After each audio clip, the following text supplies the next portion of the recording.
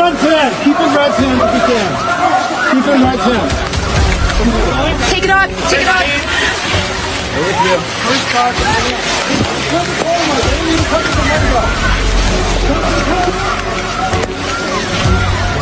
They don't need to come to the window.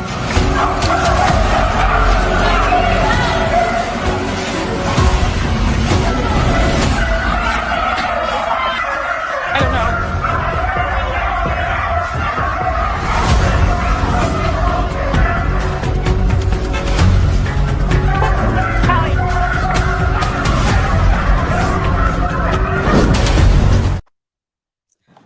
Oh, we're going to go straight out to Amy.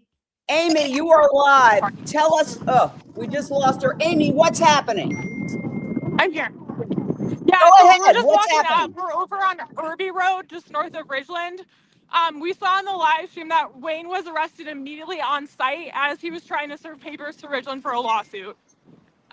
So we are hearing some things on the bullhorn. We haven't quite gotten close enough, but Wayne's been arrested, and then we saw right up here, no parking signs. some folks are on the property already. So are you saying that the operation is underway? The rescue is underway? That is correct, Jane. The rescue is underway, and I'm actually going to change your view so you can see what I see as I'm walking in.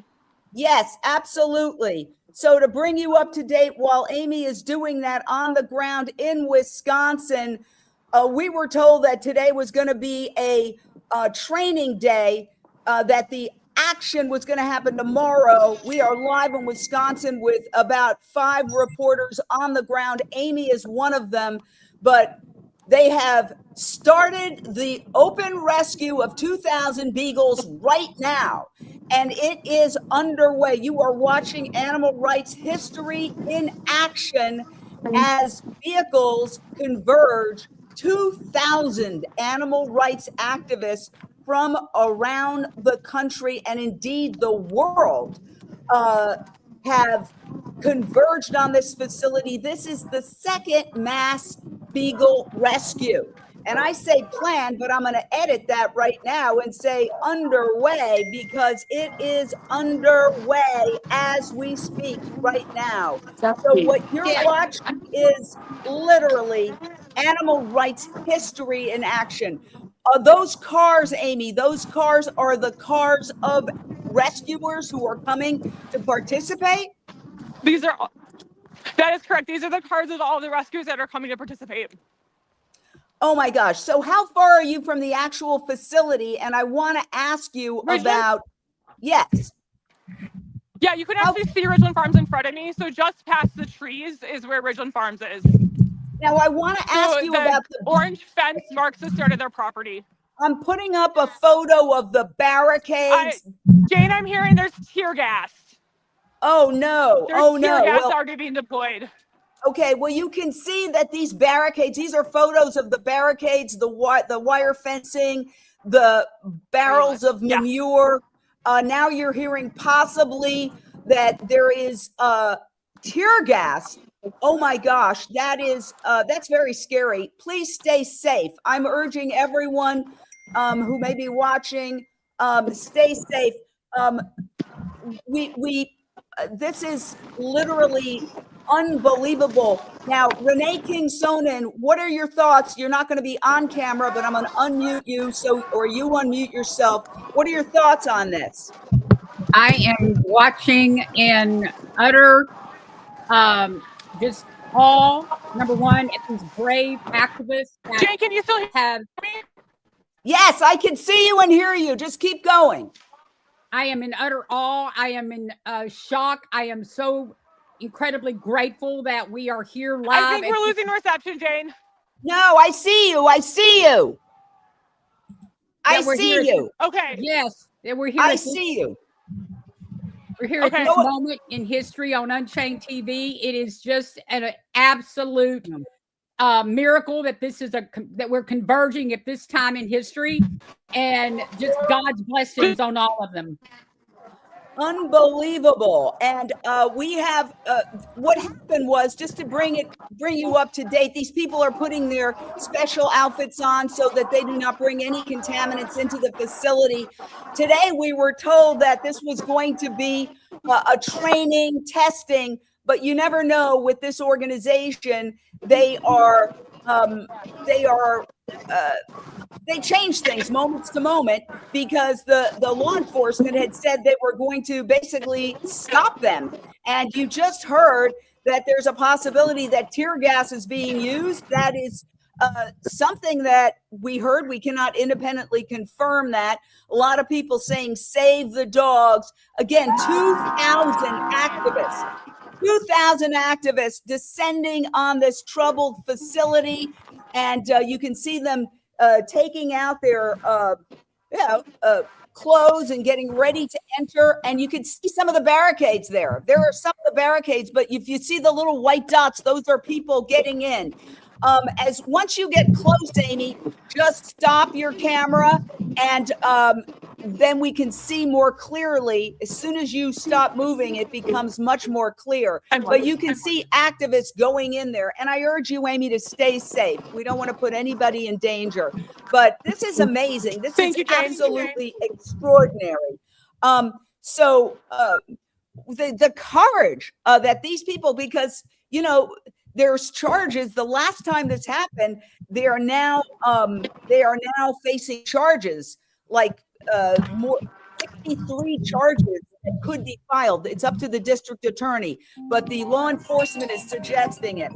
We're live, Mick. Do you want to get on the phone and tell us what you're seeing or feeling, or why don't you just join, and you can join while you're driving? You might be able to be on. What? Yes. Okay, I'll resend it to you. Okay, I'll resend it. Here we go. Yeah, people, we've got activists who are basically trying to join right now. They're racing to the scene. So we're going to send them the link so that they can join. All right. Well, what is happening now, Amy? Yeah, Jane. So I'm seeing what looks like a lot of tear gas being deployed. There, can you see the activists over on the hay bale fence? Yes, I see it. I see the smoke. That's tear gas? I don't actually know. I'm not sure what it is, Jane. Your guess is as good as mine. Okay. Yeah, I don't want to jump to that conclusion. What? Tear gas. It's tear gas being deployed. It is tear gas being deployed. Okay. Wow. Correct. What do you make of that, Renee? I am just looking at this and thinking, these brave activists that have come out from all over the country, and who knows, maybe even parts of the world, to converge at this moment in history, and to see them being faced with tear gas, arrest. It is just, my mind is just blown. I have been praying since the first rescue. They have been in my heart. They have been in my mind. I've been sharing. I wish I could be there with them more than anything. I wish I could be there, but some of us have to be here to witness, to observe, and cheer them on. And I'm just here, just pouring my heart, my soul, my spirit into this situation as much as I possibly can. Thank you, Jane. Wow, you are watching history in action right now. This is absolutely extraordinary. I want to play for those who are watching. And yes, Babs is saying history in the making. We've got all sorts of folks here commenting on what's happening.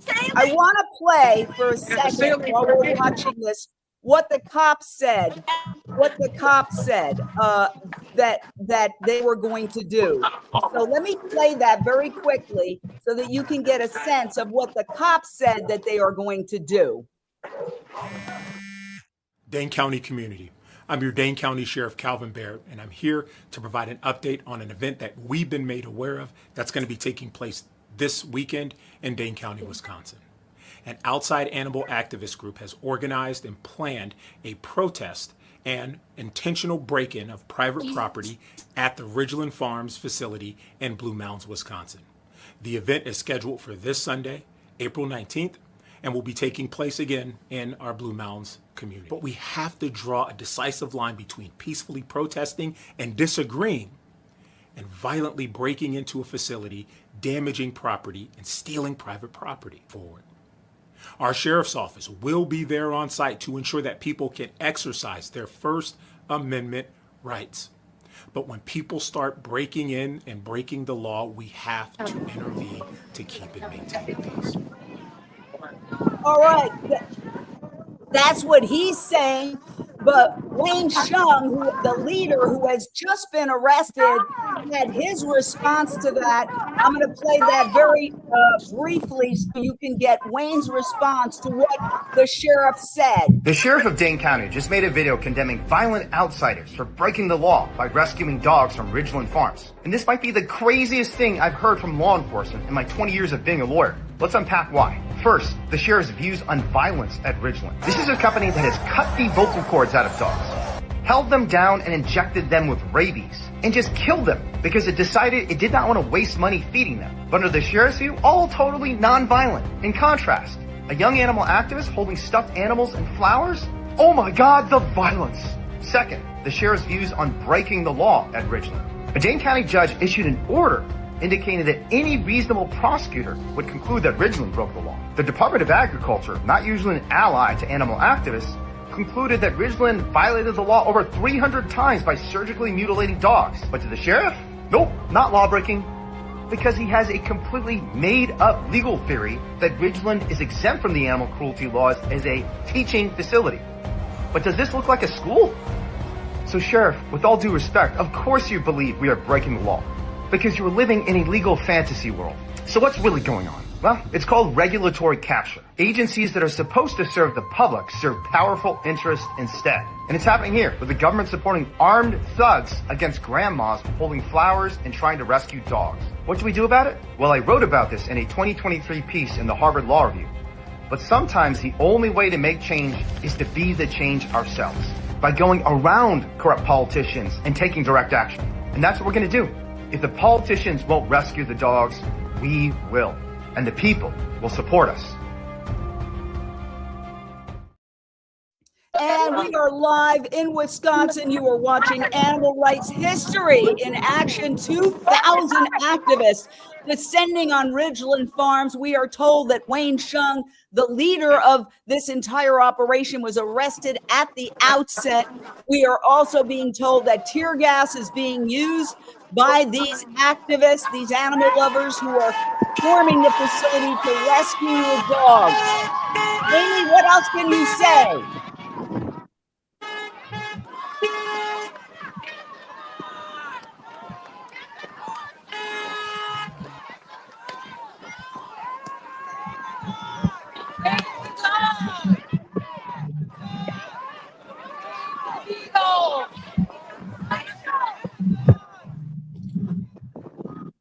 Amy, is there anything else you can tell us? Amy. Jay, can you hear me okay? Yes, I can. Tell us.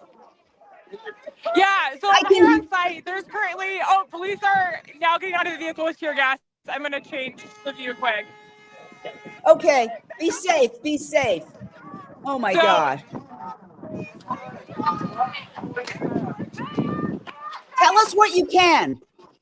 Yeah, so there's, I don't know how many, probably 200 people that are on this property. It looks like they're descending. It looks like more tear gas is probably going to be deployed. I see sheriffs coming out in full tear mask. My question is, have you seen any dogs yet being rescued? There are no dogs yet, Jane. All right. And those in white, are those the team members that are considered the red team members who go in? In other words, Those there's are red team members. That's correct. Yes.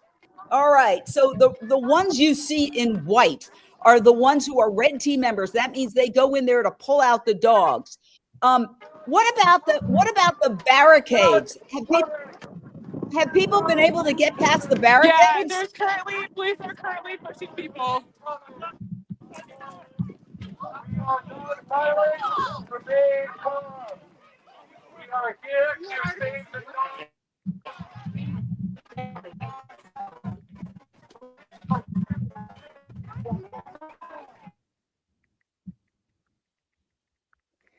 Okay.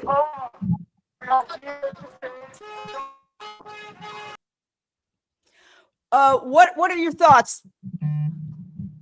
Are you speaking to me? Yes. I'm overwhelmed. I've gone through about 50 emotions in the last 10 minutes. I can't believe the bravery of these people. I want to know if any of them got up to the front line where they actually could even begin to rescue the dog for what it looks like. There's tear gas being used so they can't even get close. And they are risking their lives. The fact that Wayne got arrested immediately, this tells me it's all symbolic. And the police department, in my opinion, this is my opinion only, is definitely biased towards Ridgeland Farms. And even what they talked about when he spoke in his statement, he called the activists violent. There is no violence. The last time there was no violence. They repeated over and over, we're not here to be violent. Yes, I can totally blame violence myself. committed on the other side, but and that person also I heard was prosecuted. Hold on a second. Hold on. The ground. I saw one woman that was tackled. I mean, I hope she's okay. This is all simply for trying to save dogs from criminal animal cruelty and neglect. These dogs spend their entire lives in 2-foot by 4-foot cages. They never get to see the daylight. They only know suffering and torture. And so I'm just here to try to save them from these violations, from this cruelty that's been documented over and over again. And yet, these police are extremely violent. Hey, Jamie, can you smell the tear gas? We're here to provide coverage, and you shot me through my chest. Yeah, unbelievable. Yeah. Okay, Jamie Logan. Different way. Jamie I don't Logan. know if any brief was made into the property as far as the buildings. I believe there was, but they put up hay barrels and they put up wiring fencing. And I believe there's also electric fencing. So it's very. Do you know if the advanced team was able to? This has gone. These dogs will live their whole lives in this cage until they're sold for profit. They are here. They are. All right, what you're watching is very, very chaotic. Amy is doing an extraordinary job of bringing us this extraordinary moment in animal rights history. Be absolutely convinced that this is a turning point in animal rights history. It's up there with some of the biggest moments that you can remember from other social justice movements when hoses and dogs were sick on people in the civil rights movement and in other moments in history where there's violent confrontations. Please remember the activists are not being violent. The activists have not hit anybody. They have not tear gassed anybody. They are being tear gassed. This is absolutely unbelievable. Absolutely unbelievable. You are watching literally a battle. As people say, I hear screaming, holy smoke. It's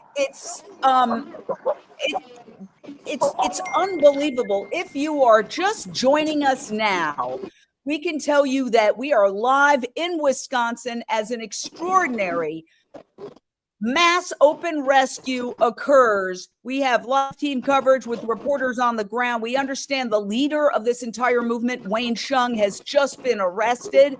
And we go ahead. Amy? Okay, well, there you go. We're bringing you everything we can. Okay, the coverage is a little bad, but it's the best here. Yeah, it looks like, I think potentially the fence may have been breached. I'm going to try to see if I can get a drone up to see if I can see some more myself. But most like they're behind the fence line, or they're at least close to it now. Yeah. Okay. Your thoughts, Lindsay. I don't know, from moment to moment things are moving so fast. It's hard to know what's going on, but I hope they can rescue some of the dogs, but I know this is going to go down in history as one of the biggest animal rights events in history. These people are putting their lives on the line. Everybody that went there is putting their life on the line. We don't know what's going to happen. The reaction from the sheriff's department, in my opinion, seems biased towards Ridgeland Farms. And any means necessary appears to be the way they operate. And that's just, I take that from what the sheriff had said. As I said before, I don't know how much of that you cut me off, rightfully so, because you were on the ground there. But I was saying how the sheriff, the way he, in his statement, the way he described the activists as violent lawbreakers is completely wrong. It's completely untrue and completely out of context of why they're there. He tries to. They said that the activists were violent, but there was violence the last time they were there on the side of Ridgeland Farms by an employee, and they said that he was prosecuted. He was charged. I don't know where he is in the system, but to show how unbiased they are. I mean, it's all theater. It's just pure theater. And except on the side of the activists, you can see, and I feel in my heart that they are do or die. They are there to make this happen one way or another.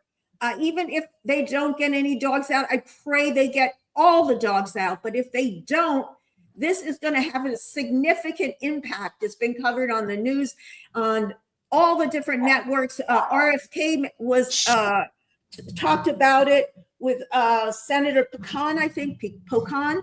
Yes, and he said he doesn't believe it happened, and he doesn't believe it. He has to see it to believe it, but he's going to look into it. So it's like a lot is happening. Absolutely. And Renee, as you watch this unfold with the tear gas, with Wayne Hsiung arrested, it seems like almost like a war, Renee. It does. I've known Wayne for 11 years, and I've watched this organization continually just ramp up and increase their ability to do these live actions with such accuracy, with such momentum, with such unbelievable passion and dedication. And I really am believing with everything in me that these dogs are going to be rescued. I am feeling something inside of me right now that is just like we are about to witness a real breakthrough. These activists involved in this organization, DXE, they always amaze me. I am always behind them. I'm always cheering them on, and I'm just so grateful that I could be here witnessing and doing anything I can possibly do, because the opposite side of this spectrum is nothing but fierce greed, power. They're hanging on to every thread of power and control and money that they can. It's a belief system that is antiquated. This is a barbaric belief system, and those of us right now on the front lines of activism, of animal rights, know that belief system must be abolished. There is no way to just kindly, mutilate these animals. It is wrong. There is no way, and it is completely wrong, and it needs to be abolished. Some two very good questions from viewers.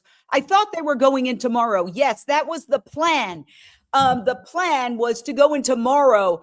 And we're going to go right now to Tiffany. Tiffany is inside. Tiffany, tell us, what do you see? What do you hear? Tiffany. Let me change the camera. Okay. Okay. All right. Tiffany is, there you go. Tiffany, are you inside? But they haven't been able to reach the facility yet. Okay. Those are, tell us about Tell us about what you're seeing here. They're spraying some kind of smoke. It's very, very hard to see. Okay, so Tear gas. that They're spraying tear gas on us. The private security. They're dressed in. I don't know if you can see them here. They have gas masks on. so they're wearing gas private masks security. and they're spraying. Have any of the activists gotten through? Have any of the activists gotten through? No, no one's Okay. gotten through that we know of. They haven't been Okay, able to get I'm through. seeing your thumb. Remove your thumb from the camera, please. Remove your thumb from the. There you go. Okay, It's very smoky here. be safe, I'm gonna Tiffany. try So to move a little bit to see what's Okay. going on. yeah, that's what. How many people have gotten to the point that you're at? Okay, we're gonna move locations. I'll try and. Just keep going, keep going. Look at those barricades that they've set up. This is absolutely extraordinary. We are live in Wisconsin. You are watching animal rights history in the making. 2,000 animal activists descending on Ridgeland Farms, a troubled It's facility really crazy out here. that was subject of a special prosecutor's investigation, but instead of proceeding with any criminal charges, a deal was made for them to close down as a breeding for sale operation by this July. I'm this backstage summer. currently because I keep losing service.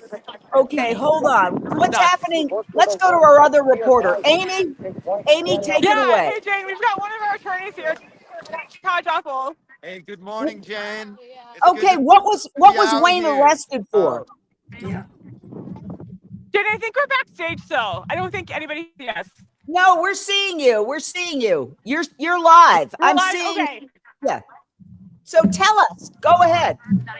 I unfortunately don't have that information as to why Wayne was arrested. This is actually all just happening very spontaneous this morning. So I'm here with a bunch of snacks to try and feed all of the hundreds of Green Team protesters we have. And the main thing I've seen is that there's tear gas out here. I just saw a woman asking for saline and got tear gas in her eyes. Oh. Wow. Jane, Whoa. we're seeing some hay bales are being rolled. Oh wow. Okay, so you're seeing that's very interesting. Okay. You're seeing so some of the hay bales are being got it. So some people, if you're just joining us, this mass open rescue is going down in Wisconsin right now. 2,000 animal activists trying to storm this facility that breeds beagles for laboratory experimentation. It's literally like a war out there with tear gas and all sorts of other things. We're switching to another camera here. Look at this. This is right at the front line. They've put up these barricades. On the other side of that fence is the facility. Steady up. Tiffany, if you could just steady up. They broke through the barrier. We're getting word that they broke through the barrier. Tiffany, what do you got to say? Tiffany? Okay, Tiffany froze, but we're going to go back to the other Jane, location. is the sheriff's department there? I mean, I don't Okay, I know. want to show you. We've got some who's- guards here. I can show up close. Okay, go ahead, show us. These are the types of people they have guarding the facility. They're in full technical Thugs. gear. Here comes somebody driving up in an ATV. All right. Have you smelled the tear gas? Okay, apparently somewhere, Tiffany, the barricade is being Wow, breached. they've really got this facility locked down. They're in fear. Full. Okay, he's telling me to back up or they're going to spray us. Tiffany, I don't want to get That's- sprayed. sure. Tiffany, at some point there is Okay, I'm word going to that move on. a to a different barricade area has where been they're trying to breached. get in. A barricade has been breached according to what we're being told. So look for that if you can safely. Okay, there you go. Look at the barricades that they've created for this. This is absolutely extraordinary. And It looks like something you would see in, you know, in one of those old wars, you know, the way that they fight on the ground. Yeah. Tell us more of what you're thinking about that, Renee. Yeah, you know, in the old civil wars and, you know, the old wars, the way they used to fight on the ground, it looks like they're, you know, they're setting up like for a big battle, like, you know, that they, you know, that they're, you know, they're just ready to fight these activists like they're, you know, some horrible terrorists coming in to, you know, kill their people and, you know, not. I mean, it's just horrible the way that they're treating them. These poor dogs are in there being mutilated, you know, and these activists are just trying to rescue them. What is wrong with our society? It looks like a barbaric, just caveman days. Yeah, and I keep adding, just so you know, I keep adding Amy and Tiffany to the stage. They're doing an extraordinary job. I want them to stay safe. But you talked about the dogs. Let's show some of these dogs. These are the dogs in question, dogs like this. Okay, some people are making their way through. Tiffany. Yes, large amounts of tear gas is being fired off. Tiffany, can you hear me?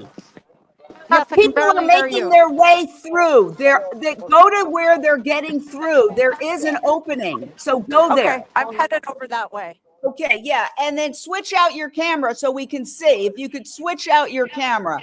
There you go. We're gonna switch out to the other way. Okay. What are you hearing, Amy? Amy, what are you hearing? On the south side, I have eyes on the hay bales that were moved. If you have a saw, let me know so I can pick you up. Over. Hey, Amy, can you hear us? Apparently, there is an area that has been breached. By the way, we invite the company on any time. They say that this is all very unfair and being conducted by extremists and that they've done nothing wrong. And so we invite the company on any time. All right. Hey, can you hear me, Amy? Yes, I can hear you. Okay. There's an area that has been breached. The barricade has been breached. So if you see that, please show it. Okay, I'm walking around looking for that now. I'm here with the press. Let me see if they know. Yeah. We're Okay. hearing that somewhere's been breached. You know, front entrance. Front entrance. Okay. Okay. Yeah. Head over there. I will head over to the front entrance. Okay. Yeah. Head over to the front entrance. So, okay. While you do that, just keep the camera on. Hey, let's go to Daniel. Tell us what you're hearing. What we're seeing right now is the red team essentially passed through the barricade now. They're gathering all together, and it looks like they're gonna jump through the fence next. So they're getting through. Okay. Where are you seeing that? It looks like this is in like the south corner. Okay. All right. We're heading there now. Thank you so much. Keep us up to date. So as you heard there, we are monitoring that. We have a team of journalists who are monitoring the entire situation. And let's go back out to the field. Tiffany is headed toward the front where supposedly the barricades have been breached. Where are the 2,000 people? You need more. 2,000 people are there. Wow. Sending love from Canada. Again, if you are just joining us, this is history in the making. This is an extraordinary event happening in Wisconsin. We have 5 reporters on the ground, but there's, some people have been feeling the tear gas. We certainly don't want anybody to get into a situation that's dangerous. Renee King-Sonnen, you're a former cattle rancher turned vegan sanctuary owner. What would you say to the law enforcement there? Well, what I would say to the law enforcement is, I understand what you're hired to do. You're paid to do a job. You're wanting to feed your family. But what about the people, the lives on the other side of what you're defending? You are defending lives that are being violated, that are being mutilated, that are being exploited for decades and decades and decades. Why are you on the side of defending such torture when you wouldn't want your children being tortured, you wouldn't want your family being tortured. You are defending the wrong side of history. It is time to break out of this horrible system of violence that we're in. It's been normalized. And you, Mr. Officer, are normalizing violence. You're defending, and you're on the wrong side of history. And so here we're heading over to the front of the facility. Apparently, when you see people in the white coats, those are the people who are going to hypothetically. They just fired off more tear gas. Uh-oh. They just fired. Tell us what you're seeing.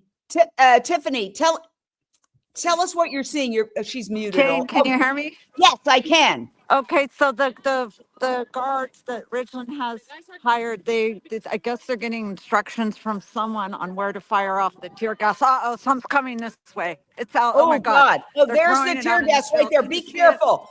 Be That's careful, not even the Tiffany. facility. Are you? Okay, they're trying to surround us with the tear gas, it looks like.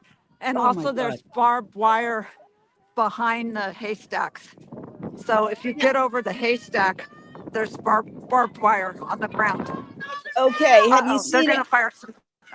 Dear. Looks like Be they're careful. telling us Be to careful. get away from the Yeah. main gate. Oh my gosh. Be careful. Be careful. Be careful. Okay, I gotta get again, out of this area. Yeah, get out of it. Get out of it. Get out of it. Just keep your camera on and just do whatever you got to do. I think I see where they got in through the gate. I'm Where? gonna head over that way.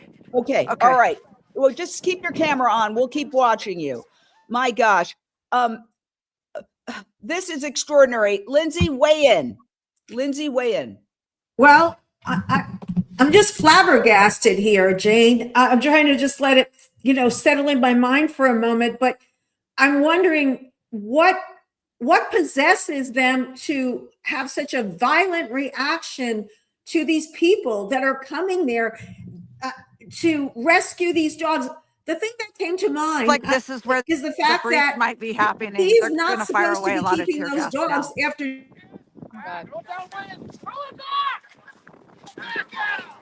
Oh my God. Where's the breach? Where's the breach? They're yelling to throw the tear gas back inside. They're throwing it over the gate. Tiffany, do you see the breach where they got in? It's right here. I think it may be right here. I'm gonna go try and get closer, but I'm gonna try and go get closer, but oh my God, they're loading up the tear gas. Let me go see if I can go around. Oh my gosh. See that, Jake? Can you see Yes, that? yes, I see it. Oh boy. Dang, it's getting close. Oh here's my here's gosh. drone. They hit This the is team. probably You one of can our drones, see. so that's excellent. They're getting it all Oh on my drone. gosh. Oh What? Okay, I'm wow. gonna go see if I can get in a little bit closer. Be careful. But you're providing excellent coverage, Tiffany. Okay, they're getting some ladders out now. Our team's getting some ladders out. I don't know. To try to get over. Have any face masks? Anybody have any masks to defend themselves? No, I don't think they brought gas. I don't think many people brought gas masks. Okay, No. it looks like, they're trying to move the haystacks. Okay, I'm gonna go in there. So I'm gonna try and get in there a little bit closer. Okay, keep watching. Hi. Yeah. Okay. We're live right now. Renee, what are your thoughts on this? I'm just wondering, and all the intelligence that goes on before these actions take place. So Okay, Jane, they're throwing the haystacks into the trench so people can walk over. Good. Well, they did not know that tear gas was obviously going to be in the equation. I wish there was a way that we could get them some gas masks now, so that they could defend themselves against this war that they have inflicted on these innocent activists. I hear cheering. Can you hear me? Yeah, they're throwing the haystacks. We're throwing the haystacks into the moat so people can just climb over. Can you see people are climbing over? Yes. So they're I think breaching we're gonna get it. in through this opening. Yes. Okay, this is the breach. They are getting in. They've breached it. No. Okay, so I'm gonna go. Oh my gosh, are people? Okay, I'm gonna try and move up there so we can see better. Yeah, excellent. All right. But there's manure everywhere here. Okay, I'm just so everybody knows, I'm talking to a reporter in the field. We are live where they're breaching the perimeter, and you can just tell us what you've. We're not getting any of your video clips, so we're actually seeing what's going on here. Though Tiffany is in there, she's seeing. Wow. Okay, you could talk. Hold on, let's get Mick Davudian's going to join us on the phone. Let's put you on speaker. Okay, Mick, what are you seeing? Go ahead.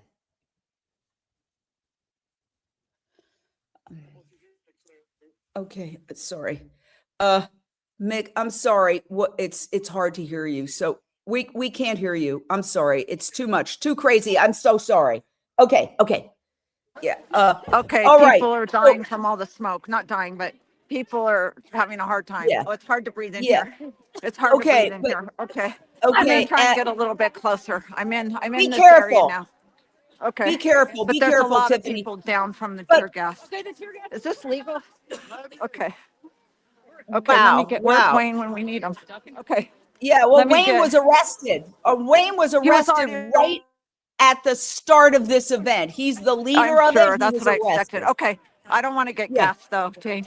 Yeah, of course. No, it doesn't you be look safe. like there's any breach.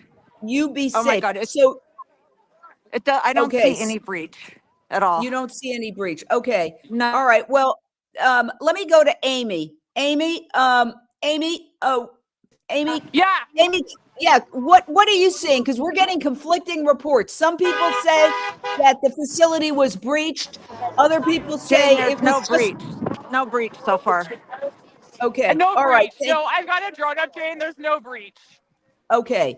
All right. So, Amy, why don't you give us what you're seeing and what you're experiencing? Yeah. Okay, so I'm gonna get a it's close little hard to up. see from my phone. But you can see in the drone feed, there's a lot of the folks in the bio suits that are basically up by the fence. There are sheriffs behind the fence line. We are seeing more and more tear gas deployed, but no one's been able to breach yet. Okay. And Wayne was taken into custody right at the outset they're of getting this ready event. to spray. Correct? I got to get back up. That's correct. As soon He as was you taken get into close custody to the gate, immediately, Jane. they're gonna spray now. I got to. Oh fuck! Okay. They're spraying. Get Okay, out of sorry, there. sorry. Get I gotta out of get there, out of here. Tiffany. Get out of there. Get out Okay, of there. Tiffany, be Gotta safe. get out of here. Be safe. Be Jane, safe. we've got another crew going in, it looks like. People are coming. That's what we need. Oh, wow. Okay. Again, this is live team coverage with reporters on the ground. Everybody be safe. We don't want to put anybody in danger. Yeah. Tiffany, get away from that tear Okay, gas. we're gonna have a little meeting now. We're having a powwow. Okay. Oh my God. All Max. right. Okay. Okay, I'm going to mute you. Okay. Well, you know what, people, this is so extraordinary. I've never seen, I've been a reporter for 37 years. I've never seen anything like this ever in my entire life. Totally wild. And all of it is for these beagles that people want to get out of this facility after there was an investigation after testimony by whistleblowers who said that the Beagles had been operated on without anesthesia by non-veterinarians. The company denies that and said that the people who said that were wrong. However, that is what was said in open court. And we invite Ridgeland on anytime. But take a look at this. This is truly an historic moment in the history of animal rights, where 2,000 people come from all over the world. All over the world. And let's... Jane, can you? There's police coming across. There's police zooming across the neighbor's lawn right now.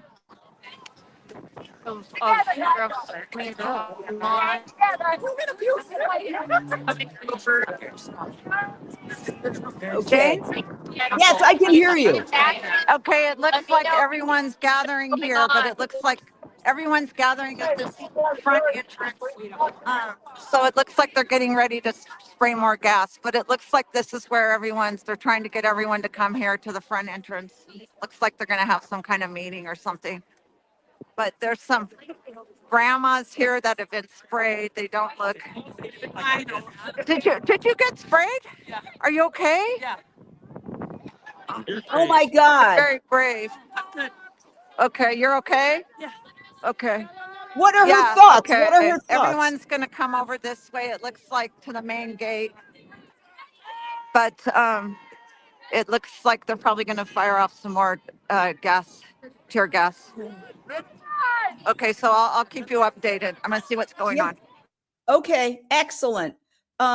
Just extraordinary. Oh, they're asking for medical. They need medical.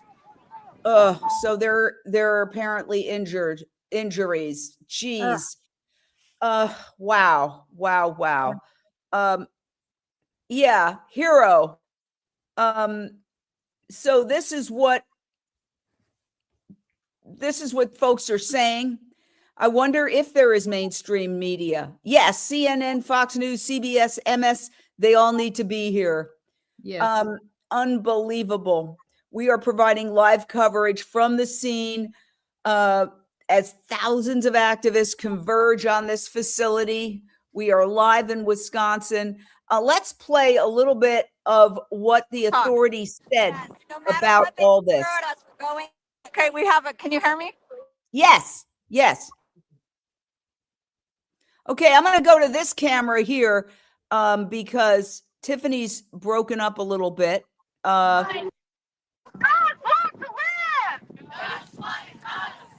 we're seeing right now is the inside security, private security, going back and forth over the fence, throwing tear gas bombs over at people who are standing a foot away. I don't see Dane County police protecting anyone.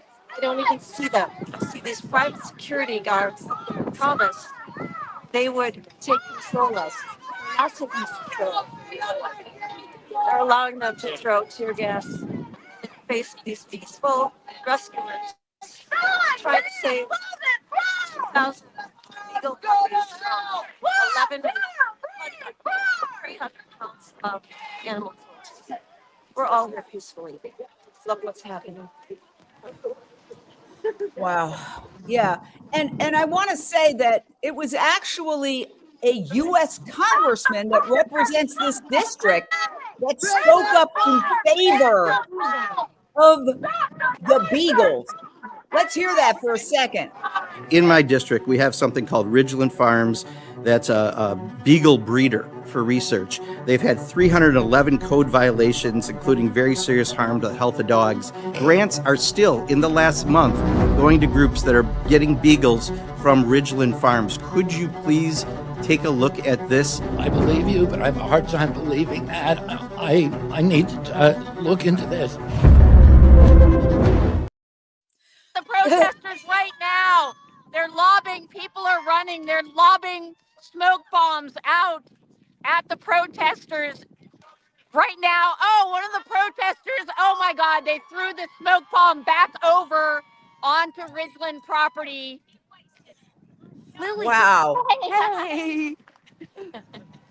There was a lot of cheering that just went on. I think they were able, hopefully there are more Beagles coming out. I just heard a lot of cheering going on. It looks like they're trying to block. I need to get him. I'm gonna go. Let's see if the dogs come out.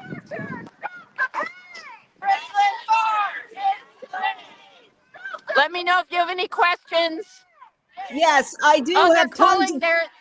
They're I don't know if they're calling for people to come up there, if there's medical help or what.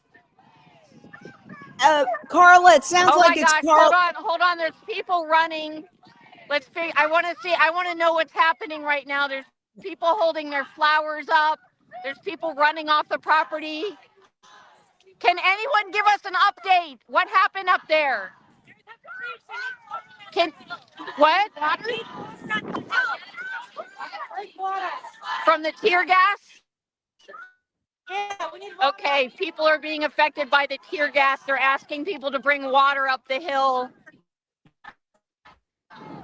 There's water over here. So Todd, far, is no there more water Beagles. somewhere? They need water up the hill. All right, I don't know. Let me know if you have questions about what's going on. I do.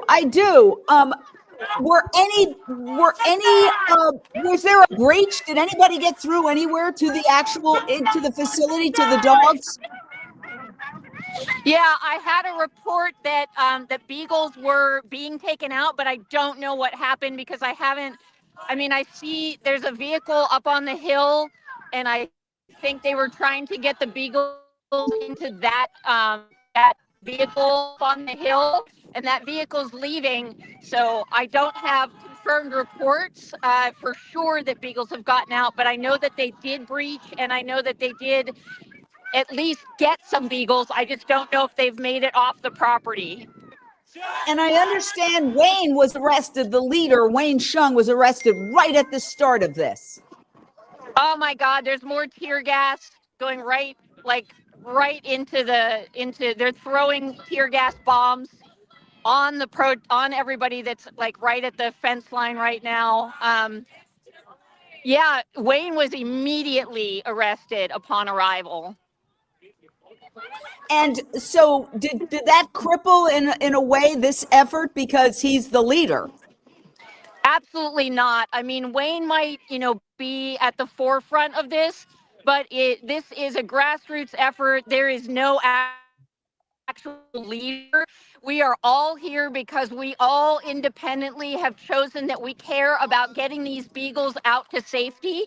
So we are all here independently. This has not prevented a single thing from happening. Everybody is here of their own free will, and they are absolutely dedicated to getting in there and saving those beagles. Got some water. Non-violently. Okay. They were just calling for water. There's a lot of tear gas up there. So I don't know if somebody who's going on, out there can go back with the water, that would be super helpful for them. Okay, yeah. Any yellow team members? What? On camera? You guys? Jane, do you want me to go on camera? Do you have questions for me? Yes, I mean, I do have tons of questions for you. Carla, great to see you.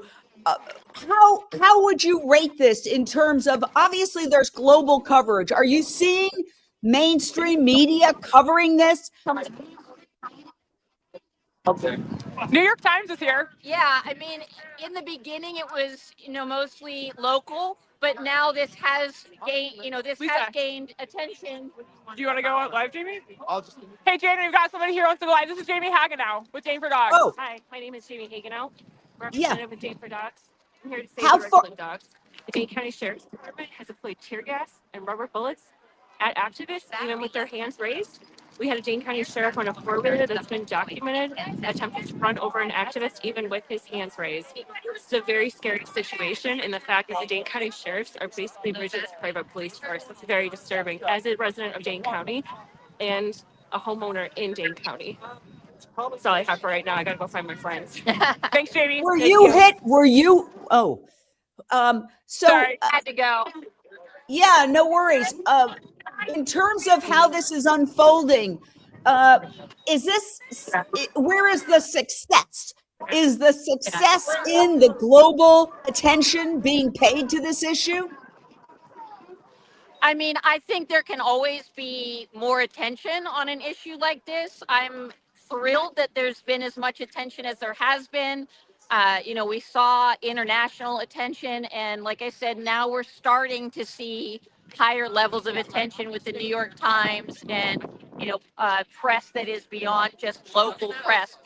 Press has traveled here from other places. So I think it's finally reaching, thanks to these efforts, thanks to all these people who are out here, taking such an incredible risk.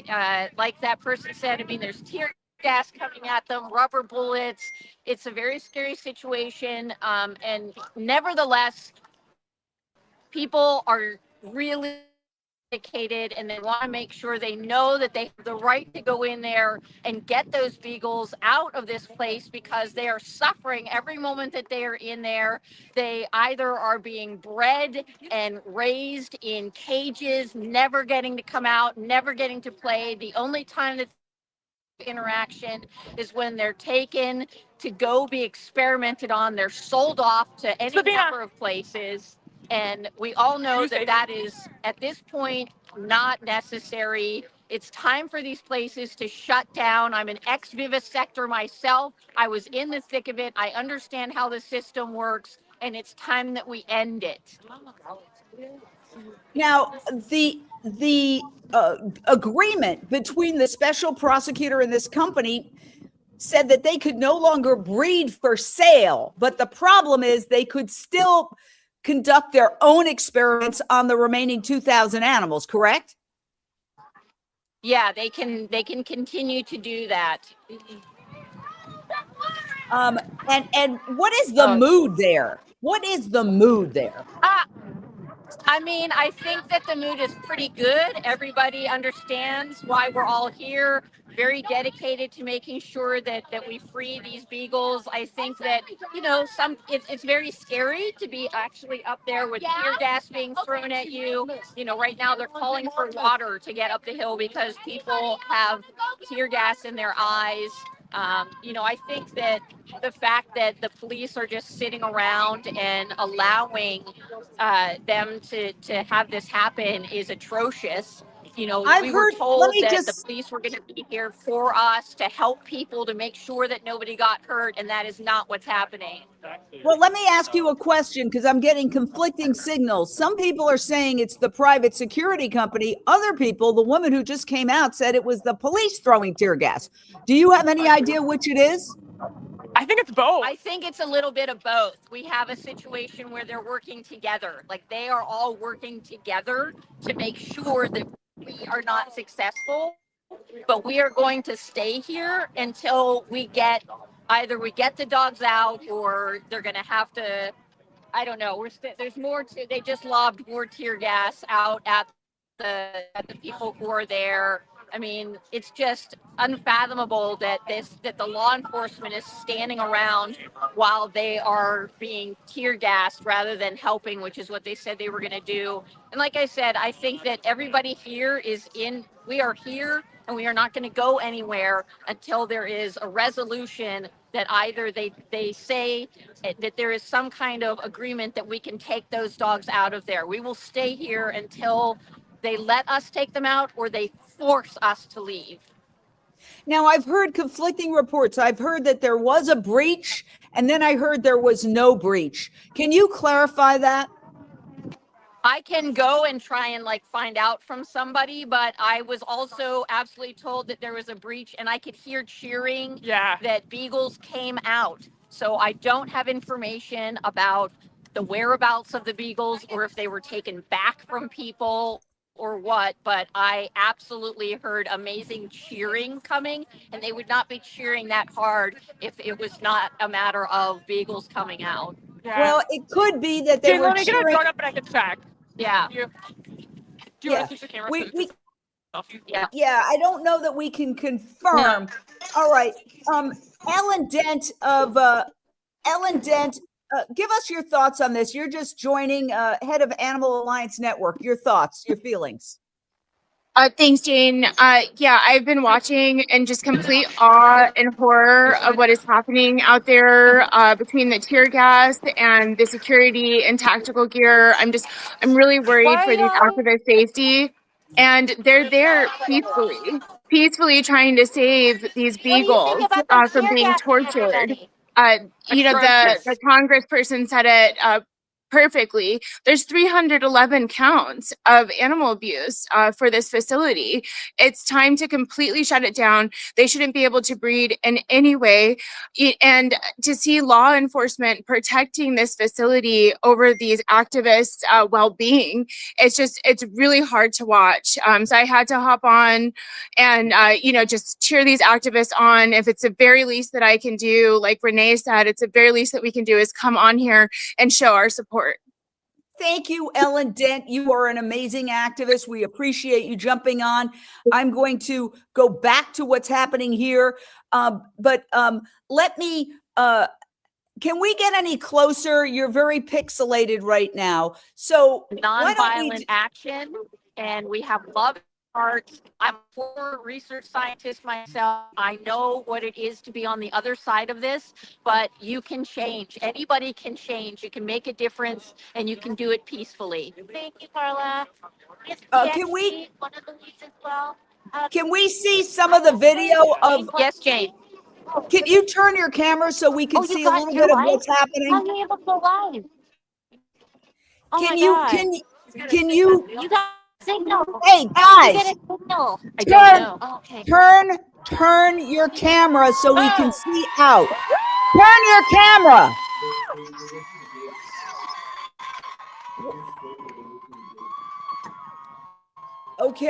Okay. Hold on a second. I'm going to go to you. Tell us. So it looks like right now what we're seeing is activists are at the gate right now. They were able to rip it open, and right when they ripped it open, one of the sheriffs actually sprayed them with what looked like bear mace. It was a huge can.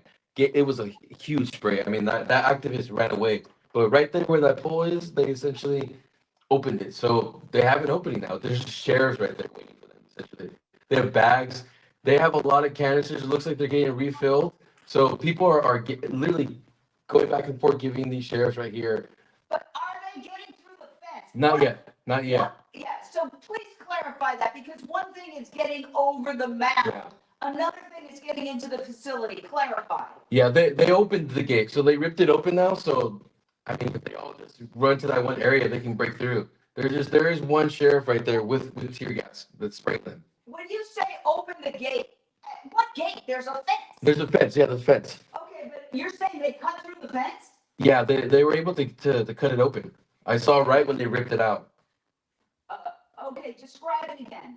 So they essentially, right at one of the poles, they were able to cut the gate itself. They were about to walk through, and then they got sprayed right in the face. Wow. Do you know that they've cut through or not? It looks like they did, yeah. And that sheriff is just standing right where they cut through the gate. Did you see people go through it? So someone almost went through. They were like putting their face in, and then it's right when they got sprayed with mace. So we don't know. There's conflicting reports as to whether anybody. Tell us the whole thing. You talking to me? All right. Well. Okay, so that is. We could tell you. Daniel Moreno, who is our editor and YouTube supervisor, who is monitoring all the different Instagram feeds. And on one of the Instagram feeds, there is a shot of, reportedly, he's seeing somebody actually breaking the fence, because you can climb over those mounds, but if you're not getting through the fence, you're not getting into Ridgeland.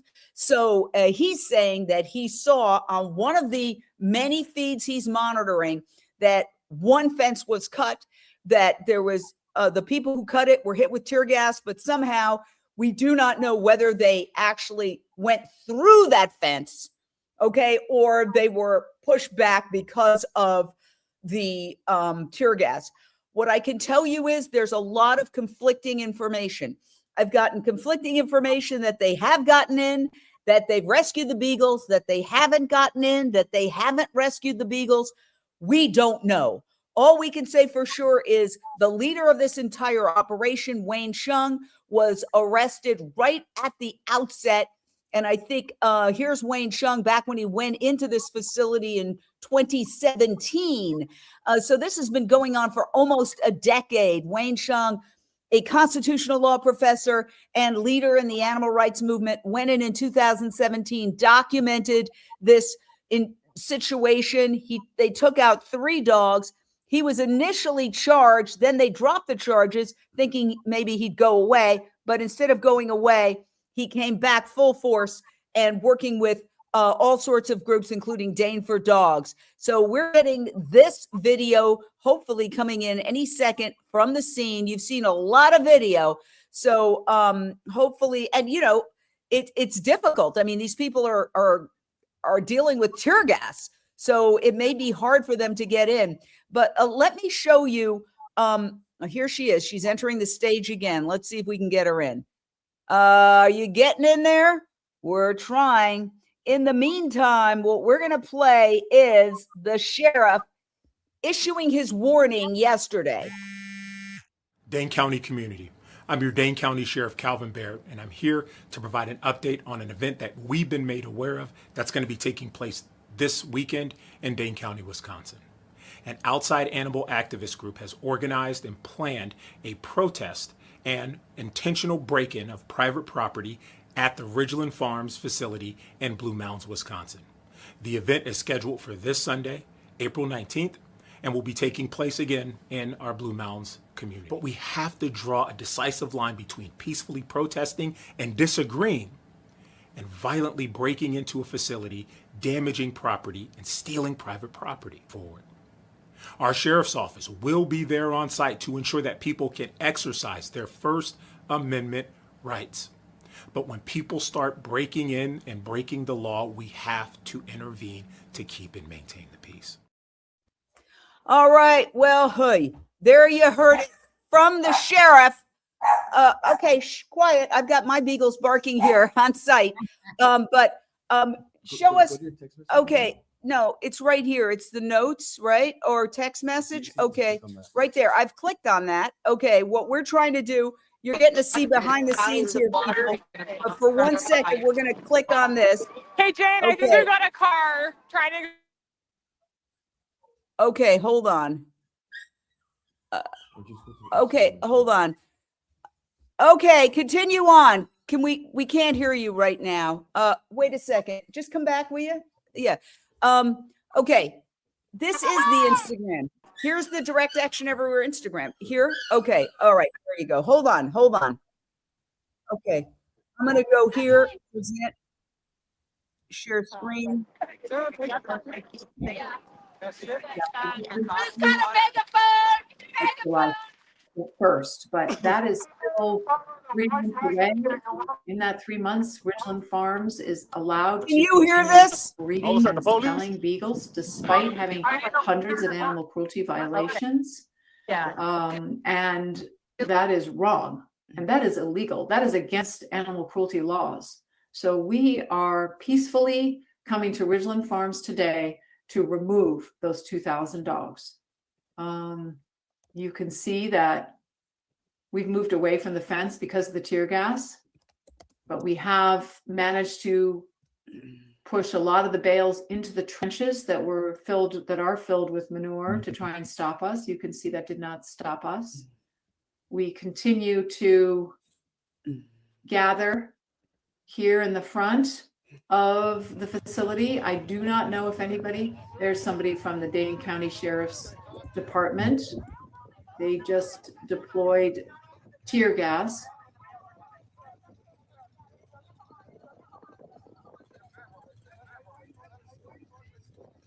You can see this is our peaceful activist just trying to talk reason to this deputy.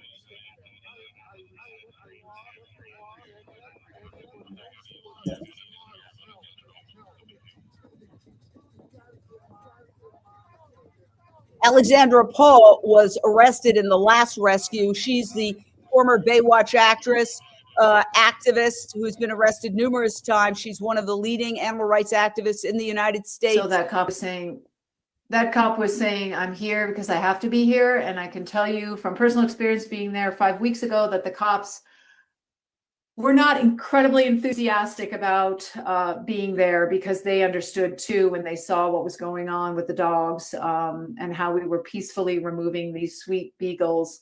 A lot of them were moved. When I went to jail for 2 days after being arrested for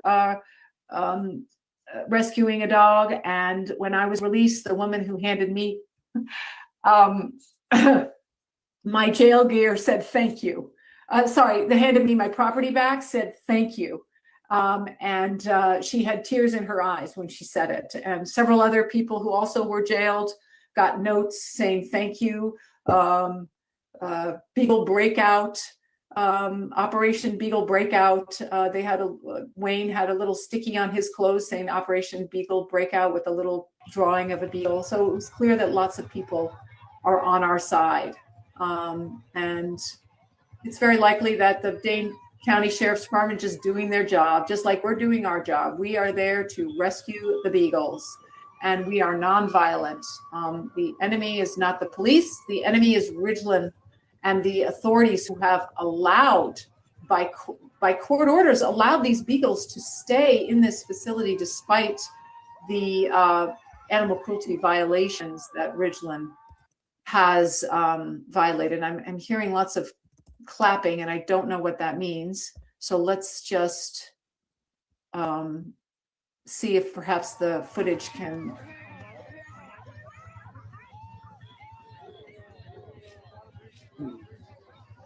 Alexandra Paul talking about this action, and you could see that okay, folks, they're going to keep, when they say working on the hay bales, they mean they're going to be moving the hay bales into the trenches so that people can more easily walk through them and hopefully walk out of the facility with dogs in their arms.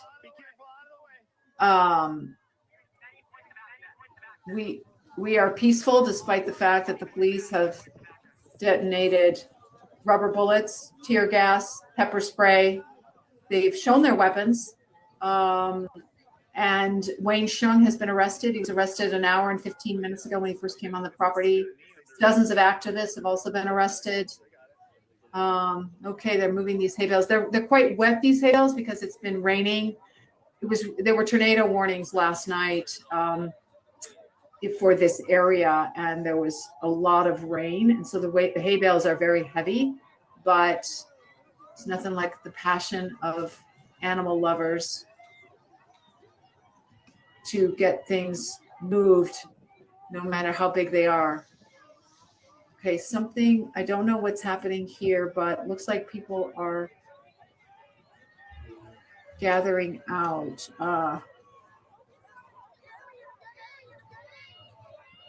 Okay, we've breached this fence, and let's see if we're going to be able to get through, because there's a lot of cops on the other side. As you can see, they're wearing tear gas masks, and we do not have masks. Someone's wearing goggles to protect their eyes from pepper spray. Okay, looks like the cops have secured that fence line again. Okay.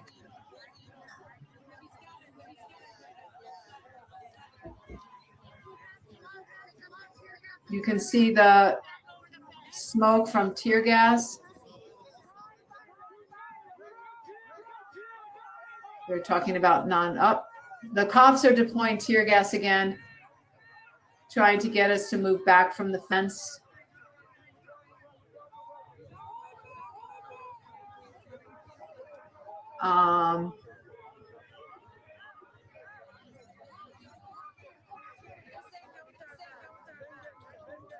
So in case you're just joining us, we are live at Ridgeland Beagle Farms. It is Ridgeland Farms. It is a beagle breeding facility.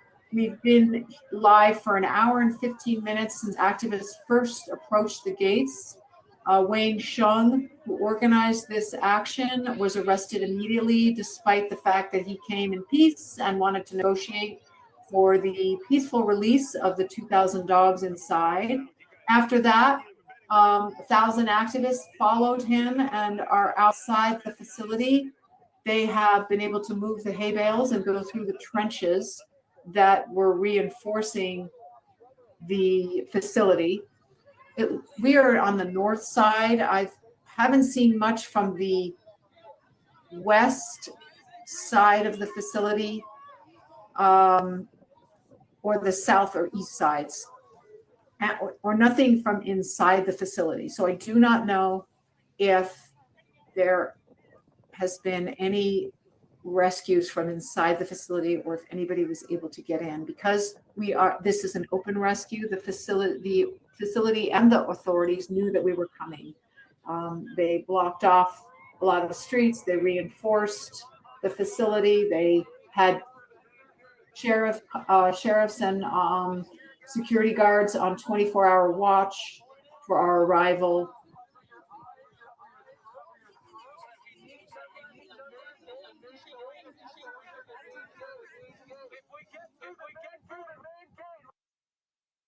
Okay, so that was Dean. He's talking about, he wants everybody to move to the main gate.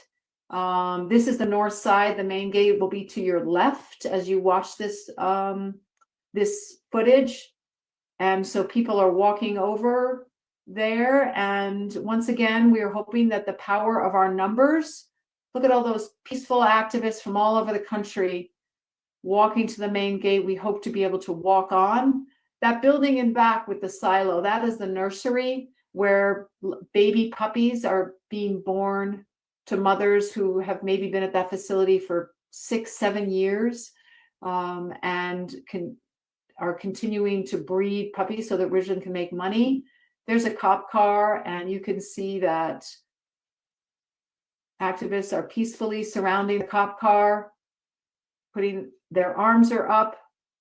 This puts them in grave bodily danger, considering the fact that the cops, the sheriff's department, the security guards have deployed tear gas, pepper spray. They have shown their weapons. Rubber bullets have been fired. Wayne Hsiung, our main organizer, has been arrested. Many other activists have been arrested. We are peacefully surrounding this cop car. This is what we are doing in an open rescue. We are nonviolent, and that therein lies our power. We are nonviolently pleading to be able to rescue the 2,000 beagles inside this facility. So if you're just joining us and you feel outraged too about the 2,000 dogs who were being kept in here at Ridgeland Farms in Blue Mountains, Wisconsin, despite the hundreds of violations that this facility has incurred of animal cruelty, and that this facility is supposed to shut down July 1st, but the authorities have allowed this facility to keep its dogs and keep breeding and keep selling to other research facilities until July 1st. We're here to get the dogs out now. You could call the Dane County Sheriff's Office at 608-255-2345, or you can go to savethedogs.io to learn more. This is the front of the facility. Activists have been asked to gather inside at the front of the facility. Our power is in our numbers. Our power is in our nonviolence. Our power is in our determination and love of these beagles. This is a research facility that does research itself, but also sells dogs to other research facilities around the country. And it is full of beagles. The reason that research facilities like beagles for their testing is because beagles are such sweet, docile animals. And it is such a cruel irony that their sweet docility is used against them. And now we have our docility also. Our nonviolence is going to be our strength, but also let's see what the cops do, because they have deployed tear gas and rubber bullets earlier today. You are watching live in front of Ridgeland Farms. And these are many activists who've come from around the country after seeing what was inside these farms 5 weeks ago when activists first went in. But actually it wasn't the first time, because in 2017, Wayne Hsiung and a team from Direct Action Everywhere went in and rescued 3 beagles and documented conditions inside. And that's what started the ball rolling and brought us here today. Wayne Hsiung and his team, 2 other members, Paul Fickelsheimer and Eva Hamer, were indicted, and the trial was supposed to start last year. And a day before the trial was supposed to start, Ridgeland Farms decided it didn't want to press charges anymore, probably because it was afraid that all the discovery that would come out in court, in trial, would be so damaging to them. So the charges were dropped, much to the activists' dismay. The activists then brought a suit pleaded with the judge to have a special prosecutor investigate because of all the documentation that showed animal cruelty at this place. The special prosecutor was assigned, and the ball kept rolling. The lead vet had to resign because of all the animal cruelty in this place. This facility is being forced to close down its breeding and sale of dogs on July 1st. However, there are still dogs in there, and that's why we're here today. 1,000 people showed up this morning, about an hour and 20 minutes ago, to try and get into this facility to remove the 2,000 dogs. The police, you can see, are using tear gas on the peaceful protesters in the front of the facility. They have breached the reinforcements that Ridgeland lamely tried to construct, a trench and hay bales, which, as you can see, didn't work. The activists are outside the fence line, pleading with the authorities to let them in. We are peaceful, and we would like to take all 2,000 dogs out. Now, animal rescue organizations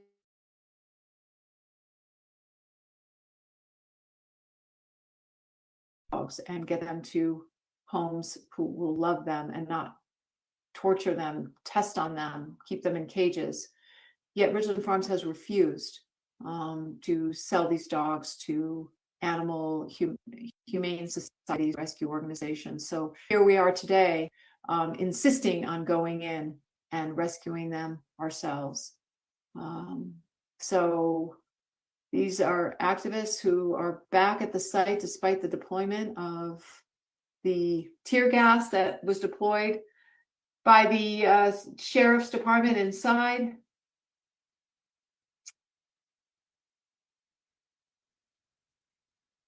Okay, if you're just joining us, you can go to savethedogs.io, or you can call the sheriff's department at 608-255-2345 and tell them that we have the right to save the dogs, that it should be law enforcement who's not arresting us activists, but who's arresting the people at Ridgeland who violated so many animal cruelty laws.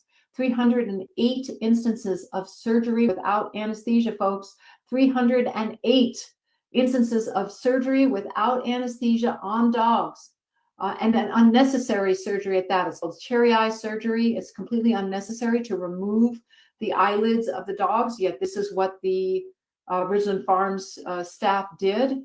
And it was not by trained veterinarians, it was by vet techs. And that's the reason the lead vet at Ridgeland Farms was forced to resign by a unanimous vote from the Dane County Board of Supervisors. Now, Ridgeland Farms will tell you that we've never been charged with cruelty violations, but that's because they've agreed to shut down before the cruelty violations. They've been charged with them, but they have never had to pay the piper, so to speak. And that's because they agreed to shut down to avoid felony cruelty charges. So you can see here, we're going to the front driveway again. And there's a cops and activists in the front. Looks like they're standing in front of the driveway.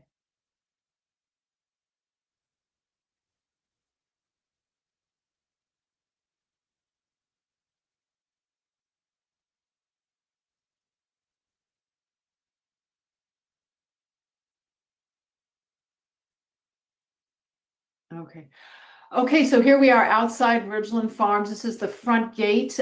We are an hour and a half into the action where thousands of people are congregating outside Ridgeland Farms to try and rescue the 2,000 beagles inside. But I want to show you footage from an hour and a half ago. When Wayne Hsiung, who organized this action, it was arrested. And when he tried to share papers with Ridgeland Farms. So let's go to that footage now.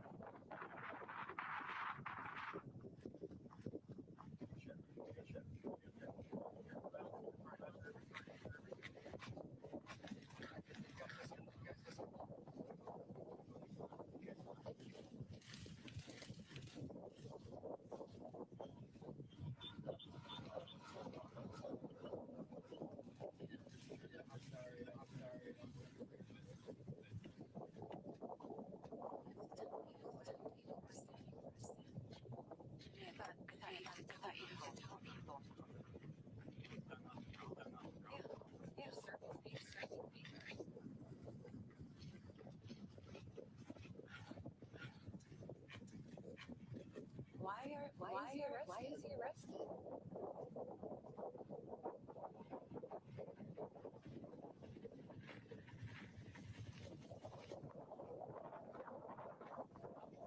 Those are the papers we want to serve them. You're going to serve them. Richland Farm.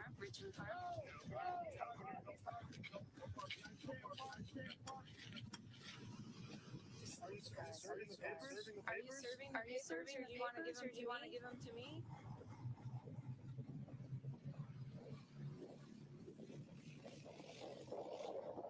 Why? There's no reason. You could just take someone away. No reason. The chase. Where should we go? He didn't want everyone arrested right away. He wants the numbers here.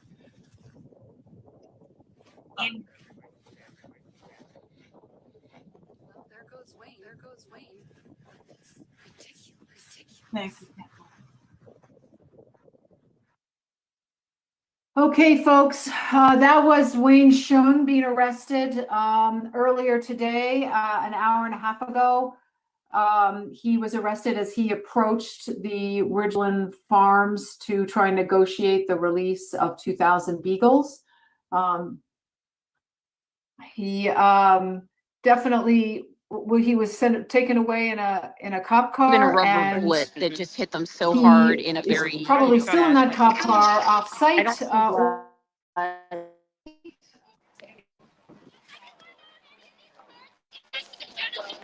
I don't see blood. I do not see blood. Okay. They're getting up. Amy, what's happening? Tell us. Okay, we're Jane, back. can you hear me live. okay? Yes, I can. Go There's ahead. been a lot of movement. So what we just saw was that one of the activists was dragged through the fence line by police, and then they've been down. We've got it on drone. It's a little hard to see exactly what's happening, but they've been down for at least 7 minutes. They just started to move. But they look like they're seriously injured. We heard a loud bang. It doesn't appear to be an actual gun, but potentially a rubber bullet is what we're kind of wondering. And then I can change view again too quick. Can you still hear me, Jen? Can you confirm? Yes, I can perfectly. Okay, sorry, the reception's bad, so I can't see everything. But then we've got more activists up here. State Patrol is here. So you're saying there's an activist who's badly injured? There's an activist who appears to be badly injured. Just past the fence line, the police dragged them through the fence, actually. So this was a person who got through the fence to the other side onto the Ridgeland facility? They were dragged. I believe they were trying to breach the fence, but they were dragged through the fence line. We're not exactly sure how they were hurt, but we've got it all on video. They've been down for, I think, 8 minutes or so, 7-8 minutes. It's really scary out here. And then actually, here, let me go over to Lisa quick. Lisa, can you give your statement to Jane? Oh, hello.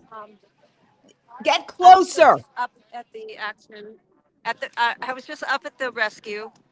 There was a call for medical help. Someone was injured with bloody face from the fence, like maybe a serious injury. We sent whoever medical we had, but I did walk over to the police officers across the street and asked, can you help in a medical situation? Can you help us? We have a person bleeding. We need medical help. And shook their head no. And they walked the other direction. Maybe other officers are helping, but not these. Even in an emergency situation, they're letting private security injure people, peaceful activists trying to save Beagles. And the sheriff had made a statement the other day that once the sheriffs were on site, they would take over security. They're allowing these, who knows who these security guys are? We don't even know. So it's a bad. Have you seen any Beagles get out, ma'am? Have you seen any Beagles? I don't even think the front fence has actually been breached. I think there might be. I was just gonna say, can I give an update on Yeah, that? here, Carla's back. Yeah, I want to give an update that all the cheering and people talking about dogs, it had to do with trying to even breach this outer fence. Unfortunately, no dogs have made it out, but a vehicle did make their way onto the property, and some people have made their way onto the property, but I don't think anything's been breached thus far. It was false reports at first. Wow. And can you say how many people got as far as over the manure barricades? A lot. There's over 100 people. You know, there's a couple hundred people that are up there. They're well able to get across the hay bales and the moat, and like I said, some even going up the driveway. So there's definitely minimally 200 people. Wow. Well, I'm going to ask you if you could turn the camera once again, because we have a team of panelists who want to comment on what they're seeing. So we'll put it on, if we can put it on yeah. Thank you. And just keep it up. It's great. You're doing great work, and we appreciate you, Amy and Carla. I want to go to our panelists. Ellen Dent, what are your thoughts? I'm just watching this, still in horror. I can't believe they're being shot with rubber bullets, just for trying to, show compassion and go in there and save these dogs. So I am just, basically on the edge of my seat. I'm really worried about the activist that was, reportedly dragged through the fence. This would not be happening had the law enforcement done their job and actually went after the actual criminals here that are hurting these dogs in this facility. And now they are failing to keep these activists safe. So now what we're seeing is this private security and tactical gear, basically creating a war zone with tear gas and assaulting activists. When all that they're trying to do is just get through and save these dogs that should have been saved by law enforcement. This place should have already been shut down with as many violations as they have received. So I'm just in complete shock over here. I wish with all my heart that that I could be there to support them in person. But this is what I can do, and I'm just cheering them on from here. Thank you for covering this, Unchained TV. Well, thank you so much. Lindsay Baker, you've been watching this all morning long. Your thoughts? Well, my first thought is what was Wayne charged with? That's what I really want to know. And I just keep going back to the fact that it's such a conflict of interest with the amount of people. I know this was put up by one of the commenters that there's a lot of conflict of interest in that community. The sheriff, there's relationships that The host has let actually you his in. sister-in-law is in the sheriff's department as a deputy. So there's a lot of tight-knit activity going on in the community. But I'm flabbergasted that they would actually do this to the activists, like tear gas and rubber bullets. This is like they're treating nonviolent people that have come there to make a statement. As far as of the facility saying they're not guilty with 311 charges, how can the police support that? I'm just, I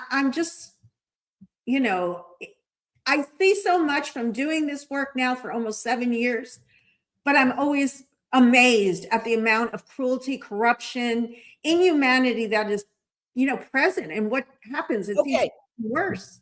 I'm going to jump to this other shot. Okay, we've got Michelle Celestino. Oh I don't even know if you can hear me. All right, you're on, This is Michelle. the barricade in front of Ridgeland. Here are the peaceful protesters with their signs, and here are the police trying to get through. Right over here. All of these cars are set up, and here are the peaceful protesters standing to stop the police cars from going in peacefully with their signs. I'm not sure if you can hear me. Yes, I can. You can? Okay, great.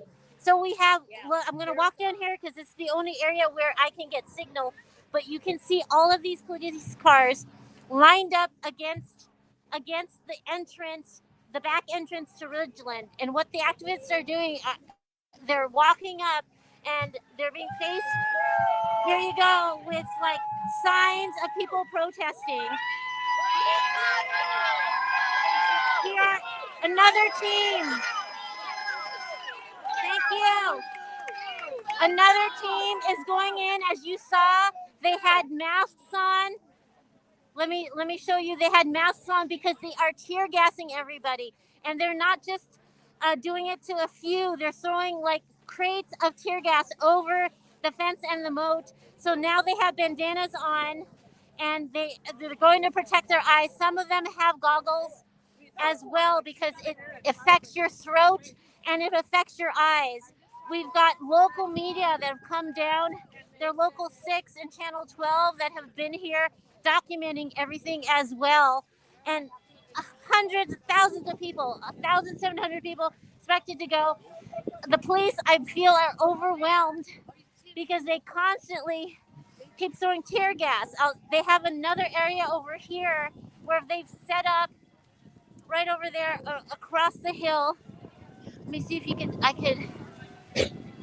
Yeah, well, stay on the they police. Sit up there, and it's state patrol. The police that had come are state patrol and the sheriffs combined with local police.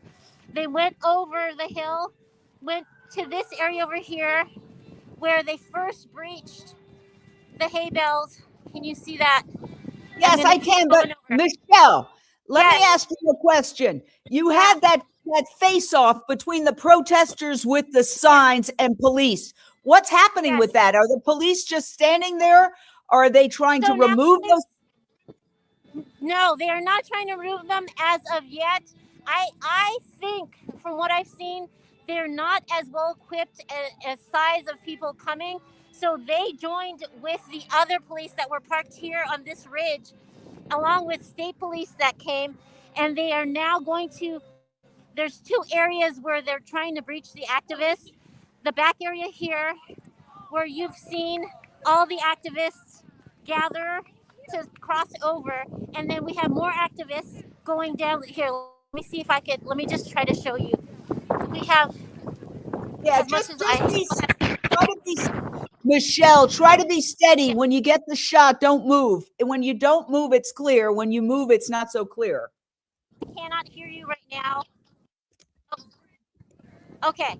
So what is happening right now is this is where they're breaching the main spot.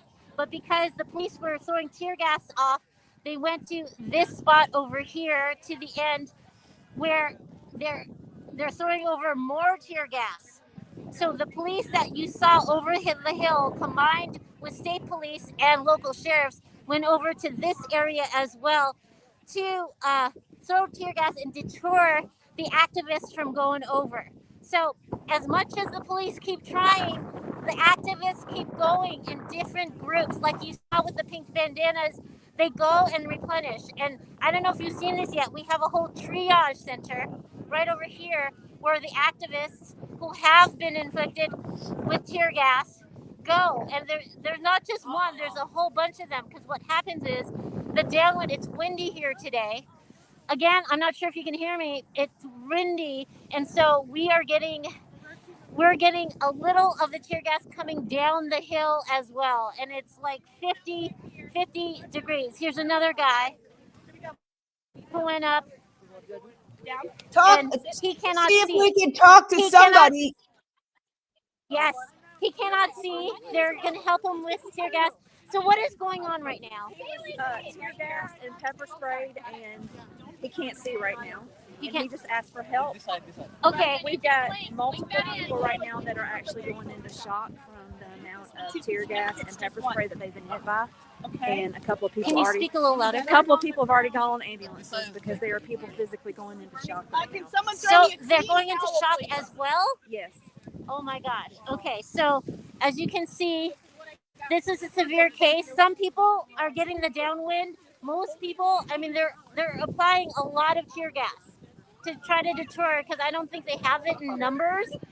But as you can see behind them, droves of activists still trying to get over the fence and over the barricades. But what's going on, Robert? There's rubber bullets too. There's multiple people been hit with rubber bullets. So we're sure they're 100% sure they are using rubber bullets. Yes. They're using rubber bullets, Jane. They are using rubber bullets to deter these peaceful protesters as well. Tear gas, pepper spray, Wow. rubber bullets. They ran someone over with an ATV. Say it again? Someone was run over with an ATV. What? And they would not allow medical help in. He finally got up on the other side and was able to get up and talk. I don't know if he's still on their side or if he's back on our side yet. So a protester, an activist, got run over by an ATV. He breached, he got in, they ran him over with an ATV, and he was unresponsive, and they would not allow medical help in. So is he okay now? He's okay now.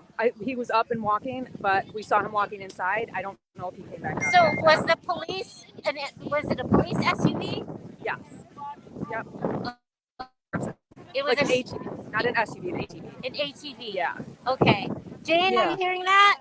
I'm hearing it all. Try to steady your camera. If you move, but if you keep it still, it's very good.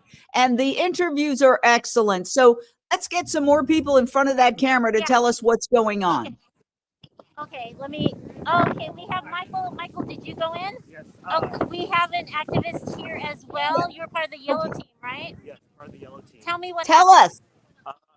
We're kind of spread around the perimeter, trying to find an opening, and there have been some breaches to the gate, but every time there's a breach, the officers huddle up and are like pepper spraying and tear gassing, and it's pretty brutal. I've definitely had tear gas a couple times in my eyes, and yeah, I think they're just trying to find an opening still. I don't know what the red team is doing, honestly, but So as the yellow team, what were you instructed with doing?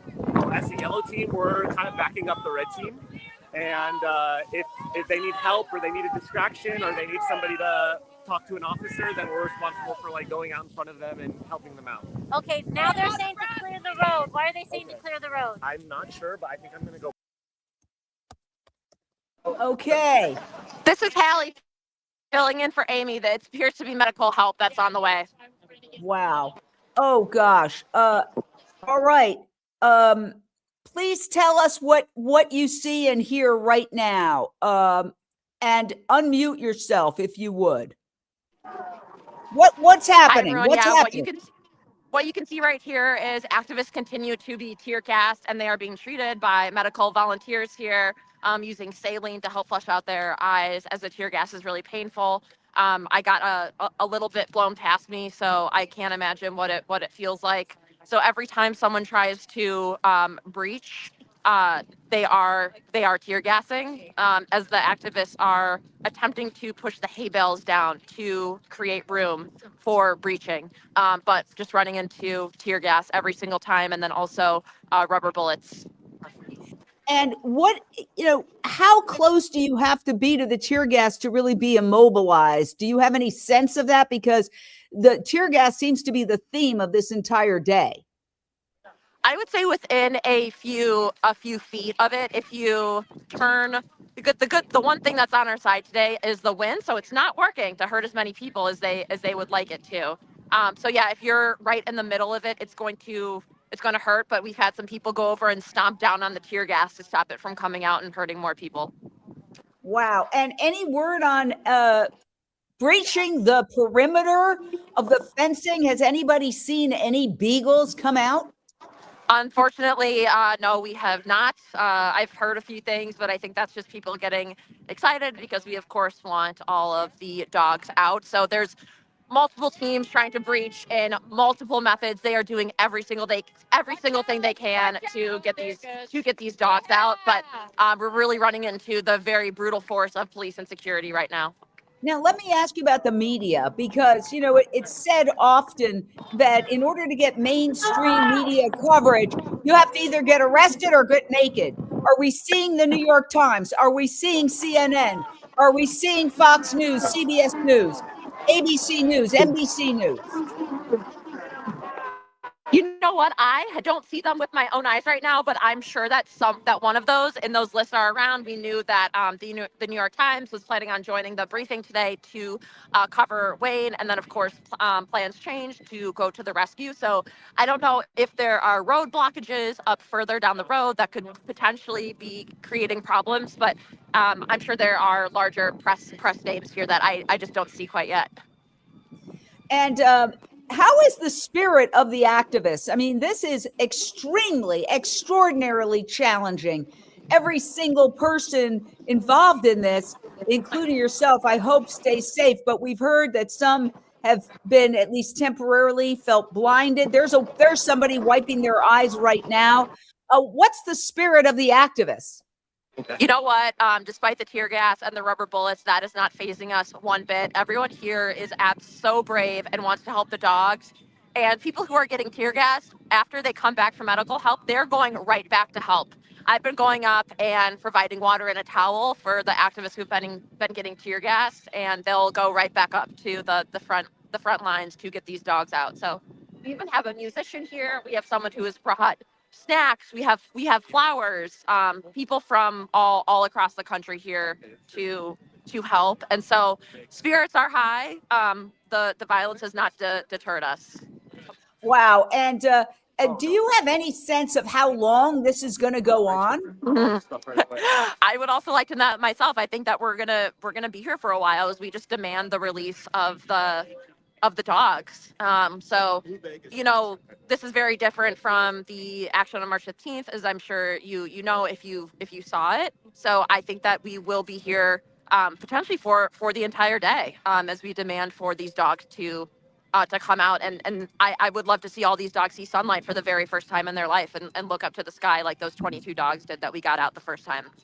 And I know I'm putting up this because the Simple Heart and Wayne Hsiung put this up a couple of days ago, saying that armed mass private security operatives were basically driving around, and they allege intimidating some of the activists. Richland denies that. Have you seen these private security people? There's been, I'm a little confused as to who actually is putting out the tear gas. Is it law enforcement? Is it security? Is it a combination of both? What do you know? Yeah, great question. So we have not seen those particular people in your image, but in regards to the tear gas, it does appear to be mostly law enforcement. But I've also heard that Ridgeland themselves are going around the property and throwing cans of tear gas out of their cars. In some of their big vehicles, and we faced this intimidation during the last action where they came out in the silver SUV and were threatened with a knife and the tires were slashed. But again, to your question, I think that it's mostly law enforcement that is tear gassing. That is to be confirmed. And I also witnessed them restocking. So essentially, law enforcement on an ATV is essentially doing the rounds and going to provide more tear gas as the police run out. Wow. And so here we are. Well, it started at 7 a.m. Pacific. It's not. So it's been going on about 2 hours now. But what dramatic action. Would you say that this is a major moment in animal rights history? If we look back on, major moments, would you say this is one of them? 100%. If you just look around and see, when I pick the camera up just slightly so you can see everyone up there. Yeah. Watch out! Get off the road! Okay, we're gonna move just a little bit over here. Thank you for your incredible coverage. And if you're just joining us, this is the mass open rescue. There was one on March 15th that resulted in about 24 people getting arrested, including the leader, Wayne Hsiung, and former Baywatch actress Alexandra Paul. And now this is the second but much larger mass rescue effort with more than 2,000 activists converging on Wisconsin.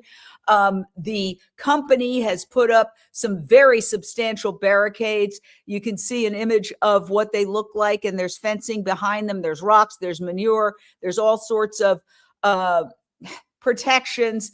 And it's literally like, I have to say that it's kind of like a war, Lindsay Baker.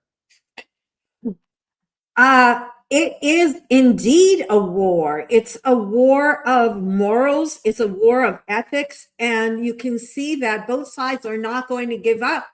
I just wonder how long the activists can actually stay there and continue the barrage onto the property. And if supplies will be brought in, such as goggles and masks, etc., if that could be possible, I'm wondering about that. And I think it's a standoff, but the thing that's so incredible is the people their spirits are not broken. They are so determined to do this. And regardless of the violence, everything else, it's, I'm just sitting here praying moment to moment. Who knows what's going to happen? But, one thing I just want to say real quick is please share this out. I see there's a lot of people on, almost 1,000 people on. Please share this out. Imagine how exponentially this message could get out if you do that. Thanks. Absolutely. And I want to point out that the truth here is that it's not just a completely renegade action. We had a U.S. congressman who just the other day expressed support for removing the Beagle. In my district, we have something called Ridgeland Farms. That's a Beagle breeder for research. They've had 311 code violations, including very serious harm to the health of dogs. Grants are still, in the last month, going to groups that are getting Beagles from Ridgeland Farms. Could you please take a look at this? I believe you, but I have a hard time believing that. I need to look into this.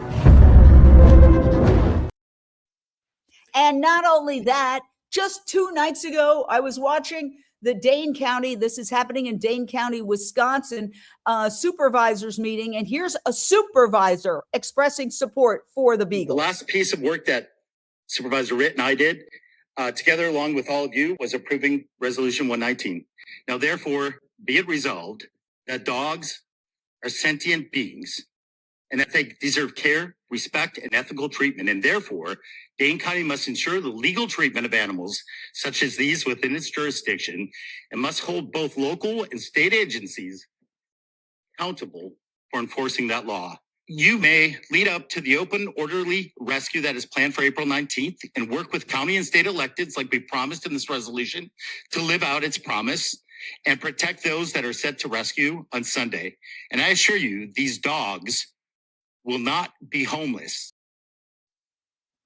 So there you have it. You have a supervisor, a Dane County supervisor, and a member of Congress basically saying you know, these dogs are in trouble and we should do something. Nevertheless, what you're seeing with the breaking news we're bringing you is absolutely extraordinary, that law enforcement, it appears, is sending a bunch of tear gas to hitting these people with tear gas, and some people are saying rubber bullets. Let's check in with I'm going to check in right now with the live stream from Daniel. Get over here if you would.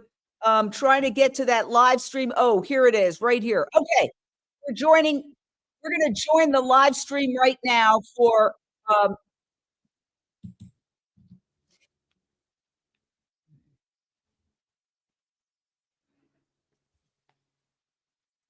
Drugs, and one of those is organs on a chip. Look it up. It's amazing, and it will mimic the human body, and will mimic human metabolism.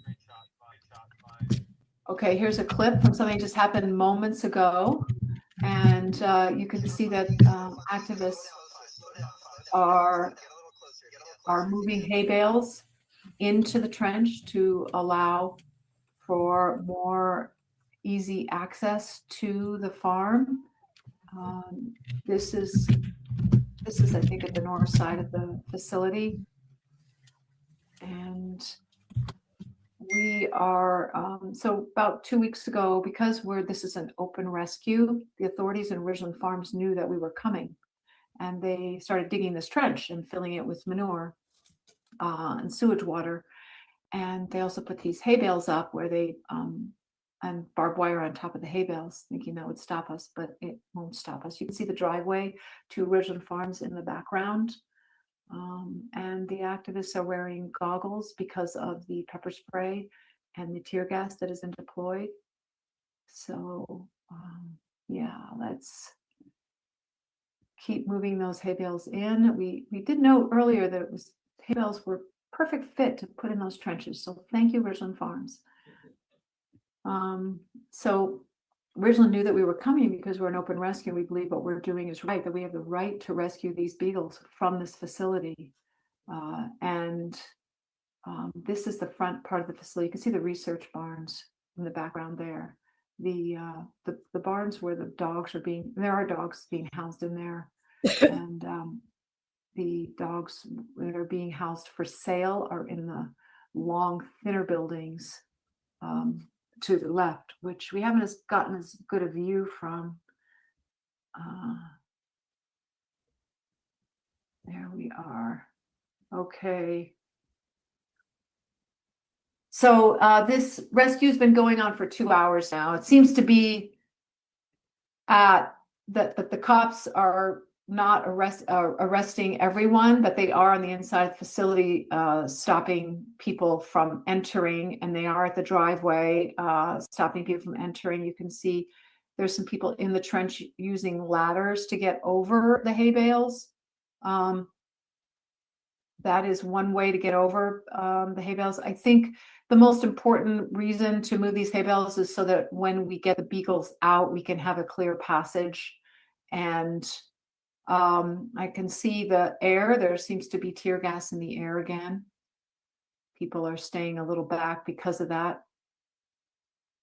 You're seeing the driveway to Ridgeland Farm. This is the front of the facility. We don't yet know what's happening on the west, south, or east sides of the facility. The east side is where the nursery is, and the south side are where two buildings are that house thousands of dogs. The north side, right behind these trees, there is a facility that is what we call building, a breeding building that has, it's big. It's the biggest building, and it has thousands of dogs in it.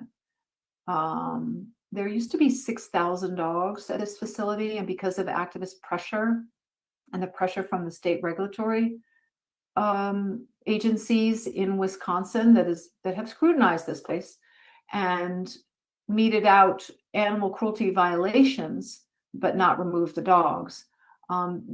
Because of this kind of scrutiny, there are only 2,000 dogs there now. 5 weeks ago, activists removed 31 of them. Okay, here's a bird's eye view Okay, I'm glad I'm up. Back to the activists. Okay, that is the building right there you see with the chimneys. That is a breeding building. I kind of wish that the drone would go over the facility so we can take a look at it. But so far we haven't gotten that footage. It would be nice to see that or see a map of the farm. You can also go to Google Maps yourself, and it's in Blue Mounds, Wisconsin. Just put in Ridgeland Farms, it'll come up right away. And you'll get an idea of what's a bird's eye view of what's going on where these activists are now. So Wayne Hsiung has been arrested. We don't know if he's at the jail or in a cop car. We've seen one activist on the ground who lost consciousness, apparently, according to one of the sheriffs. And he was then removed from the facility walking. So he did regain consciousness. And the folks in the white suits are folks who had hoped to go inside the buildings to remove dogs. And clearly they haven't been able to get in yet because of the big police presence. And the reason there's such a big police presence, among other things, is that we told the police that we were coming. That is because this is an open rescue and we believe what we're doing is right and legal.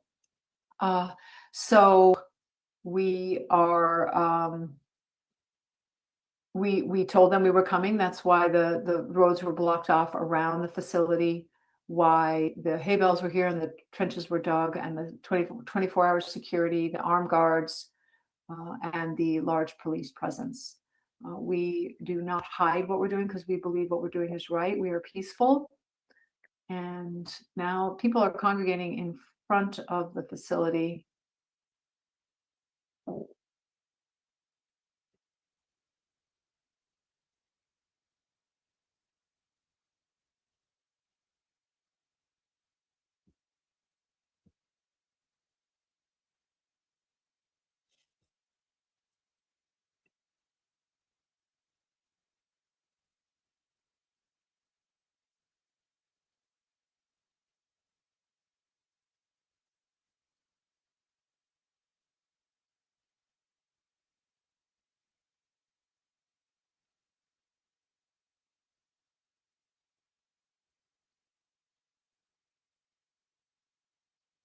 Okay, so we are live now. Activists are back in front of the gates after being pepper sprayed and tear gassed. Some of the activists have goggles on to protect them, but a lot of them don't. We do not hide our faces generally in these mass open rescues. So some activists are unable to protect themselves, but it looks like some of them do have some masks on, at least to protect themselves from pepper spray or tear gas. So their activists are getting over the trench because hay bales have been pushed into the trench. The hay bales conveniently fit perfectly in the trench. That trench is filled with manure and sewage water. This is what Blue Mounds, the Blue Mounds facility, Ridgeland Farms, has done to try and stop us from getting near the facility, but clearly it's quite impotent and doesn't work. Although it probably does make it hard for us to bring any vehicles on the facility to rescue the dogs.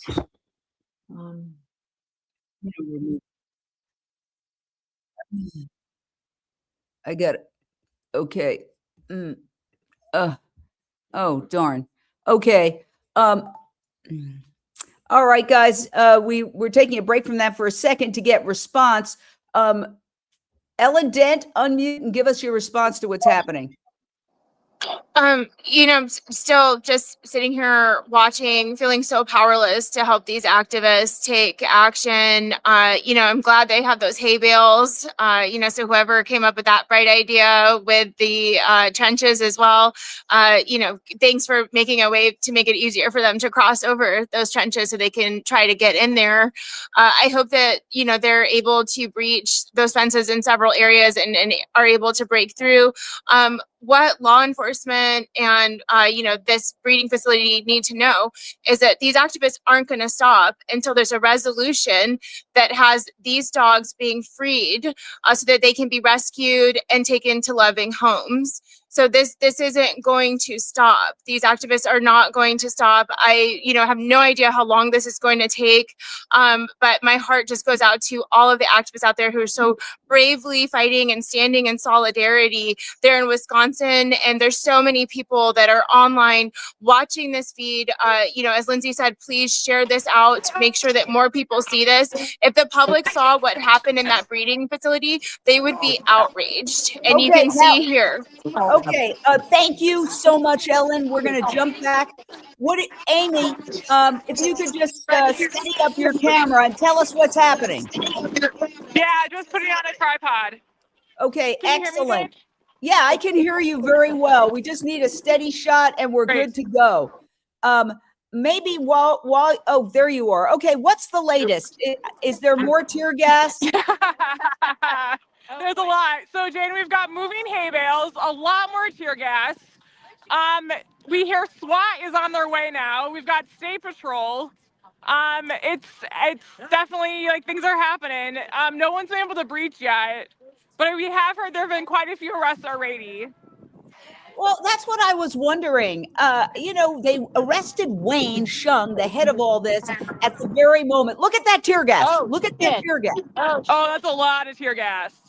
Whoa. You guys have a drone car? What's happening? Yeah, I'm getting it. Wow. Yeah. Can you tell Carlos the tear gas? Is it private security or is it Dane County? I can't tell. We can't tell who's throwing tear gas, Jane. I believe it's law enforcement. We think it's law enforcement. Yeah, though. the law enforcement has walked past us with tear gas canisters.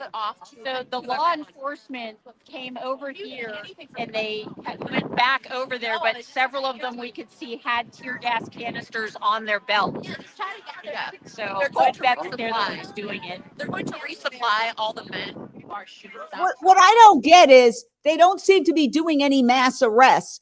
Wouldn't you think that the first thing you do before tear gassing people is to start arresting them?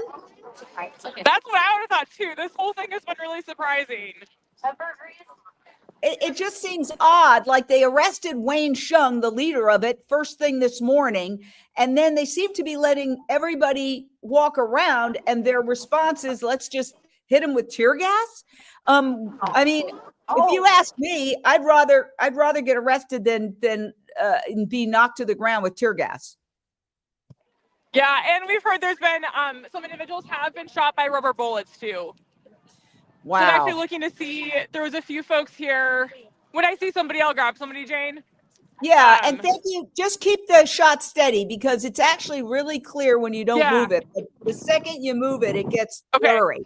So thank you so much. Okay, Great got job. it. I'll hold still. Yeah, Yeah. great job, Amy. I'm gonna try to adjust real quick and then. Yeah, no worries, no worries. I want to play. What I'd like to play for everybody is the previous event on March 15th. That's what I would like to play so that people see what happened almost exactly a month ago. Very dramatic, and that's what. It was about 100 people who are going in. We have dogs, though. We have dogs. Wow! I think dogs are coming out. Dogs are coming out of that facility. I think there's more. Wow! Look at that. These are animal activists who went into Ridgeland Farms. You are watching animal rights history in action. Mass animal rights action in progress. Look at that beagle. Look at that beagle being rescued. Look at that beagle. This doesn't look good. There are the beagles going into the van right now. Check this out. Oh, that's a police officer taking one of the beagles. Get this on film. The law. Got it. We're begging you. How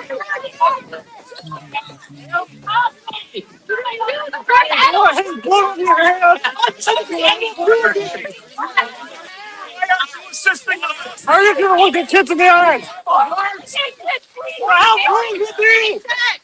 What is wrong with you? He's a hostage. Activists are begging police not to return that beagle to the laboratory breeding facility. How scared he is! Sir, please, please, please! He's running for her life! For her life! Don't allow him to go How could you do this? How could you do this? So that happened a month ago. That was about 100 activists, or maybe even less. Now they've come back with 2,000 activists. But in the meantime, as you've seen, if you've been watching this coverage, the company has basically really enforced the perimeter. And I want to show you just the one shot here that kind of summarizes what they've done. They've put these mounds of barrels of hay, there's manure, there's rocks, and there's fencing. And so that's why it hasn't been so easy. This was last time, people coming out, a whole bunch of people coming out with dogs. This time it's been much more difficult. It's almost like an actual, war zone when you have rubber bullets being fired and tear gas as 2,000 activists attempt to breach this. And we're having people watch from all over the world, from France, from England, from Latin America. Overpower, grab them, just act. Easier said than done. Unfortunately, it's not that easy. Despite the meticulous planning and convergence on this facility by 2,000 activists. Just give you an idea, Madison is the capital of Wisconsin. This is about 30 miles outside in a place called Blue Mounds. People flew into Madison. They stayed at a nearby area. I think it's called Verona. And then they moved in this morning. So, you're a leader in the animal rights movement, Ellen. What do you think? What's your guess as to what's going to happen next? I think they're going to keep trying to breach the perimeter. I think that they are not going to want to leave without getting those dogs. I think that these are not, these activists are not commandos. So what they were not expecting to be met with such force from law enforcement and this private security that's apparently in tactical gear there. They weren't expecting to be tear gassed or hit with rubber bullets. From my understanding, rubber bullets, although, they sound like they're less dangerous, they can be very dangerous. They can take out an eye. They leave huge bruises.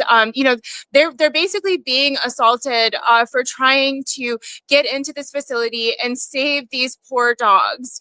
And if RFK Jr. doesn't believe it, he can look at this footage and see what is happening to them. This is absolute cruelty. These dogs are in distress. It absolutely breaks my heart to see that poor dog being confiscated by the sheriffs out there and clinging onto that cage to not have to be taken back into that facility. So, this will not stop. Compassion cannot be stopped. These activists are not going to stop. Even if they are unsuccessful at getting beagles out today, they will be back. So it is within the best interest of law enforcement to actually do their jobs and go in there and shut this place down and get those poor dogs out of there. This place does not need to be operating. They need to have 0 lives that they are responsible for in there because they are torturing them. You're muted, I think. What the heck? They're saying, what the heck? It was scheduled for tomorrow. I was planning to watch. YouTube says you've been streaming live for 2 hours already. Yes. Direct Action Everywhere, The Simple Heart, all of these organizations know when they announce something, then the law enforcement gets ready. So what they did was they moved in a day before. Today is Saturday. So today the action started when it was supposed to start tomorrow. But as you can see, they did that the last time. They did it the day before they were announced that they were going to do it. So authorities were obviously prepared for the possibility that that was going to happen. So, we've been watching this for 2 hours and 15 minutes now. Absolutely extraordinary. Lindsay Baker, how long do you think it's going to go on for? Well, it's really hard to tell. I think these people have great determination. And when you think about the inhumanity that we're seeing, it's relevant because it just shows the mindset of the individuals and and the extent they will go to for a monetary reason. And even after being, taken the license away of their head veterinarian, told to close down, given a deadline that they must close or they will be, charged. They haven't been charged. Twisting the truth, that's one level, but to go to the lengths that they're going to right now, and the police treatment of normal citizens, these are not terrorists, and the police know that. It's clear. It's just the the level of corruption and what they think they'll get away with. And I like what like Ellen said, RFK Jr., if you want to if you don't believe it, just open your eyes and look at social media. It's all over. And it's just the message is just going to get bigger and stronger. I pray to God that they get some dogs out and they can stay there long enough to do that. But in any case, it's going to lead to that. It's going to lead to the closure of all of this unnecessary testing. We know there's so many better ways to test than on animals. You're making a very good point that whether these particular beagles get out or not, I think the world at large is looking at this going, oh my God, this is how people feel about this. Maybe we actually should shut down the experiments on animals, given that this is the 21st century and we have AI and we have organs on a chip. We want to go out to our social media monitoring hub right now. Let's find out from Daniel Moreno, what's going on? We're looking at social media right now, and we're seeing footage of activists who have been hurt. We have right now one activist who was shot in the face by a rubber bullet. She's being treated right now medically, but on Instagram right now, this stuff is happening live, and they're posting it really quick. So there's lots of coverage, but I will say this one is probably one of the more serious looking ones. Her eye, underneath her eye, is just hit hard. If it was just an inch above, it would have taken out her eye completely. Wow. Explain a little bit more. So underneath her eye is essentially swollen. She got hit by a rubber bullet. Now the sheriffs, they're there. There's no reason why they should be shooting people up above their waist, and essentially hitting their eyes it can cause damage where it can actually make the eye pop and then no longer able to see. During the No Kings protest, we did see some activists who were hit in the face with rubber bullets and they did lose their eye. So this is, I don't know if you guys are able to see this right here, but this is one of the posts that was just made right now of an activist who is hurt.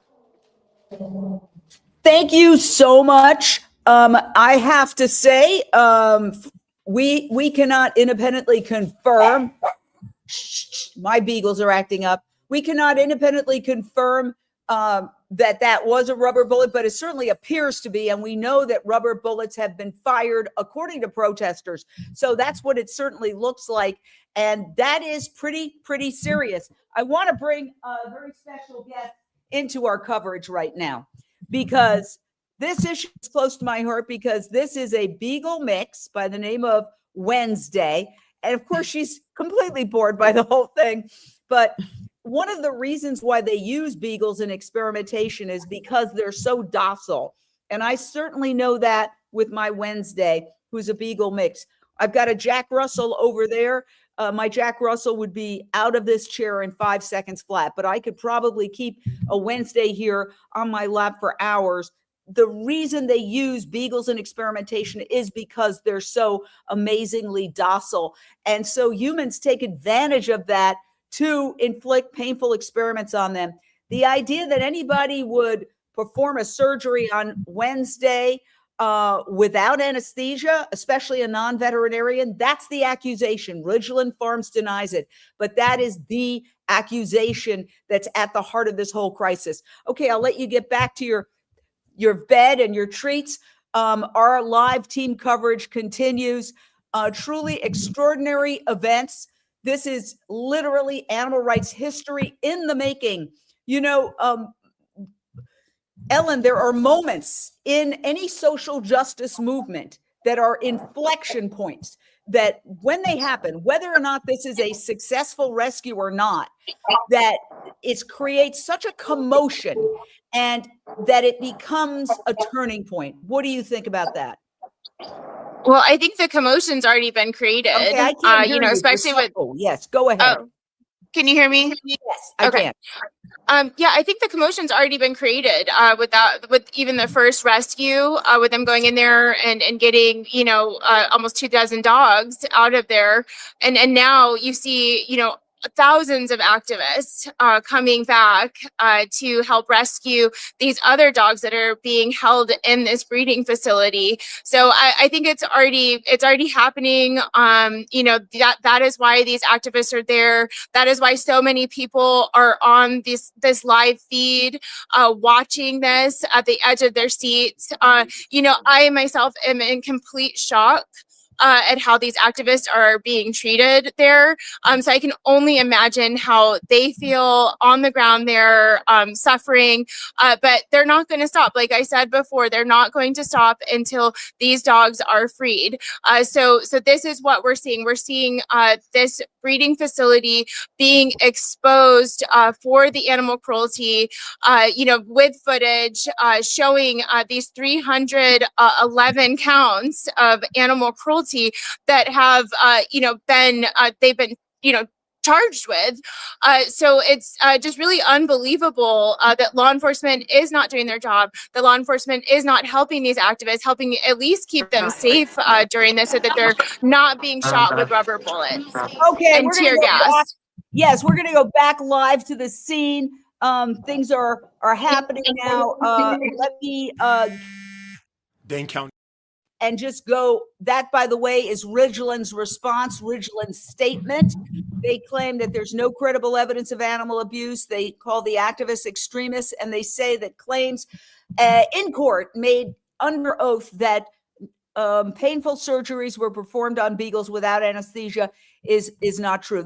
And they're invited on any time. Let's go back to the scene. What's happening? I think kind of under the easy. Jane, you asking me? Yes. Yeah, so currently we have confirmed SWAT is on site. So I also have the drone up. There's a lot of folks over by the gate. It looks like somebody else is being arrested currently. We also have some folks congregating over up on the hill here. It's a little hard to tell exactly what's happening, but there's movement. People are walking. When you say, yes, I see them walking in the distance. When you say arrest and SWAT team, are you implying that there's going to be mass arrests that are going to be happening? Well, that's what's been so surprising, Jane, is like not yet. So it's been a little weird. So currently I see one person being arrested. I can't tell who it is. I wonder if it's Dean, though. I can't tell. All right, let me go to Mick DeVuti. And Mick, you're on the scene. Tell us what you're seeing and experiencing. Okay. Well, Mick's on the scene, but there's a lot of people trying to go live, so we're going to go back to you. So, okay, the situation is volatile now. It's been happening for almost 2.5 hours. I don't want to get too graphic, but I understand that everybody is told to wear adult diapers. So if people are thinking that, well, they're all going to have to go to the bathroom, no, correct? That is correct. Yes, I think everyone's prepared for kind of the elements, and so to stay out for as long as we need to. So this could go on for hours or even days. Yeah, I think that's the plan, Jane. I think as long as we need to. I mean, I am personally a little disappointed that there hasn't been more progress in negotiations directly with Ridgeland and trying to get the dogs released, because I think that the tension is just continuing to build, right? And so I think we are continuing to pursue all legal channels to get these dogs, including this open rescue. And so I think that there's also a lot of power in numbers here.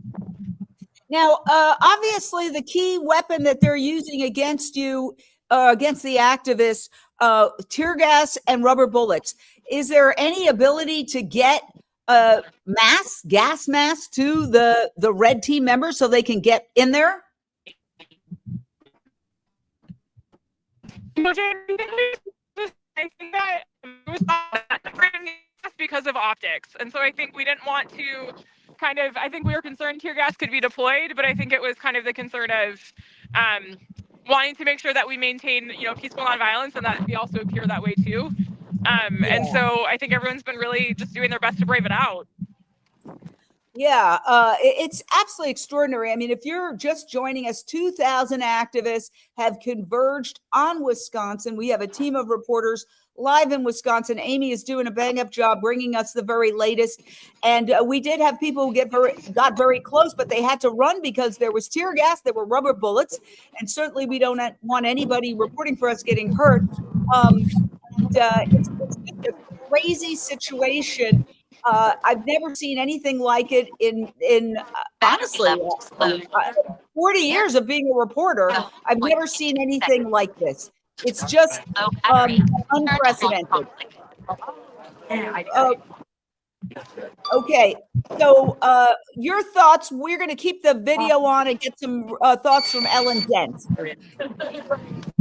I'm just amazed. I'm amazed at the turnout, just like you. I commend all of these activists for being there and, doing their best to get in there despite, probably being blinded by tear gas and, shot with these rubber bullets, which is absolutely ridiculous for peaceful, compassionate activists who announced that they were coming because they believe that this is well within their legal right to rescue these dogs, these beagles from this facility. So, I'm just so proud to be a part of a movement towards compassion, a movement that doesn't take no for an answer when it comes to saving another animal's life, when it comes to stopping animal cruelty, and a movement that has such dedication that they are going to stand out there until there is a resolution that ends with these dogs being saved.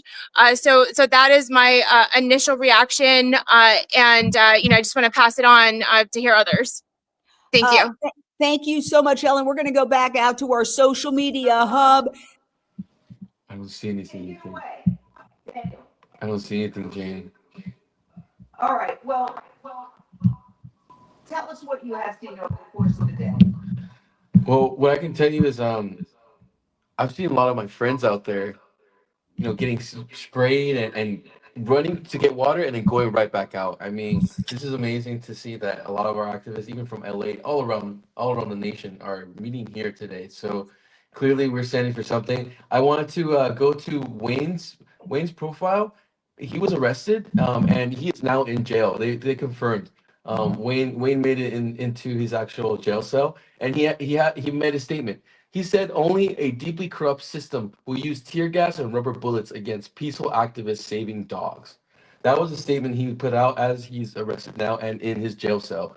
This is let's see if we can get this. This is the current mugshot that they have for him now.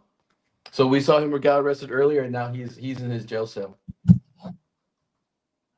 Tell us more about that. You just got it? Yeah, this was just posted on his page on Instagram 18 minutes ago. And another quote he says is that we are seeing the worst in humanity today, but in the courage of rescuers, also the best. And that's so true, is what we see out in the field right now is animal rescuers left and right just trying to do what they can frantically to get to these dogs, save these beagles. Thank you so much, Daniel. We're going back out live to the actual scene. Amy, we understand that Wayne is now jailed. So he just issued a statement from jail. You're muted, but if you could unmute and come bring us up to date. Unmute if you can. You're muted. You're muted, Amy. If you could unmute and bring us up to date. All right. Well, you're looking at the video live. This is what's happening absolutely live in Wisconsin, and we're bringing you total team coverage. Do want to say that UnchainedTV was created to do this kind of coverage because I was in the mainstream media for more than 30 years, working at CNN, working at Disney, working at Telepictures, working at CBS, and the coverage of animal rights issues is not happening. I mean, every major network should be there. Oh, we've got Amy now. Go ahead, Amy. Yep. Okay, I'm here, Jane. So yeah, not hearing you though. Police are all getting. Tell us my again. audio's on. Can you hear me now? Yes, I hear you. Yes, we hear you. Hello. Yes. Yes. Yes. It keeps automatically muting me. That's all right. We hear you. We hear you. Okay, Yes. okay. So there's more police officers on site. It looks like State Patrol are gearing up with like riot. Carol, can you see in the background? A little bit, yes, a little bit. Yeah, maybe turn your camera. Put, like a lineup. Yeah. So, Amy, are you saying that it seems like phase 2 is entering now? That police are going to? Yeah. Okay, those police, right? They're coming in. Are they different? Are they sheriffs? Are they? What are they? Do you know? We have State Patrol here too now. Wow. So they must bring in, there's not that many police in that county. They must be doing one of those where they call all the counties to come in. Is that your sense?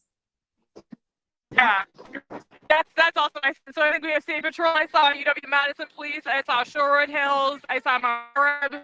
Like I think all the surrounding like areas, all of them have brought police. Wow. There's been more tear gas.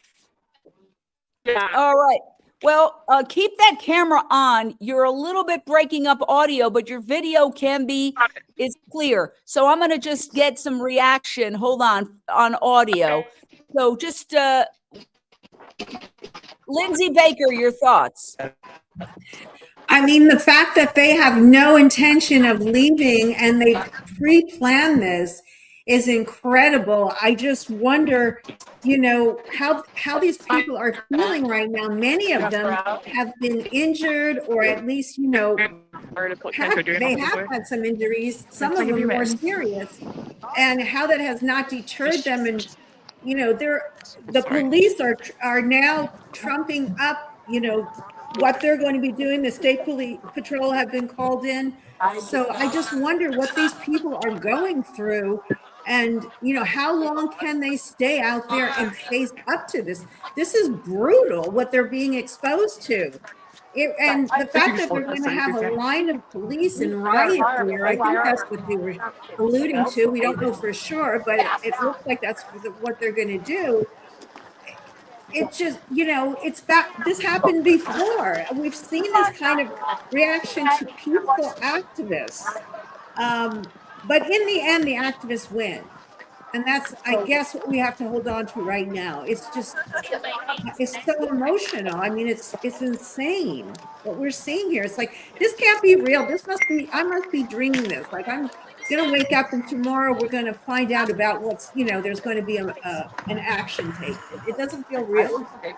I agree with you. It doesn't feel real. And we're not able to mute Amy at this point. Listen, Amy's doing an amazing job out there. Totally amazing. Now we're going to switch out to Michelle Celestino. Let's see if we can get her for a second. Michelle, what's going on, Michelle? Well, we see her there, but she's breaking up. Okay. Well, we'll go back to, you see the tear gas. You see the tear gas being sprayed right there. That is tear gas from all indications. And people are just walking around. Can you smell it, Amy? Amy, can you smell the tear gas? Yeah, yes, you can. Awful. And honestly, it burns my eyes a little bit and my throat. And we're not that close either, Jane. Unbelievable. And let me ask you, we understood that there are people who've been hit with rubber bullets, reportedly, allegedly.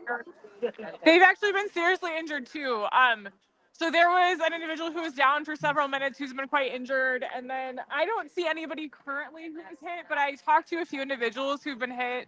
One woman in the chest was hit with a rubber bullet, and I think they've been shooting them at very close range, which is just terrible. We saw one woman who had what appeared to be a rubber bullet under her eye, right under her eye. Oh my gosh. And if it had gone on like just an inch higher, she would definitely have, you know, had a problem with her eye. So it's very strange. I mean, I just find the whole thing incredible when you consider that the activists were trying to negotiate. They were trying to negotiate with law enforcement for a peaceful resolution. Let me say this. In a similar situation with a company called Beagle, okay, that bred beagles for laboratory experimentation. When they got into trouble because of violations, they brought in what used to be the Humane Society, and all the beagles were adopted out to homes. More than are here, 3,000. So that's something that could have happened in this case, but it didn't happen. Otherwise, this is definitely if we don't. Absolutely, Jane. It's completely terrible. Oh, Jane, I think here comes the police line. They're coming to see us. What's coming? You broke up. Wow. Look at this. All right.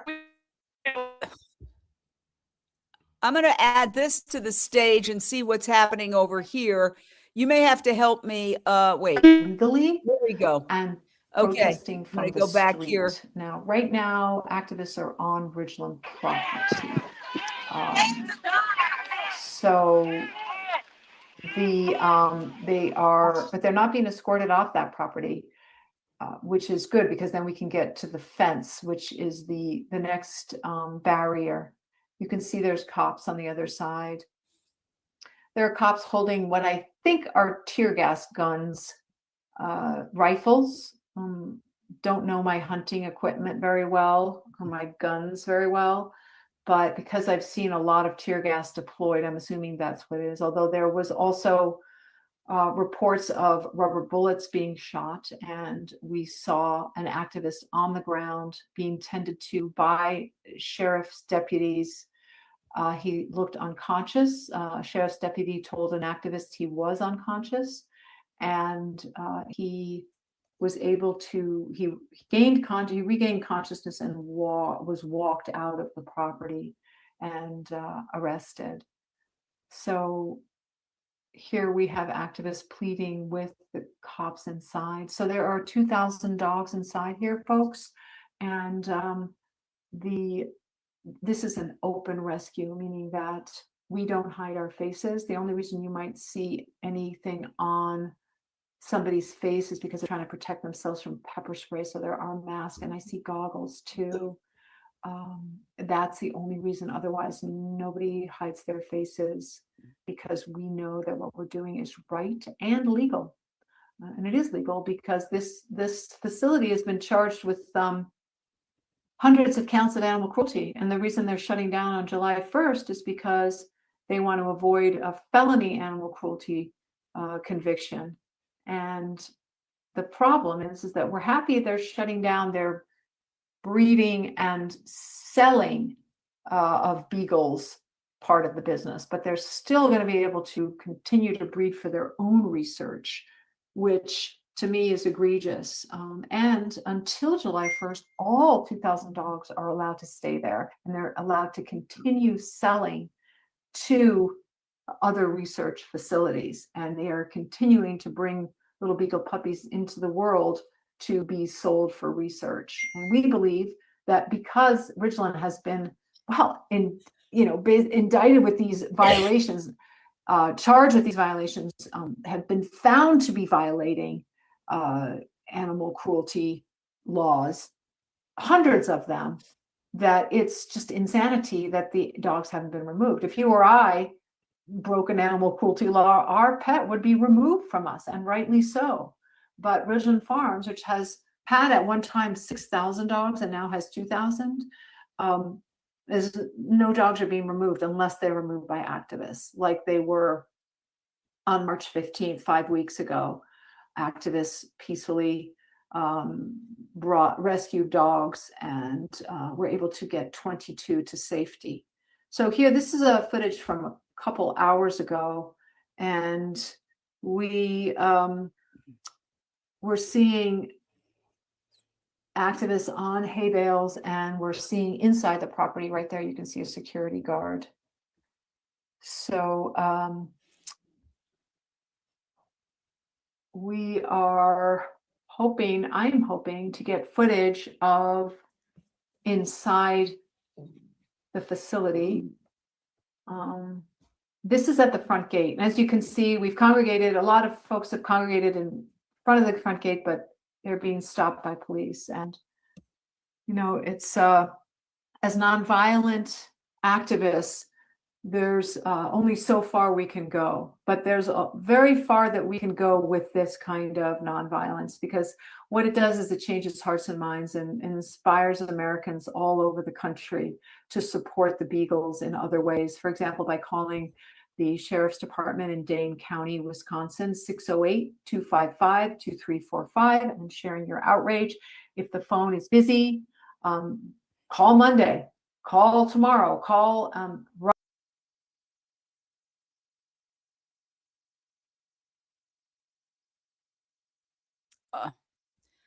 all right, we're back with you, Amy. Amy, what's going on? We're back with you. Yeah, honestly, it feels like tensions are really increasing here. I'm hearing a lot of cheering. I'm not sure exactly what's happening though. I see some sharing. It looks like there's law enforcement running behind. They are throwing more tear gas again. Jeez. I just saw another, I think tear gas has been deployed. Yeah. It's just really devastating, Jane. Like, I think we're all feeling just really kind of crushed that, like, law enforcement is here throwing tear gas at us and not looking at Ridgeland to see, like, I mean, to help us get those Beagles out. Especially when you consider, and that's tear gas. That white smoke you see is tear gas, people. That's tear gas. Isn't that awful? And we've also got reports that there were rubber bullets used against people. What really gets me is that just 2 nights ago, an a Dane County supervisor spoke in favor of the Beagles. A U.S. congressman spoke in favor of the Beagles at a hearing. It's not like you don't have allies in powerful places. That's exactly it, Jane. All of these individuals have spoken in support of our efforts to save the Beagles, and we're seeing today.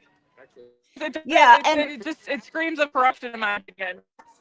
I'm going to play a quick clip of the U.S. congressman for this district just recently speaking up for these Beagles.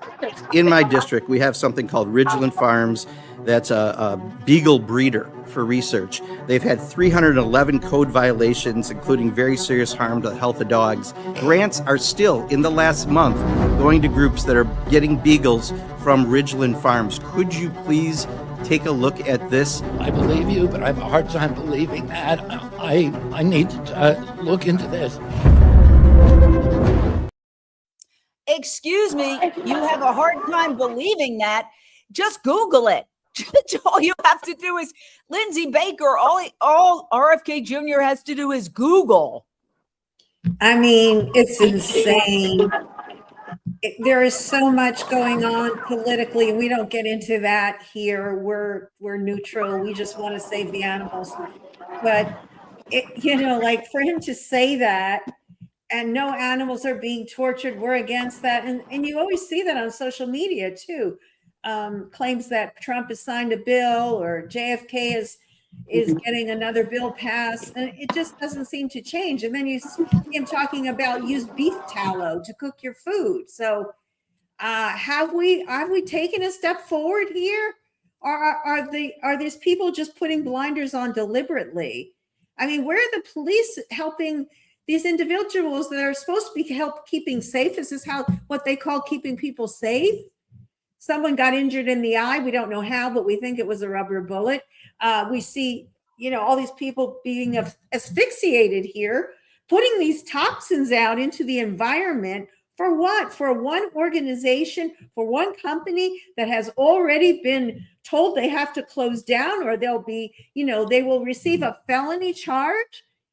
And what is going on here? This is like, our world is literally upside down right now. I'm going to jump in for 1 second, and I'm going to see if I can go to Jamie Logan, who is live. She's the very well-known social media influencer. Let's see what she's doing. Oh, she's doing the same. Okay.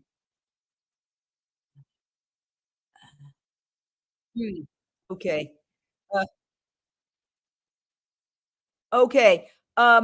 I'm going to go back to you, Amy. it turns out, Amy, can you unmute yourself and tell us what's happening? All right. Well, you're looking at a live picture. Let me just tell you that. It's an absolute chaos and bedlam at this location. And I don't think any of this had to happen. There were days, weeks that there were attempts to make a negotiated settlement. I mean, even if it were to take 200 dogs out every week, right? I mean, there are ways. We're talking about negotiating ends of war across the earth. This is something that could have been negotiated. Again, if it were just a few individuals, but let's take a look at the fact that the people of this county have united. Look at this protest. These are people who live in this county.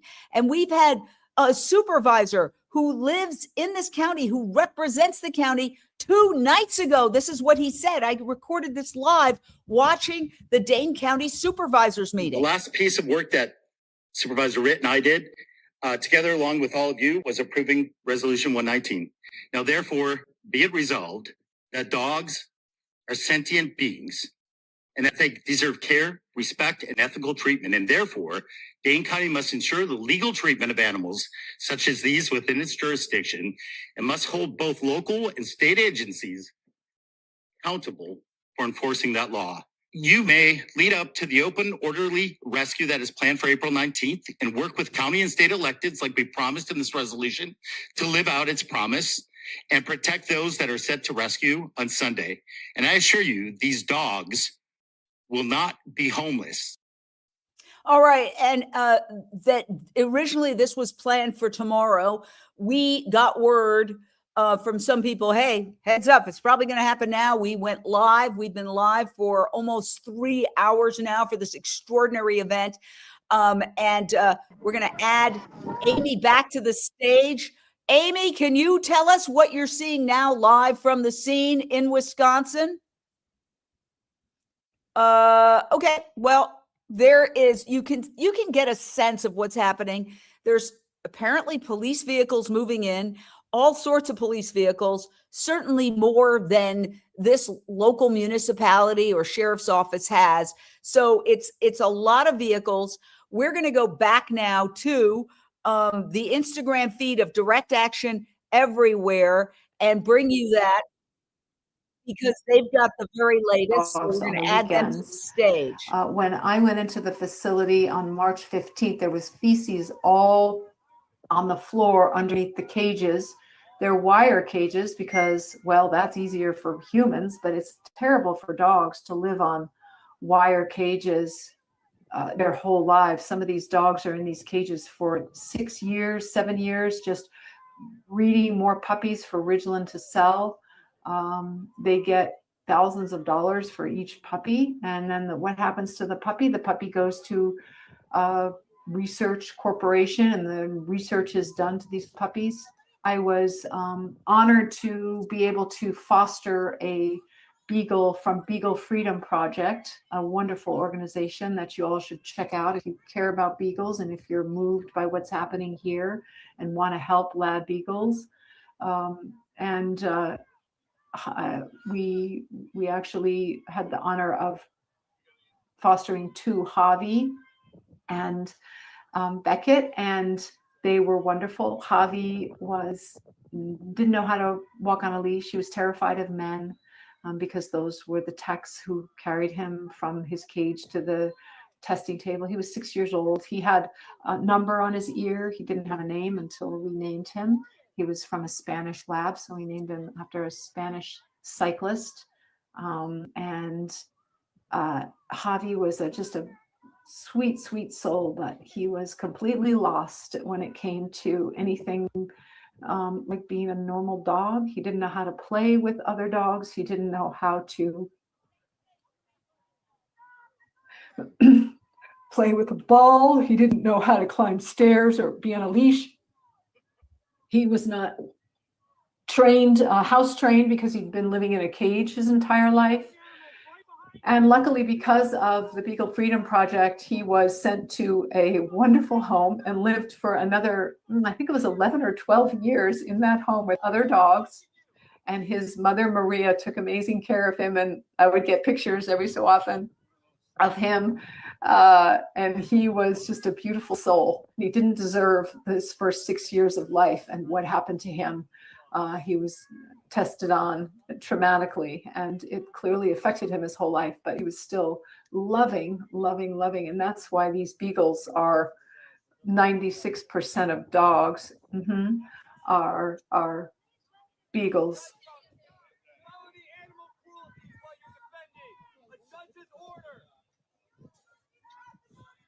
This is live in Wisconsin. So I'm going to be joined. Sorry, I didn't finish my sentence. Basically, 96% of dogs that are lab dogs used for testing are Beagles because they are so sweet and docile, and they're not too big, not too small. And it's just horrible that their sweetness is used against them like this. So I want to bring on Steve Donziger. He is an amazing environmental and human rights lawyer. You might know him from his several years home detention. What's happening? What's happening, Amy? Amy. Yeah, things are definitely continuing to escalate. I just called by somebody who told me that there's about 15 law enforcement vehicles. Okay, it's hard to hear you. It's very hard to hear you, but we're seeing what you're bringing us. I'm getting the feeling that law enforcement vehicles are moving in. Yeah, I'm getting the feeling that law enforcement vehicles are moving in. Wow, we're going to go back now to our Direct Action Everywhere page and rejoin. Devastated by the drilling that happened in the 70s and 80s and maybe 90s, because I know he started that lawsuit in 93, and just a few years ago he was under house arrest because of his dogged legal fight against Chevron. And he is quite a hero in the movement, and I'm excited to talk to him when he comes on about his thoughts about what's happening here today. Now, what you're seeing here before he comes on, you're seeing here is the peaceful activists waiting outside the Ridgeland facility. And they are hoping to get in to rescue these 2,000 dogs. And we can see the cops on the other side, and they have deployed rubber bullets and pepper spray and tear gas at the activists. So we have been here at the facility for 3 hours, documenting the peaceful activism of these people who've come up from all over the country to rescue the Beagles here at Ridgeland Farms in Wisconsin. And I'm hoping to talk to Steve Donziger, who is an amazing environmental and human rights attorney, about his thoughts about here and the legal basis upon which these activists gather. So let's see, if you're just joining us, we are at Ridgeland Farms in. Okay, so I'm going to remove this right now and get back to us. All right, let's do a round robin as we and let me ask first our social media hub. Daniel, do you have anything to tell us about? Okay. Maybe you could give us a recap on what you've learned. I'm going to mute myself and bring you in. Go ahead. So on social media, we've been seeing some posts from Direct Action Everywhere. They're essentially showing some of the people who have been hurt. This is one activist who's on the ground. It looked like he'd been hit by a bullet and he just stayed on the ground. This is the person that we're talking about earlier, who was on the ground for like 8-10 minutes and was just not moving. Wow. Can you get that again? Yeah, it'll come back around right now. Okay. All right. That's yeah. So what feed is this? Keep talking. This is Direct Action Everywhere. So Direct Action Everywhere is posting live from the scene. So let me pull that shot up again so you can see. This is essentially the activist on the floor right there. Zoom in as close as you can. Is that better? Yeah, perfect. Okay, so wow. Look at that. He's just not responding. Wow. Thank you, Daniel, at the hub.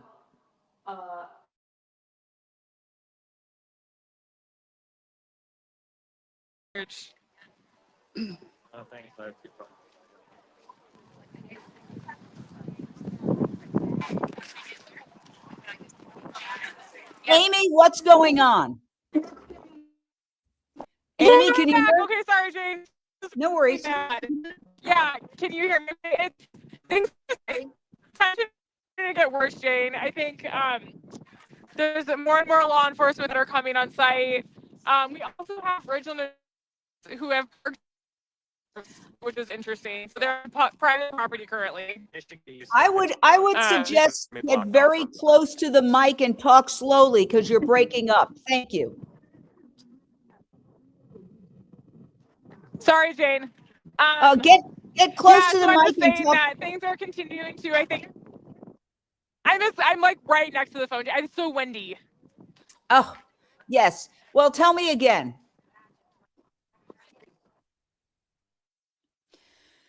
I might be losing you again, Jane. No, I could see you. I could see you. Okay. So everyone's here. There's no progress on negotiations. Regional employees now have stationed over here by law enforcement, which I find interesting, on private property, not their private property, but a neighbor's private property. Let's go, let's go. Let's go, let's go. Let's go, let's go.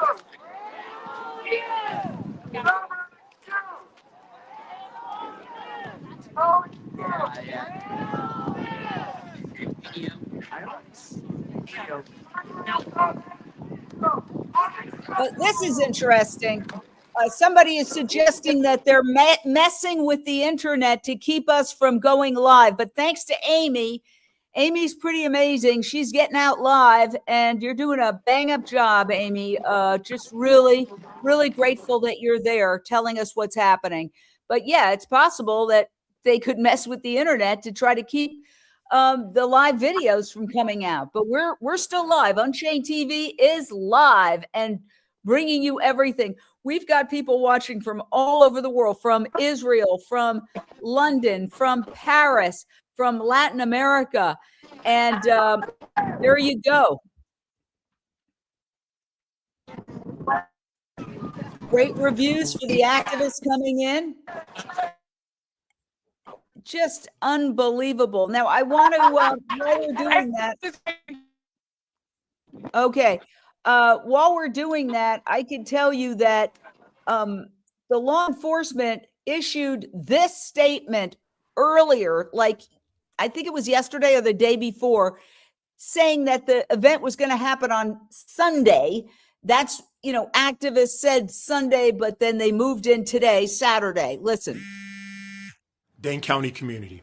I'm your Dane County Sheriff Calvin Baird, and I'm here to provide an update on an event that we've been made aware of that's going to be taking place this weekend in Dane County, Wisconsin.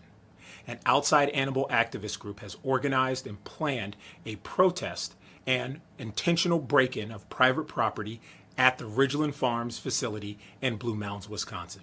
The event is scheduled for this Sunday, April 19th, and will be taking place again in our Blue Mounds community. But we have to draw a decisive line between peacefully protesting and disagreeing and violently breaking into a facility, damaging property, and stealing private property forward. Our sheriff's office will be there on site to ensure that people can exercise their First Amendment rights. But when people start breaking in and breaking the law, we have to intervene to keep and maintain the peace. All right, I want to go to Ellen Dent. Can you give us your reaction, Ellen, to what you just heard from the sheriff? I understand that he thinks that they're doing their job, but if they were doing their job, they would have gone in there and they would have, put an end to this and helped actually come to a peaceful resolution and gotten, this breeding facility, Ridgeland Farms, who's welcome on at any time, as you've said, to comment on this.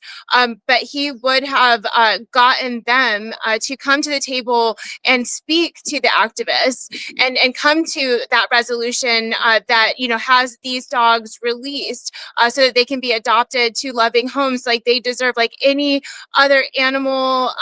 Humans as well deserve to be loved, to be free, to not be tortured. Does he have any idea what they're doing there? Has he heard Alexandra Paul talk about these surgeries without any anesthesia, their eyelids being cut off? I mean, this is criminal. This is absolutely criminal activity. These are the criminals. They do need to have felony charges brought against them. We need to demand that still happen. They're talking about, extremism. What's happening inside of that facility is extremism, not what's happening outside. That is compassion. Compassion is 2,000 activists ascending onto this facility to try to save their lives and prevent further trauma to these poor dogs. And I myself, just like Alexandra Paul, have met the dogs from these breeding facilities, and you can tell that it is them, from testing and breeding facilities, because they have tattoos on their ears. And those tattoos, I can promise you, were probably done without anesthesia. And so they're torturing these animals in so many ways, and every single one of them is tortured that is put into this system. So this must come to an end. I commend these activists. I thank Amy and Tiffany and Michelle for bringing us this live feed, for Unchained TV for doing what the mainstream media is not doing, which is not giving us full coverage of this, because the public deserves to see what is happening, to these dogs inside of the breeding facility and to these activists outside, where the law enforcement is failing to keep the peace. That is their job, to keep the peace, and instead they are, tear gassing them, rubber bullets. We've heard that there's mace as well. So pepper spray. This is a war zone that they are creating, coming out in riot gear, and they're doing the exact opposite of what should be done. I want to thank you so much, Ellen Dent. Amazing activism as always. I know you have to run. You have a daughter you have to take care of. Come back if you feel like you have a second, but we're going to continue our coverage. Really appreciate the time that you've spent with us. Again, come back anytime. We're continuing to monitor this situation. Thank you so much. All right. Well, we're live now in hour 3. If you're just joining us, the breaking news is that this extraordinary open rescue, 2,000 animal activists descending on Wisconsin to rescue 2,000 beagles that remain inside this beagle breeding facility. Police are trying to keep the activists out. They have used tear gas. They have used rubber bullets. And there are people who you saw are at our social media hub showed that there was one person who was unresponsive lying on the ground. So this is extremely, extremely controversial. And yes, it's just, I believe, a major moment in animal rights history. I believe that we will look back on this. And say, okay, let's listen. Okay. In the yellow, there's people in the yellow vest also. I don't want to go. I'll go do it. Yeah. Okay. Well, we're getting these sporadic images. Somebody had suggested that perhaps somebody's fiddling with the internet to keep others from going live. We're going to go back out to Unchained TV's social media hub with Daniel Moreno. Daniel, bring us up to date. You know what? Right now, we're actually seeing the live feed on Instagram that DXC is giving. It lost audio. So I don't think they've even noticed, but everyone's complaining in the comments that there's no audio. It's been freezing, so there might be a chance that they're tampering with the internet out there. Yeah, and you're monitoring, can you keep talking about what you're doing? Yeah, absolutely. I'm just looking at all the different pages right now. DXC, Wayne as well. They're posting live still. Although Wayne is incarcerated at the moment, his team is essentially using his profile still to just get the information out there. They posted this picture of him inside.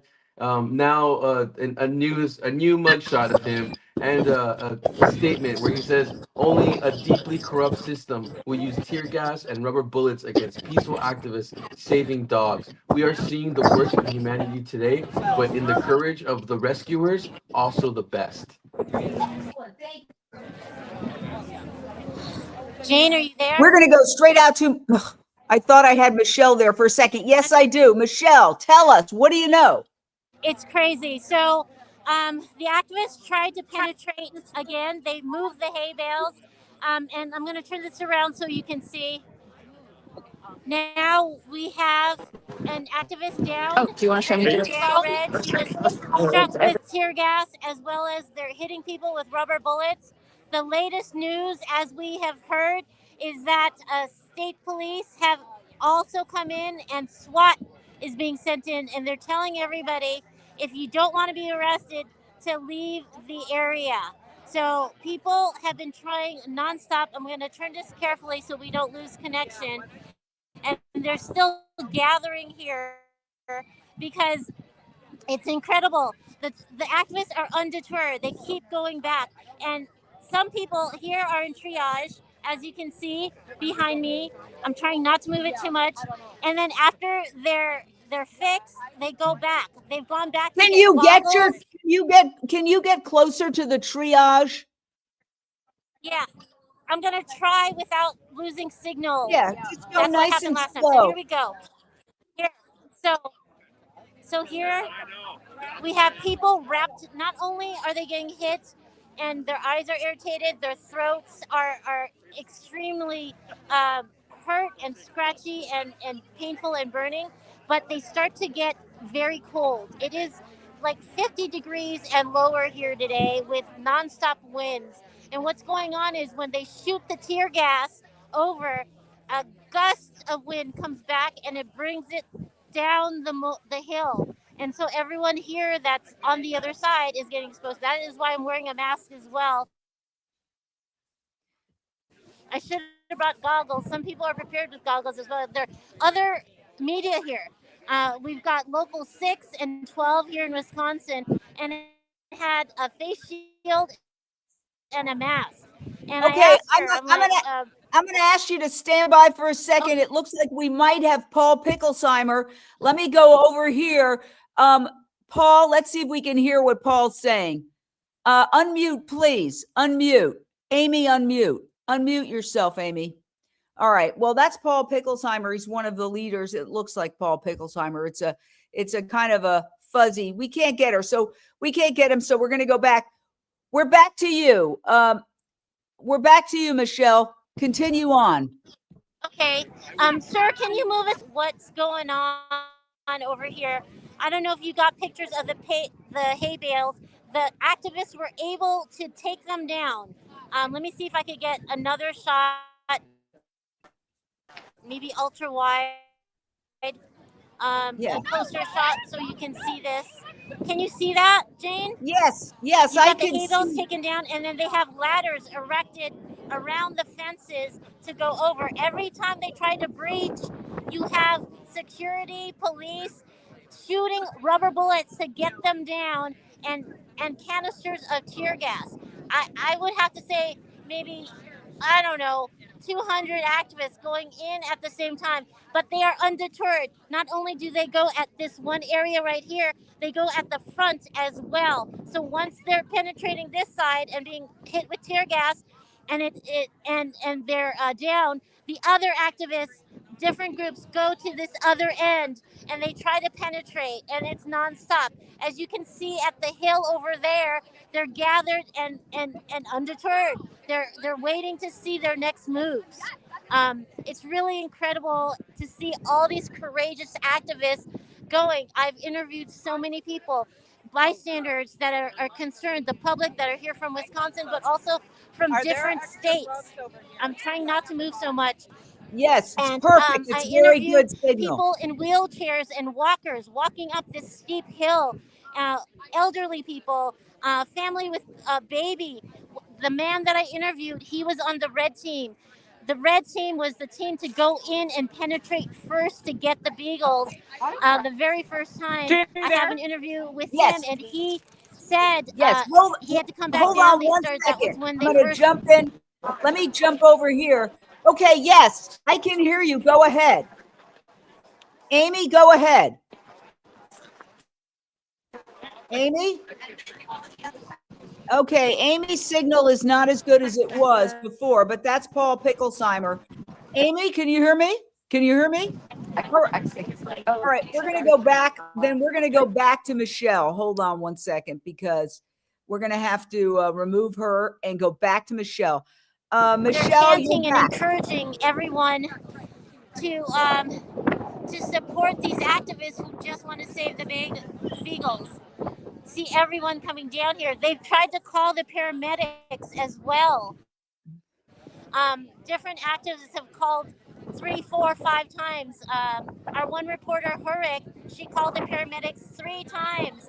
Hurik, can you get in front and tell us what happened? Yes, I called the paramedics 3 times, starting like about 9 o'clock, shortly after 9, and they said they were going to send help. They haven't arrived. I went and I talked to the sheriff. I heard other people call as well. I went and I talked to the sheriff, and one of them said, well, with this blockade, they probably can't get through. I said, the blockade? He said, yeah, with this mess. Interesting. Well, there you go. You know, you're seeing. Go ahead. Well, mountains and rescue people. Why can't they come? All right. Well, we'll join that as we can. It froze a little bit, but we're getting some really good information. The information we have, Wayne Hsiung, the leader of this entire operation, a constitutional law professor who first went into this facility way back in 2017, and I could show you a clip of that. There he is in 2017 going into this facility and documenting what he saw, taking video and photos of the animals. And then you can also see the situation with the animals. Take a look at this. This is courtesy Direct Action Everywhere. There are the spinning beagles, spinning. And the activists say that's a sign of severe distress. And so back in 2017, Wayne Hsiung took, and his group took, I believe, 3 beagles, one of them named Julie. And he was charged initially, and he was about to go to trial. And then just before the trial was supposed to start, they dropped all the charges. They said because they feared for the company and safety, but other observers said they just didn't want to see the publicity on all of this. They thought maybe Wayne would just go away and vanish. He didn't. He came back. He demanded his day in court in a civil context, and there was a hearing that happened. And during that hearing, there was testimony that the dogs were experimented on, or actually were submitted to surgery without anesthesia by non-veterinarians. Ridgeland denies that. Ridgeland issued a statement saying that is misleading. Nevertheless, a judge ordered a special prosecutor to investigate.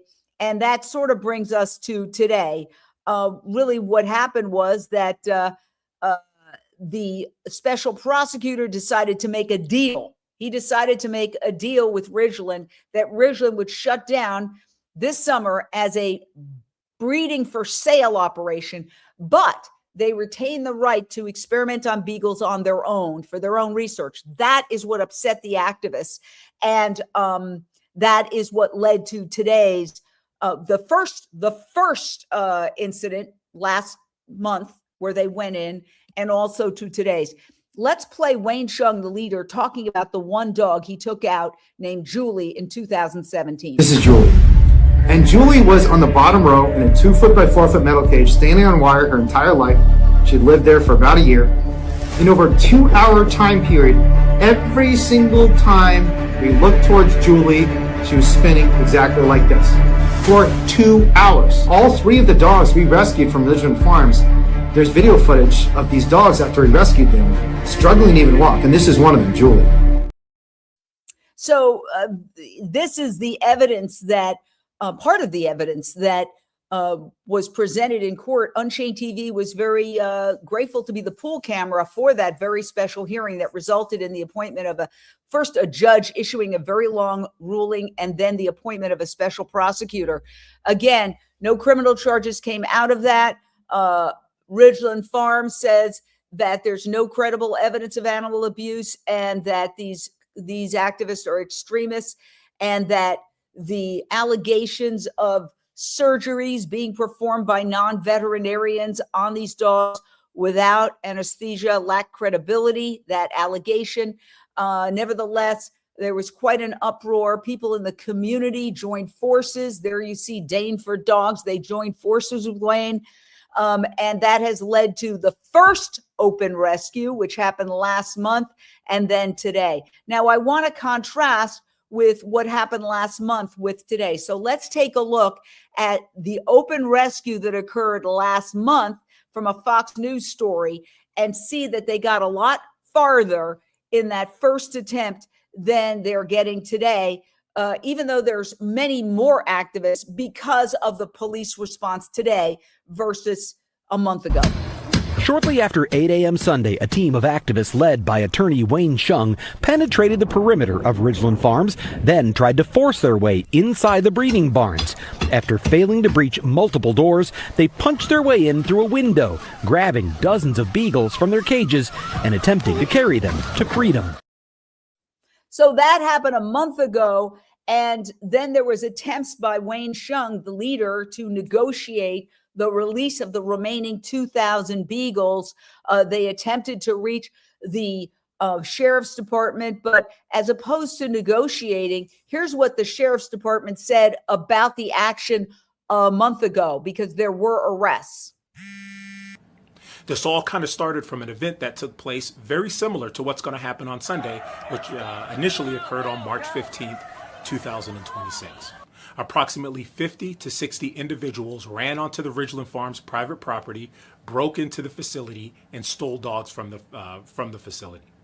Our Dane County Sheriff's Office conducted an investigation on that, and we referred charges today to the Dane County District Attorney's Office on 70 charges, which includes 63 people. It is now up to the Dane County District Attorney's Office to determine whether or not they're going to charge those individuals with the crimes that we referred to them. So there you have it, Lindsay Baker. They're going to charge all the people they arrested last month, and now they're in the process of arresting more people right now. What do you make of it?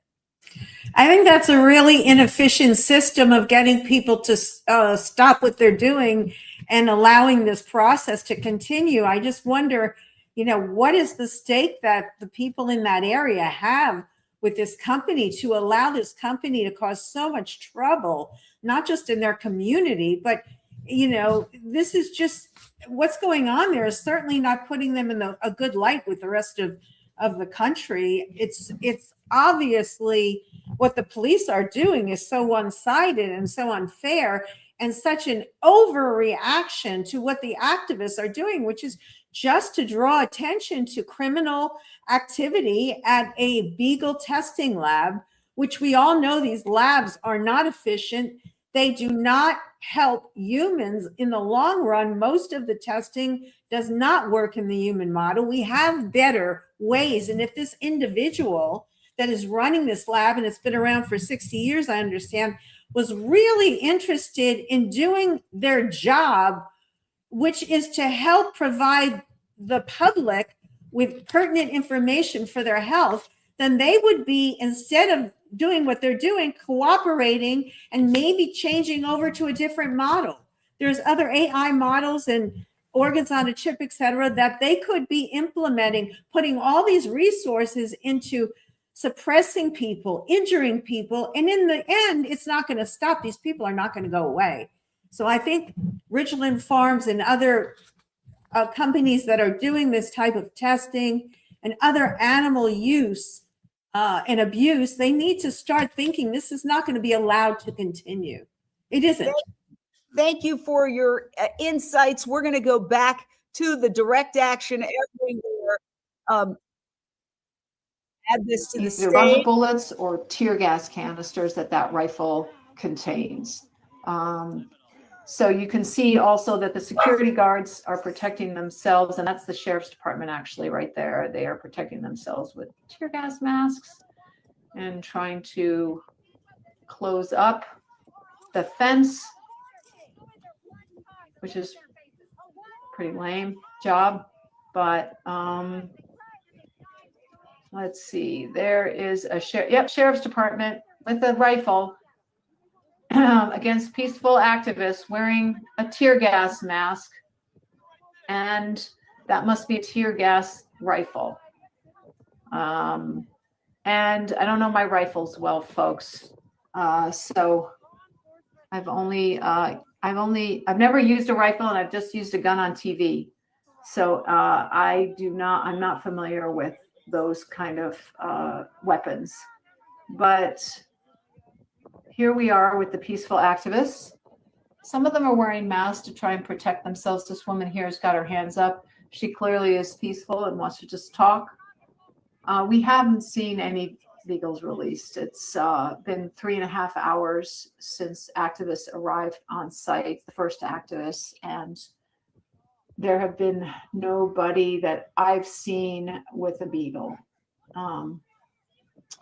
So I don't know how this ends, folks. There's hundreds of people on the outside of the fence wanting to get in to remove the dogs, and there's cars waiting to take those dogs to safe haven, but it looks like no dogs have yet been rescued.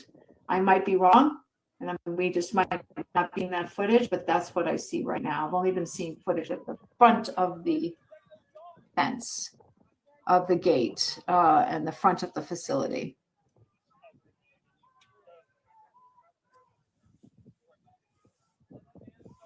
Okay, if you're just joining us, we're live. Actually, this tape is about half an hour ago, 40 minutes ago, but we are at the Ridgeland Farms open rescue to remove Beagles from the facility. There are 2,000 Beagles in here, and there are 1,000 activists outside around the facility. Already, a lot of them have been arrested, and pretty much everybody has been tear gassed and pepper sprayed. So we are maintaining our peaceful stance and maintaining our ask to get the dogs out.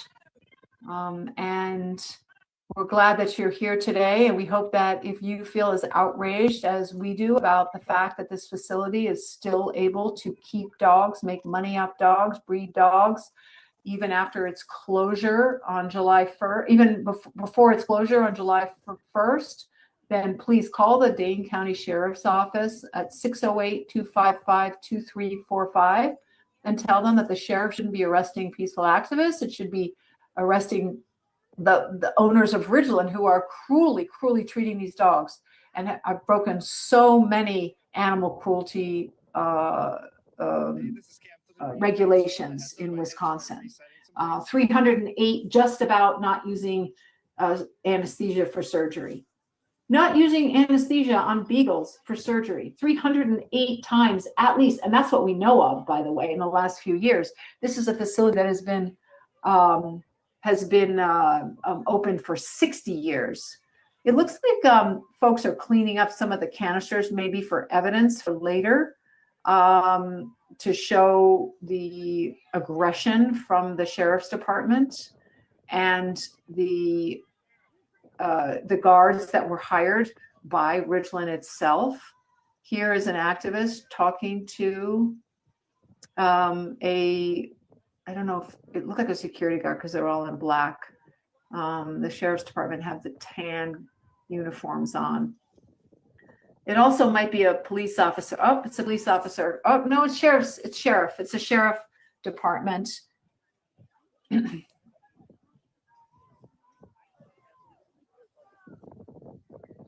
We're going to be bringing up an activist who was tear gassed and get their experience in just a moment. But right now, I'm just showing activists talking peacefully to a sheriff who's heavily armed and looks like he's got a protective vest on and he's got a gas mask on. And then the activists on the other side have nothing except for a jacket and a hat to keep them warm. Okay. Hi. This is footage of an activist who you can see, my God, from her eyes that she's just, I can't hear her. I can't hear her right now. So hopefully the audio will come on. It looks like she's all over the face, and they really got my fucking eyes. Probably like the worst pain is coming in, and then right after that, the bombs started, the tear gas started dropping. I could not breathe. So many people. I just want to say, like, how many people were like helping me is like amazing. It's insane. So many, I didn't even get their names, and I couldn't see them visually because my eyes were closed shut. So, unfortunately, I'm not getting audio. Oh. And I'm trying to hopefully get better to go back inside. Yeah. Take your time. We were one of the first people too, and they were slamming people to the ground. I was also tear gassed, but not straight in the face, but like I couldn't see for like 5 minutes.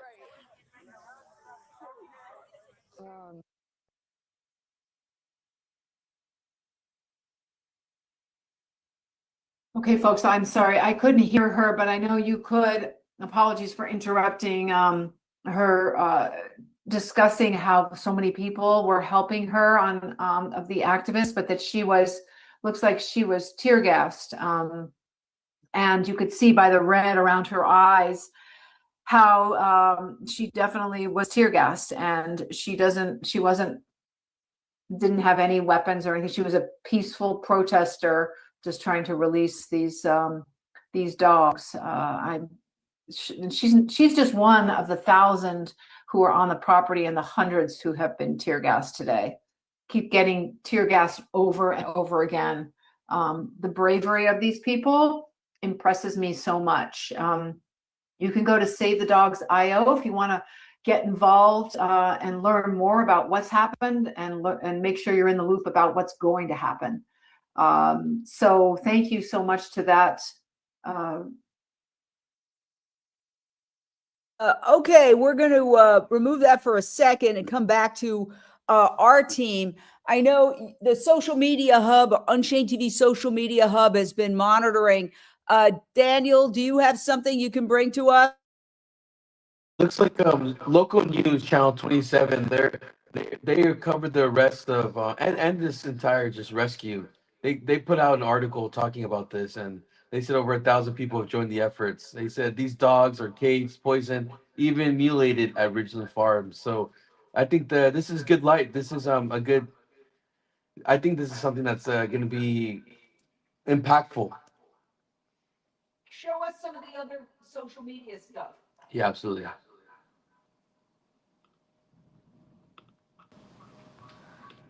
So here, I'll show you again one of the activists. If you didn't see earlier, this is one of the activists that was hit with a rubber bullet and was on the floor for some time. We still don't know what happened to him. He's unsure of whether that person has received actual medical care or not. What else? What is this? Go ahead, keep going. I'm looking. Yeah. This is unconfirmed, but this is also someone else that we think was attacked by was hit by one of the rubber bullets as well. You can see them on the ground in pain, trying to put water because they were tear gassed as well. So activists are essentially getting hurt by the cops, even though they're peaceful. It's the security and sheriffs who are just the ones who are causing a lot of the violence we're seeing here today.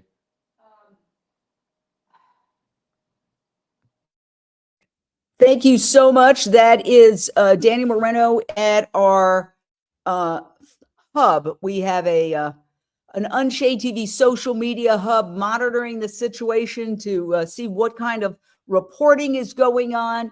I think he should check CNN and CBS and NBC and see. This is, you know what? This is a national story. And the thing that really upsets me is that people have to risk getting arrested. They have to risk going to jail. They have to risk going to prison. They have to risk injury to get any information about animal rights out there. When negotiations are going on, when, for example, PETA has one of their more than a dozen lawyers come up with a Freedom of Information Act request and put out very important information, they don't get coverage. So they do something more dramatic to get coverage, and then the media says, look at how extreme they are. This is a societal bias against this entire issue. So if you are just joining us, it's been 3.5 hours now that this has been going on. This is an incredible historic moment in the animal rights world. I'm going to bring you up to date. By the way, everybody is having trouble with social media. Social media hub, if you see somebody who gets their feed out, let me know right away.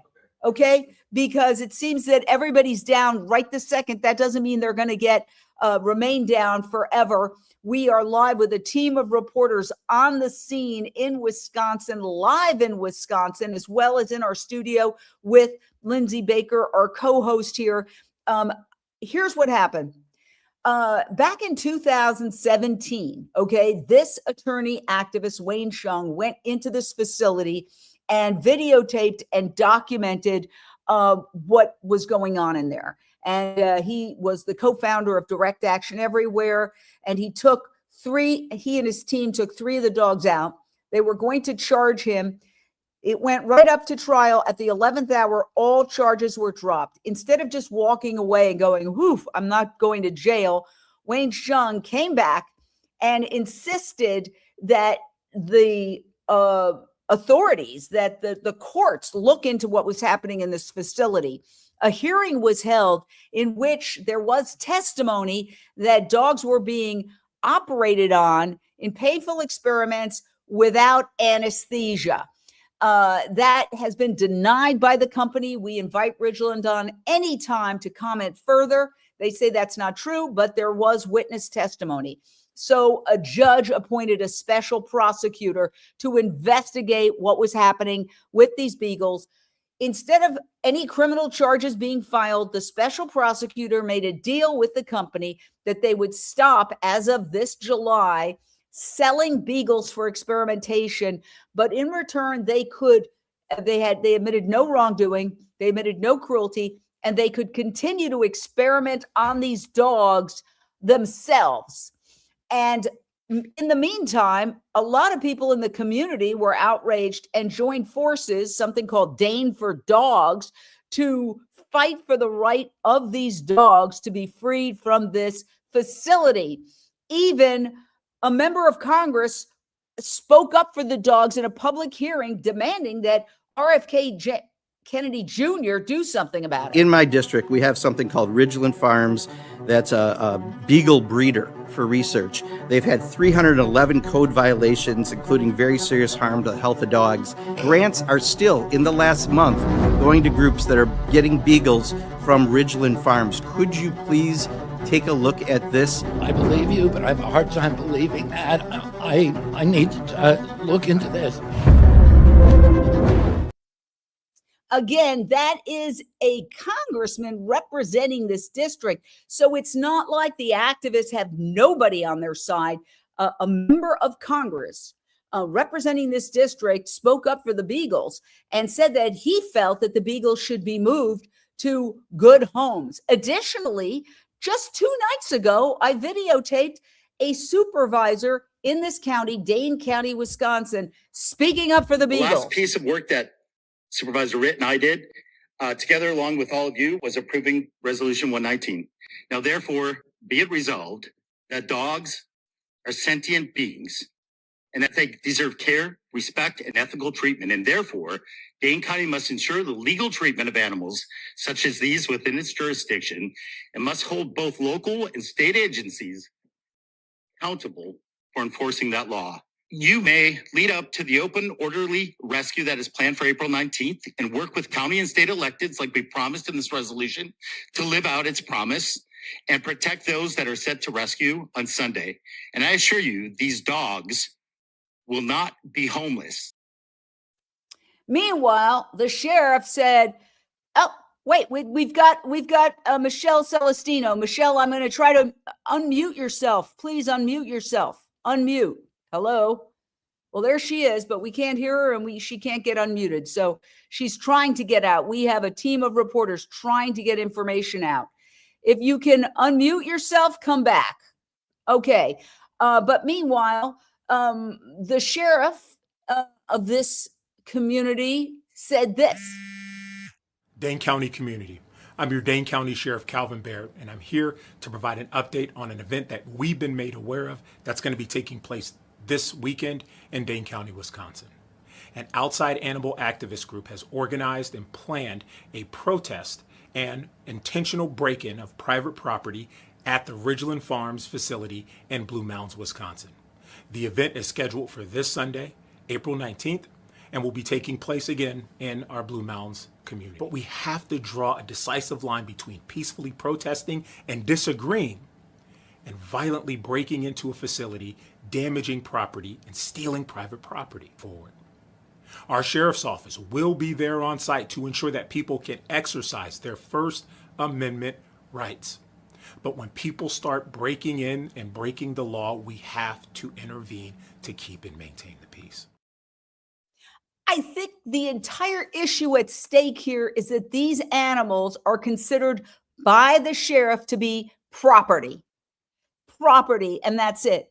But let's face it, just the other day here, there was a raid on a rescue gone awry that had too many animals, and all those animals were confiscated because the authorities felt that the animals weren't being treated properly. So if they're just mere property, how come authorities go in and rescue animals when, people, and this happens all the time, animal rescuers sometimes get overwhelmed and they take too many animals in and they can't keep up and they can't take care of them properly, and then they're seized. Well, if they're just mere property, how can they be seized?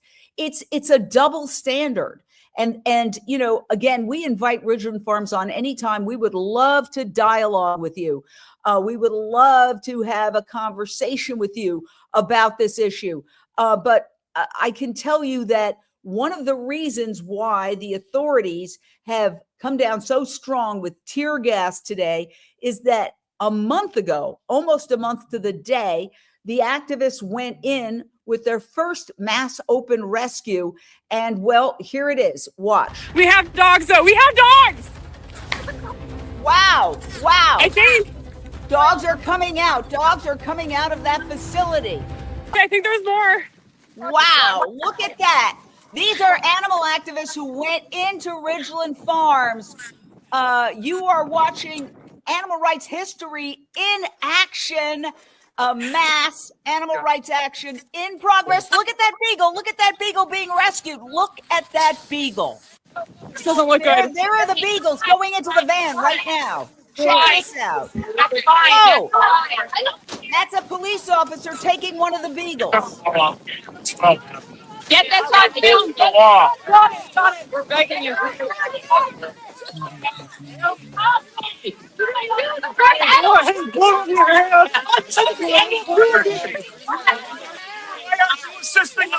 you going to look at kids in the eyes? How crazy is this? What is wrong with you? Activists are begging police not to return that beagle to the laboratory breeding facility. How scary he is! Sir, please! He's grinning for her life! Don't allow him to go How could you do this? How could you do this? So that was a month ago. And now that was only about, 60 to 100 activists. Now there's 2,000 activists there. We're going to go back to Direct Action Everywhere's live feed to try to get more. Again, a lot of the internet is down there. I don't know if it's intentional or accidental, but let's listen to this.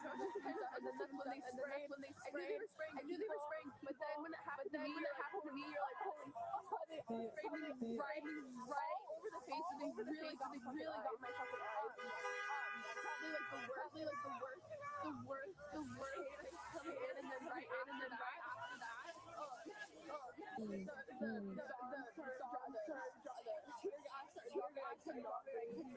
so many people. I just want to say, like, how many people were like helping me. It's like amazing. It's insane. So many. I didn't even get their names, and I couldn't see them visually because my eyes were shut for like 30 minutes. And I'm trying to get better to go back inside. Yeah. Take your time. We were one of the first people to, they were slamming people to the ground. I got tear gas, but not straight in the face. I couldn't see for like 5 minutes. Okay, thank you, Jamie Logan, for that footage, and thank you to that activist for being so brave and wanting to go back in despite being tear gassed or pepper sprayed. She said she was pepper sprayed right in the face, and then then they started throwing tear gas canisters, and that she was helped by so many other activists. That's because there's a lot of activists out there.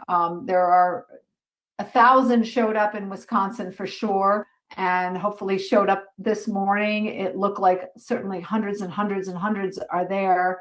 We know that a lot of them have been arrested, and they've been tear gassed and pepper sprayed, and they keep coming back, just like she said she was going to come back. It sounds like she might have gotten into the property a little bit. She said something about breaching, but I don't know for sure, and I haven't seen footage yet of anybody who's gotten on the property, except for that one activist who was on the ground unconscious. And he was arrested and escorted off the property. So we don't know if any Beagles have gotten out. But we're glad you're here. And if you're just joining, you can go to SaveTheDogs.io to learn more about this event and future actions around Ridgeland Farms and the testing of Beagles.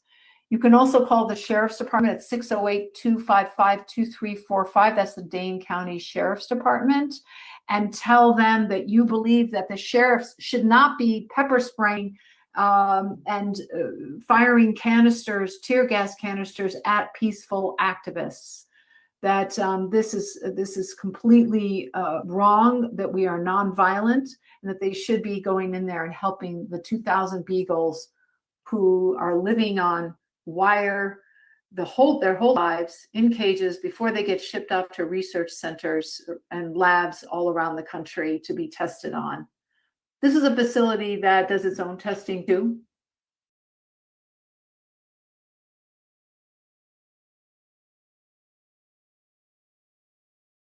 Okay, we're back now. We're back now live. And what I'm going to do is I'm going to go to Wayne. I'm going to go to Mick Davudian, who's there as one of our reporters. It seems like they've shut down a lot of the video. And there's people who saying they're probably using internet jammers to block cell signals so they can limit the live feeds. They did the exact same thing at the ostrich farm in BC, Canada. I don't know that's true, but I could tell you that Mick Davudian, one of our Unchained TV reporters, has been there all day. Mick, speak up and tell us what you've noticed. Jane, I can confirm that is in fact what you're saying. We have unusually poor quality of connectivity here, and that seems not normal. So I cannot speak to why that is. We have not been able to go live. In fact, I know many of the activists here shooting live footage, hoping to go live and live stream, have been unable to do that. However, there's enormous footage being recorded, and we are very protective of our phones, making sure that they don't get confiscated. We are holding on to our footage. We've done interviews of many injured folks.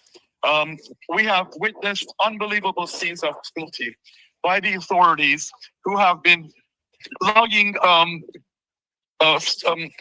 rubber bullets against innocent bystanders and against innocent activists.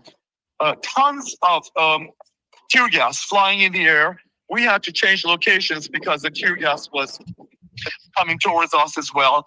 At one point, I have footage of activists along the bales of hay by the perimeter that they have turned over very successfully, I might add. They were caught in a smoke, in a cloud of tear gas, unable to get away. Right now, I see a crowd gathering. Let me tell you verbally what I'm seeing visually.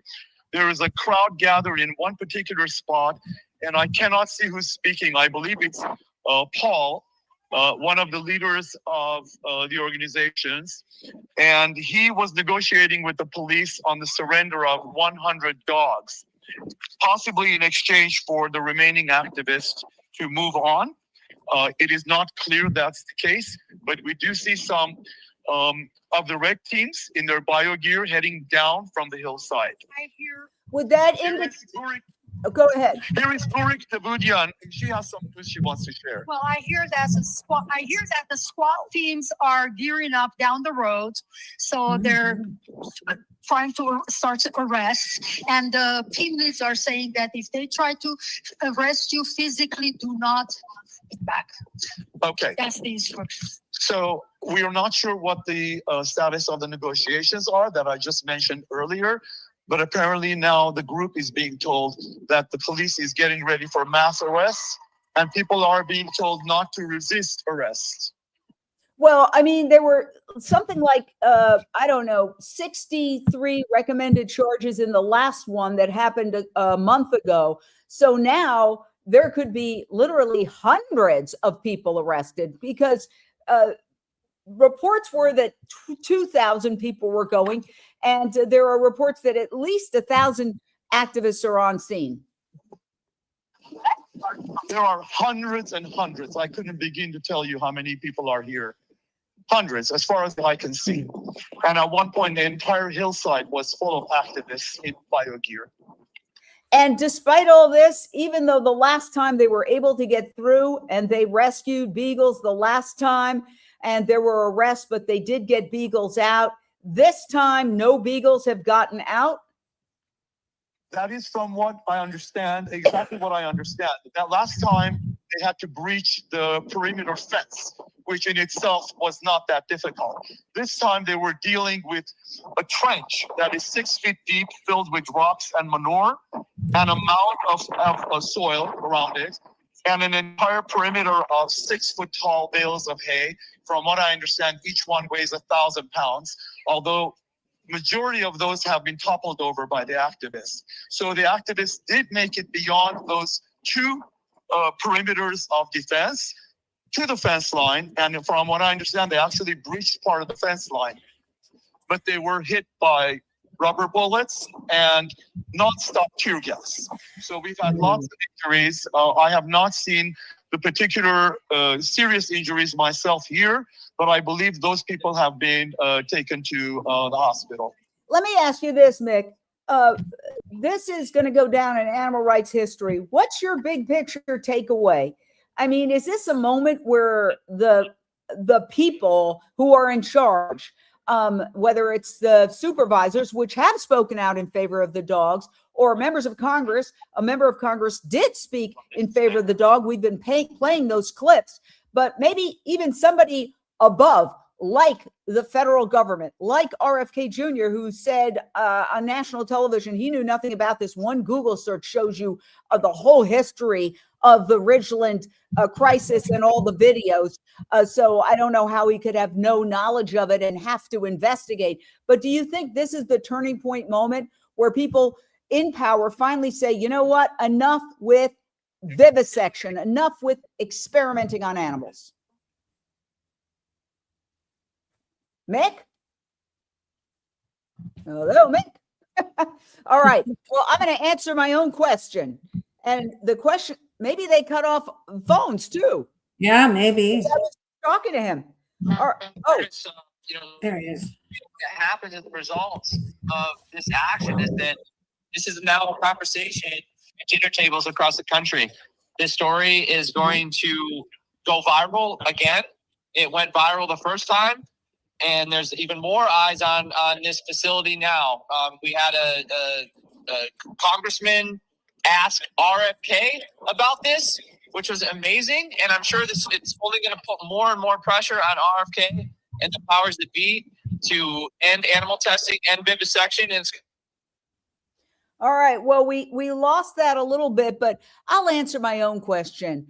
The truth is, we're in the 21st century. We have organs on a chip. We have AI. We have quantum computing that is achieving in a couple of hours what it used to take people 50, 60 years to do. There is no need to be torturing beagles. This is my personal editorial. It's of the past. The reason that it continues, and I'll just finish my sentence and then you could start up again, Mick. But the reason that it continues is money. And I'm not talking about Ridgeland. I'm talking about the industry in general. Universities love animal experimentation because they get a cut. Okay. Anytime a grant is awarded to a university, the university gets a cut.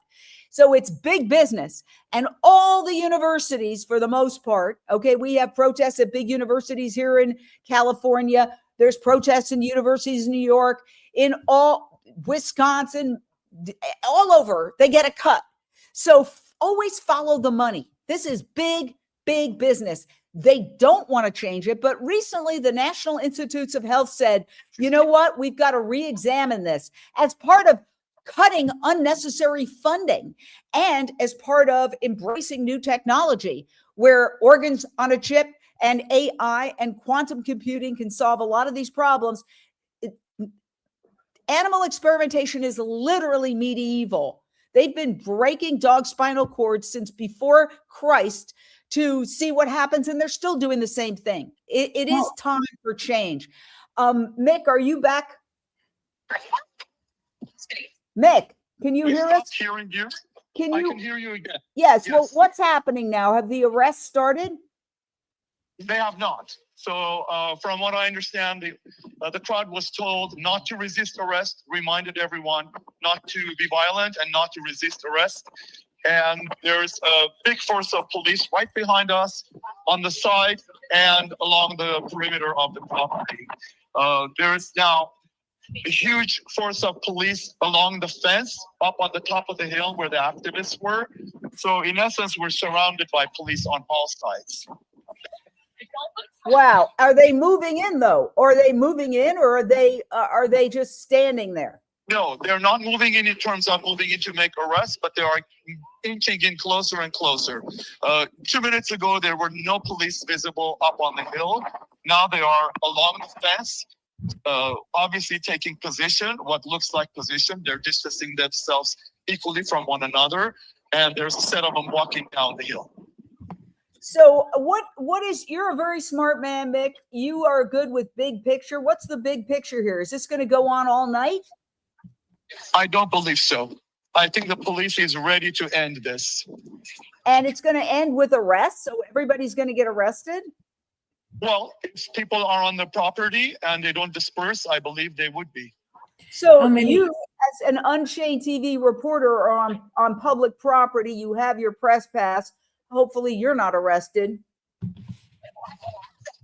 Well, I'm not sure. Honestly, anything is possible. From what I've seen today, the last few hours, I wouldn't doubt anything. Until this morning, I never believed that Wisconsin police would act the way they did. I mean, it's really unprecedented. I can't believe that this is happening. My mind is completely blown because, you know, he said it's okay to protest peacefully, but when you mess with people's property. But the problem is, this is not mere property. This is not inanimate objects. These are living beings. And there was a court order. There was a court decision that created a special prosecutor.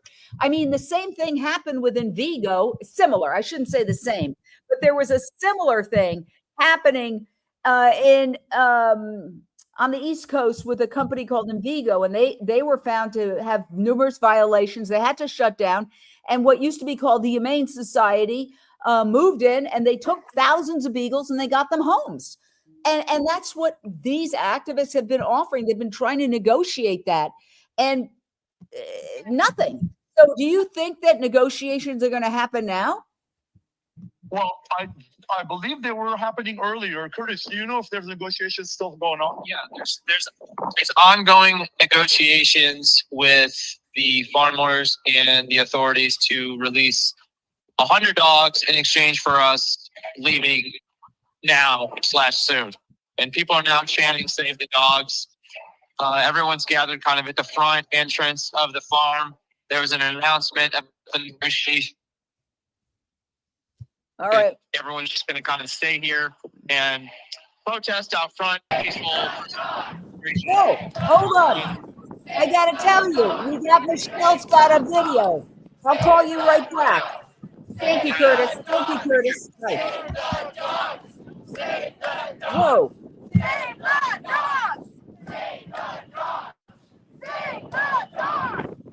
Jane, it is incredible what is going on.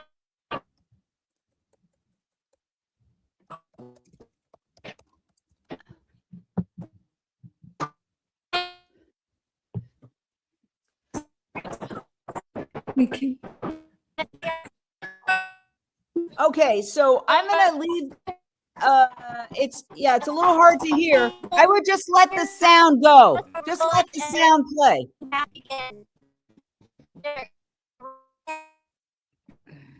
Okay, I'm going to do this. Hold on. I'm going to find a way around this.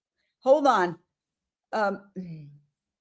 Maybe you could talk, Michelle, on the phone. So right now we're trying to reconnect with our reporter on the ground, and Jane's trying to connect with her. Yeah, we can see you, but we can't hear you. So We're why don't you having tell really- us what's happening? Hold on one Okay, second. so let me tell you what's happening. They stopped attempting to breach the fences. They've gotten rid of all the hay bales. They're down. And every time they were trying to breach the fences, they have now riot police in riot gear up there, along with state police, hitting. Okay, well, you heard it there. I don't understand this. Daniel, do you have any video coming to us? No, it's really dark right now. No, I mean, just get some, if you could get some tape video to us so we can. Oh, okay. Thank you. Okay. I've been trying to send you taped video. That's all right. You're live. So tell us what's happening. Okay, so this one gentleman I talked to, he tried to extinguish the tear gas and kicked it into the mud, and the officer saw him and shot him in the leg. So I have footage of him with the bullet, which is like half the size of my palm. The rubber bullet is that big, and he's okay. He's an elderly man. He's still here. Okay, so tear gas, and they come back. wow. I'm hearing you, yes, but you have to speak slowly because there's a lot going on here, and it's very confusing. Go ahead. Okay, so the activists are hit with tear gas. They can't see, their throats are tightening. It's extremely painful, and they're ushered to their makeshift triage here, and they're assisted. You're not supposed to. So they went out sailing to help everybody and flush their eyes and give them water. There have been different reactions. I spoke to Marina from Fox, the reporter, just now, and she went up to see what was going on at the first round, and tear gas. She was tear gassed, not straight in the face, but she got a whiff of it, and it was file, not .mov. Go ahead. What? Nothing. Continue on. Okay, and she was hit with some tear gas, not straight in the face, and it affected her for a moment, and she was okay. And then we have other actors, maybe they were hit more directly, that I saw couples kind of like shivering on the ground, and people comforted them with blankets. They called the paramedics, different activists, 3-4 times, and the paramedics, I don't know if you heard that story earlier, I was trying to tell you, the paramedics specifically talked to our reporter, Hurrick, and said, we can't get through that mess when they can easily walk through and bring some aid. Yeah. Well, you get the point. You get the point. They can deliberately walk through and bring some aid. So thank you, Michelle. Something. Yeah, go ahead. Can you hear me? Yes. Yes. I can't hear you now. Am I disconnected? No, you're on. You're still on. Hello? You're on. I'm going to keep talking until you hang me up because Yeah. I cannot hear you. Yes. So what right now, all the activists have come back down from the hill and they are regrouping and they are undeterred, and I think they're figuring out they're caught by surprise. Oh, she got disconnected. I mean, what the heck? This is the United States of America. I should be able to talk to somebody in Wisconsin, which leads me to believe that maybe, let's see if Direct Action Everywhere's feed is working. I don't see it. No, I don't see Direct Action Everywhere's feed is working. But everybody lost their lives, but we're live. And we're going to bring you with calls and any way we can, the very latest. That can't be an accident. I was at the Women's March, which had hundreds of millions of people, and you could get a phone call out. So it seems very coinky-dink that all of a sudden, nobody can even make a phone call from that location. And somebody said they're obviously jamming. Yeah, and that doesn't mean playing electric guitar, okay? It means something else. Daniel Moreno, what I'm going to do is you are going to share your screen because we don't have time to, you can send me those, but they have to be in an MP4 file. I can't upload .mov, but you're not on the stage. So what we're going to do is add you to the stage and you can tell us everything you're seeing. Okay. All right. So we're going to go to our social media hub. Your camera is facing the ceiling now, so get it in position and tell us exactly what you are seeing. I'm going to mute. Okay, so right now we're in the dark. I mean, they start posting some more videos right after Wayne, especially. Let me show you this one.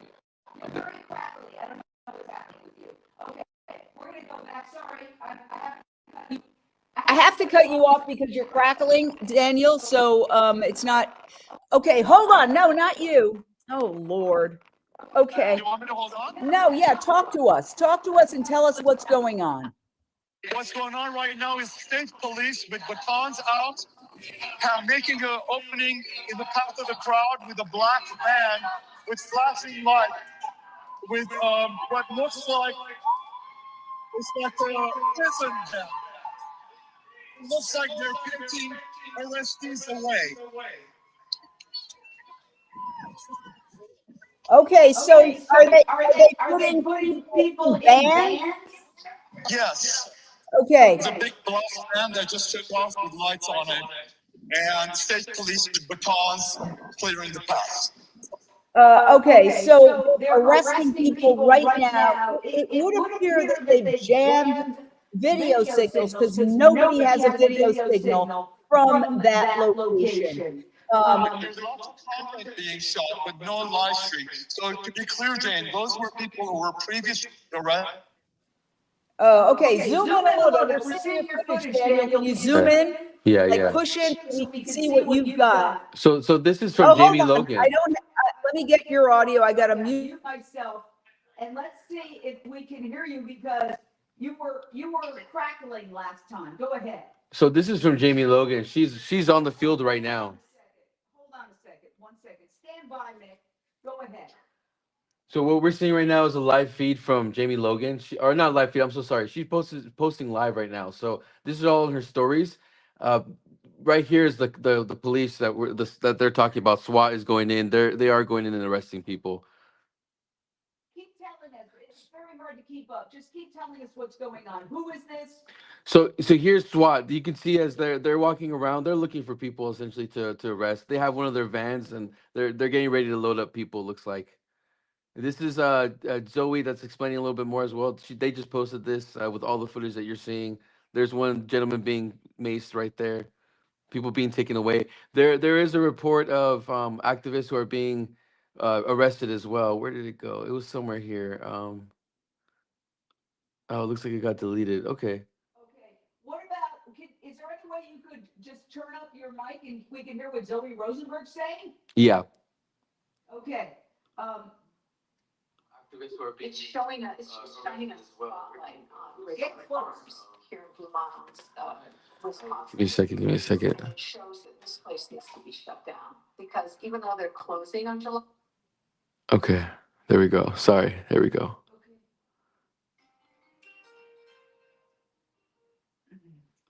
All right.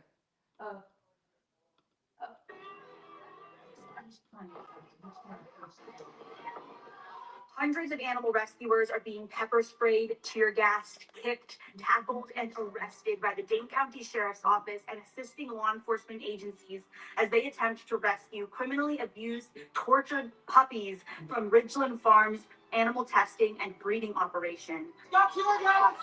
Stop gas! Stop gas! Tear gas! It's coming! Tear gas! It's coming! Oh my God! Animal rescuers have remained nonviolent and peaceful and determined to get these dogs out, but it appears that massive numbers of people might now be placed under arrest and taken into the Dane County Jail. We will keep you all posted as these events continue to unfold. Okay.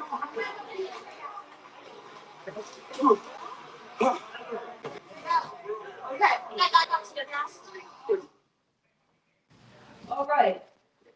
Thank you, Daniel. And get me the MP4 files. Thank you. Text them to me. Let me know when you've texted them to me. All right. We're back here. That's our hub, our social media hub where we're monitoring the situation. Now we've got Mick Davudian, our reporter on the ground, bringing us the very latest. It seems that they're jamming signals, so we can't, you're blocking your image. Look at your image, Daniel. It seems like we are being jammed, but can we hear you? Okay, hold on. Let me put you on speaker and tell us what's happening right now at the scene. So Jane, just to back up one moment, to be clear, the earlier van that left, those were prior arrestees being transported. They were not new arrestees. I have Paul Picklesheimer here, if you want to talk to him. Absolutely. Paul Picklesheimer, one of the lead organizers of Direct Action Everywhere. Tell us what the situation is, Paul. Yeah, thanks, Jane. I'm serving as one of the police liaisons today, and I just made an offer to the police to ask the commanding officer that we would leave if Ridgeland will hand over 100 dogs. We'll leave immediately, and if not, we have 100. Wow. And look at that. It just got jammed. What the heck? I'm not calling Timbuktu. This is Wisconsin. Are you, I mean, Lindsay. They're blocking. Oh my gosh. He was just finishing his sentence as to what he was saying. Group and come back tomorrow, honestly, or sometime in the future.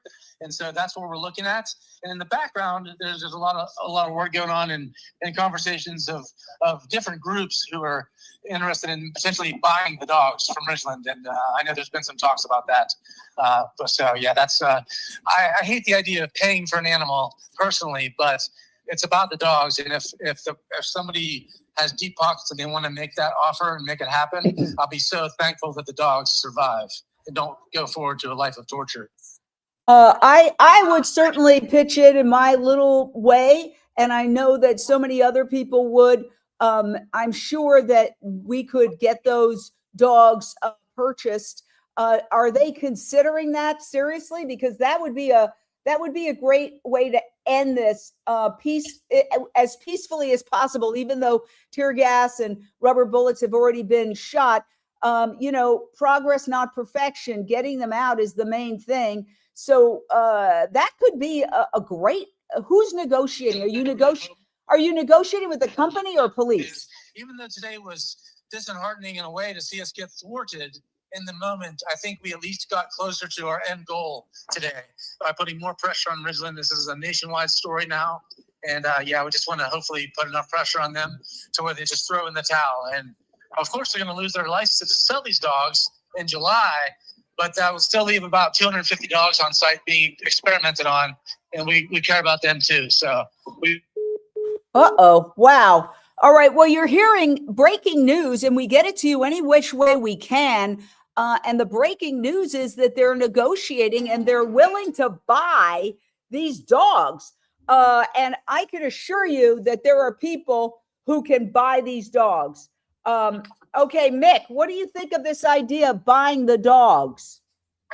Well, like Paul said, I don't think animals are property that need to be paid for. We wouldn't buy a child, but in reality. Shortly after 8 a.m. Sunday, a team of activists led by attorney Wayne Hsiung penetrated the perimeter of Ridgeland Farms, then tried to force their way inside the breeding barns. After failing to breach multiple doors, they punched their way in through a window, grabbing dozens of beagles from their cages and attempting to carry them to freedom. All right. I will say things have gotten a little chaotic. Okay, but what I'm trying to do right now, transparency, I'm trying to upload videos that just came in. And in order to do that, I have to delete some videos. So you're seeing behind the scenes of what happens here at Unchained TV when we do all sorts of work because we are using a system called StreamYard that allows us to have quite a few videos, but there's a limit. And there's so much happening now that there's been an overabundance of videos that are in here. So let me see if I can get one or two up to show you the very latest. I'm going to put all these friggin' .movs in the garbage and see if there's any left here. This is one. Okay. So we've got this one uploading, and I think I can upload one more, and then we're going to bring you some of the very latest of what's happening here. So I'm just picking them randomly. Say something about the yes, we were able to hear Paul, and he's talking about negotiating in order to get these dogs out. And, you know, I would say normally no, but in this extraordinary circumstance, especially when, you know, you try not to buy animals because they use the money to buy more animals. But because this facility is shutting down the breeding for sale, I feel it's a perfect opportunity to make an exception to that rule and to negotiate a deal where they can be bought, where these animals can be bought. What are your thoughts? Well, I was just going to say, I was wondering what their strategy was to buy What are your thoughts?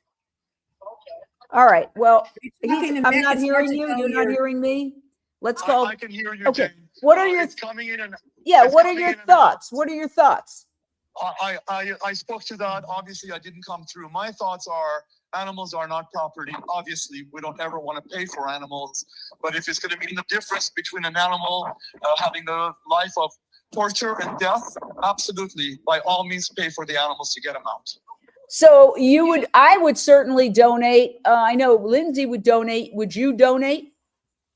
Absolutely. Okay. So, you know, we have enough people here to get the ball rolling, given the extraordinary circumstances. I'm sure a lot of people, you could stick in the comments whether you would be willing to donate. We've got a lot of agreed, Jane. So people are agreeing.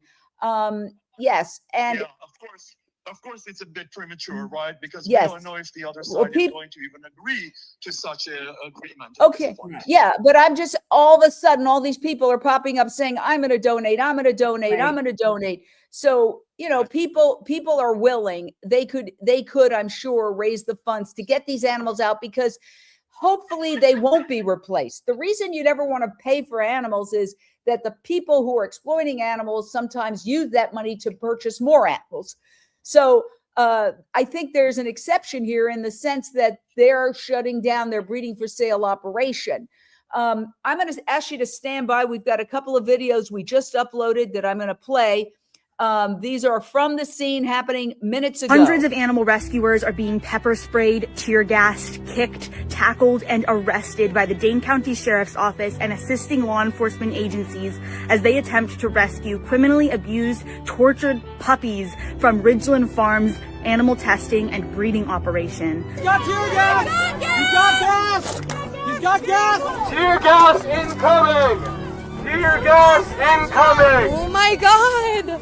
Animal rescuers have remained nonviolent and peaceful and determined to get these dogs out, but it appears that massive numbers of people might now be placed under arrest and taken into the Dane County Jail. We will keep you all posted as these events continue to unfold.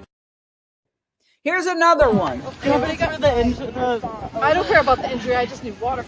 Does anyone have water? Water. I just need one water, and then you guys should keep going and just. Okay. You can wrap your neck around it too. Wow. Those people are Renee? so determined. Oh my God. Oh my God. That's What are incredible. your thoughts, Renee? Former cattle rancher turned vegan sanctuary owner. Well, you know, I was listening to all the discussion about should we purchase the dogs, and I can remember 11 years ago when I was faced with the decision: do I purchase my husband's cows in order to save them from slaughter? And you know, I made a decision that saving those cows, because there was so much spotlight on this story, that was the right thing to do. And you know, if I would have never done that, if we wouldn't have purchased those cows, or they wouldn't have gotten purchased from brave activists everywhere that helped us do that, there would be no Rowdy Girl Sanctuary or the movement that's happened as a result of it. There'd be no book, no documentary, all this. So, you know, I think in times like this, when the rubber meets the road, you know, you have to go gray. It is no black and white.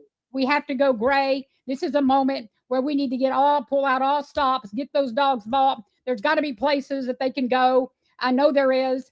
And we can make a mark in history right now and change this and stop this like the Rowdy Girl story did. It can happen. I agree with you entirely. As a rule, I try never to purchase animals, but let's say I do with horse rescue. I have purchased many horses that are about to get on the slaughter truck to go to Mexico or Canada with no food or water for several days, to be hung up by a leg and have their throats slit. And I've purchased those horses. So I think there's an exception to every rule. Of course, what we have to do is end the wild horse roundups that are being paid by our tax dollars, but that's the big solution. So yes, in the immediate moment, that little filly or that mama horse or that papa horse says, just get me out of here so I'm not tortured. And it's the same thing with this.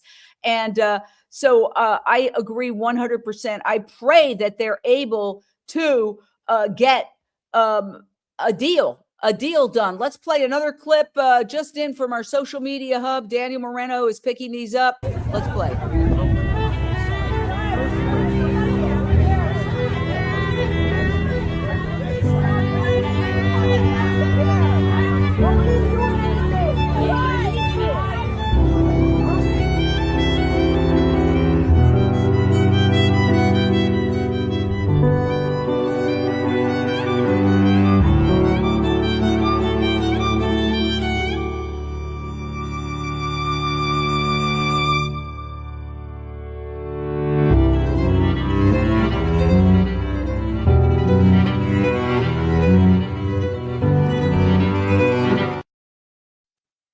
All right. Well, that's the big picture. More than 1,000, possibly up to 2,000 are there. They've been tear gassed. Some have been hit by rubber bullets. Some have collapsed to the ground. You've seen those footage. Now the police are moving in, reportedly to make a bunch of arrests. We feel that somebody is intentionally jamming, because let me see if Direct Action Everywhere is back yet. No, I don't see Direct Action Everywhere yet. So Mick, we're still blocked video wise. You're our connection to what's happening on the ground in Wisconsin. Bring us up to date. Hold on 1 second. I got to put you on speaker. My bad. Go ahead. Jane, we're at a bit of a standstill right now. It's status quo as far as I can tell, visually and otherwise. Right now, it's fairly peaceful. There's lots of people still getting triaged for eye injuries from tear gas, as well as pepper spray, which was directly into the faces of many of the activists. I don't believe there are any serious injuries that I can see here in front of us. It's just mostly the gas and chemical injuries. So and we're just waiting to find out what the police is going to do next. And still, they have not breached the perimeter. There's no dogs. No, none at all. In fact, there's no activists by the perimeter anymore. It's police standing on top of the hill right outside the fence. All the activists and everybody else are at the bottom of the hill. They have tow trucks up the streets. Okay, tell us more. That's horrid. Tell us more. She's making a comment that I just heard that there are tow trucks up the hill and they're getting ready to tow the cars. And they're telling people that if one person is inside the car, they can't tow. But obviously, most of the activists are not in their cars. So majority of the cars are parked down from here. So I don't know what the situation is down there, but looks like they're starting from up here. Tow trucks. Yeah, when we first arrived here, we were rushing here because the plans were changing at the last minute. Not sure if that was intentional. I would like to believe that it was intentional. The initial point of meeting was changed to a secondary point of meeting.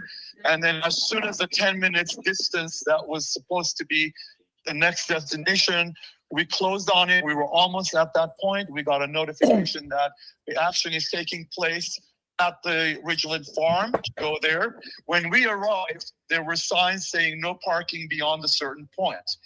Now we have parked in the quote unquote legal area, but there are hundreds of cars parked along both sides of the road beyond where it says no parking.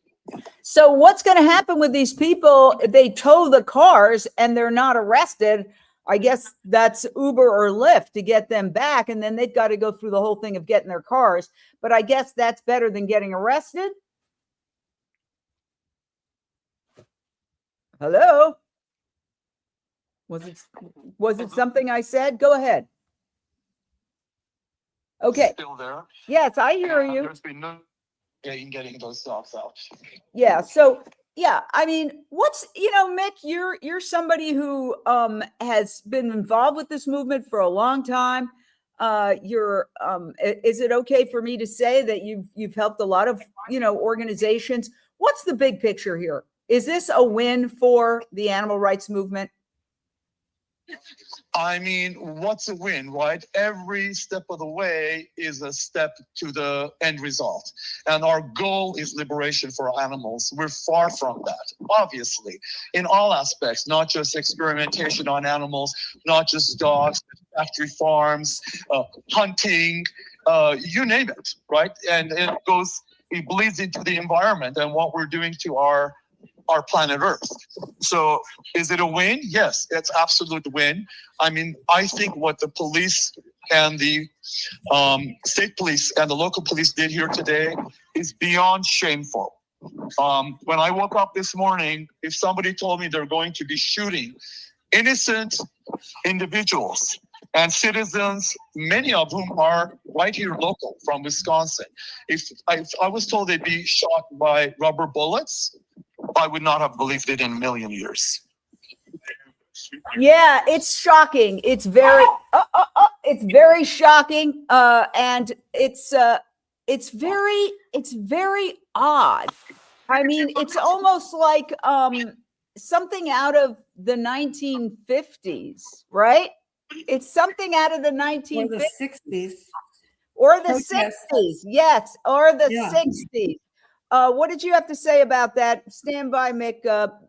Lindsay's talking. Well, like so many other movements that we see, the kind of footage that you'll later see in documentaries will be footage that you'll say, oh my God, I can't believe that happened. But we're watching it happen right now. But this is history being made and change is happening. This is going to cause a lot more publicity. I mean, look at all the places it was talked about already. This is just going to amplify. And that's why it's so important for people to share this out and keep reminding people that you can do so much as an activist right at your home, just, listening to this or driving in your car, wherever. You can help right now. Just share this out. We got 561 people on with us right now. Please share this to everyone you know. That's one platform. We have 900 on this one platform. Another platform. We have people watching on our streaming network and people watching all over the place. So thousands of people are watching this coverage right now.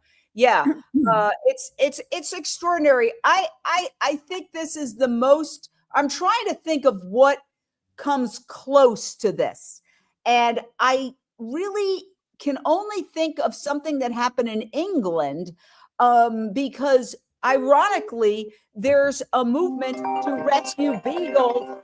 There's a movement to rescue beagles underway in England as well.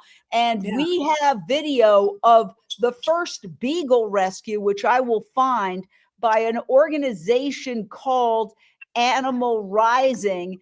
And I will show you this. It's very dramatic, but this happened not that long ago in England. And a whole bunch of people were put on trial. Some were convicted and some were acquitted, because in the British system, when there's a lot of people put on trial, they have like different people tried at different times. So some were convicted, some were acquitted. But take a look at this.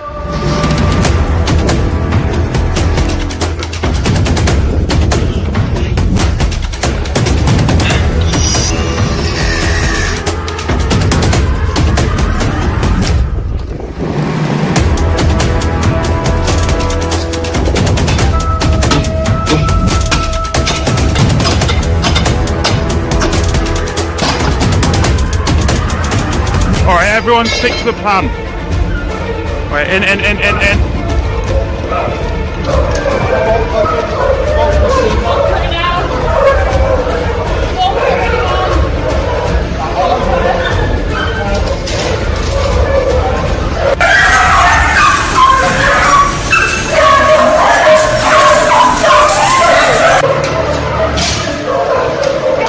Evan, this one.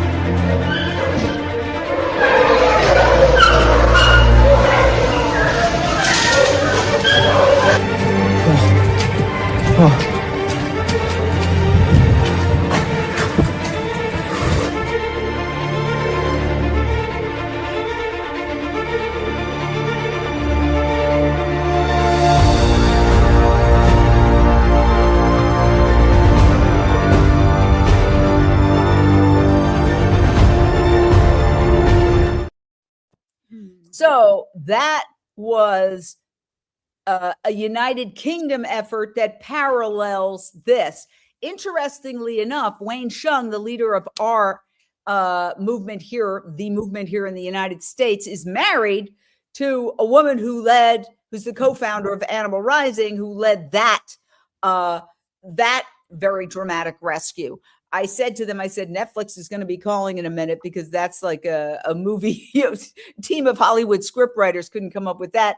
But Renee, it seems like a global uprising against animal experimentation, which many, many people, including scientists, including Physicians Committee of Responsible Medicine, is saying is outdated in the 21st century, that it's holding back medical progress, that more could be accomplished with organs on a chip, AI, quantum computing, and all the modern systems that we have today. And that what's keeping this going is a bunch of people who are making a lot of money off of it. Absolutely. It's, like you said earlier, and so many others before, follow the money, and until we break out of this system, this belief system that is holding, animal experimentation, animal agriculture, entertainment with using animals. I mean, our entire backbone of our society is built on commodifying and exploiting animals. It's atrocious that we live in a society that makes animals commodities, widgets, things, units of production. The issue here is the belief system that has to be freaking smashed. And we have to smash this belief system. And it's going to take actions like this. It's going to take moments in history where we have a sliver of an opening, where we can go in and maybe find the folks that will buy these animals. We can find a place for these animals. I know we can. But, you got to go in, you got to find these openings. In our world, we call it that moment of clarity. Sometimes we get a moment of clarity and there's a place you can walk in and you can go through and you can make the difference to collapse systems. And this is what has to happen right now. This system has to be collapsed. And unless we continue to go through without fear or face our fear and go through courageously look at the thousands upon thousands of people that are not only there, but watching, the millions of people. This is going to make such impact such a difference for these animals and the lives of others. I know it. I've lived it. I've seen it. I've felt it. We must continue and never stop. Wow. I'm going on. I don't see Direct Action Everywhere live right now. Correct me if I'm wrong, Daniel. That was where we had, they're not live right now. Let's check. It's Jamie's Corner. It's Jamie's Corner Instagram. Let's see if she's live. If not, yes, let's go to her. We're going to bring her in. Hold on. I'm stopping this screen. Takes a second, just explaining to everybody how it works. And by the way, I'm no technological genius. If I can figure this out, it's a miracle. Okay, here we are. I'm going to put this here with Gary. Tell us what you saw. Did you go inside? Were you in there? What have you seen? Honestly, the craziest thing I've ever seen in my entire life. Nonviolent, peaceful people just trying to go in and save some dogs from horrific torture. And we know that there's been violations found here. We know that every activist has a legal right to be here and rescue these animals. Yet these police were tackling people to the ground. Like I am. There's people that are not okay right now, that were violently thrown to the ground, beaten. I saw people getting tear gas directly in the face. I mean, even just like walking in the vicinity, you can smell the pepper spray now. I couldn't see for about 5 minutes. So I was just walking with somebody because I couldn't see. We lost connection on the live stream. Do you think the police are messing up with our Starlink connections?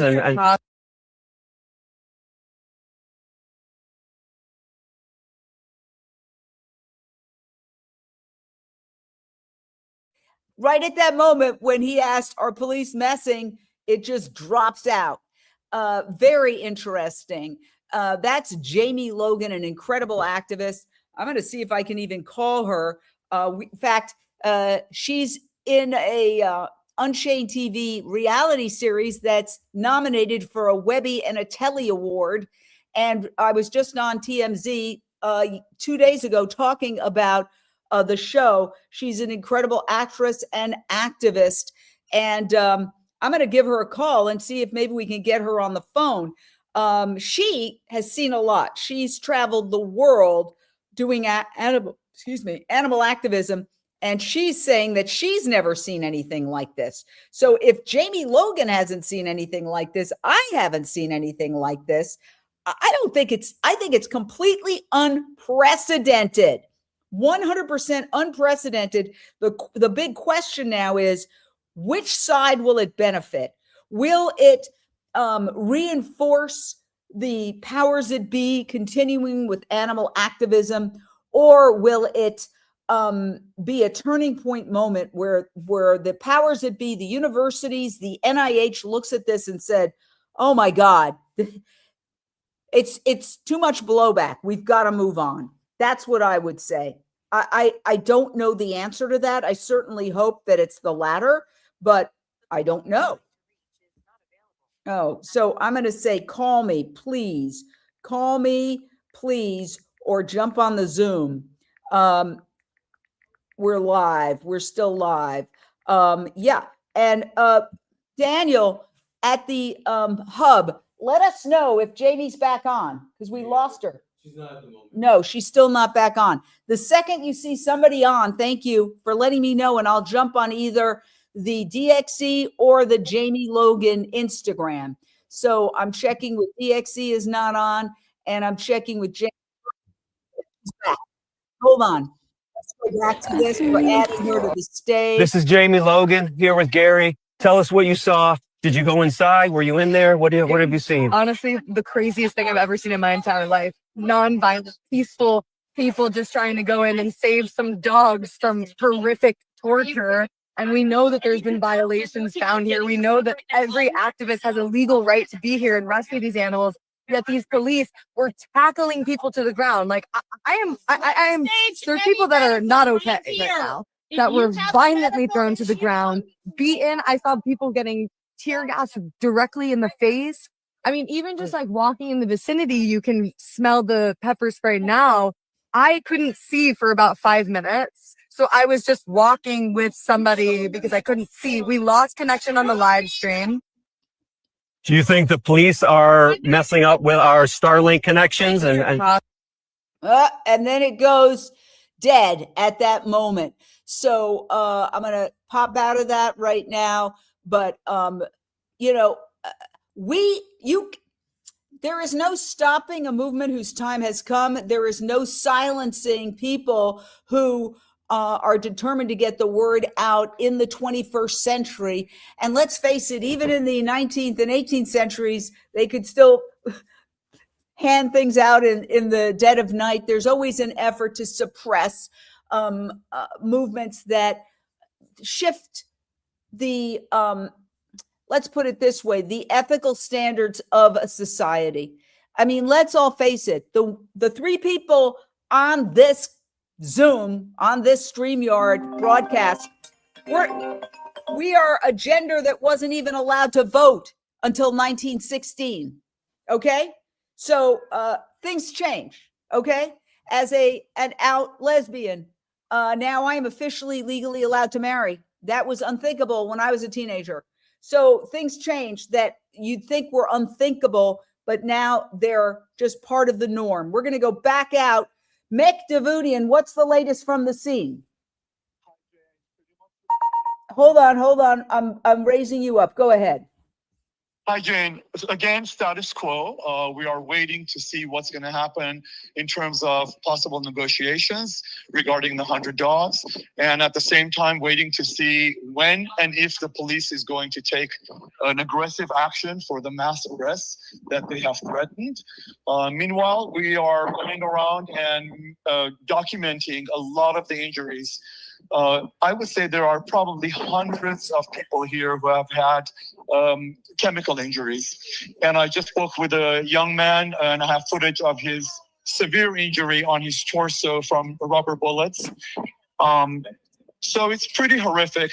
I can tell you myself, all of a sudden in the last 20 minutes, I'm realizing that I'm having a bit of a hard time breathing. When we were right at the beginning of the action, a line of police in riot gear approached us and violently tried to push the crowd away. And I held out my press pass. I said, I'm here. We were videotaping. I said, I'm press. We're just documenting. And this 6'6" or maybe even taller guy took both of his hands and punched me in the chest. What? So hard that I almost fell backwards. Are you kidding? And there were a couple of no. Say that again. You said you were media. You have a press pass on you. You are not. I was videotaping because we couldn't go live, so I was videotaping, and we noticed this policeman aggressively approaching us, and the crowd started slowly backing away, but not fast enough. They were moving at top speed towards us and using both hands, one at a time on each person's chest, shoving them back. Several people literally toppled over. One guy next to me fell straight on his back. I was able to hold my ground, but he punched me very hard in my chest, and I'm just now starting to feel the pain. That's insane. I mean, I was a reporter for, I usually cut off one decade, make it just 30 years, but 37 years I was a reporter. I covered riots, I covered fires, I covered murders. A police officer has never laid a hand on me once, not for any reason whatsoever.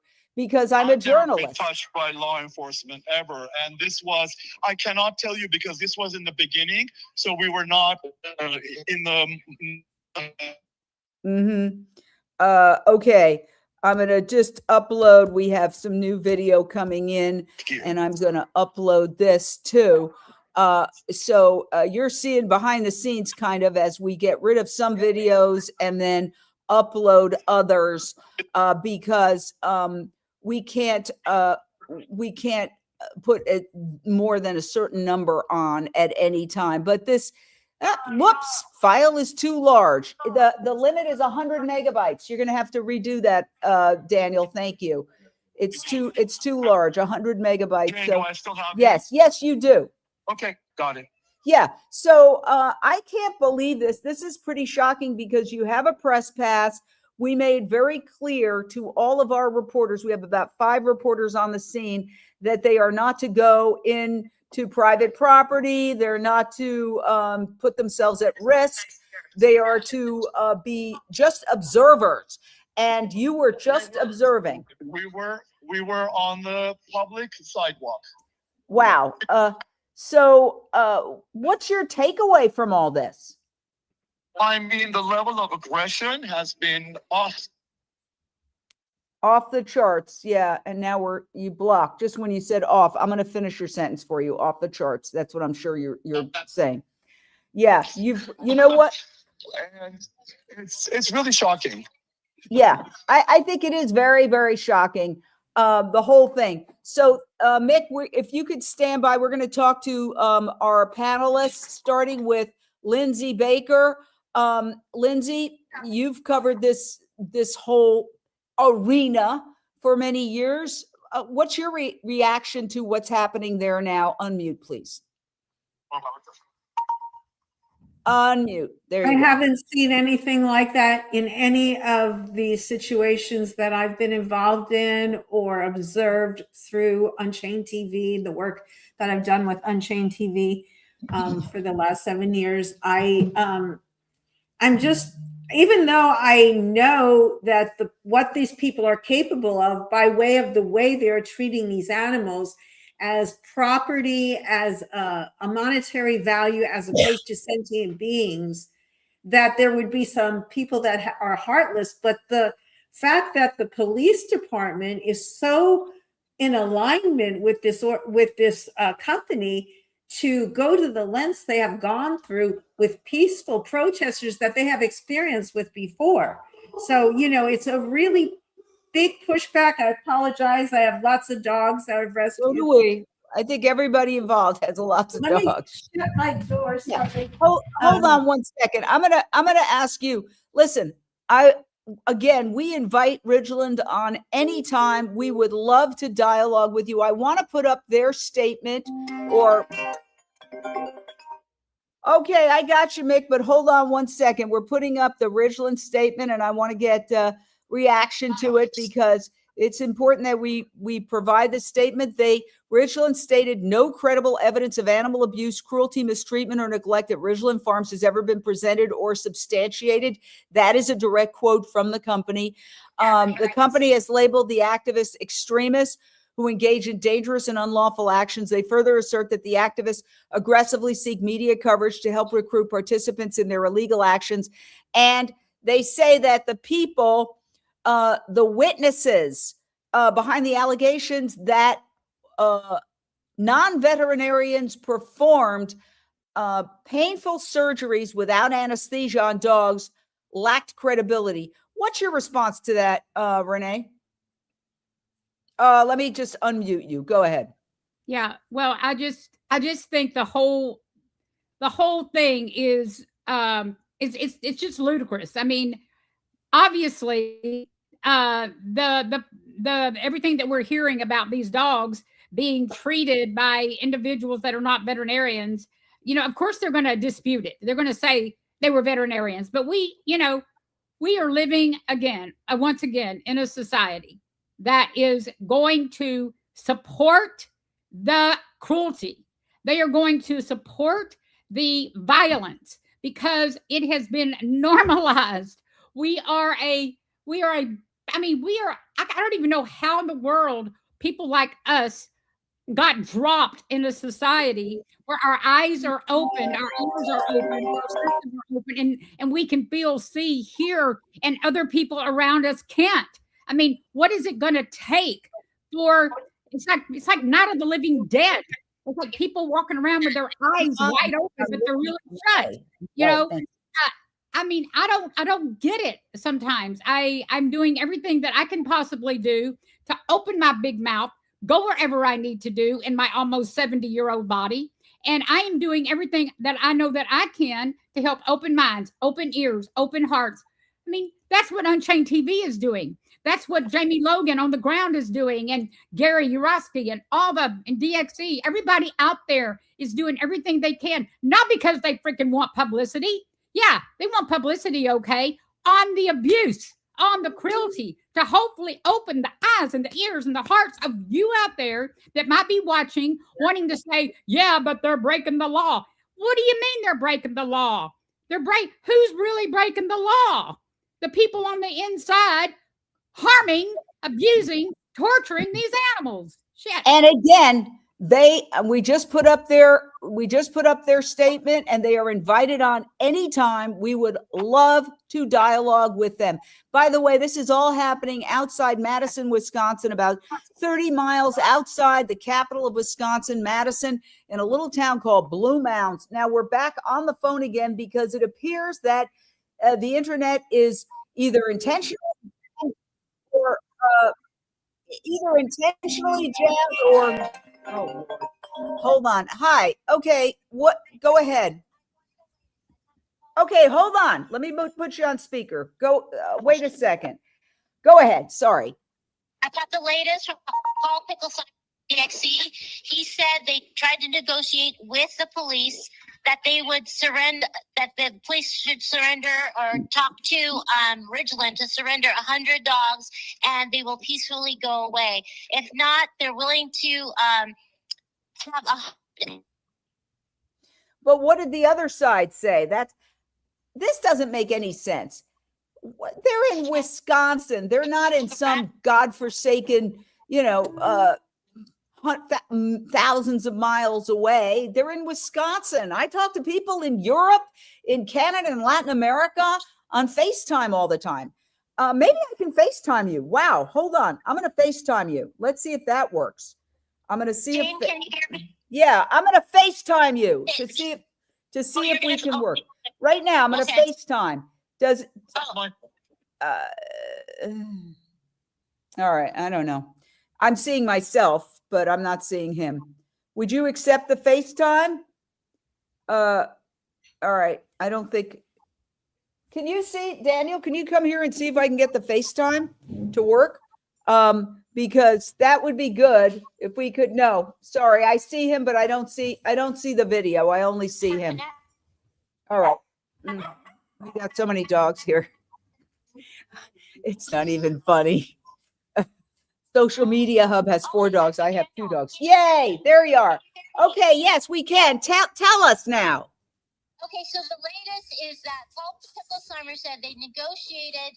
They're trying to negotiate with Ridgeland. So they told the police that if they surrender, to tell Ridgeland, if they surrender 100 dogs, then they will go peacefully. However, at this moment, we got the 100 dogs, but what happened? Okay, hold on. She's back. What did the police say to that? They didn't have any response. So no response. No response. So that's the headline, is that the police have not responded. So, wow, because that would have been a win for them too. Process. So, oh, shoot this. What's happening? Michelle. Uh-oh. Okay. Okay. What? Okay, so it appears they are now driving a bobcat tractor kind of situation.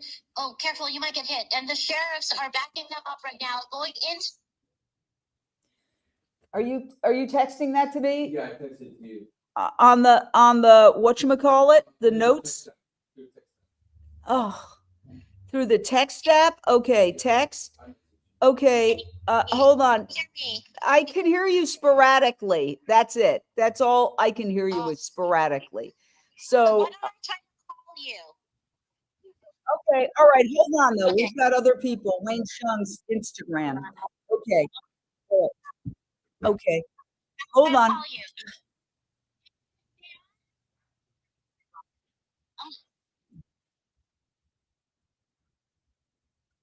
Hold on.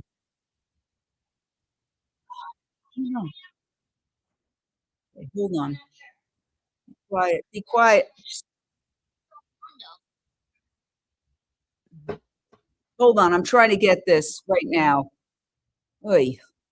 I need to present or invite, share screen, and go to, is it this one? Yes, here we go. Okay, we're gonna hear this. Is this it? Wayne Hsiung, correct. Okay, let's just listen to this for a while. Sorry, we're gonna make that full screen.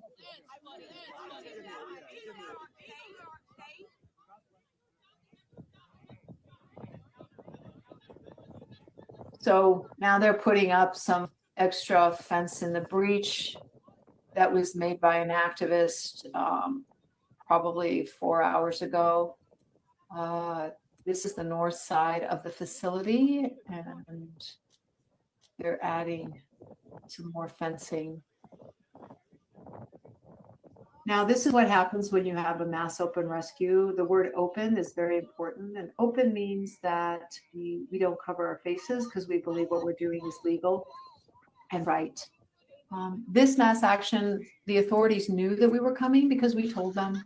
We told them we were coming this weekend to rescue the 2,000 dogs that have been left behind from the March 15th action, when we could only get 31 dogs removed from the property. And even then, 8 dogs were sent back. They were torn from activist hands, taken out of rescue vans, and put back in their cages at Richland Farms. Crazy. Even with all the documentation of all the violations that Richland Farms has incurred over just even the last couple of years. This is a facility that's been open for 60 years. But animal activists have forced the county to not turn away anymore. This is the second largest breeding facility in the United States. It used to have 6,000 dogs. Now it has 2,000 because of all that scrutiny. But the activists, it's only because of these people activists that the county has even looked at Ridgeland and started to scrutinize it. And we now have Steve Donziger. I'm sorry, Steve, I've been talking for 5 hours. Wait, 6 hours now. So I apologize. But welcome back, and thank you for being on the program. I wanted to know, we talked to you an hour and a half ago, and you talked about corporate corruption and political corruption. And I wondered your thoughts, if you've got a chance to hear what or read what Wayne dictated from jail, or if you've seen any of the footage. So, this is, I think today is an historic day for the animal rescue movement. This action is impressive, it's powerful. It's so threatening to the corruption that's taking place at this farm that, dozens of law enforcement agents, cops, are out to try to get people out of there, to get the protesters away. And ultimately, I believe in this type of situation, if there's no response, you're not really being effective. And what this protest does is it challenges the deep corporate corruption at Ridgeland Farms, also as a symbol of the broader corruption in the whole animal testing industry. And, they have to now deal with the fact there's massive public attention being paid to the torture of animals from which they make their profits. So I think that today is a great day. Obviously it could be better if the dogs could be rescued, but today is a major advance, in my opinion, for the animal rights movement. The corruption at Ridgeland Farms and in this industry is being exposed as we speak. Thousands of people over the world, all over the United States and other countries are watching this, and some real good is going to come out of what's happening today. So even if we don't get any Beagles out, you feel like it's a win for the animal rights movement? And how do you feel like, what will be the public opinion looking at the video that you've seen? How do you think it'll land on someone who just hears about it and isn't a hardcore activist or just loves dogs maybe? Look, I think this is going to generate more. The repression in these situations almost always generates more support for the cause. So, you know, I think you're going to see that as a result of what's going on today. The tear gas, the beatings, the harshness of what we're witnessing on video, to me is illustrative of the depth of guilt and depravity of the industry itself. And it's also a reflection of how threatened the industry feels by this movement.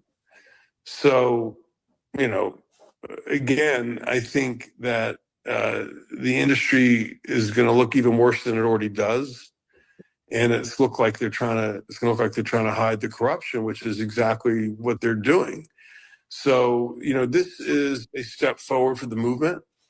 Those who are out there have not accomplished everything they've wanted, but they've accomplished a lot. I'm not surprised, by the way, by the show of force today, because it's America, and this is quote unquote private property, even though there's, in my opinion, illegal activity taking place on this property. They're going to defend the fences, and they have, with the complicity of the United States government, with the state.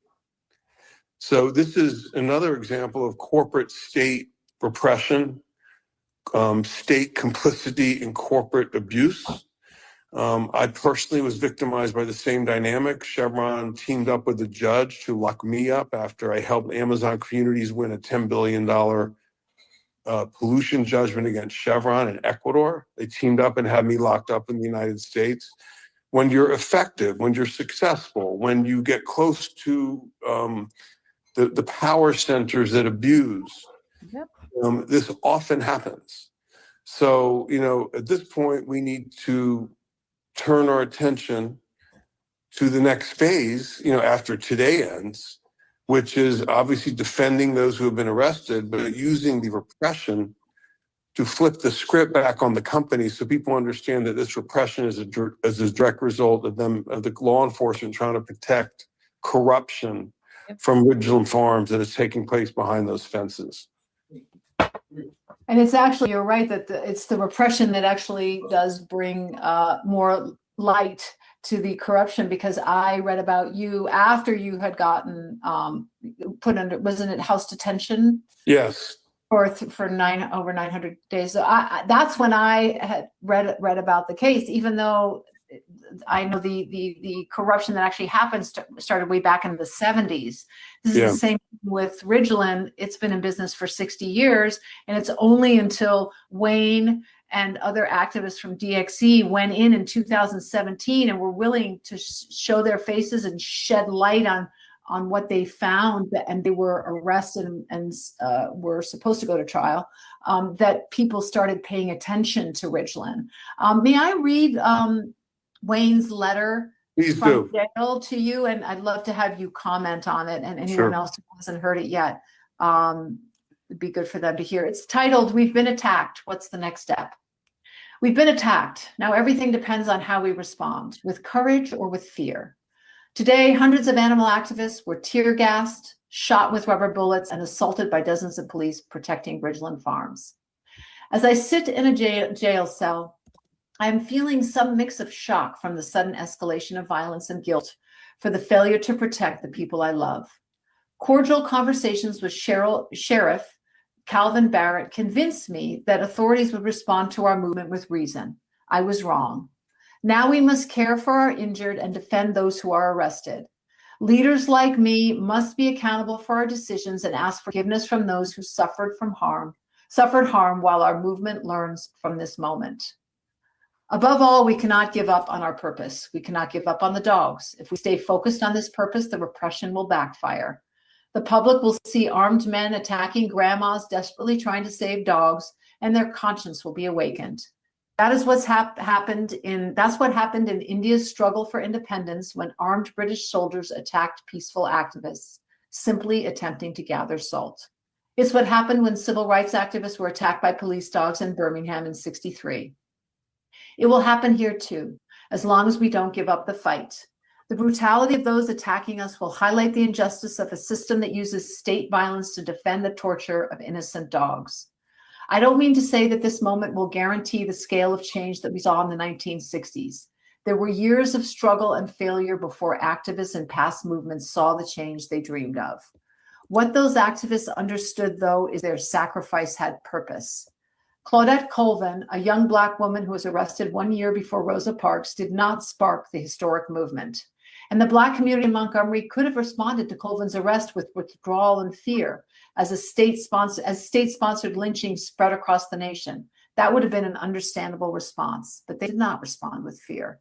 Rosa Parks saw the purpose in Colvin's brave acts and instead followed in her footsteps. Parks' courage in the face of repression changed the world. In the face of broken systems, courage is often the only thing that does. So now we animal activists face the same question. We have been attacked, and our friends are hurt and in jail.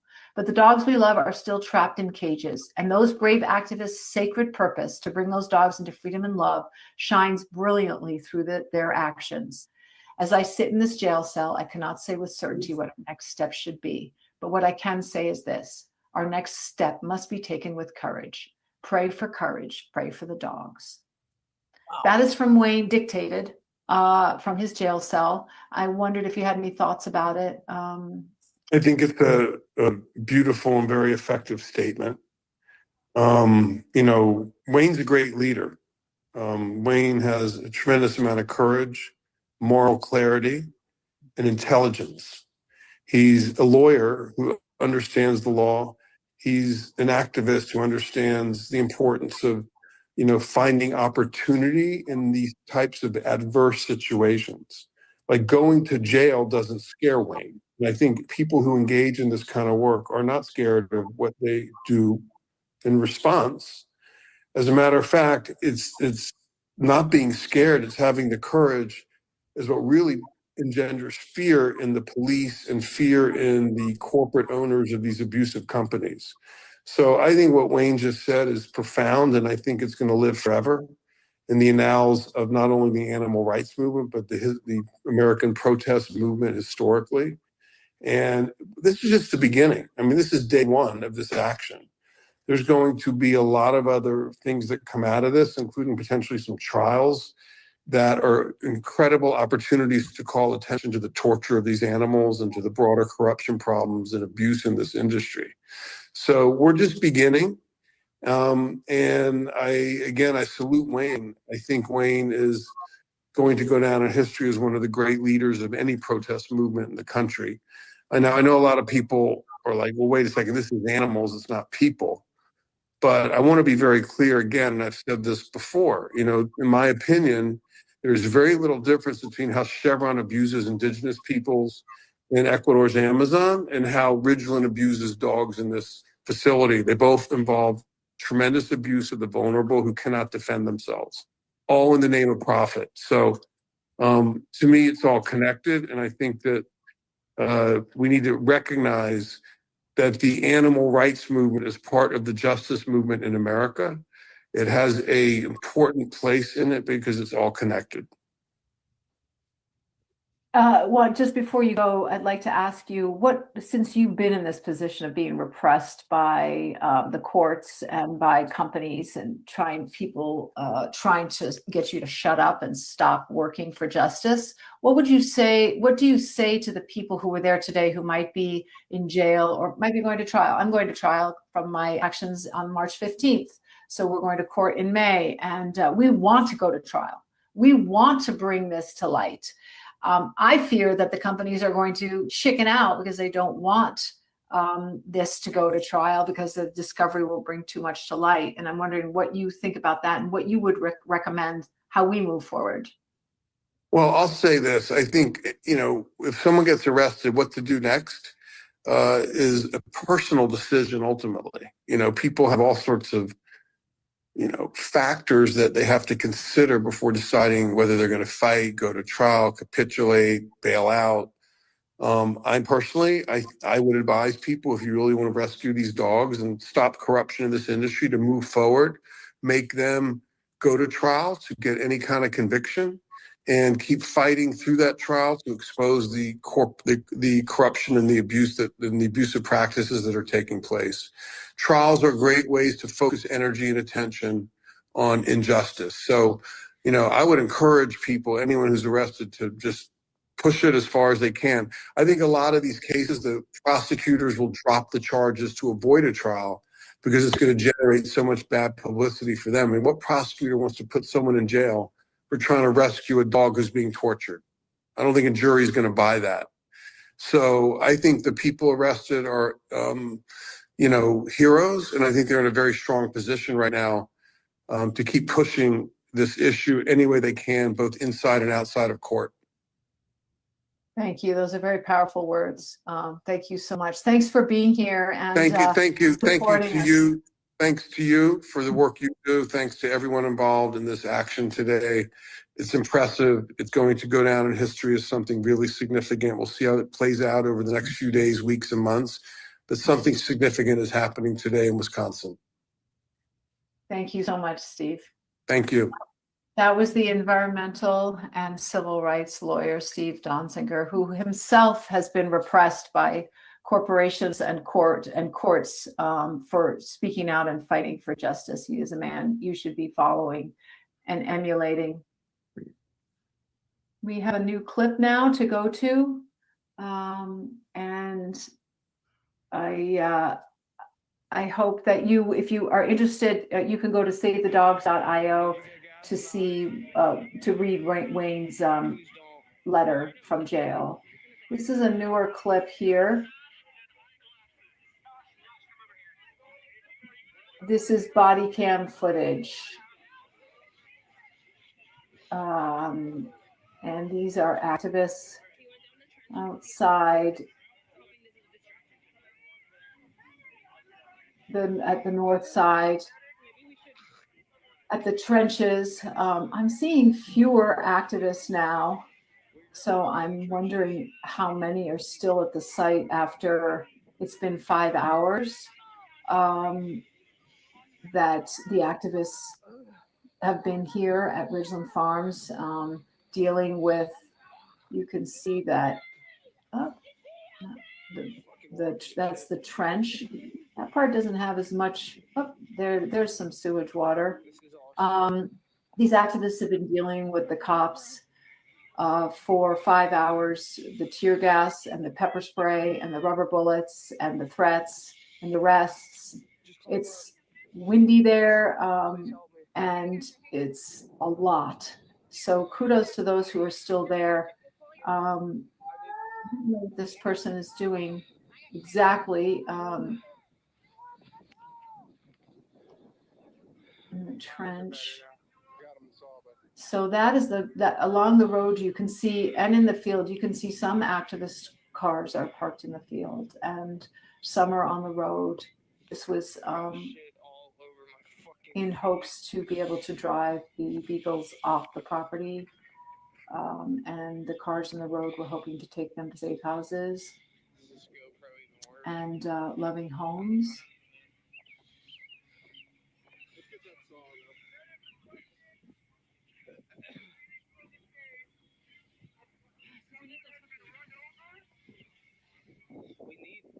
Why didn't they give us masks?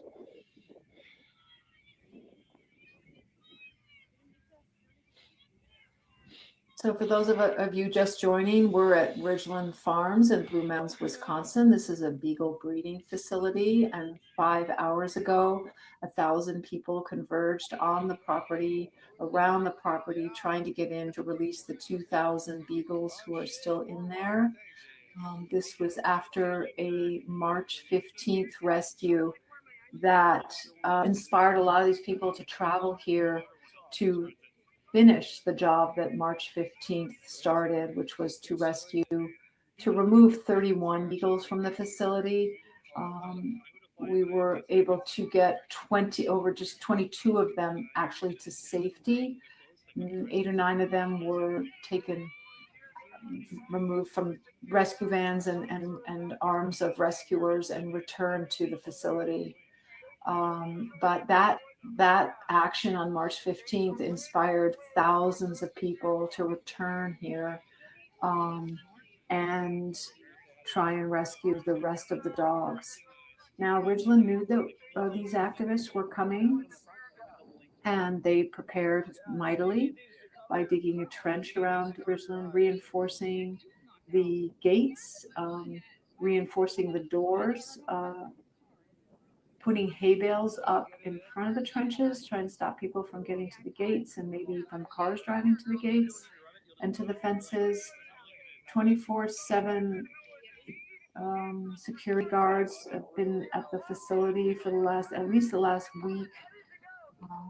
Looks like activists are listening to something. I don't have audio, but somebody's speaking. So there's been a lot of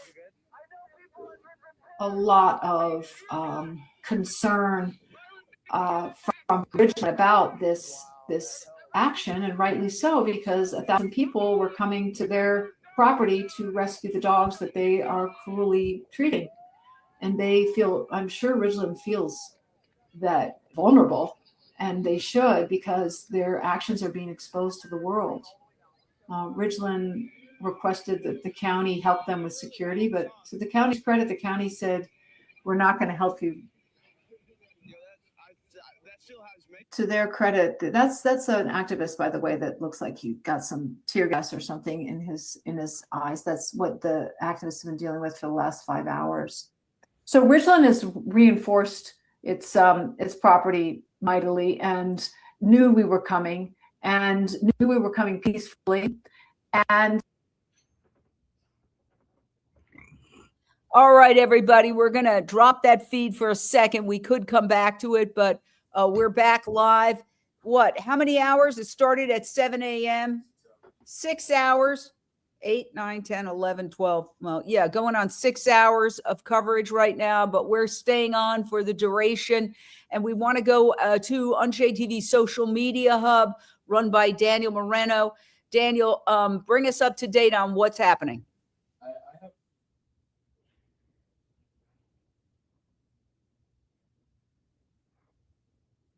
Okay. So I was able to find some local coverage on a Fox channel. This is what they're reporting right now. On this Saturday morning, approaching Saturday afternoon. We want to get right to some breaking news. We are following a second raid over at the Ridgeland Farms out in Dane County. We want to get right to our Fox 6 investigator, Brian Polson, who has been on the scene now hours with protesters. Brian, what are you seeing? So I am up the hill right now from where all of this is happening, because it's tough to get signal out here. There are hundreds of protesters outside of Ridgeland Farms. I'm going to turn the camera around right now so you can kind of see what's going on. This started at around 8:45 this morning as hundreds of protesters converged on Ridgeland Farms, which is in the town of Blue Mounds. Many of them attempted to breach this perimeter fence you see around the outside, which Ridgeland Farms has fortified with a moat and hay bales and other things. Law enforcement was well prepared this time. Remember, there were about 60 protesters or animal rights activists who got into this farm on March 15th. They removed 30 beagles. 8 of them were recovered by the sheriff's department, and 22 were taken to what we're told were undisclosed rescue homes. They soon started announcing plans to bring 2,000 people back to get the rest of the dogs. The public pronouncement was this was going to happen on Sunday, April 19th. But much like last time, they went a day early, going in this morning at around 8:45. Right now, things seem to be relatively calm, but every so often we will see the deployment of tear gas. I know we've got some photos that we have sent back that we could bring up now, as you see protesters surrounding the fence. Whenever they do breach that fence or attempt to or get close, we've seen multiple canisters of tear gas fired, and then many of those people come out to receive eye wash or just use bottles of water to clear their eyes. We've been told, I've heard from at least 2 or 3 different people that they were shot by rubber bullets. Of course, there's no permanent injury, but it is something to try to keep them back. We know there's private security on the inside. We can still see right here, if you look, there are, I'm not sure what agency that is, if that's the State Patrol. I know we saw State Patrol coming here earlier. We also have had law enforcement from multiple police departments, Mount Horn Police Department, of course, Dane County Sheriff. I've seen Shorewood Hills, from really all over the place. We were told there may be some tactical units on the way here now. Every so often, the energy here rises back up. We hear the protesters or the animal rights activists begin to cheer, and we see more canisters of tear gas. But we have not seen any evidence that they have successfully removed any animals from the farm this time. Again, law enforcement was aware of this. They were clearly well prepared to defend the property, and so far have kept the animal activists from removing any beagles. We know there are people here from all over the country, and even in Canada. I talked to one woman who drove here from Toronto to be a part of this effort. We've talked to people from California, Colorado, New Hampshire, Maine, Pennsylvania, all over the country who've come to participate. They said it was going to be about 2,000 people. I don't know that I see what appears to be that many, but what we've observed today certainly shows several hundred people have converged on this site. We also know that there has been discussion in public groups that the activists populate that they may attempt to do this in several waves. So this may just be the first wave, though thus far it appears to have been an unsuccessful one, unlike the one back on March 15th. As I said, we know of a couple of people who've reported injuries. One was there was actually drone video of this. There was one of the animal rights activists who was at the fence line, may have been involved in cutting open the fence, or someone may have done it previously. There was drone video of one of the law enforcement officers actually pulling that person through the fence. I believe they might have sustained cuts. They were down for quite some time. There were rumors flying the person had been shot. Those appear to be completely untrue. Other than rubber bullets having been used. No, I don't. I can set them up. Bullets that have been used at this point, though there were some mentions on social media in advance of this that lives could be on the line. It's a very unusual situation, something I've certainly never seen before in my career as a reporter. It is all surrounding the 2,000 dogs that remain inside this facility. We've done a lot of reporting on the controversies over that. This facility, Ridgeland Farms, is known for, and has for 60 plus years, breeding beagles for scientific research. Those beagles are used in experiments that are often to benefit research for maybe medical research or other scientific research, pharmaceutical industry, sometimes university research. There's a push to get away from using animals, but in particular, dogs and cats in experiments. The National Institutes of Health just last summer announced that it was phasing out any research that involves dogs, although there has been some criticism from groups in Washington, D.C., that the NIH continues to fund existing research involving dogs, including one at the University of Missouri that involves painful tick experiments where dogs are infested with ticks to test them. And Brian, as we see yeah, go ahead, Bria. Yeah, just kind of quick question, because the sheriff posted a very stern message over on Facebook, on social media, just within the last hour or so. How long would you say, or even just from looking at this, it's kind of hard to tell, were they successful in making sure that they created a perimeter, a barrier for the protesters? Do they have the situation under control? Well, it certainly seems they've been able to keep them out. We've not seen any evidence of any dogs coming out. And from the people I've talked to, there's no, they haven't apparently been able to get inside any of the breeding barns to access the dogs as they did last time. It's hard to imagine how this could have been a surprise. I mean, they've been publicly announcing it. That's part of the feature of what they call an open rescue, that they announce it in advance.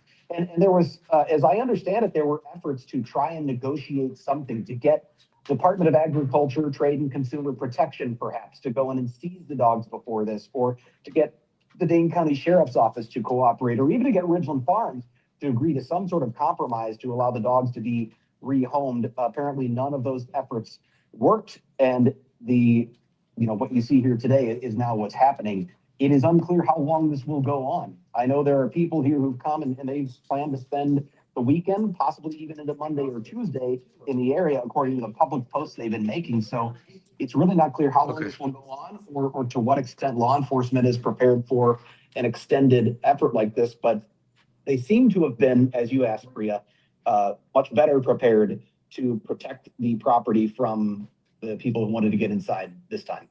And Brian, obviously, you know this story better than anyone. From my understanding, just looking over your reporting, the farm has to close at some point this summer, correct?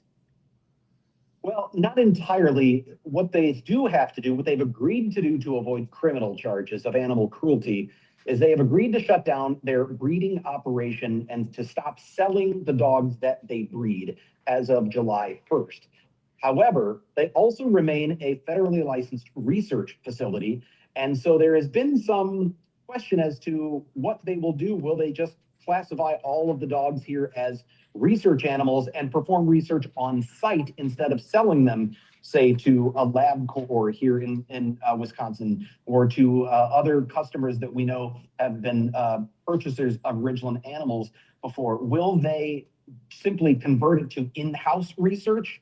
Will they scale down considerably and do small amounts of research? That we don't know, but we do know they won't be allowed after July 1st to continue breeding beagles for sale, which they have done now for 60 years here in Wisconsin. This has been here for a very long time. It has only recently gained prominence and national attention, largely because of the efforts of animal rights activists like the organizer of this event, Wayne Hsiung. And by the way, I should report, for those who don't know, Wayne Hsiung, when he arrived today, was taken into custody before he even freezing there. I know they're definitely having some signal issues. That's our Brian Polson, who is reporting out in Dane County. He has been following this story, the situation unfolding. We do know that we have protesters, hundreds of protesters out in Dane County at the Ridgeland Farms. These are activists that they say that they have been wanting to free the animals there. They've been wanting to conduct an open rescue. So this, we know this is at least the second one of these that we have seen here. Just this year, the Dane County Sheriff's Office says that they have been working to get this situation under control. We had our Brian Polson on the scene. Just some of the images here. We have the protesters here. You could see at some point tear gas was deployed. They're putting out they're trying to at least flush that out of their system here, pouring water into their eyes. Several images here that Brian Polson has shared. But again, this is a situation activists, they are conducting. What they were trying to conduct here is a second raid at Ridgeland Farms. This is out in Dane County. So this is the protest situation that we're looking at. Appears that we lost Brian, but I know that he's been on the scene for several hours along with his photojournalist, and they are conducting, they're on the scene. They're making sure that, they gather all the information that they can. And of course, we will bring you any updates as we get them. I'm trying to give it just a few more seconds to see if Brian is able to get his signal back. But again, he was bringing us that live report from the scene. We have hundreds of protesters there. Just want to show you again, these are the images here from that scene of the protests at Ridgeland Farms. We were trying to get the video from the sheriff. We know that the Dane County Sheriff put out a really stern message, basically just saying that, hey, we understand and we respect your right to protest, but we want to make sure that this is a very safe situation. And they were trying to stop people from breaking into Ridgeland Farms, which it appears from Brian's reporting, that is what they were able to do. They were successful at this point, from what we can see from our vantage point, of stopping the protesters from getting inside of the facility and conducting what they are calling an open rescue of kind of saving the animals. Brian, do we have you back? Yeah, I'm back. Can you hear me now? I can hear you now. Here, I'm going to try to bring you back in. Let's get back out to Brian Polson. Yeah. We'll have you. You're on. All right, good. I had to get out the trusty power bank. I literally lost power. Phone died as I was talking to you the last time, but I'm trying to see if I can get a little closer. Earlier, I was staying far away because our signal has not been. It is declining as you're walking. Live streaming from here. Yeah, it is. As you're walking, the signal is declining. Okay, I'm going to try to stay here then, so we don't lose it any further. But I'm going to spin this back around so you can see. Let's see if I can get this to pop up. There we go. Let's go to the other side. So again, this is. You see that people are lined up along the driveway, the sort of the inroad, and then there are still some along the perimeter, but the overall energy here seems to have dropped considerably from what we've seen throughout the morning. And we haven't seen any deployments of tear gas in quite a while. So not really sure what to expect next. But as I said, the people that I've been speaking to along the roadway, the people who have been participants, some who've come out and said they were tear gassed, they've said they plan to keep going back in. So I don't expect that this will be the end of it, but that I guess remains to be seen. As I said, it does appear, at least to this point, law enforcement has successfully thwarted any efforts to remove the nearly 2,000 beagles inside Ridgeland Farms. Are they, at this point, how are the officers, are they positioned in a stance where are they still trying to make sure that they are containing the protesters? Or at this point, is it more or sort of relaxed at the scene? I think we may have lost Brian again. So again, for those who are just now joining us, this is the situation we are looking. These are images from earlier when the situation seemed to be a little bit more escalated. But this was a scene. These are activists. They were trying to conduct what they are calling an open rescue of saving 2,000 animals, as Brian just said, from the Richland Farms. This is out in Blue Mound. This is in Dane County. So again, Brian Paulson was joining us live, just giving us a look at the scene there, because we know he has been on top of the story, covering it for some time. So he is our resident expert on the situation over at Ridgeland Farms. But again, if you're joining us live on the Wisconsin Live Desk, I'm just kind of going through some images that Brian sent us of the protest of the activists who were saying they wanted to come there. They wanted to go to the facility where the okay. Can you unmute yourself, sir? Can you unmute?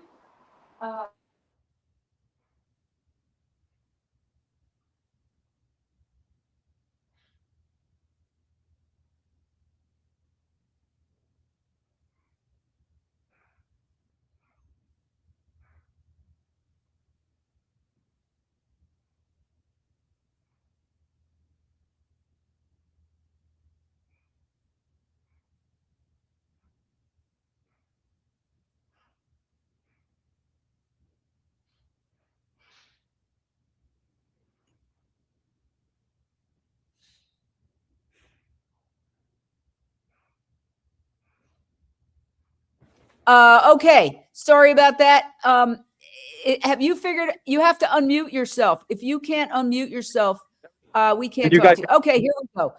All right, I don't know who you are, but tell us who you are.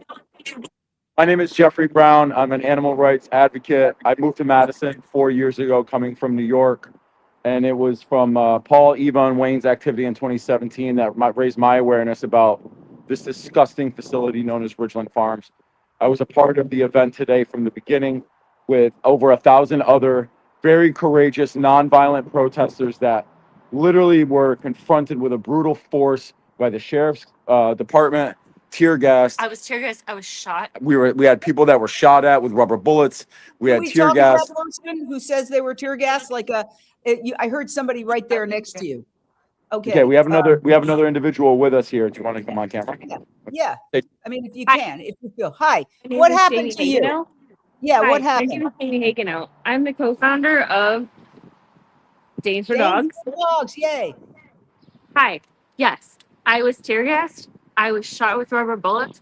I was hit in the head by a state trooper who shoved down an older woman in front of me and then hit me in the head with a can of tear gas. Wow. And how are you feeling right now? Are you feeling okay? Oh, I'm feeling fine. I just washed my eyes out and I'm ready to go. I'm ready to go get my friend out of jail. What's your reaction to what happened today? I mean, Let's be honest. Today was a victory. Today was a victory for those dogs, for activists. The world is going to see through you, Jane, and your amazing media outlets and others that this facility is well protected by corporate money interests and some of the politics here. You had thousands of nonviolent protesters that took brutal beatings today, absolutely brutal beatings. I covered a 73-year-old woman who was sprayed with pepper spray.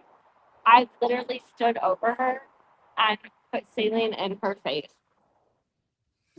What would you say to law enforcement about their response? You're a local person. You know, the whole MO here has been people saying outsiders are coming in, extremists from the outside. So what would you say? I live in Verona. Yeah, there was. I live in Dane County. I'm not an outsider. I've lived here for 10 years. It's been apparent that the language that's come from Sheriff Calvin Barrett's office is misguided and misunderstood, not only about the law, but also about the intentions of the people that come here from Wisconsin, that come from all over, here to rescue these dogs.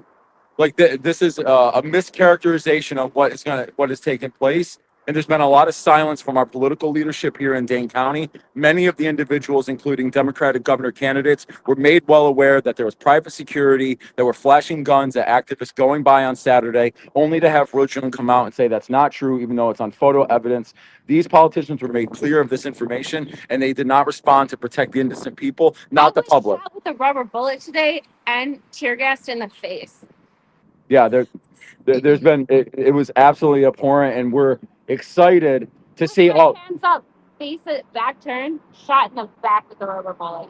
We're very excited to see this coverage come out, because what you're going to see is thousands of innocent people getting brutalized, jumping over the moats, working as a team to move the bales. I mean, the most disturbing thing that we saw today was on the south side of the building at about 11 a.m. We had 7 female activists standing there with hands up and flowers in their hands, and then multiple police officers dropped tear gas, but that tear gas then went into the ventilation system of building 2, which was filled with hundreds of beagles. Oh, They're no. testing the dog. Wow! Oh my Yeah. God, that's horrible. And, That's horrible. and the craziest thing was that there were police officers that had no interest in being there. They didn't want to be there. State patrol. So we had Dane County sheriffs, we had Monroe Police Department, we had police departments responding, and we also had the state patrol responding. This is a win today. Don't let anybody get disappointed. It is a win. Oh no, we won today. Yeah, don't let anybody get disappointed about the lack of dogs that made it out of this building. Because of the actions that did happen today, there's going to be thousands of dogs that are going to be released from this facility one day, and that day will come, and the people who stood there today will be cheering when that happens. Yes. Wow. Now, what about how many people have been arrested? Right now, right now, We're outside the jail. yeah, right now we're outside of the jail here in downtown Madison. The original leadership we saw that was arrested, we're probably talking anywhere between 8 to 12 people. But then there was plans for mass protest and mass arrests on protesters finishing the day. So we're unaware right now of how many numbers of people have been arrested. Wow. And what would you say to, like, look, there was some support. Congressman Pocan has expressed support. There was also a county supervisor I saw speaking the other night, which I videotaped and played, expressing support. So what would you say? Because first of all, I want to go back to the cops gassing the dogs. You're saying, of course, that I would assume that was unintentional, but that's really, really awful. That is really, really awful. It was. We are extremely proud of what Congressman Pocan has done this week with his letter back to Ridgeland Farms when they had requested. They're slow walking it, and it's disturbing. Right. They're slow walking it. It's disturbing. He also grilled RFK Jr. this week at the Capitol on this issue. We believe that more light that's shined on this issue, this place can only operate in the form of darkness. Yeah. Well, Anyway, yeah. Now, what right about the injuries? Are people going to hospitals? Right now, we don't have any confirmed people going to hospitals. We had one medical this morning. It's the fog of war, right? We're trying to sort through as much information as possible. And as you guys know, it's extremely challenging out there in Mount Horeb with limited cell service and communication. You just got to give the people that showed up today, the people that have been organizing. Everyone went with medical. We all took a knee. So when the Dane County sheriffs came out and said, hey, we have medical coming out, everyone took a knee on the ground, cleared the way, and let medical come through, because we are that committed. Back that it is nonviolent. We put our hands in the air, we took a knee, and we let medical come through. Well, I find the whole thing very odd. I mean, I've been a journalist for 37 years and I have never seen anything like this. And I just watched a local news reporter from Madison, from the Fox station, say that he's never seen anything like it. I honestly, I almost have no words to describe this. Like, I've never seen any. I've covered murders, I've covered riots, I've covered protests, I've covered fires, I've covered acid spills. I've never seen anything like this in my entire life. This was an unprecedented event. And I can tell you this, if Ridgeland continues to dig their heels in, and the sheriff's department, the governor's office, and some of the state leadership remains to be silent on this, we'll show up with 10,000 people the next time. Next time we're coming with Wow. Wow. So you are defiant. For every single dog that's in that facility. Every one of them. All dogs are uncaged. That's right. Wow. Wow. Well, thank you so much for joining us. Absolutely amazing. You have provided, you get an award for the best signal of the day. Because so many of our signals were terrible. But you know what? Even the local news station had a bad signal. So I don't take it personally. I think there was some kind of signal jamming going on. Do you think they jammed the signals? Because everybody lost their live signal. Yes. Yeah. Yeah. That's another thing to look into, you know, if you're looking into things, look into the signal. Is there anybody else there who wants to talk? Well, we're trying to wave the police here to come have a conversation. Oh, okay. Yeah. Very interesting. Wow. Oh, I'm almost without words, but operative word almost. Got some new video coming in here, and then we're going to get response to all of these dramatic developments from our panelists. Just got this video. Let's just see. It says Untitled Project. Thank you. I don't know who it is. Oh, okay. This is video without sound. That is sort of a compilation. Here you see that there are people who are injured. And it's pretty intense to see what has happened out there. You could see that woman's face is pretty rough. I don't know whether that was tear gas or that she was hit by a rubber bullet. Look at this person lying on the ground, seemingly unresponsive right now. Now, I don't know when that was taken a while ago. That's videotaped. So hopefully that person is fine. And here's somebody describing how they were tear gassed and just like the worst pain she's ever experienced in her life. And so, wow. I mean, it is a war zone. Okay. It was definitely a war zone today, if you consider, but it was a war on one side in the sense that if you see a lot of the activists are holding flowers, a lot of the activists oh, geez, look at this. I mean, this is serious. This is serious stuff. I'm kind of at a loss for words, to be honest with you. Just unbelievable. What are your thoughts? Starting with Renee King Sonnen of the Rowdy Girl Sanctuary, former cattle rancher turned vegan sanctuary owner. My thoughts are just, you know, the cruelty never ceases to amaze me. You know, the fact that, you know, when it comes right down to it, history is never, ever going to remember those who followed these unjust systems. They're going to remember the ones who disrupted them, just like what's happening now. And it's going to continue to happen. This is the beginning. I think we are witnessing right now a spark that is igniting across the globe right now. Right, and everybody's eyes are going to be on what's happening at Ridgeland. I mean, this is going to happen. I believe that the networks are going to have to pick this up.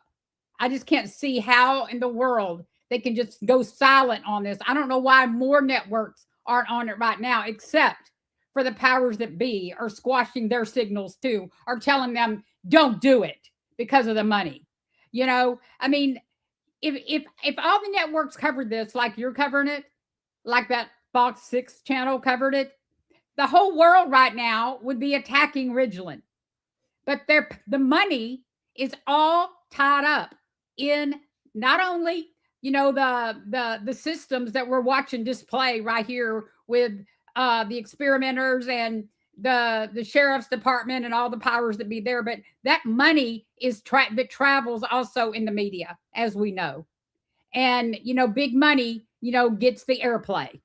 And I am, you know, I just hope and hope and hope that that this gets picked up further, you know, so that it can amplify even more and more into the world. It deserves it.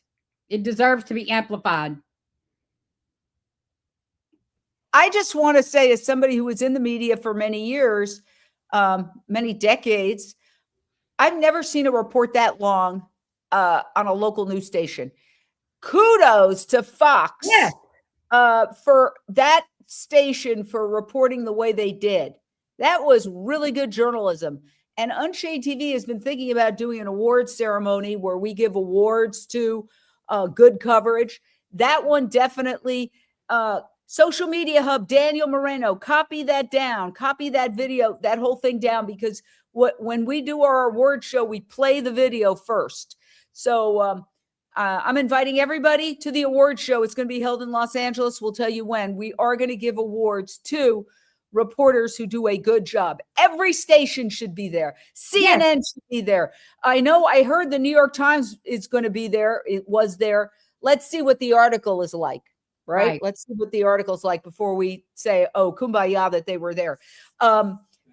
Yeah, sure. We're going to go out to Daniel Moreno at our social media hub.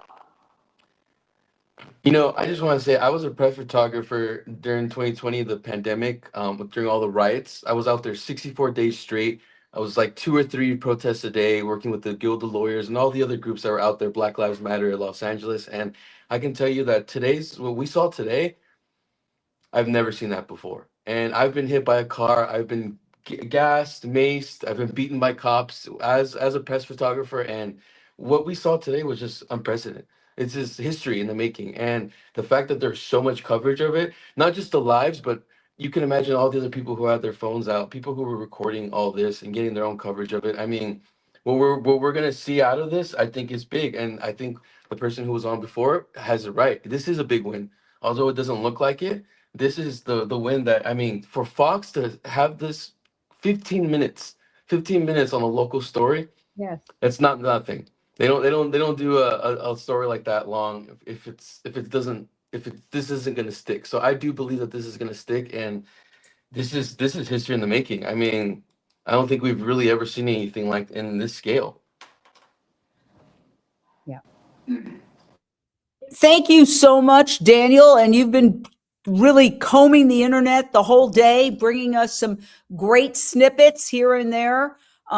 So we are very grateful to you for your work in the Unchained TV social media hub. And we're getting some new video in that you've just sent us. So I'm going to wait till it uploads in about 30 seconds and play it for you. Yeah, that was the Unchained TV social media hub here at Unchained TV headquarters in Los Angeles, providing live team coverage with our team. Lindsay Baker, you're our co-host. What are your thoughts? I just love, I mean, for the moment, I have so many thoughts. I'm not hearing you. I'm not muted. You're good. You're good.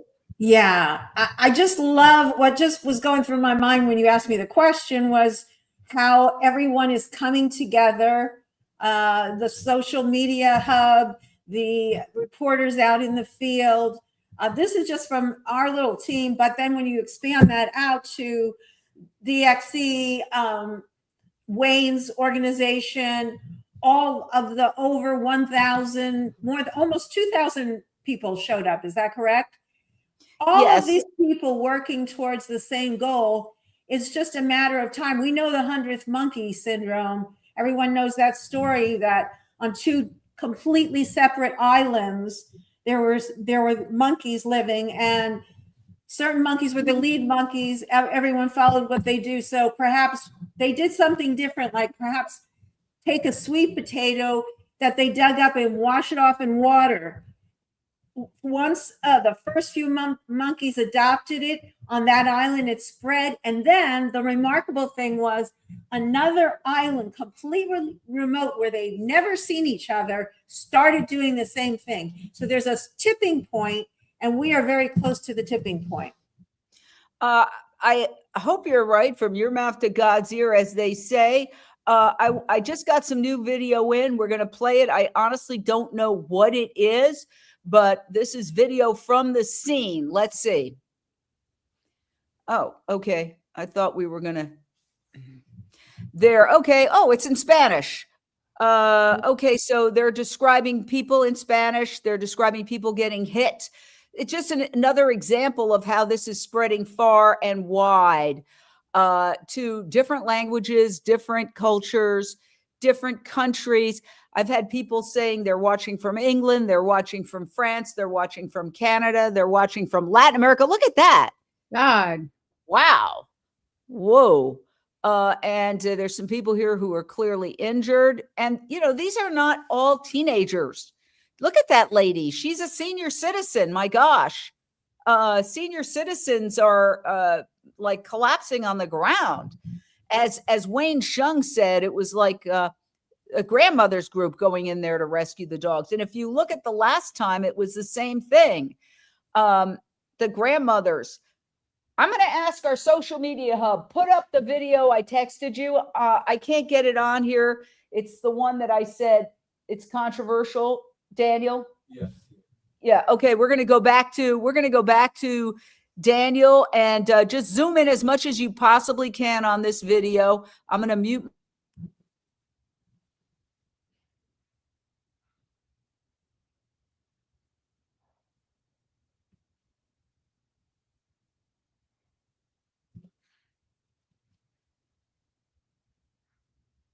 Sound.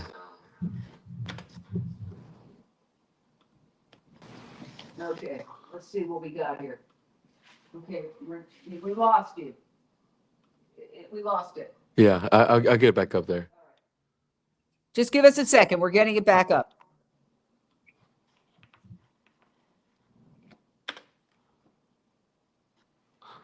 Oh, that's right. This isn't going to have sound. What? It's not going to have sound. Oh, it's no sound. Okay. So, yeah, we'll just watch it because apparently it's pretty intense. We're just watching this. Somebody sent this to me saying it was very intense.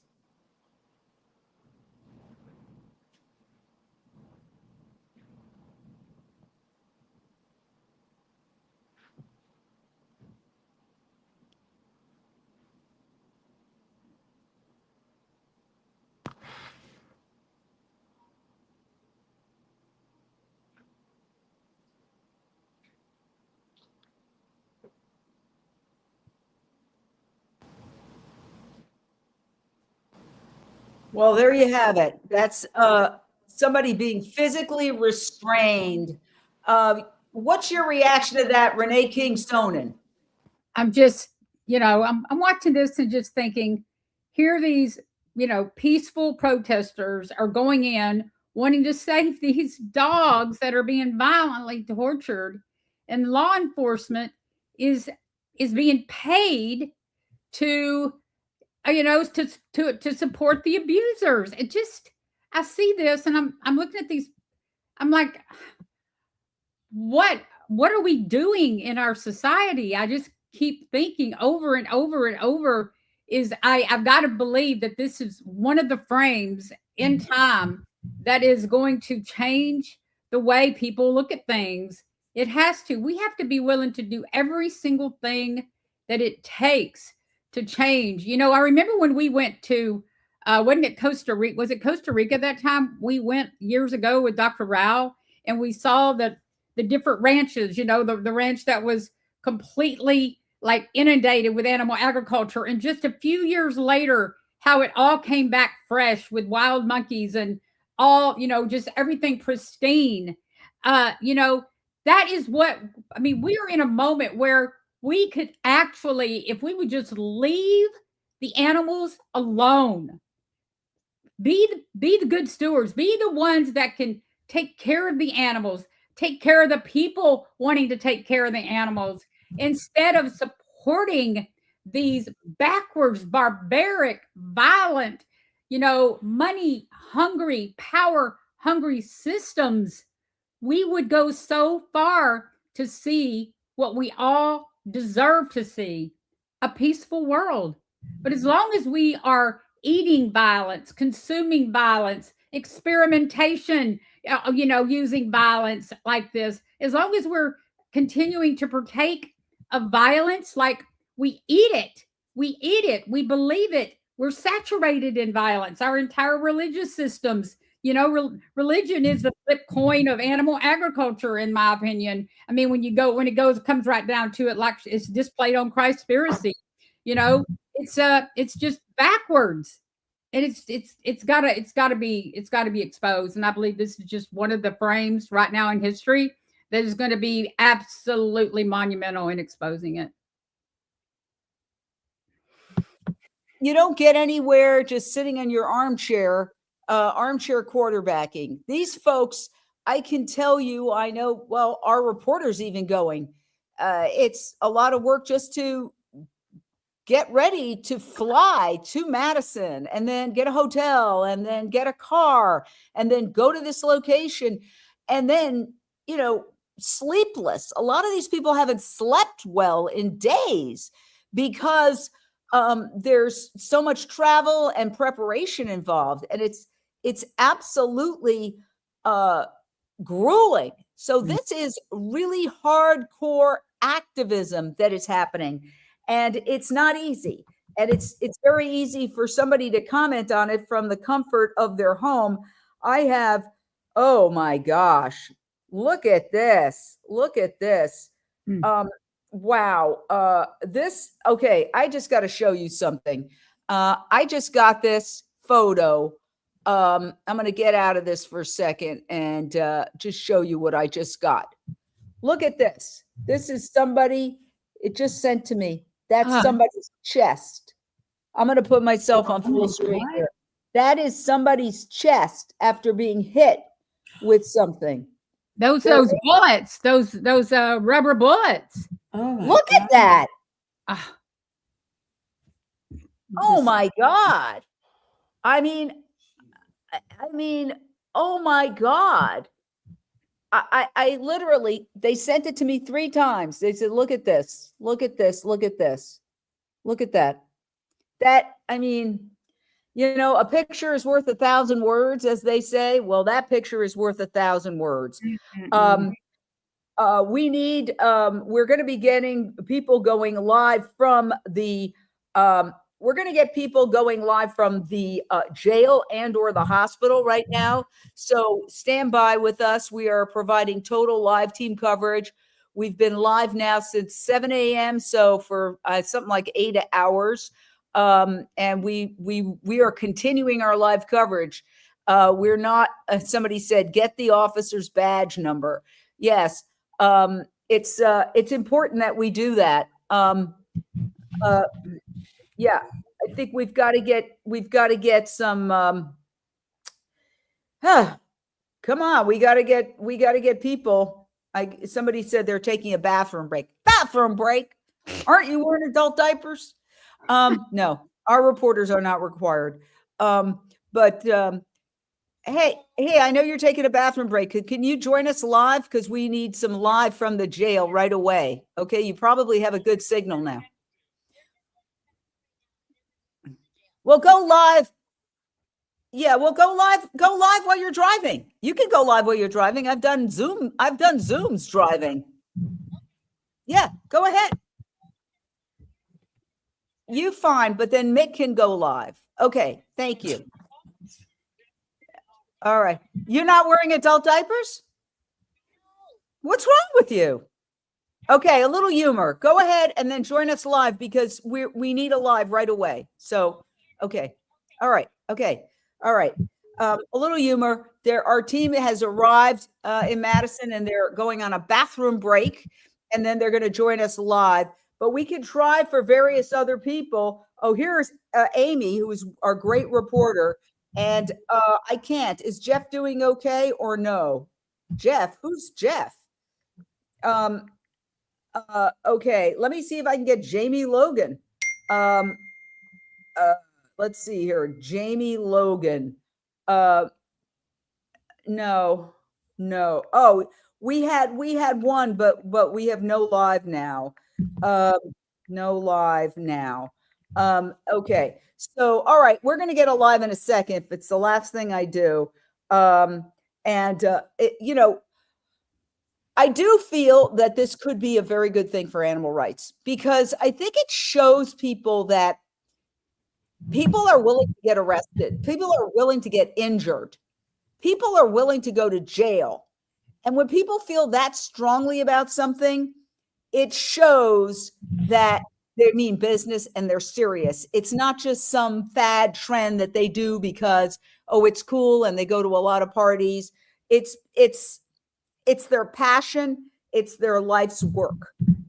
So I think that is something that means that this movement, this is a moment in history. I really do feel that way.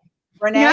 I was going to say, you know, I've been to 2 of these actions with DXC, like on the ground, you know, whenever that brave activist, I think his name was Tom, was like, went through the duck, you know, thing and he almost got his whole body like trapped in the duck, when they were doing those duck things, rolling the duck down the what that thing was, that whatever that thing was.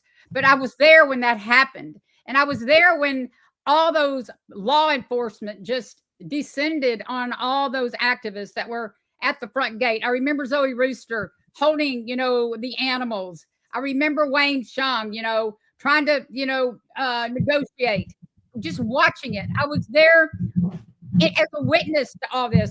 I didn't know they were actually going to do the action that day. They were supposed to just be going there to, you know, set some stuff up. But lo and behold, the action started and I was in the middle of it all. And I was, you know, being asked to, you know, do some talks and they were trying to make sure I didn't get swept up in the middle of it all because, I mean, but it was so, you just can't get the full grasp of it. I know, I mean, when I'm watching this, I remember 2 times being boots on the ground there with them during these actions. And I cannot even believe this one. This one, all the things, you know, at the duck and the hen facilities, this is unbelievably monumental compared to those of what's going on the ground. And you know, just keep doing it. I mean, a lot of activists, you know, will criticize, you know, their work, and I'm like, what are you doing? You know, why would you know, people are on the, you know, always sitting around talking about people shouldn't do this and shouldn't do that. Well, what are you doing to change any dadgum thing? You know, do something. Even if you make a mistake, get up out of your couch and go do something. I agree with you 100%. These people are my heroes because this is so much work. Yes. This is so much work. I mean, last night after working about 12 hours getting this together, I sat down and I watched, you know, my favorite shows like The Forsyth. I always have to watch like 45 minutes of something to unwind with my dogs. And I'm thinking they're not getting that chance. They're working right up to the end and then they got to go to sleep and they got to get up at 5 a.m. And despite that, everybody's thanking us for our coverage and we're going to have some live in a second. They're getting the bathroom break. So I guess they're entitled to that after all the work they've done. But the point is that this is incredibly difficult work. Nobody understands. Look, as a reporter, I was assigned to be arrested and put in jail for a day. That's why there's photos of me in Jailhouse Orange all over the internet with no explanation that I've never actually been arrested. But that's another story. They put me through the whole process. They arrested me. They booked me. They put me in the jailhouse. They took my fingerprints. They did the mugshot, and they put me in a cell. And I have to tell you, within 30 seconds, I forgot that this was a TV series that we were shooting for like a rating sweep event. I started feeling super anxiety-ridden being in that jail cell. So Wayne Hsiung, who's been arrested repeatedly, who's done months in jail, okay, who is in jail right now, the the courage, the determination, okay, that takes is extraordinary. Zoe Rosenberg also had to do a month in jail for rescuing chickens. And I want to show that chicken rescue. See, a lot of the people on the front lines here, they've been arrested before. So here's Zoe Rosenberg, who's one of the leaders at DXC, one of the lead organizers and in charge of social media. She rescued some chickens from this slaughterhouse truck. And she was tried, convicted, and did, I believe, a month in jail, but then released to house arrest. Wayne Hsiung has been repeatedly arrested. And I will tell you that a lot of these activists, they are on the front line. Sorry, there's a shot of her being arrested as well. But these activists have been on the front lines of this. And getting arrested just comes with the territory. So there's no words to describe the extraordinary effort and work that goes into being a frontline, hardcore animal rights activist who's willing to get arrested. And shame on the news media for only covering these subjects when people get arrested or they are naked. That's the truth. That's the truth. They criticize PETA. They say, oh, PETA, with their lettuce ladies and with all this.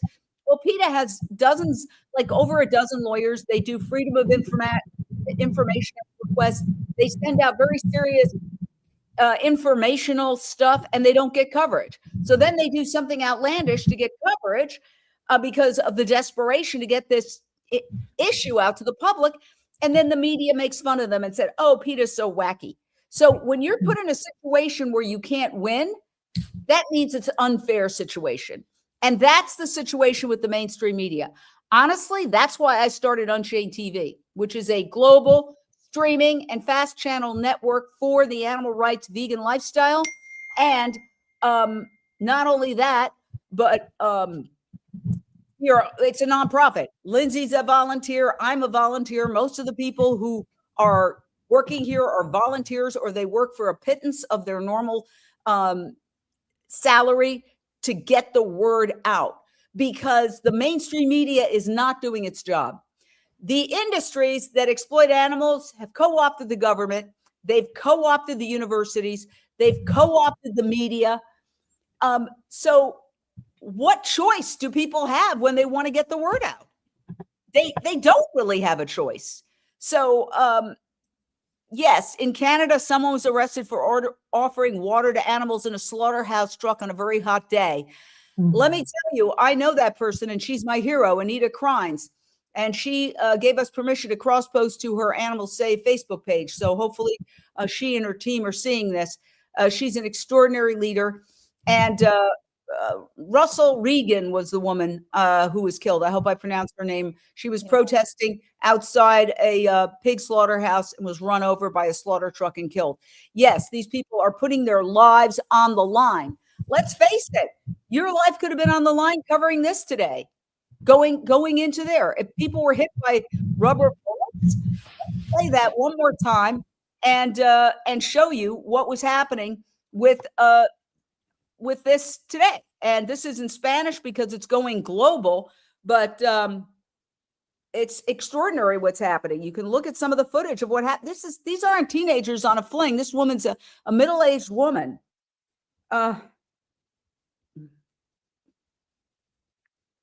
Okay.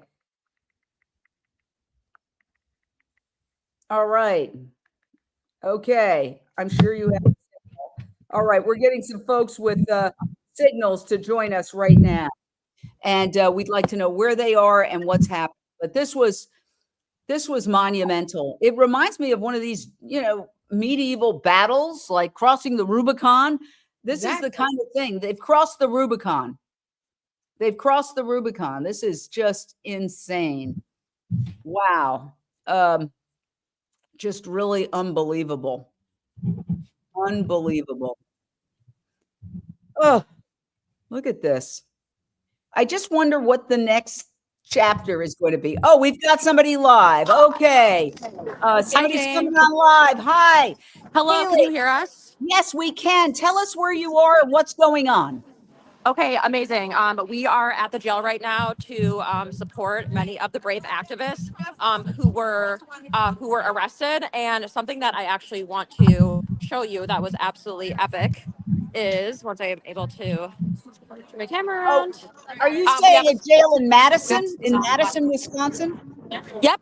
We are at the jail in downtown Madison, and we have everyone who have shown up to show support, and we also have a very symbolic guest here right now. So you can see we have an activist who has dressed up just like one of the Ridgeland Farms dogs to represent what these dogs go through.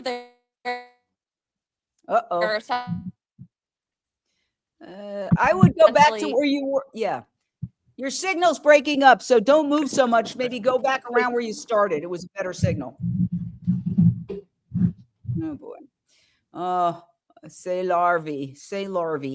Okay, well, we're going to catch her again. You broke up, lady. Sorry. Thank you so much. But, yeah. Okay, well, you get the idea.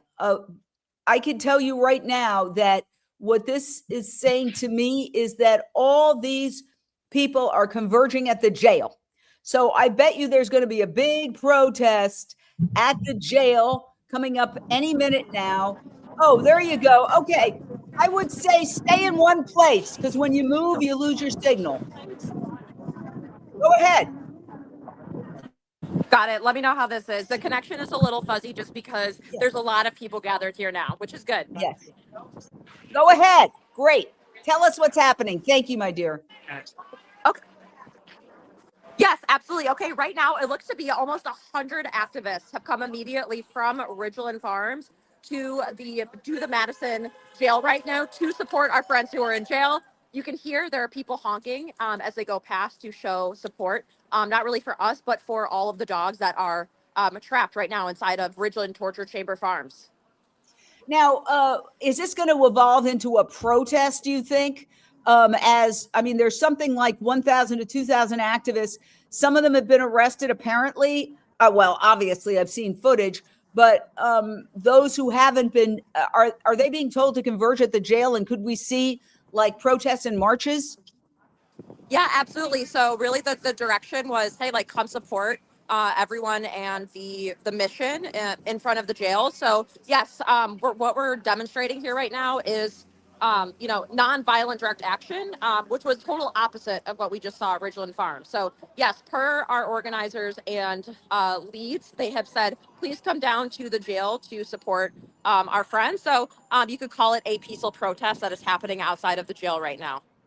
And what about you? You seem like no worse for wear. Some of the other people I've talked to look like they've been literally through a war. What was your experience and what's your takeaway? Yeah, absolutely. So saw the tear gas and rubber bullets right in front of my eyes. A lot of other activists, they were not able to see right after. If you know anything about bear mace, it can essentially blind you. And so the private security that was hired by Ridgeland, as well as the police, were actually using a mixture of bear mace and gas, which just created absolute havoc as these peaceful activists were really just trying to go and rescue these dogs inside of Ridgeland Farms. So yes, I was not. I did not experience the worst of the tear gas, but many people, many brave activists did experience that, and we have seen the wounds from the rubber bullets. They're very brutal, and they have created some very large welts on those who got hit by them.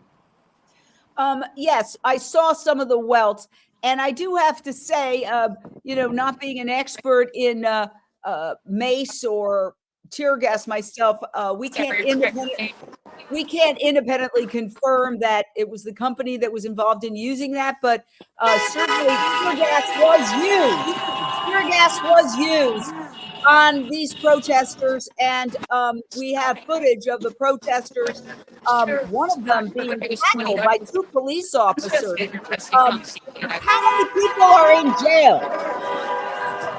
1 second. There's a lot of people driving by and honking for support. Do you mind repeating that again, Yeah, Jane? how many people are in jail? That's a great question. That is TBD. Does anyone have an idea of how many people are in jail? I would guess up to I think I've seen footage of maybe up to 10 to 20 people. There's more support happening. Wow. It's almost like we've gone full scale from a tragedy to a happy story. Now people are happy and upbeat. But when we were there, it was pretty. Where do you come from? Are you local or did you come from out of town?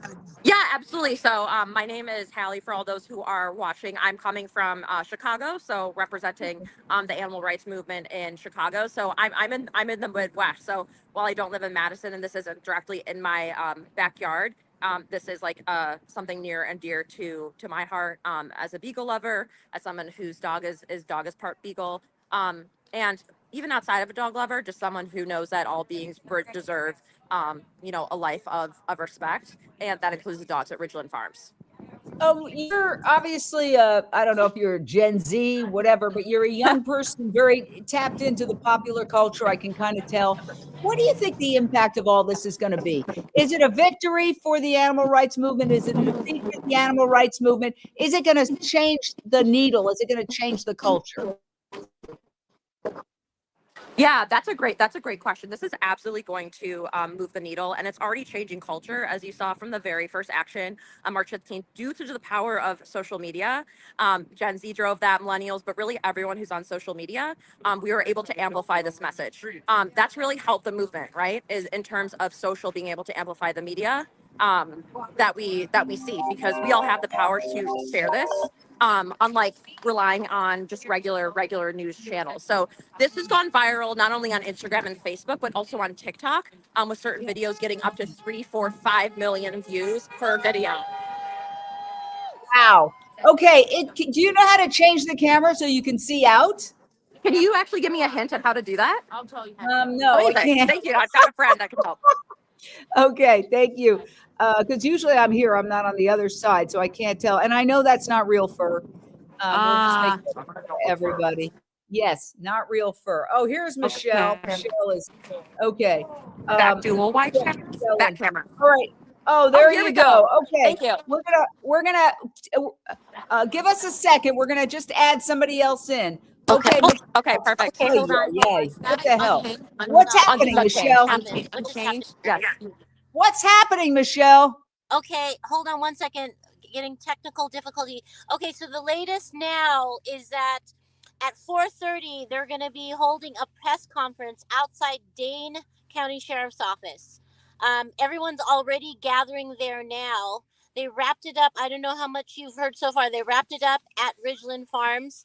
Paul Picklesheimer tried to negotiate with the police and give the message to Ridgeland that they would take 100 dogs and then leave peacefully. They never responded, and then they said you could arrest 100 activists for the 100 dogs. They did not respond, so they've decided to wrap things up and then regroup. And now we're going to Dane County Sheriff's Department because Wayne got arrested, a bunch of other activists as well. All right. Thank you so much for that update. Are you in the car driving there? Yes. Okay. So we are in the car on the way over there. So much has happened. I interviewed a guy who was shot with the rubber bullets. The rubber bullets were the size of my palm, and he was shot twice. He was attended to medics, and Mick interviewed a medic who came all the way from Switzerland to help. So we have people from around the world. I also talked to documentarians from the UK who came all the way here to also document what is happening. We talked to people from Australia, Canada, Mexico, New Mexico, Tennessee. I interviewed people who were in walkers and wheelchairs. It was incredible. The show support backing what all of these activists are doing. People don't want to see beagles tortured and abused and tested on, and that is the consensus in this neighborhood right now. Sorry for that direction. And I think you meant that. I think you meant the injury was the size of your palm, not the bullet itself. No, Okay. the bullet itself was half the size of my palm, and then he had two. I have video of it. He had 2 wounds on the Yes. side of his Yes, chest. I saw the wounds. Yes, I did Yes. see the wounds. Excellent. Thank you. bullet- Let us know when you get there. Let us know, and you can go live again. We're live there Okay. right Oh now. wait, Mick wants to say something. Hi, Jane. I'm driving. I want Yes. to relay to you the last interview that I did. I'll send you the video as soon as we're able to. The young man I talked to, he said they were among the first group to go up to the fence, and they basically were almost at the fence, and they got pepper sprayed directly in their faces. And he said he and a colleague of his were on the side, on the ground, washing their faces with water, trying to get the chemical out of their eyes. And they saw a uniformed officer whose uniform says sheriff launch a tear gas at them, directly at them from a few feet, and laughing his head off at them. Wow, yes, that's not good. Well, Yes, we that's live a in an era. Go ahead. That's a response we're getting from all the activists who have tried to breach the front lines, is that the sheriffs who are on the Richland side of the property are completely, they don't care. They're making fun of what's happening, and these activists are getting hurt. So Jane, I want to give you my opinion. Are you okay with that? Yes, if you've said it's your opinion, so there you go. So this is my opinion. Earlier, when we were leaving our hotel room this morning, going to the event, we understood that the police had gone around to all the local hotels and told them that if anybody shows up, I'm sorry, yesterday, I should say, not earlier today. Yesterday, we were told the police went to all the hotels in the neighborhood, and including Madison, city of Madison, and told the staff that if any of their guests show back up at the hotel holding Beagles, to immediately call 911. So it was clear that if that's true, it's clear that the police believed that the breach could easily happen by the activists, and they could actually make it into the buildings like a month ago. My opinion is that they probably got pressure from Ridgeland and the local businesses, and they decided they were so outnumbered that there was no way, even if there were 300 cops, they were going to be outnumbered easily 3-1 or 4-1 or 5-1. That they decided they were going to go take the violent route and try to quash everyone and not allow that to happen. Otherwise, I cannot see any reasonable way a sheriff would be able to justify his deputies acting in the way they acted. Well, it was really heartless. It was really heartless and really surprising. All the activists were surprised, traumatized, and disturbed that they would go through these levels of violence for peaceful protest.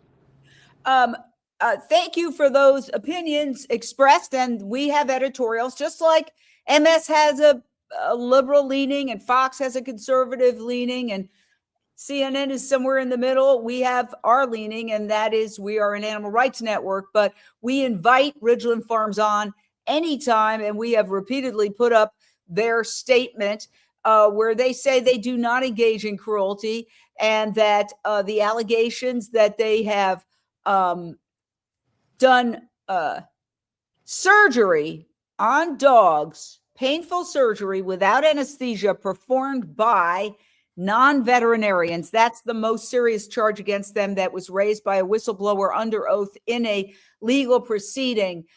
They deny that. So we invite them on anytime to explain further. So, okay. Jane, I just wanted to let you know we have firsthand experience. Mick did not tell you.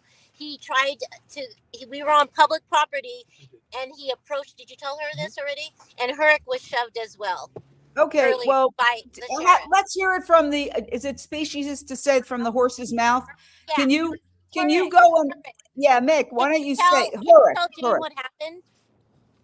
Yes, very early on, there was a bunch of the sheriffs that came in quickly, and one of them, this guy that you could tell that he was out to get us, he shoved this activist, this tall guy, so sharply and so violently that this guy just jammed into me, and I almost lost my footing.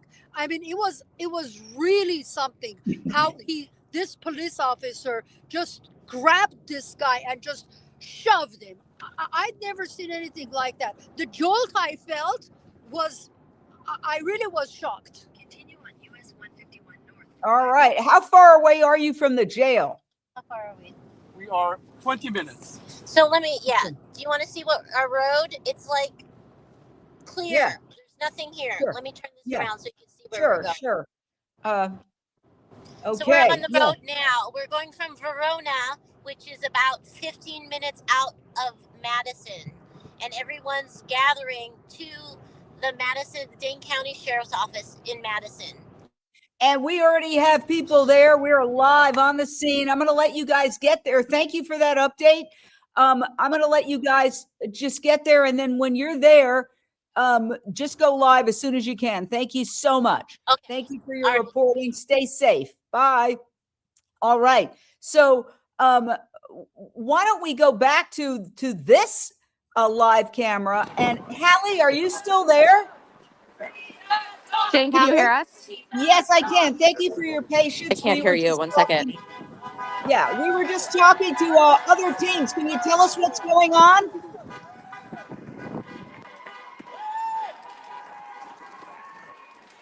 Wow, we could see it, but we can hear you. Tell us what's happening.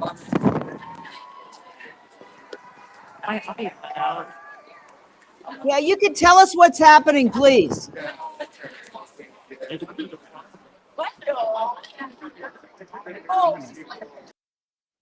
All right. Well, we're going to continue. They'll be back. They'll be back. I know they will be back soon because there's this story is not over. Let's just put it that way.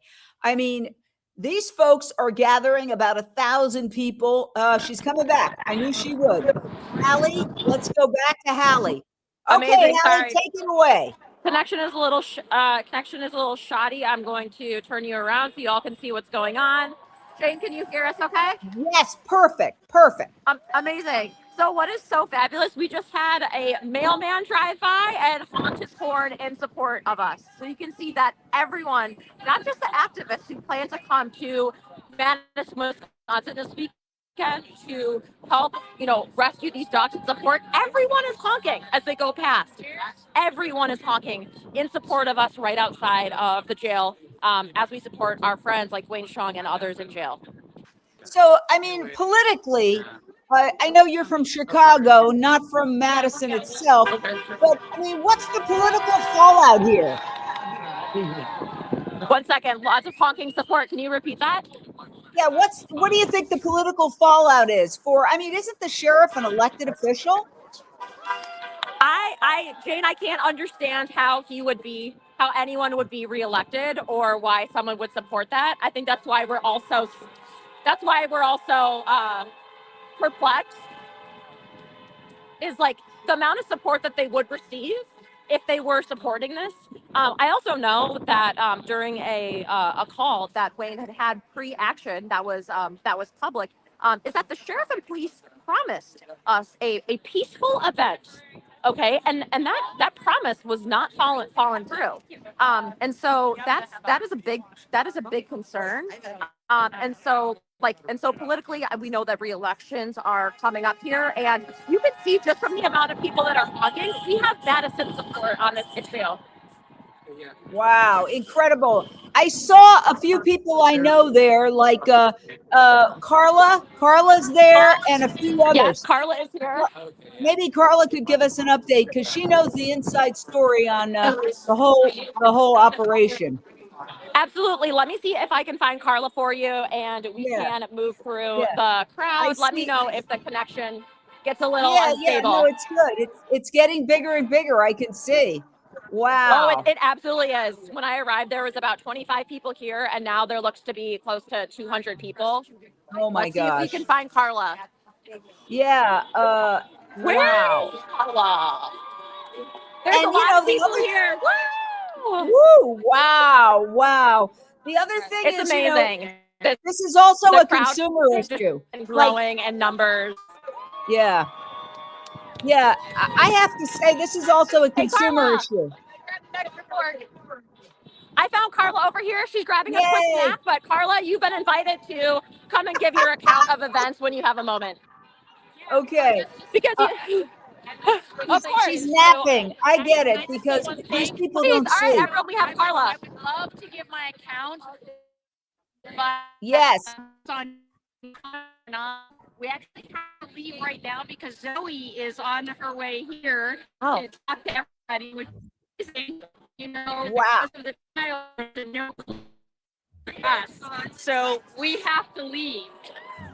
Where is Zoe going to speak? Okay. Zoe's coming here. She's coming here? Yeah. Okay, do we have a time? Press conference at 4:30. Is she speaking during the press conference? Okay. Okay, got it. So I'll catch you guys later. Okay, that was Carla. Yeah, thank you. We'll make sure that we are filming Zoe's conversation. So there's going to be a news conference at 2:30. I believe it's at 4:30 the press conference. If I saw Yeah, so 2:30 our time. 2:30 our time. Yes. 2:30. Oh, okay. Yes. Okay. Right. Yeah, okay. My brain So isn't working to convert the time zones. Basically an hour. In 1 hour, there's going to be a news conference. Wow. Exactly. Zoe will be. It will be so powerful to have Zoe here. You know, speaking. There's no one who like understands this better than her, and I think she's really going to help to rally the crowd. Even though you can see everyone is very rallied and in good spirits. Yeah, everybody's in good spirits. Wow, it's amazing. Yeah. Okay, I'm getting kicked off the street. 1 second. Uh-oh. Okay, no worries, no worries. All right, bear with me as I take you back through. Yeah. Dogs. Free the dogs. Free the dogs. Free the dogs. Yeah, wow. We've been live for 9 hours. Are you kidding? We've been live since 7 a.m. this morning. Woo, wow. What this crowd is turning out to be. Oh, amazing. Absolutely amazing. So it seems like, you know, everybody's upbeat, which is great, which is great news that it's not a sad event. It's a very upbeat event. It absolutely is. You can see people have come out with these signs. Would someone want to show your could we see your signs? You're live on Unchained. Could we see your signs? You can see here people have brought out. This is a photo of one of the Beagle pups that was seized during the March 15th action, and that is exactly why we are all here. Is to bring this pup to freedom once and for all. Yeah, I think I was live right when that beagle was grabbed. It was so sad. They grabbed that dog, and the dog was hanging on for dear life, trying to not get grabbed. Very interesting. Yeah. I was right there when it happened. I was also just alongside filming with Gary Yourofsky, legendary Gary Yourofsky. And it was he said that it's one of the craziest things he's ever seen in his entire career of animal activism. And he has been doing this for decades. Yes. I mean, the whole thing has been one of the craziest things. I'll tell you what it reminds me of. It reminds me of when I was a teenager and the Vietnam War was underway, and I would go to protests where all of Fifth Avenue was covered by people sitting down, like a huge section of Fifth Avenue, 20, 30 blocks in Midtown Manhattan, covered by people sitting down, blocking traffic, singing. This is not just this has now become a cultural moment. That's what I say. I'm going to block the sound here so we can get some sound from Renee and Lindsay. This is a cultural moment now. There's a moment where something ceases to be just a narrow issue, a niche issue, and becomes a giant cultural issue. And my experience was the Vietnam War. I remember having one of the few arguments. I did not argue with my father because he was old school. You didn't argue with him. But I had an argument with him about the Vietnam War. It was one of those moments. Is this a moment like that?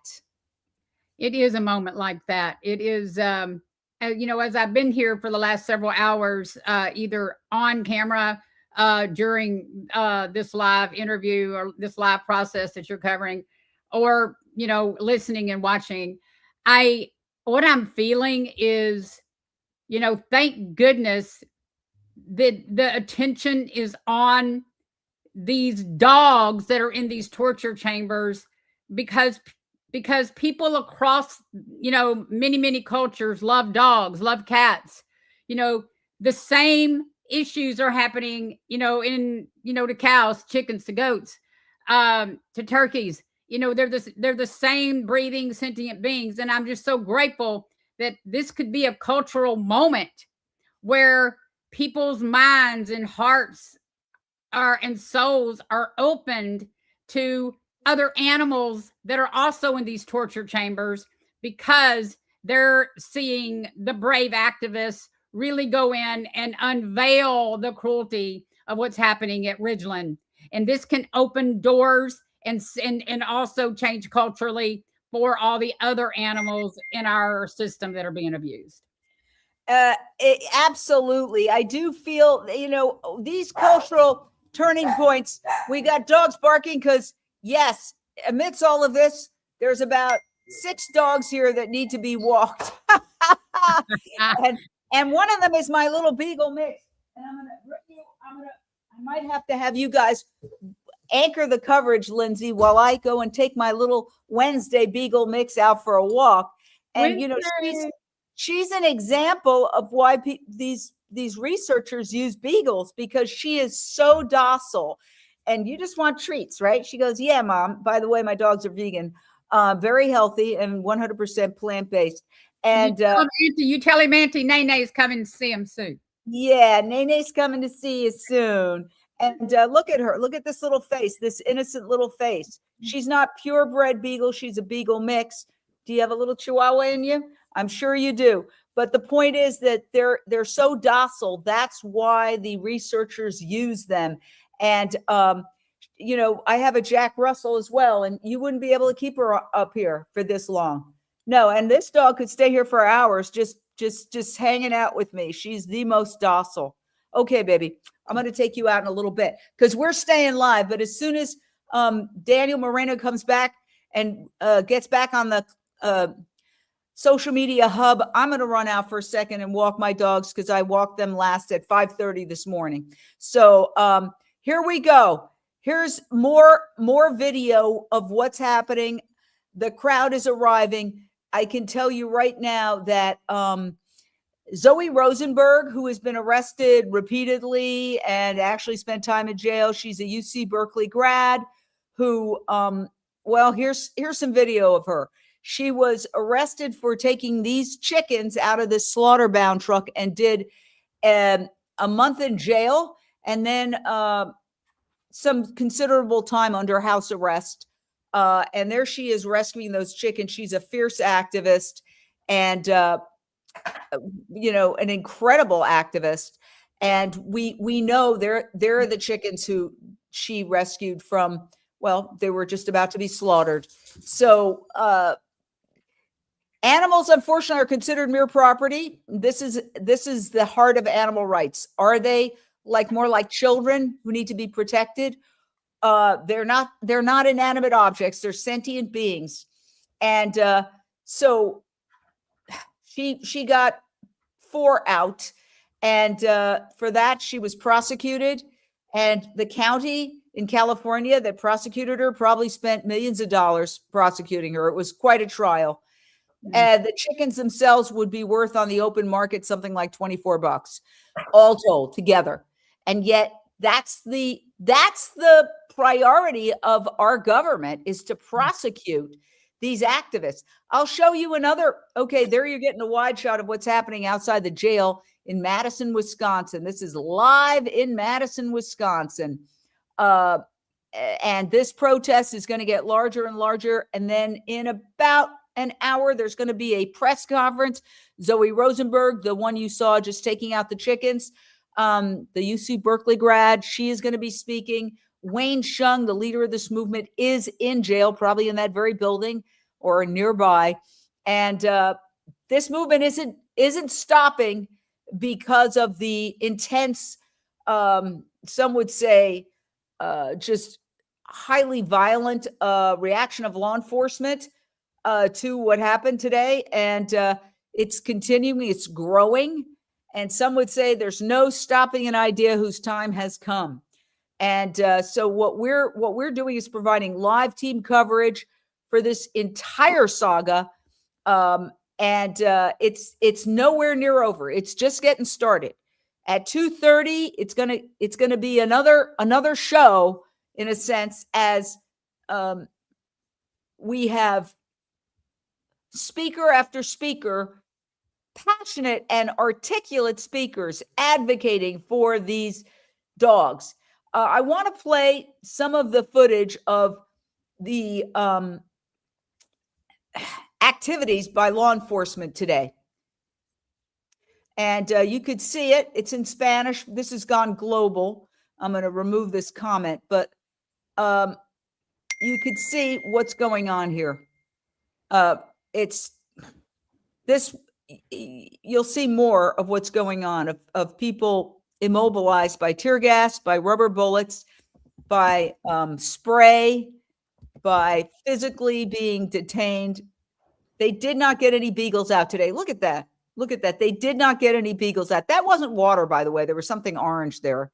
Here's a woman who appears to be, you know, at least middle-aged, possibly a senior citizen. I don't know. I can't see very clearly. She's like literally can't walk after her encounter with police. And there were others who really are really immobilized. Some people said they couldn't see. And then there was somebody who was hit by several, giant markings, rubber bullets hit them. Just very, very intense day. And then there's a lot of people saying, you know, this connects not just to those animals, but it also connects to, what we eat. It connects to what we eat. All right. And now Climate Hub is back. So I'm going to let Daniel take his seat again. Will you do me a favor and just talk a little bit while I run my dogs out, Lindsay? Sure. Okay. Thank you. Go for it. All right. So let's see if I can bring in Daniel here and let him. Daniel's not, he's not. He's Okay. not Here, back yet. wait, we've got there we have the protest. So we've got the protest.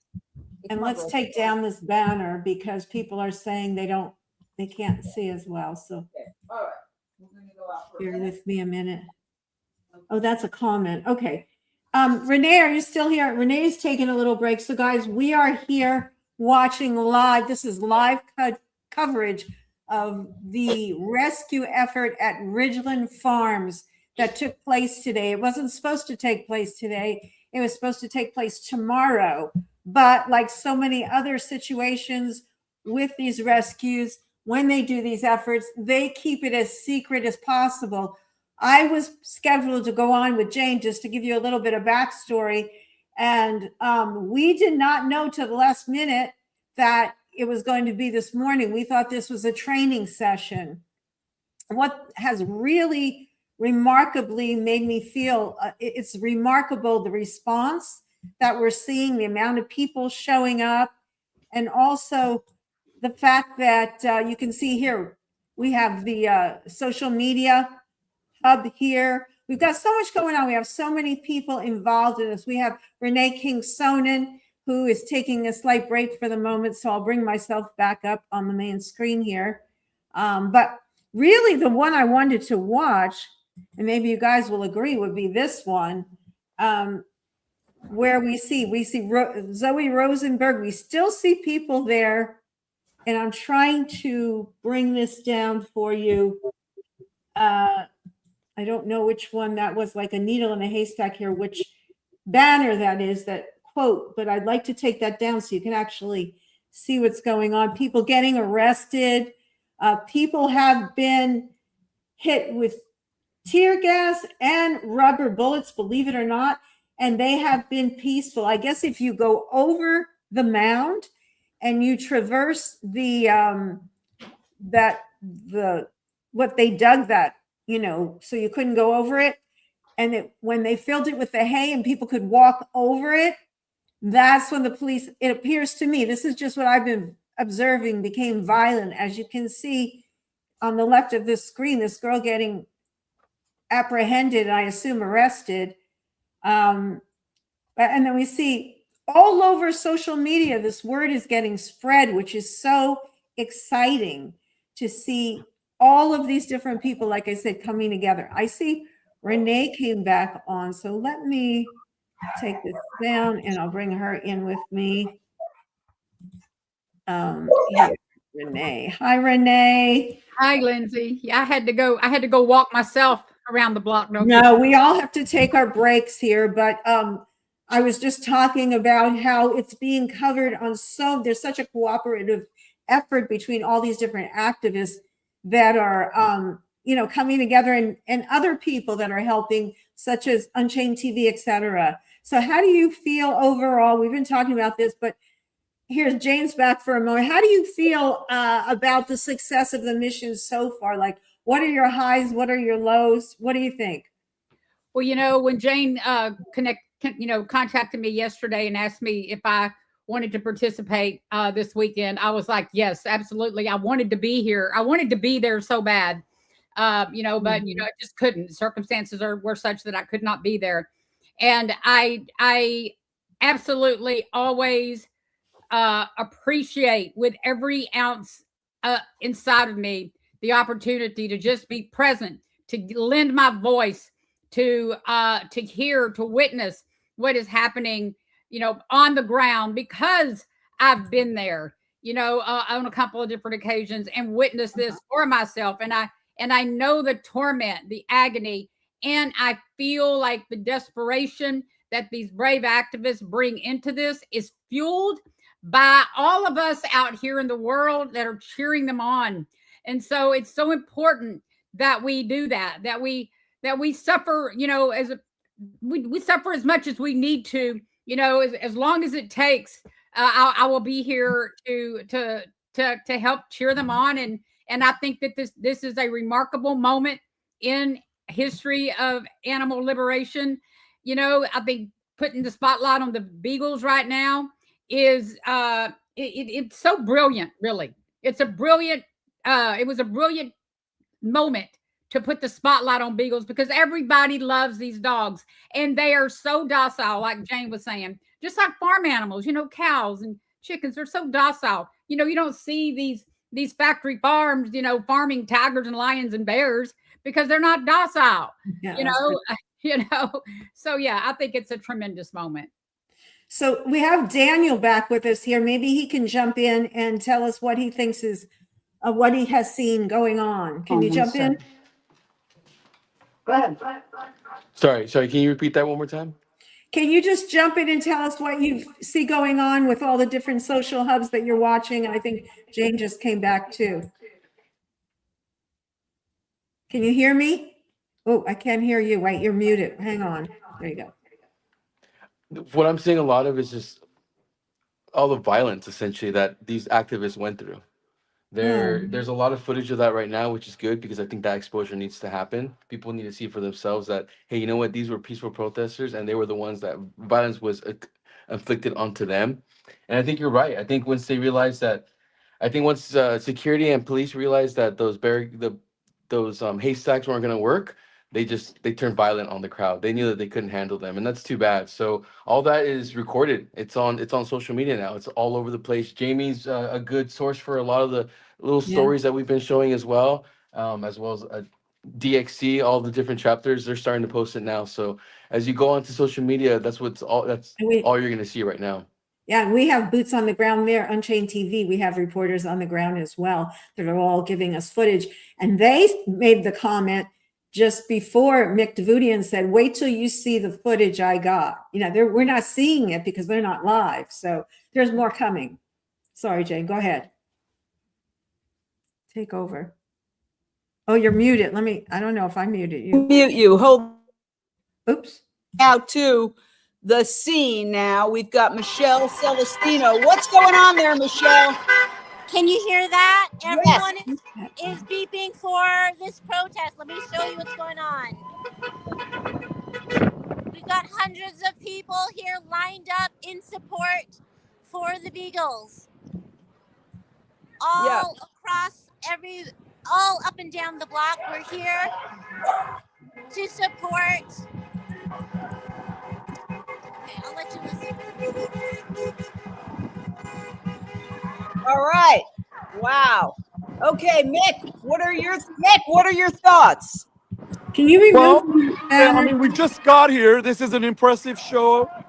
And of course, we're waiting to see what the press conference is going to really tell us about at 4:30, which is, wait a minute, it's an hour and 15 minutes away.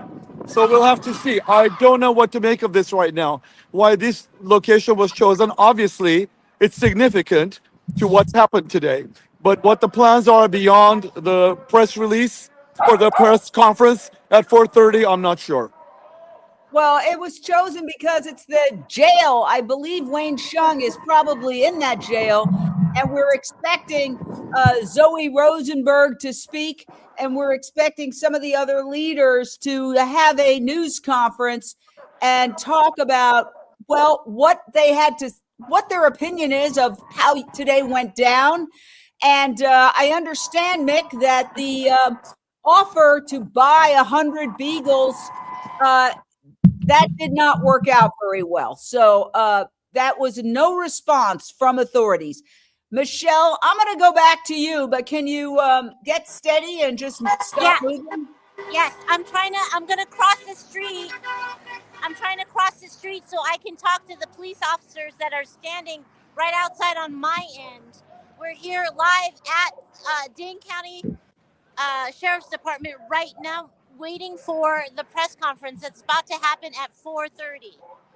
Let me just cross it. Yeah, we're looking at the crowd. It's getting bigger and bigger and bigger. It is huge. All the activists are coming down here from Ridgeland. So we could have more than 1,000 people. I was thinking so. There were supposed to be about 1,700 activists at Ridgeland. So, as you can hear, the community seems to be behind this movement. I am now trying to get closer to the police officers. There you go. Okay, let's hear what this. What about Hallie? Hallie, do you have anything to say? Okay, Hallie, what are you seeing? The crowd's getting bigger. You all to see the incredible signs that activists have put together, and just look at this crowd and all the cars that are honking. Yes, yes. We've got our dog friend here. Look. Yeah, it's wow. These signs. Is this where Wayne is jailed? Is Wayne jailed there? Is Wayne in jail? Yes, he is. Is it there at that building? Is what at this building? Wayne. Yes, he is. Okay. Yeah. I mean, they could have a couple of jails, so that's why I'm asking. He could probably hear all this. Wow. Amazing. Absolutely amazing. Yeah. Wow. Okay. All right.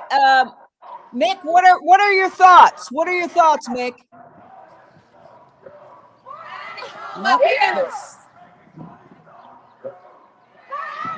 Abuse! Shame! Shame! Shame on you! Shame on you for what you do! Brooklyn Farm! Shame on you! Shame on you for what you do! Shame! Shame! Shame on you! Shame on you for what you do! Shame on you! Shame on you for what you do! Just like us! Just like us! Right to the ground. Just like us! Just like us! Just like us!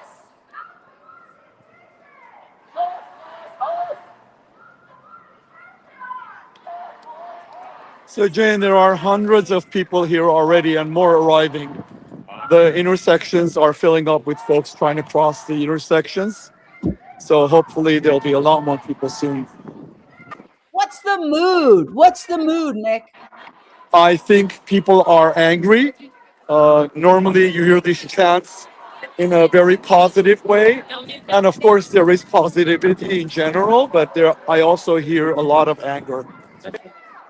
And Paul is here. Would you like to talk to him? Yes, I would love to talk to Paul. Paul, we're on live on Unchained TV. What is going on here? What are your thoughts? So yeah, people are just gathered here at the jail to support our friends that were so brave today. Oh my God.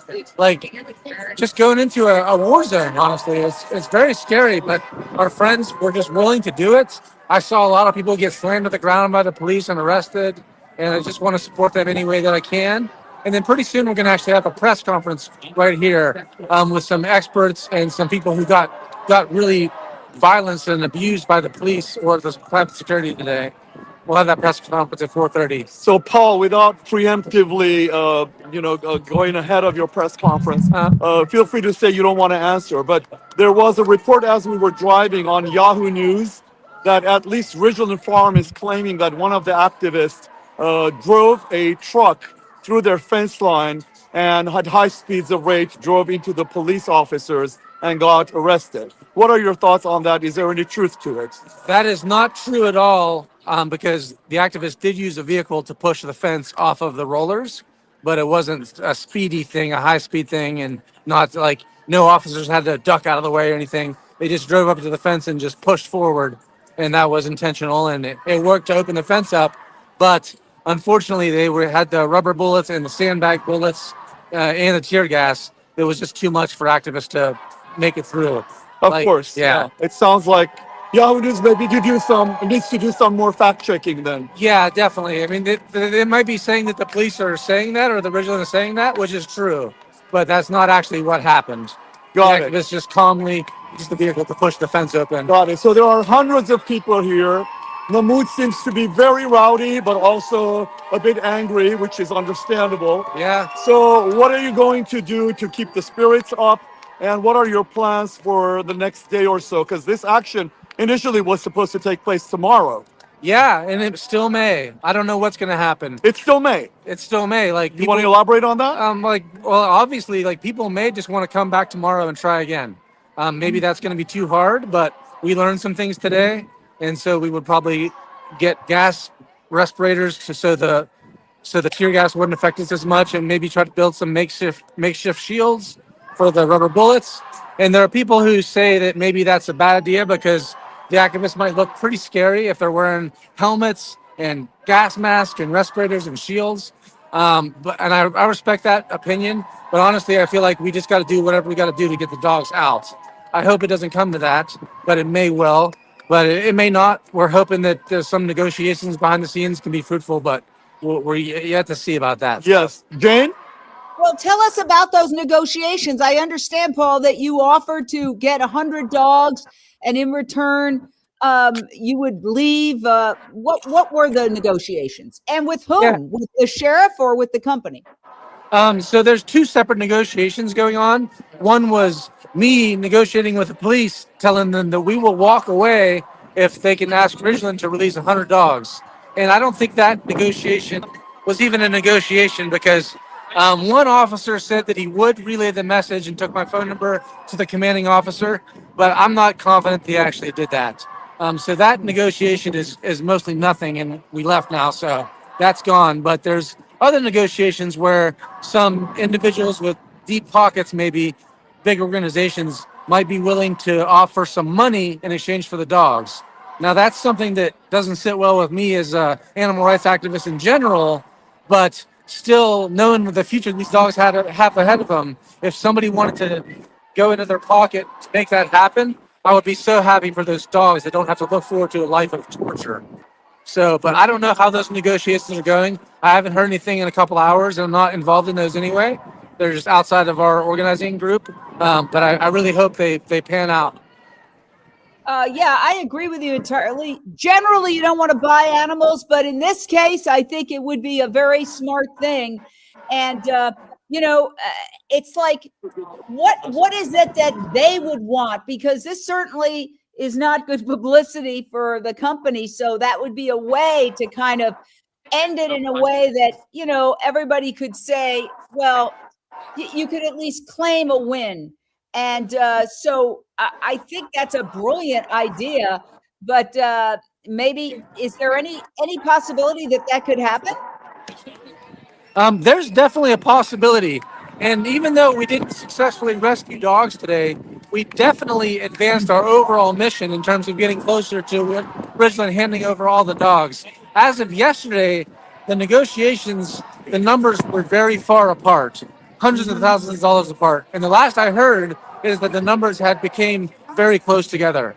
So over the course of today, the negotiations went much better, but we'll see how it turns out. And can you give us a dollar figure? I mean, a general figure? Yeah, I don't know the specifics. I just heard that generally they were hundreds of thousands of dollars apart yesterday, but today they are like within tens of thousands of dollars, and just small details about a contract they would like to have signed. And the contract would basically say that Ridgeland's just going to close up shop, hand all the dogs over, and then DXC will drop our charges against, or activists, we'll all drop our charges against Jerry Blizzard, their son-in-law who committed crimes last rescue, and we have a civil suit against them as well. So all parties would just drop everything and walk opposite directions if it works out that way, and I really hope that it does. All right, and I have to say that we invite the company on anytime, and I cannot confirm any information regarding any crimes that you allege. But let me say this: what about the people who were injured today? There's a photo of people with like giant scars on their bodies. Are you going to take any action against the police? Yeah, I mean, I believe that if the deal's not reached, people should take every action to sue the cops, sue Ridgeland, whoever, because people were very badly hurt today. They were peppered sprayed, were like immense amounts, rubber bullets, sandbag bullets. One activist was knocked unconscious for about 8 minutes because they hit him with a ATV when he broke through the fence line. So Curly, I hope you're watching this and you're okay. But yeah, a lot of activists took a severe beating today. My heart goes out to them. I'm just so proud of them for putting their body on the line, their safety on the line to help these Beagles, because that's what we all want. Yeah, well, Paul, thank you so much for taking the time to talk to us. And obviously, we're going to be covering the news conference that comes up. Absolutely. Thanks. Thank you. I'll let you know. Wow. Whoa, you're super close. Okay. Okay. So what do we have here? Thank you. Hold on. We're going to go to somebody else. Okay. Yeah. We're going to you in a second. Hold on. Let me just get rid of this. Hi there. Who's there? Oh, you were the woman who was injured. You were injured.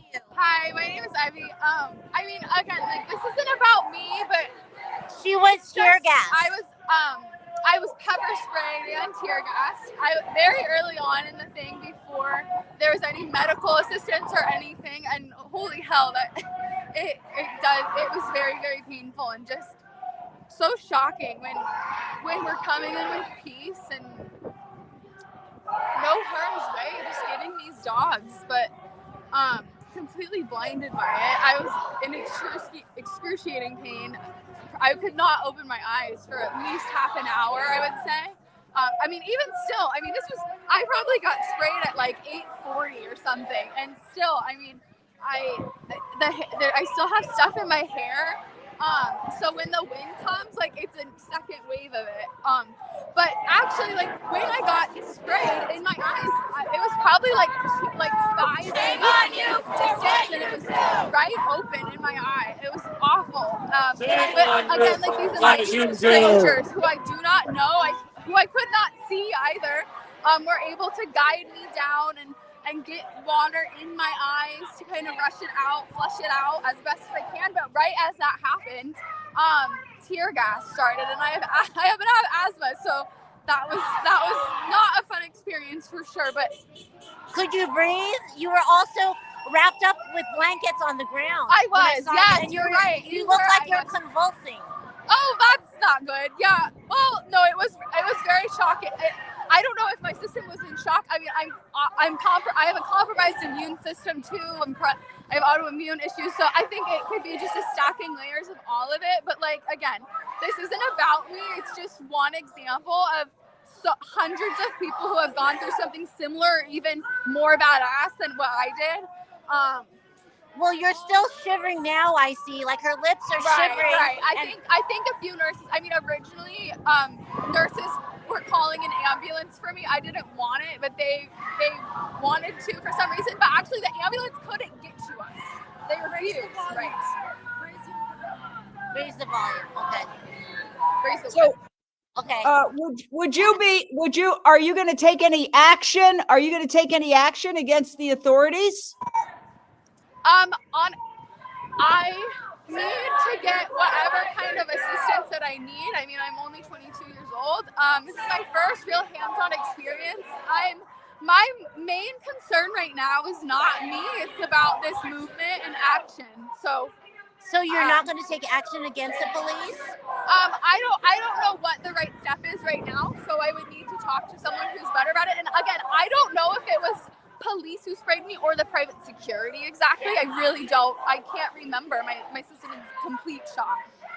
So I don't know who. I wonder more now that more people are like jogging my memory that a lot of people like Men in Black could have been private security as well.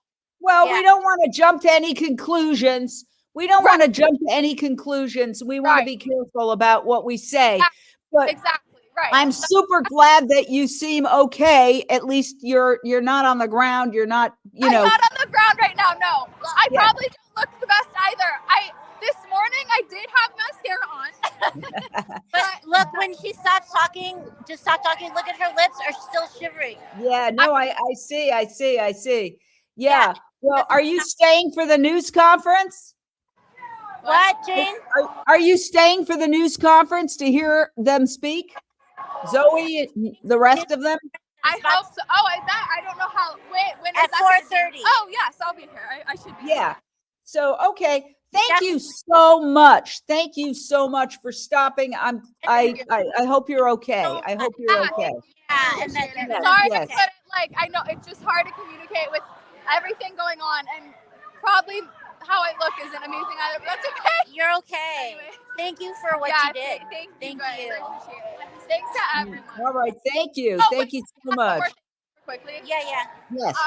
I can't thank I can't thank them enough. The amount of strangers who were able to quite literally help me and aid me, guide me to medical assistance.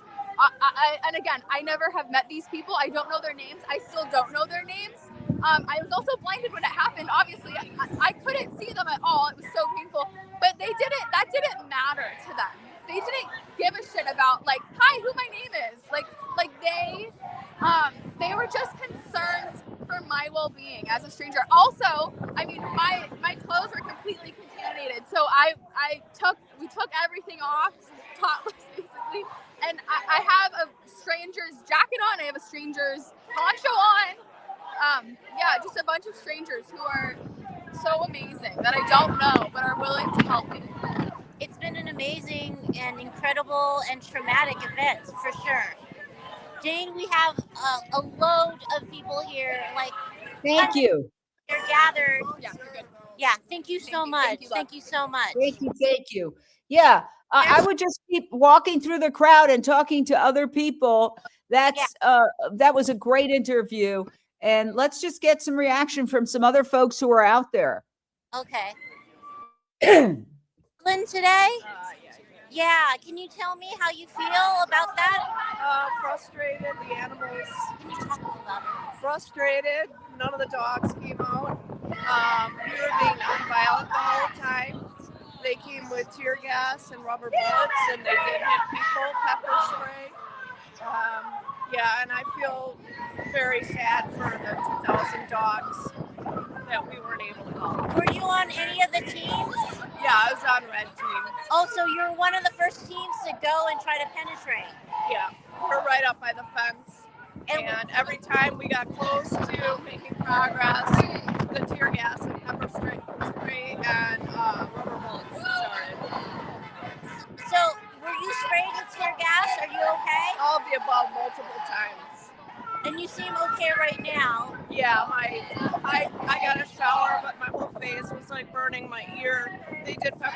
close up, both eyes. That was like the third time I was sprayed. And they shot you with a rubber bullet? Yep, I got a bruise about this big on my backside. It's on your back. Yeah. For so many stories like this, so Yeah. you're gonna be okay? Did you get medical attention? I did not. I'm more worried about the dogs, honestly.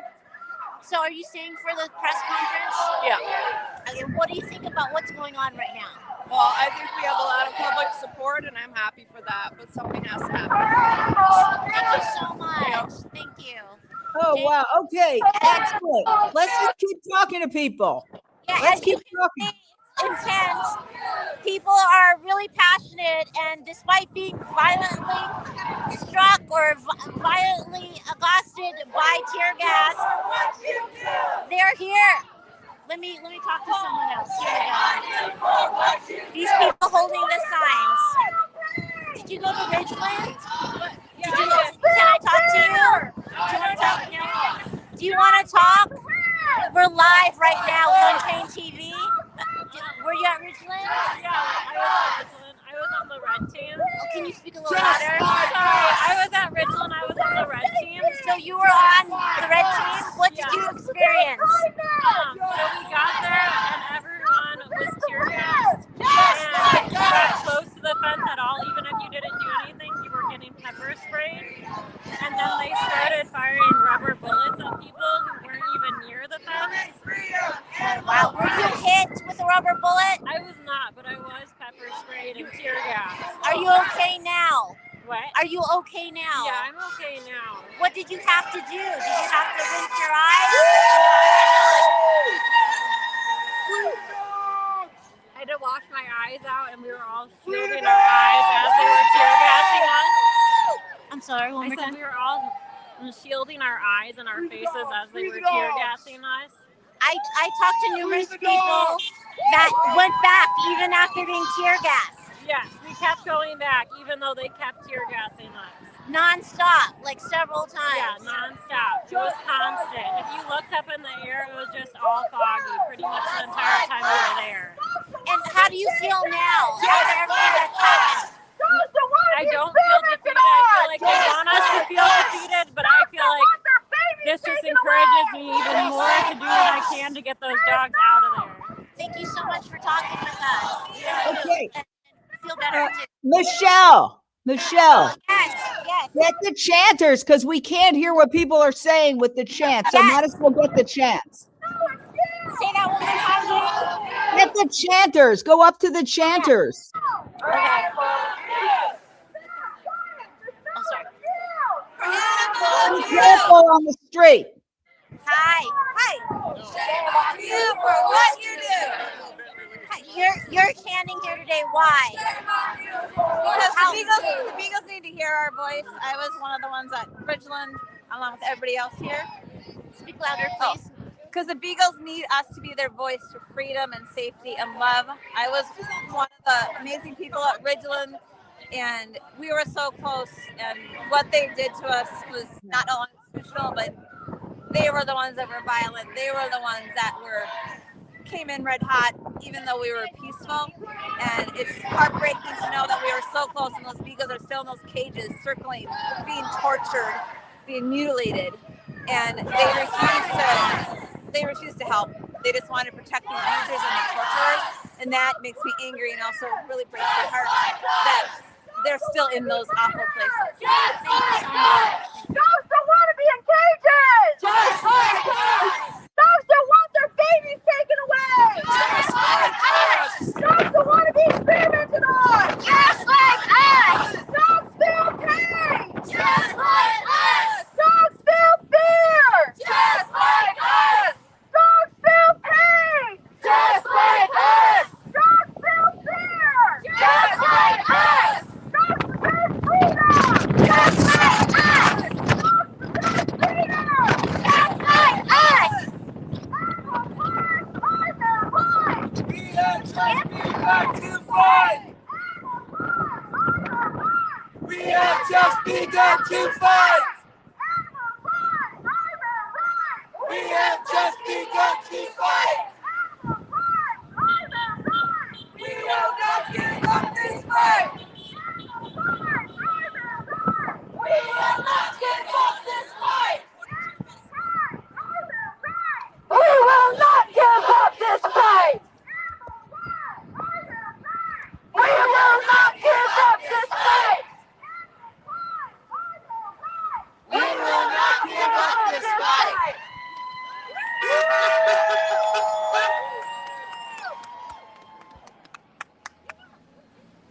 So Jane, as you see all of these people waiting for the press conference, how are you feeling right now? Why are you here today?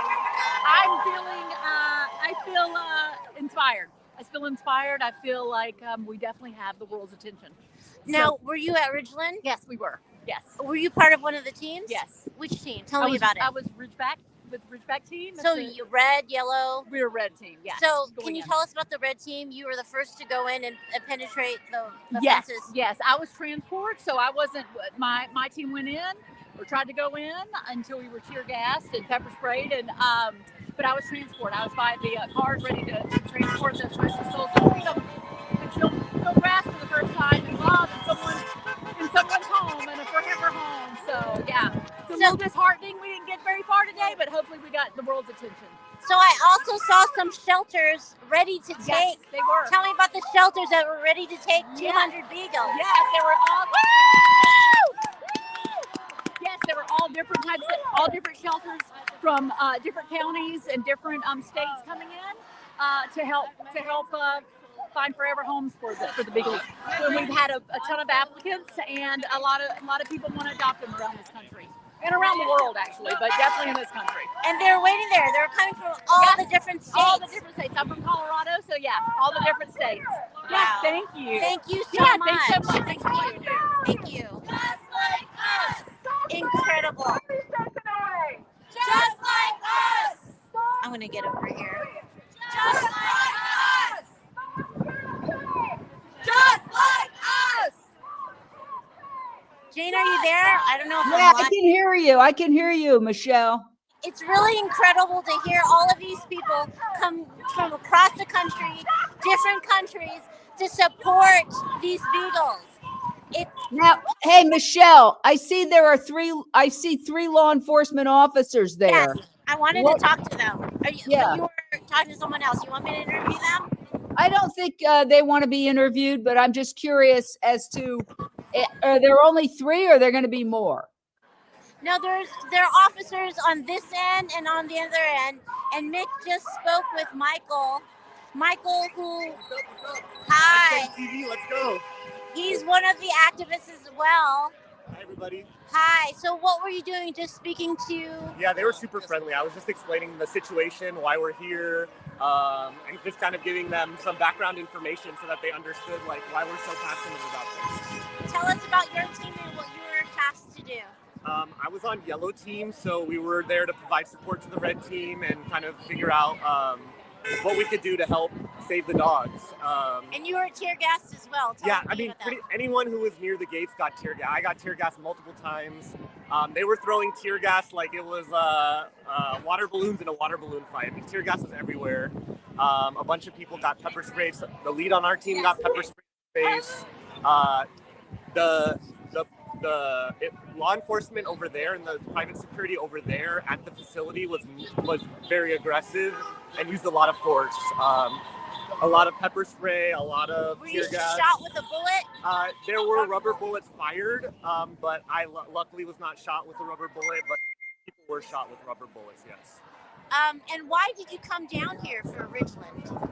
I came down here because, number one, I saw the image and footage from the last rescue, and just thinking about those Beagles just being abused and having surgeries without anesthesia. I think scientific testing on dogs is on its way out, and I think this is an action that a lot of people understand, and there's a lot of support behind it. So I feel like we have a good chance moving the needle to end scientific experiments on dogs, and also Ridgeland, and shutting down Ridgeland and freeing the dogs. So I hope that we free the dogs at Ridgeland, and I hope that it inspires people to fight against dog testing across the country. And how do you feel about what has transpired and not being able to get a dog out? I'm super disappointed, but I also have a lot of hope that this action, there's lots of ways to get the dogs out. I was hoping that we were going to be able to carry the dogs out, but I think there's other ways to get the dogs out, and I hope that there's media pressure and public support, and I hope that there's a legal strategy here. And so I really hope that this action garners some sort of way of getting the dogs out, even if it didn't happen today. Now, we were on the plane with Michael. Tell everybody where we were coming from and your background and how you found veganism. I'm from Los Angeles, and I found, I read Eating Animals. That's how I became vegetarian. And then I read Animal Liberation Now, and that's when I became vegan. And I've been doing animal activism in LA for a few years. And yeah, I felt called to come here and try to help the Beagles. Thank you so much. And are you waiting for this press conference? What are you hoping to hear? Because they're regrouping. Do you think they're going to start again tomorrow? I'm hoping to hear that. I heard there were negotiations for the Beagles, so I'm hoping that they're going to be able to negotiate the release of some of the Beagles. And I don't know. I'm hoping to hear. I don't have any more expectations than that. I'm hoping to hear something positive about the Beagles. If they asked you to come back tomorrow, Richland, would you do that? Oh, 100%, yes. Yeah. Yes. So I think that's one of the decisions. I'm not sure, but they're. Yeah. I definitely would come back, and I hope that. I mean, I hope we don't have to. I hope they release the dogs, but I think we gotta do what we gotta do to get the dogs back. Awesome. Thank you so much, Michael. Thanks, Michelle. Jane, like you hear, everyone's really passionate about this, and they truly believe that the Beagles need to be freed. The crowd is filled with people. The police officers here, they're saying, are very nice, opposed to what they experienced at Ridgeland with the private security. They were talking about also they had hired people to intimidate the local residents. Okay, but we cannot independently confirm that. So I could tell you that Ridgeland is invited on anytime to offer their side. And they, I know that DXC did put out, or sorry, Wayne did put out a photo saying that there were private security guards that were menacing. He also sent a demand letter that made that assertion. And in that demand letter was this photograph. Yes, so we do know that that's an allegation by Wayne, who is currently in jail in that very facility that we're standing outside of. And we always invite Ridgeland on anytime. We would love to dialogue with you and get more comments from you. Okay, so what now? I think we have possibly, I'm going to jump back to Mick and see what Mick has to say. Hold on a second. Mick? Hey, Mick. Hi, Jane. Yeah, hi, Jane.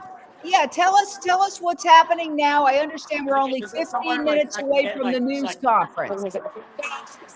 Yes, exactly. So I was looking for some of the leadership to see if they would talk to us, including Zoe. They went behind the scenes, so I think they're getting ready for the conference. So no one's available to go live right now. But as you can see, the crowd has grown quite a bit, and they're quite rowdy. There's police on both ends. So hopefully this will continue to remain extremely peaceful, as it should be. And freedom of speech for all of these activists to express their anger and their frustration at the government and the authorities. And there's a lot of traffic. You can see honking in support as well. I mean, it feels like very overwhelming, the support. The honking is like quite frequent. It is. And to be honest with you, I'm not sure if some of the people honking know the exact nature of the protest. But as is the case with so many, they see dogs, free the dogs from torture, and they honk. Everyone loves dogs. So I think some of that is simply that. People know there's something terrible happening to dogs, and there is support of the activists out here. May or may not know the exact nature of what's happening in Ridgeland Farms, but they are absolutely in support. So what do you think this news conference is going to be about? And do you have any idea when Wayne might be released from jail? I lost the last part of your question because it is so loud here. what is the nature of the conference? I asked Paul that question. He said they want to speak about the next steps and possibly an action tomorrow. Okay. And will you be the reporter and get up close so we can hear everything they're saying? Sure, I'll try to back away from the crowd because it is very loud.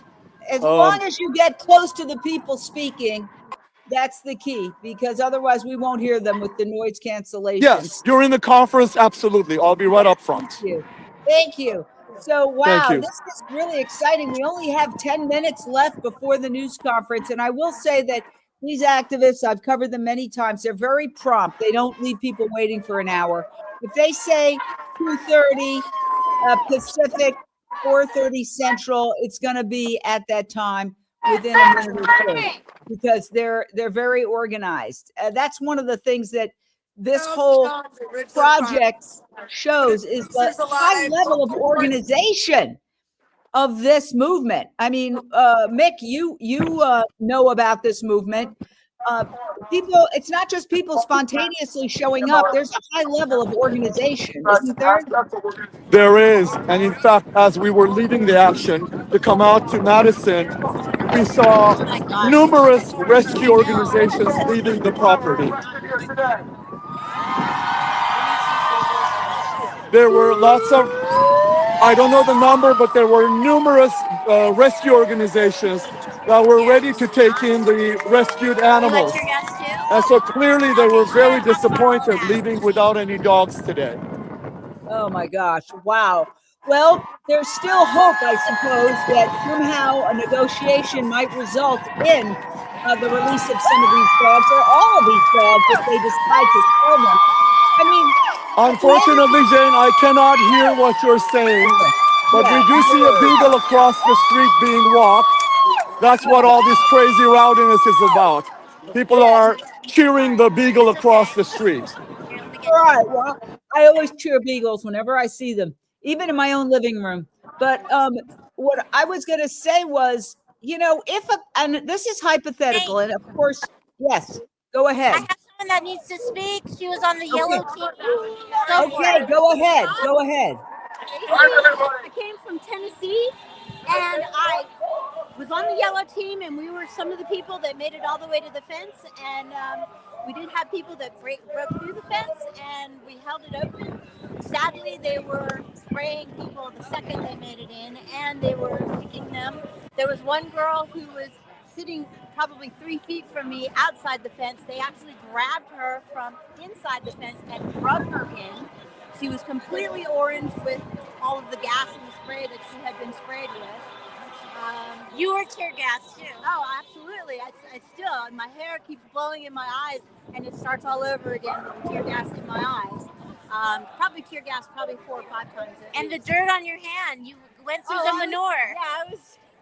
I was actually helping out, trying to move all of the hay bales. We were taking them apart and rolling them into the moat. I actually jumped down in and took apart anything that was in their way to roll them. So yeah, I was busy the whole time I was there. And now we're here, of course, at the Dane County Department of the Police Department. Jen, there's a march happening right now live. Oh, wow. Okay, we're going to jump off of this interview with that lovely lady and jump over to the march. Okay, here we go. Where are they going?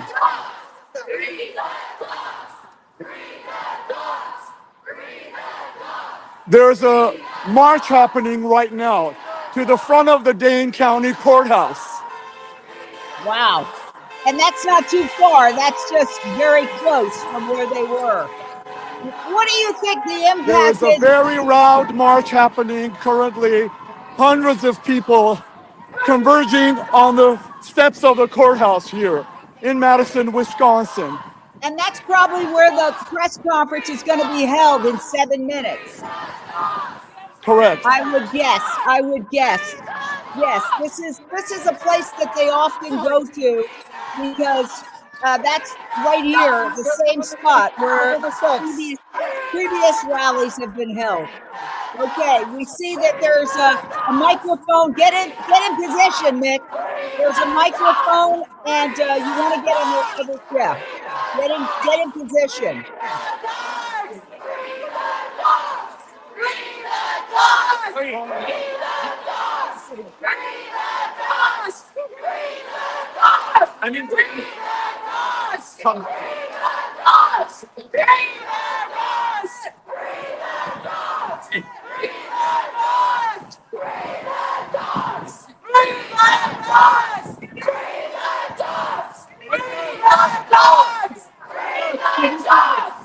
Make a clap.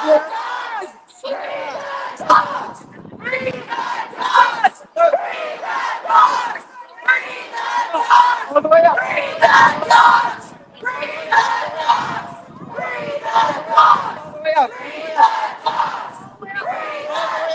All the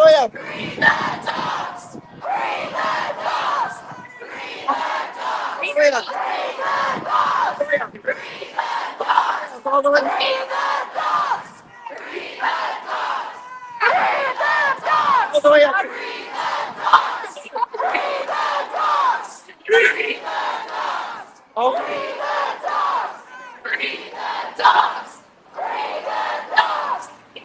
Jane, I'm going to let the picture speak for itself. I think it's too loud for me to get through. Yeah, well, there's going to be a news conference in a second. Just get yourself ready so that you can get that. Thank you.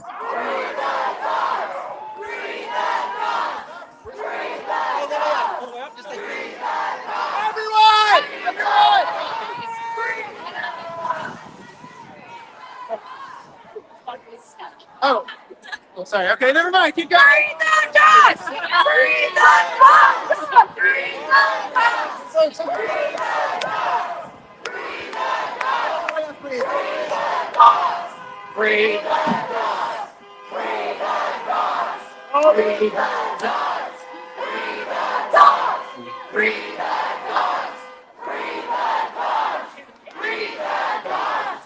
Free the dogs! Hang in here, buddy. Free the dogs! Free the dogs! Free the dogs! So we are. Free the dogs! Free the dogs! Free the dogs! Free the dogs! Free the dogs! Free the dogs! Free the dogs! Free the dogs! Free the dogs!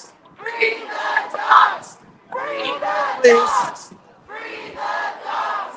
Free the dogs! Free the dogs! This side. But you're there or there? Not behind them. No. No. Free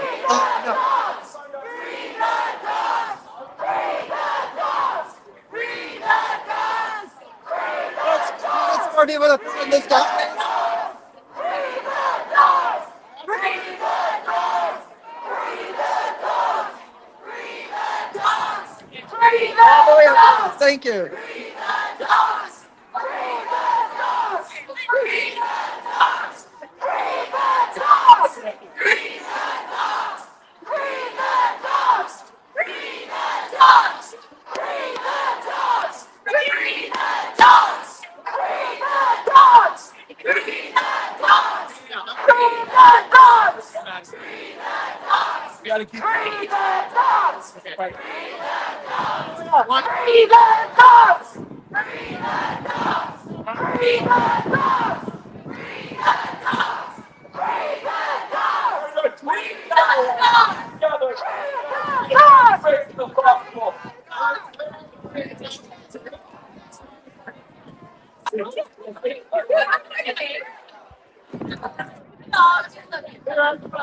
Jane, I think obviously it's about to start. Yes, so The crowd has get in quieted down. position. Get in I am. position for the mic. Thank you. I am. Well, actually, I think wouldn't. Oh, yeah. Okay, she's going to be speaking. The mic's heading the other way. Great. Thank you, Mick. Yeah, I'm about 2 feet from the mic. I think that's good. Perfect. This is a very, very extraordinary day. I do believe you're watching animal rights history unfold. And we've got about 2 minutes until the news conference starts. Renee, you want to weigh in for a second? Just voiceover? Absolutely. I am just riveted on the edge of my seat as I watch the escalation, all of the chanting, all of the unity here unfold. I'm riveted, so grateful to be a part of this moment. My heart, soul is there, with them all, looking forward to this movement. God, please free the animals, and may the Beagles go down in history as a big milestone of freeing animals all over the world, regardless of what system it's in. Okay. Thank you, Renee. Any second, 1 minute, there will be a news conference. Like I said, these folks are generally very prompt. When they say 2:30, which is 4:30 Central, they mean it. And so it should be starting any second now. Hundreds and hundreds of people have converged on the Dane County Courthouse. That's in Madison, Wisconsin, the county seat. And this is truly animal rights history in the making. We're getting ready for Zoe Rosenberg, who, as I showed you before, is a woman who's done time in jail after rescuing chickens. The woman who's about to speak has faced. Well, here she is, rescuing chickens. This is Zoe Rosenberg, who's going to be speaking in a second. So there she is, rescuing chickens. She's a Berkeley graduate, the head of the social media for Direct Action Everywhere, and she spent 30 days in jail for rescuing these chickens. And she's also been arrested. She's faced similar legal problems. A fierce activist, a leader in the animal rights world, and a great speaker. So we're about to hear from her any second now. The crowd has quieted.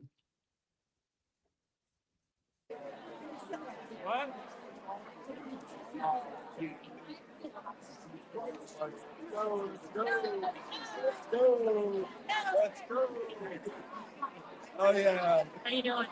Love your photos. Oh. Jane Zoe was here just a moment ago. I believe she might be speaking very shortly. Yes. So obviously that's going to be incredibly powerful, as she's a animal rights powerhouse, as we all know. Mm-hmm. And then perhaps some of the organizers will be updating the group on what's happened for the day, what the plans are, and possibly any further action tomorrow. Yes, and as one commentator said, the world is watching. We have people watching from England, from Latin America, from Canada, from France. And as somebody else said, this movement cannot be stopped.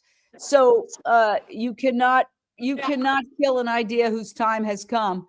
And spray paint, all sorts of things. It's not going to stop it.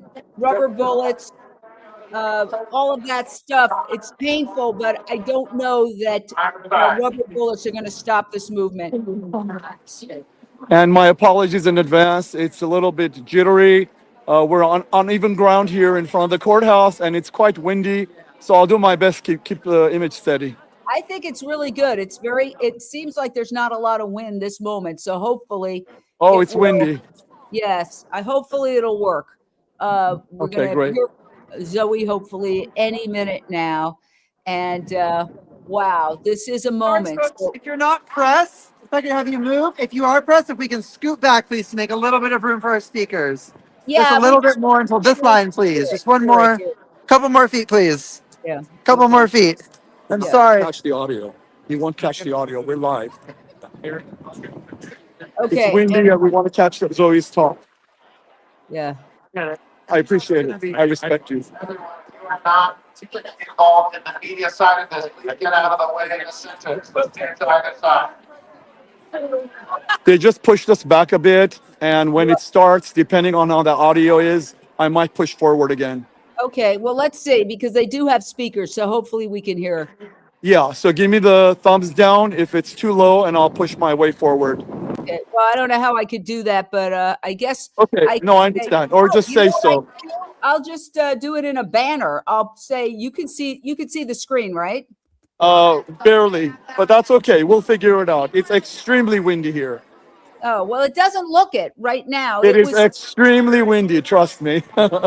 There's Zoe Rosenberg. So let's hear her. Hopefully you could inch forward. I mean, having been a reporter for many years, I've inched forward many times. So let's hear what you have to say. Today, hello!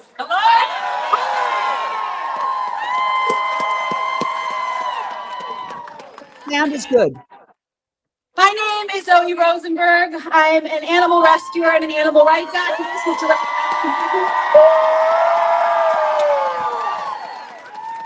Folks, we will need to keep quiet so that we can get quality for break. So.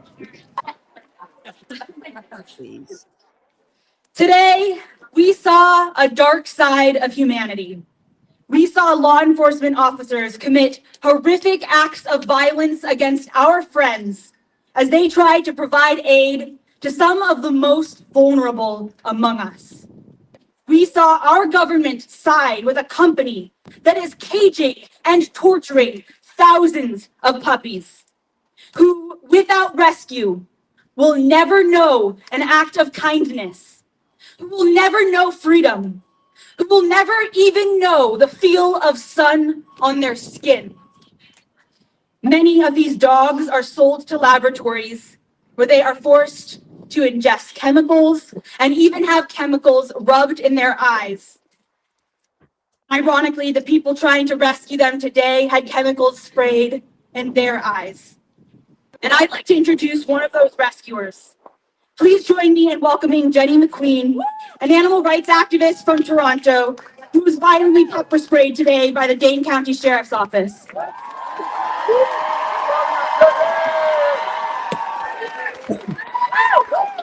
You know, the violence that we experienced today was off the charts. And yes, it does not compare to what the dogs go through. Right. I was pepper sprayed in the face, and I was standing right next to Curly, who was being violently kicked by the police to try to stop him from coming through the fence. When they found that they couldn't kick him out, they grabbed him and pulled him inside. We couldn't tell if he was dead or not. I filmed him for like 2 minutes. And then thank God he was breathing. We just didn't know why they were using such violence on us. So many tear gas canisters, so many pepper spraying. I'm having a violent reaction to being pepper sprayed. I'm in agony. But again, those beagles are still in there. We need to keep fighting for them.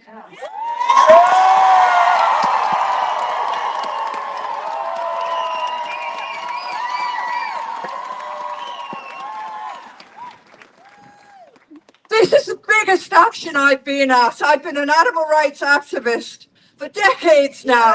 And I am so proud of you all here. I am so proud of you. Thank you. Thank you so much. And what we need to do is make sure that Wayne is freed, and we want the Beagles to be freed too.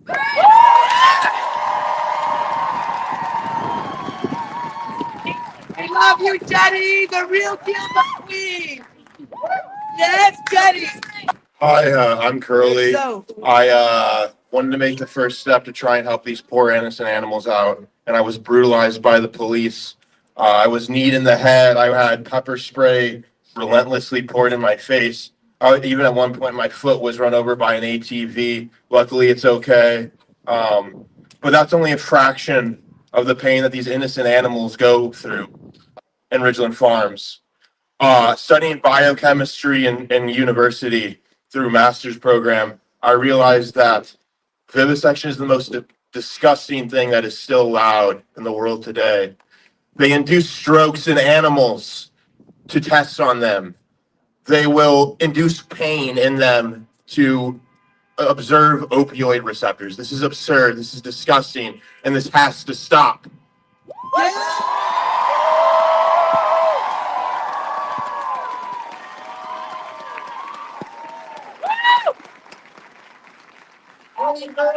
I now like to, I'd now like to introduce Doug Moeller, who is an engineer from Ann Arbor, Michigan, who was on site at today's action. Welcome, Doug. Hey there. So I was totally shocked today by the violence the sheriff's department used to protect the animal abusers.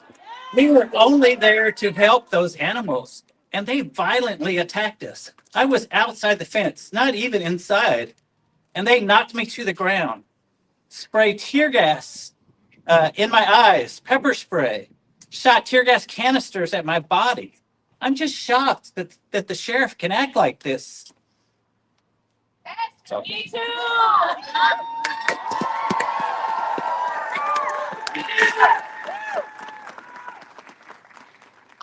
I'd now like to introduce Vanessa Piazza, who is on site today as Wayne was arrested. She's a television producer. Please welcome Vanessa. Hi, everyone. Yeah, we were on site this morning. We were with Wayne. There was a group of 10 of us who drove out. We were really hopeful that we were going to be able to have a peaceful conversation with the owners or law enforcement, and we were really hopeful that we were going to be able to have a surrender of all the 2,000 dogs without, we thought we might get there and be able to negotiate. We got out of the car and Wayne was immediately arrested. Nobody was given any information. We then stepped onto the property and tons of people in my group were taken right down to the ground. They were maced. There was so much excessive force used. There is criminal animal abuse going on in Madison at Ridgeland Farms, and the police and the authorities and the state, there were state police there, not only local police. All of the resources that were used today were used to protect these assets. These assets are innocent animals that have never seen the light of day. There are still 2,000 animals in there. And this facility has been found guilty of more than 300 counts of animal cruelty. This is criminal offenses. And Melanie. And the only people like today, the amount of force that was used against a peaceful group of people that were coming, and all these rescue agencies, organizations that had come with the hope to take these dogs to beautiful homes. Like, what a disappointment. We just left there feeling so disappointed. All of the resources that everybody used, the Congressman Pocan spoke out the other day. We thought we were making some headway. Yeah. He bumped into some people on the airplane that were coming, and he told them, the security people that are working for the facility, they won't be there. The police are going to be coming, and their private security won't be allowed to be on site. So we really, we had high hopes that we were going to actually be able to come to some sort of agreement. They used pepper spray aggressively right up against people's faces. Rubber bullets. We were shot with rubber bullets. This is like from, not even being anywhere near a police officer. You're being shot in the back with rubber bullets. And the amount of gas canisters that was going right back into the dogs' facilities. And all we could hear, you could hear the dogs crying.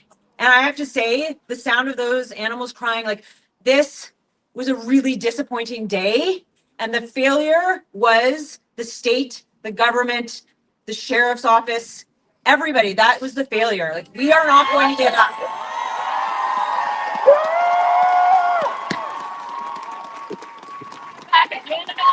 We are not going to give up. We will keep going. There's going to be more publicity. There are lots of celebrities that are now getting involved. There are a lot of more government officials who are going to be pressed. We aren't going to give up. So they may have felt today that they had a win, but actually it was a huge loss. It was a huge loss. And those animals are still there. And we had a chance. We had vehicles filled with organized rescue that were going to take these animals to get finally better lives. And this is my friend Holly, who was with me today. Hey guys, Liz and I drove from New York City. Well, we flew from New York City planning on driving a car back. We had 20 adopters ready in Long Island in New York City, ready for these dogs. I was one of the first people on the scene. I was in Wayne's car. He immediately was arrested. As I peacefully walked up to the gates, I was tackled by an officer. I weigh 125 pounds, twice thrown to the ground, his knee in my back. He pulled my hair back, sprayed my face with mace at close range, and then zip tied my hands behind my back and threatened me with a taser. While this was happening, Liz jumped over. They broke her nose and bashed her in the face with a mace can. My God. We are not done! We are not done here! We're still fighting for these dogs! Yes, and for all dogs. Animal testing has got to end. We know it doesn't work. It's 95% inconclusive. It is going to end, and we're going to keep fighting. Yes.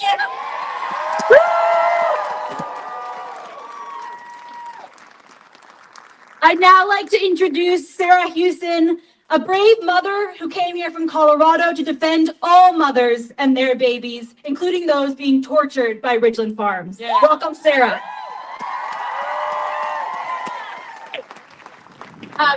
As Zoe said, I'm a mother, I'm a teacher. I care so much about moms and babies, and that is why I'm here.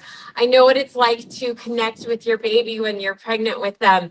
I know how horrifying it is if a child is missing for just a second even. And when I think about the moms and the babies in Ridgeland who are, the moms are forcibly impregnated, the babies are taken away over and over and over again, and they have to keep facing that feeling, and it doesn't get better. I just had to act. I had to come here and help. And within a few minutes of just trying to help, I had goggles on, and a police officer moved the goggles so that he could spray me directly in the eyes.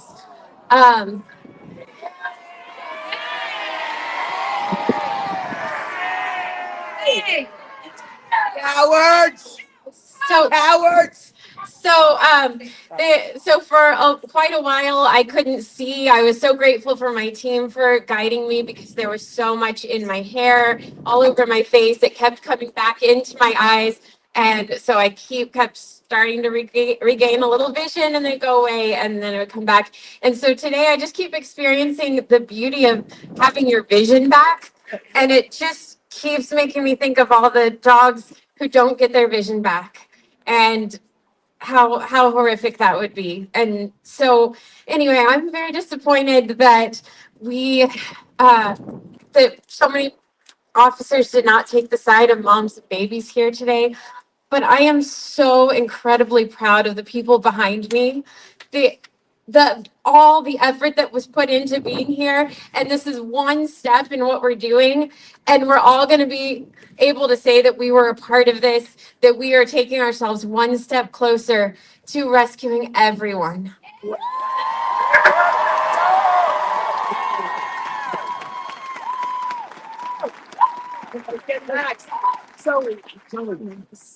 I'd now like to introduce Liam Gray, who is the driver for Wayne's team at today's action and is the executive director of the Wilberforce Institute. Welcome, Liam. So I was with the group that just came up. I think the first words out of, our intent was to start some negotiations with them. And I think the first words out of the police officer's mouth was put your hands behind your back. They had no inclination to work with us, no inclination to talk with us, no inclination to try to, resolve this peacefully. When I was in the army and I was in Afghanistan, we encountered situations that de-escalation was required. And we always maintain the idea of escalation of force. You only go one step above the people that you're confronted by. And one step above arriving peacefully is not arresting people, is not shooting people with tear gas, is not slamming people on the ground. So I think that the organization I run is actually a conservative organization that's dedicated to ending animal suffering. I think that this is, what we saw today wasn't about politics. There's no partisanship with it. It's purely the idea that these dogs deserve better. And, I think that our society should be judged by how we care for the most vulnerable.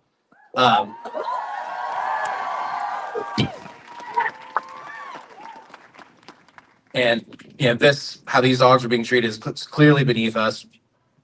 It's also, where I've always my whole life been I've never wanted to be the person that's standing by while I'm seeing a crime being committed, while I'm seeing someone being hurt. And right now, there are crimes being committed against these dogs, and they're being harmed horribly. And so we just need to keep at it. Yes.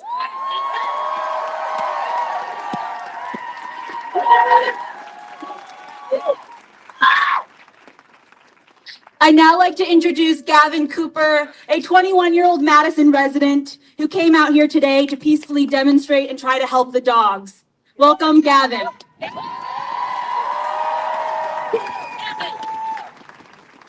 Hi, I'm Gavin. I've lived in Madison since I was a kid. It's my home, it's my community, and I came out today to peacefully demonstrate and help save these dogs because I'm just disgusted and appalled that this is happening in my backyard, and I just don't want to allow it to happen anymore. We showed up today to peacefully rescue 2,000 dogs that are tortured on a daily basis, and in response, I was pepper sprayed in the face, I was tear gassed, and I was shot by a rubber bullet right here. And Ridgeland just needs to do what's right and needs to release these dogs. Yeah, that's what needs to happen.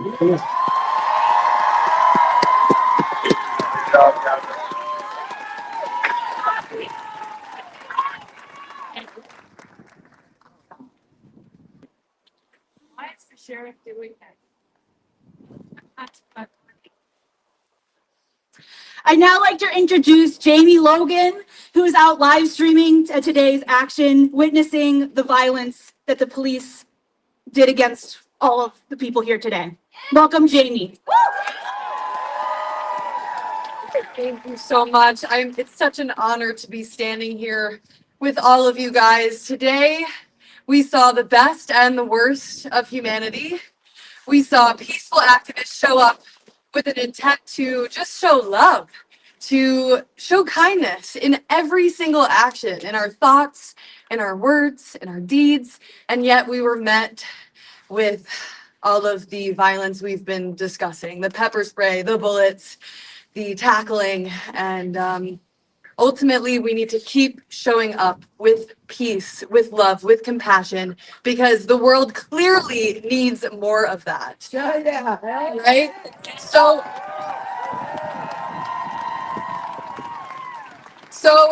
if they want to keep coming at us with this type of aggression, we are going to show up with that much more peace and spread that into the community around us. Thank you so much, guys. We are going to keep going until every goddamn cage is empty.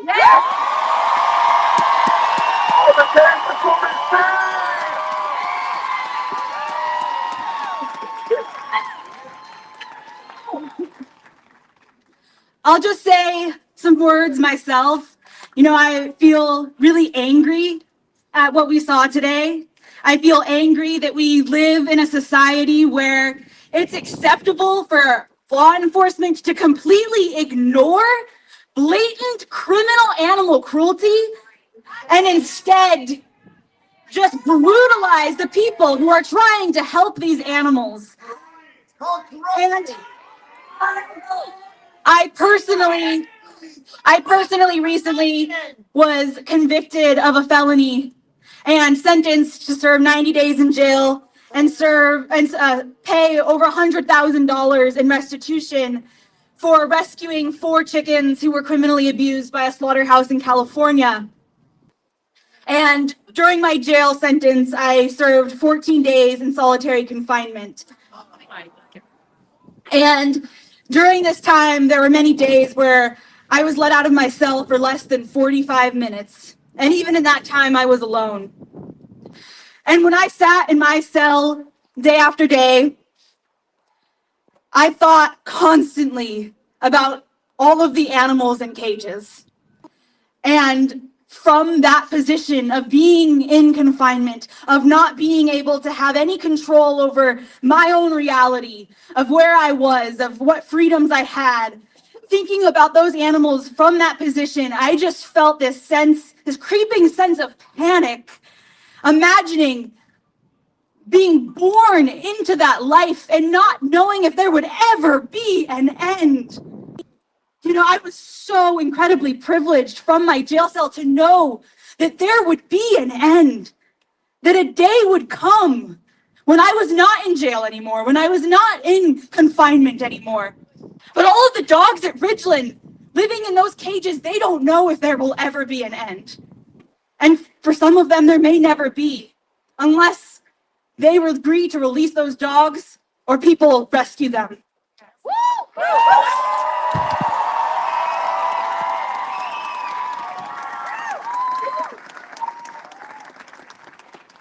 The urgency to see animals free from cages, from factory farms, from laboratories, from all of these facilities of exploitation truly cannot be overstated.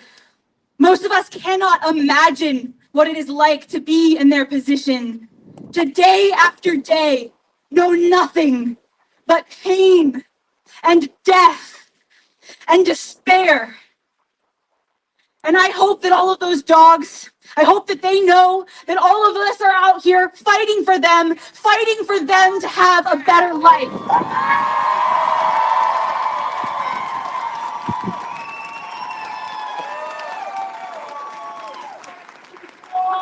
We recently got word that from jail, Wayne has been interrogated by the FBI. The government is continuing to crack down on us and leaving these dogs to suffer.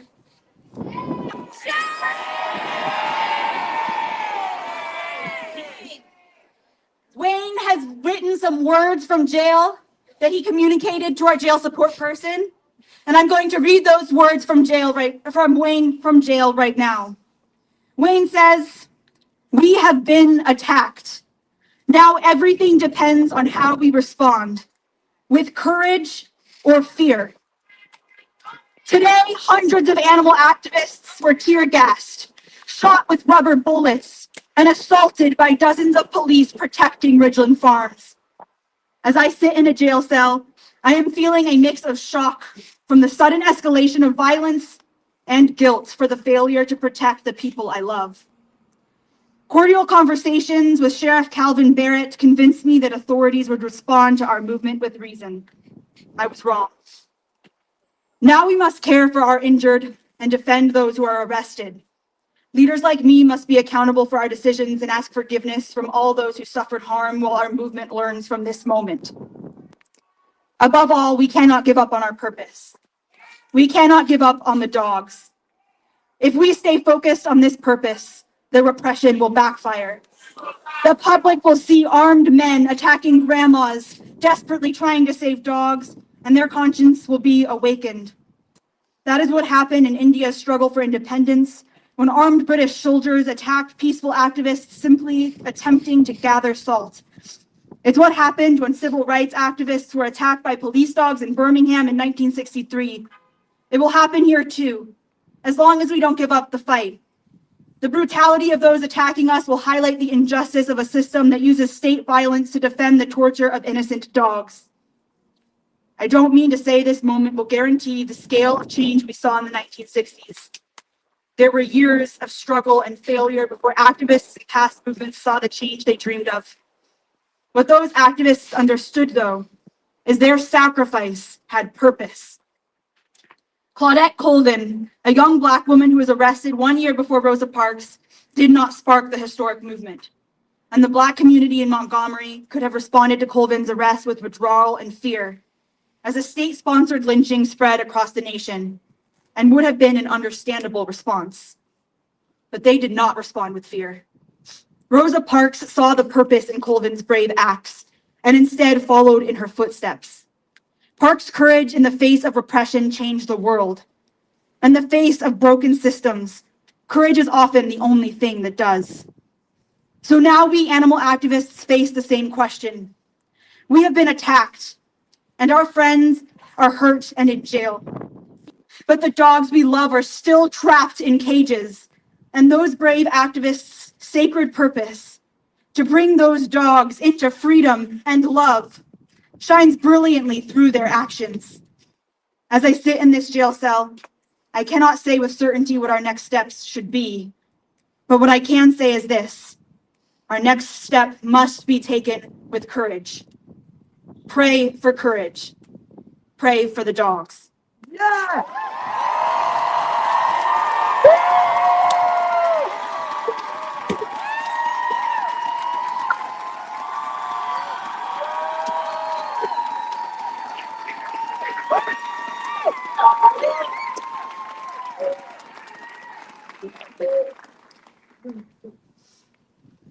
I would now like to introduce Amy Van Artsen.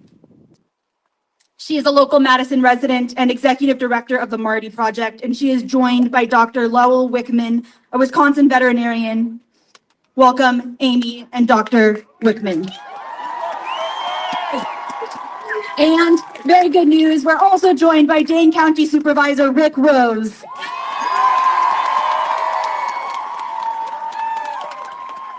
Thank you all. It is such a pleasure and honor to be here today with all of you. I am so just proud of all of us and just how peaceful and nonviolent you all have been. It's truly an honor to be here. I am just so grateful for you guys to be here and present. We have been fighting Ridgeland for so many years now. I personally first heard about Ridgeland about 5 years ago in a media story. And it has just been devastating how much effort has been put into exposing the animal cruelty happening at Ridgeland Farms. And yet none of those dogs have come out of the facility despite they've had over 311 accounts of criminal animal cruelty that were cited by DATCAP. And so it is just an honor to be here. I'm so proud of all of you. And I'd like to go and introduce Dr. Lowell Wickham now.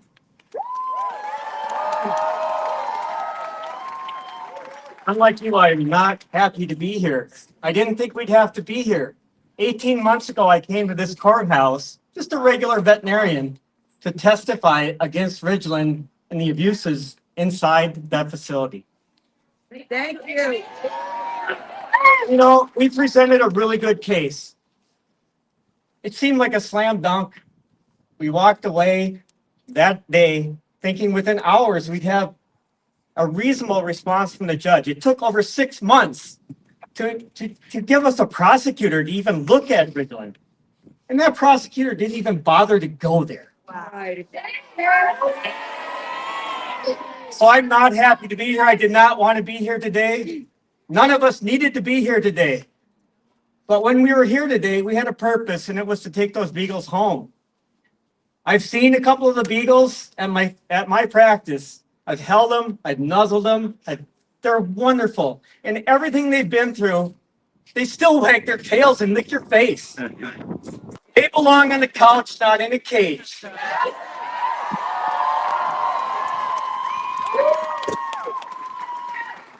Sadly, some of those Beagles that we tried to rescue today don't have voices. They've had their vocal cords removed from them. They have no voice. We have a voice. I left very disappointed. It was horrible. It was horrific, the treatment we faced. We're peaceful people. My motto is to do no harm to the patients I serve. We should be treated the same when we're trying to defend those people and those patients. We were harmed today, but we will not fail. Those dogs that have no voice, we have to be their voice. We will continue to be their voice. And this has empowered me to go further. I did not want to be here today, but we're here. Thank you all for being here. You make me so happy. Thank you.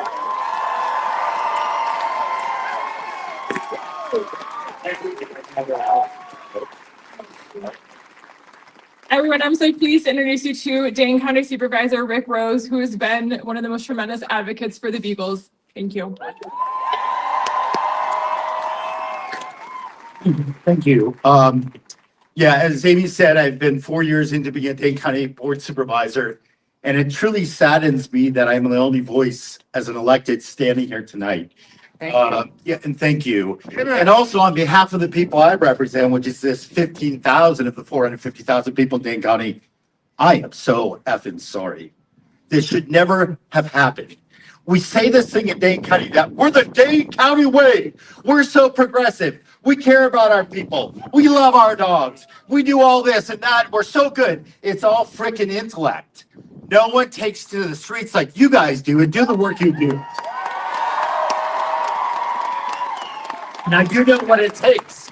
You know, we receive emails and calls and letters of support as we're supporting you from people. I met people the other night who aren't even from Dane County. So once again, to all of you, it is a great county, but it needs work. And this is embarrassing. And thank you all for showing up for these dogs. Lastly, when the doctor just shared, this has been going on a long time, as we know.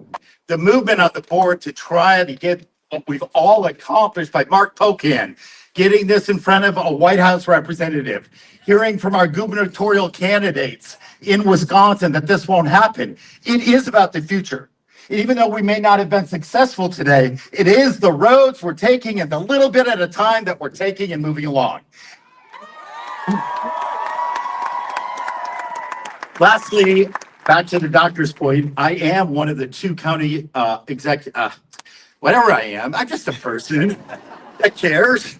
I walked into that facility only after they agreed to allow me in the facility. It wasn't easy. That's all I can tell you. From walking in that facility, I wish, looking at those faces right here, right now, standing here, that they had the voice to tell these motherfuckers what is going on. They don't have a voice. Lastly, as I wrap up my term, it's very ironic. I'm in the process of transition.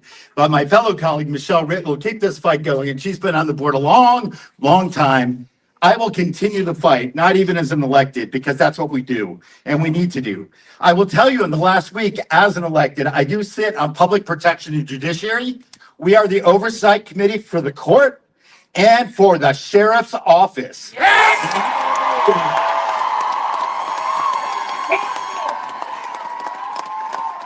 So I got nothing to lose, y'all. I really don't. I have fought this sheriff's department who tried to take hand mail away from the residents. He tried to not allow residents to have hand mail. He said it was because opioids were coming in. Even though we had, and I also oversee the opioid oversight committee. There is no proof, zero proof that an inmate has ever died or a resident has ever died because of opioid infested mail. So what you're hearing from the sheriff's office is not always the truth. I'm not here to attack it. I'm not here to attack the good work they do, but I'm here to tell you it's not always the truth. And we need to push forward the truth. So all I'm saying is I will do all I can, but I need you guys there for me. I really do need your voice. Because you have the voice of these cops. Thank you so much, and thank you. Okay.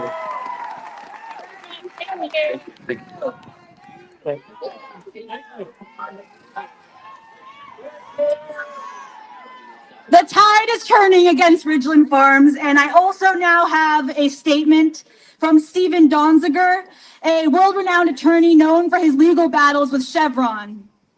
He says, "Today is a historic day for the animal rescue movement and a significant day for the right to protest in this country. This action at Ridgeland, impressive in its scale and powerful in its moral force, has drawn exactly the kind of response that demonstrates its effectiveness. As I learned through my own experience while being targeted by Chevron for winning the Ecuador pollution case, if there's no response to activism by a corporation engaging in abuse, then you're not really getting to them. I stand in full solidarity with Wayne Hsiung and all those who have been arrested, and I am completely appalled that Wayne was subjected to FBI interrogation upon being taken into custody. A move that confirms the fear this action has generated among those who profit from corporate animal abuse. Let us be clear. This action challenges the deep corporate corruption of Ridgeland Farms and is a symbol of the broader corruption embedded in the entire animal testing industry. The same kind of entrenched, lawless corporate power I faced when I fought for justice in the Amazon. With massive public attention now focused on what happened here, the profiteers who own Ridgeland Farms and who benefit from animal torture will now face even more scrutiny for their corrupt actions.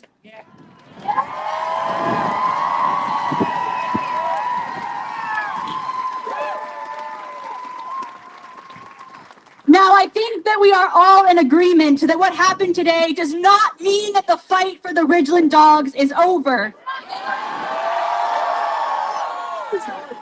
We are going to keep doing whatever we can to get these dogs out of there.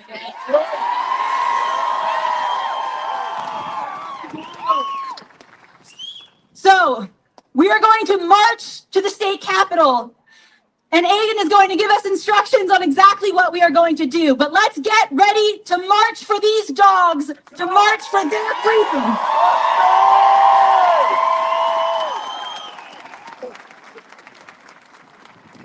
So everyone knows that our ask with this campaign has always been simple. We're just asking the law enforcement to do their duty and ensure that criminal animal cruelty is not allowed to continue at Ridgeland Farms. Stop shooting innocent people trying to help. And stop shooting innocent people trying to help. I agree with that. That would be nice too. It might be too much to ask, but one thing at a time. So there's been a bit of a hot potato situation between different law enforcement agencies that say they're not responsible for this. We're used to that, right? Well, the buck in this case might really stop with Josh Kaul, who's the Attorney General of Wisconsin. And Josh has been trying to say that his office doesn't have authority over this, or he's been trying to say that because of double jeopardy, because Ridgeland reached an agreement with the special prosecutor, they can't now be, that Josh Kaul doesn't now have the authority to go in and prosecute Ridgeland again. The problem is that doesn't apply if you found that past conduct was criminal animal abuse and you reach a settlement for that, you can't keep engaging in the same criminal animal abuse. That doesn't apply to that settlement. So Josh is wrong about the double jeopardy application. And he's also offered that, look, this is just a local issue and it's not appropriate for the state to get involved. Here's the thing, guys.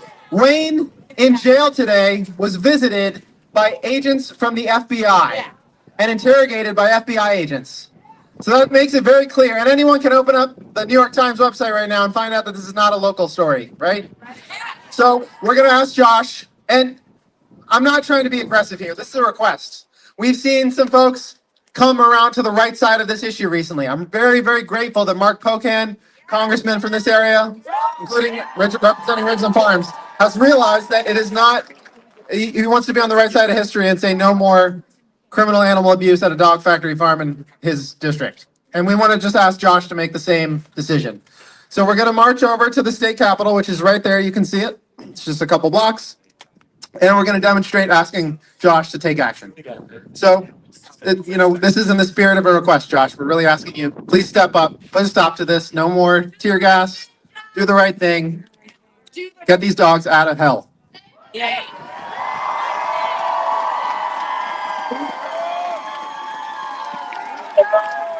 So just like on the site, we're going to try to just move in an orderly fashion, and we're going to head over there, but let's make noise while we do it. All right, Jane, the press conference is clearly over, and there's going to be a march to the Capitol.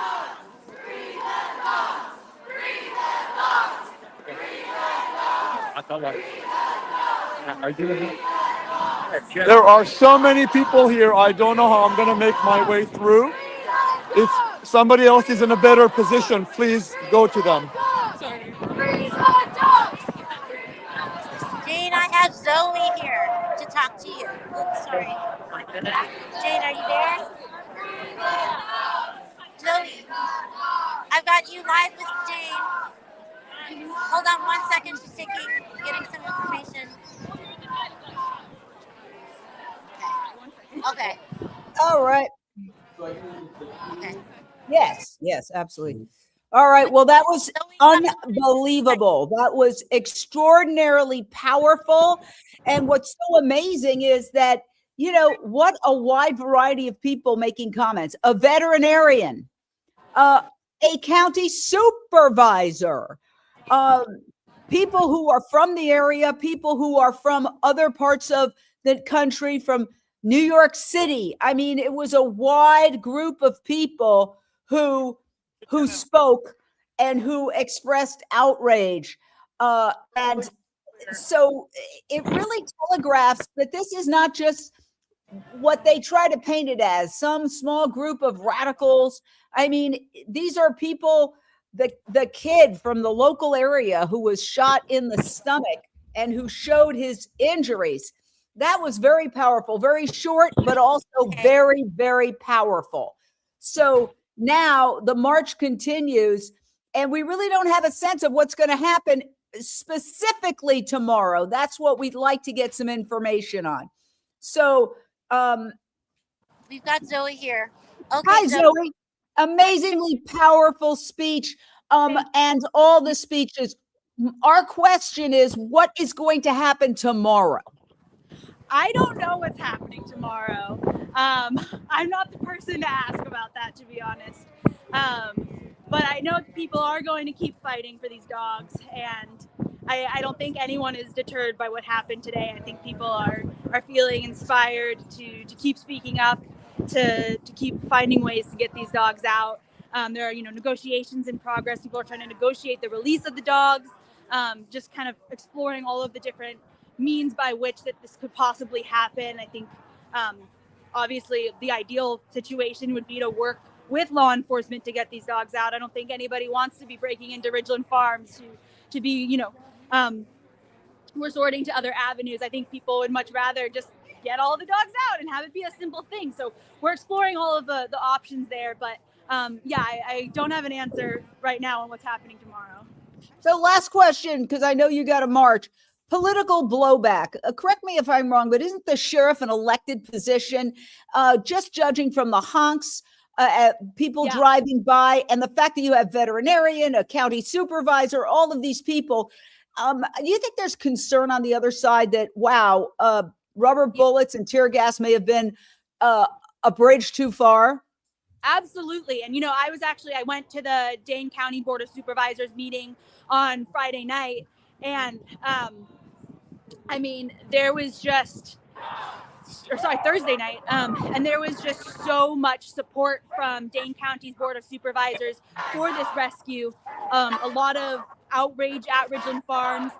There was a supervisor walking around with a rescued Beagle in her arms, talking to other supervisors about why we have to be fighting for these dogs and encouraging other supervisors to go to the rescue and support the activists.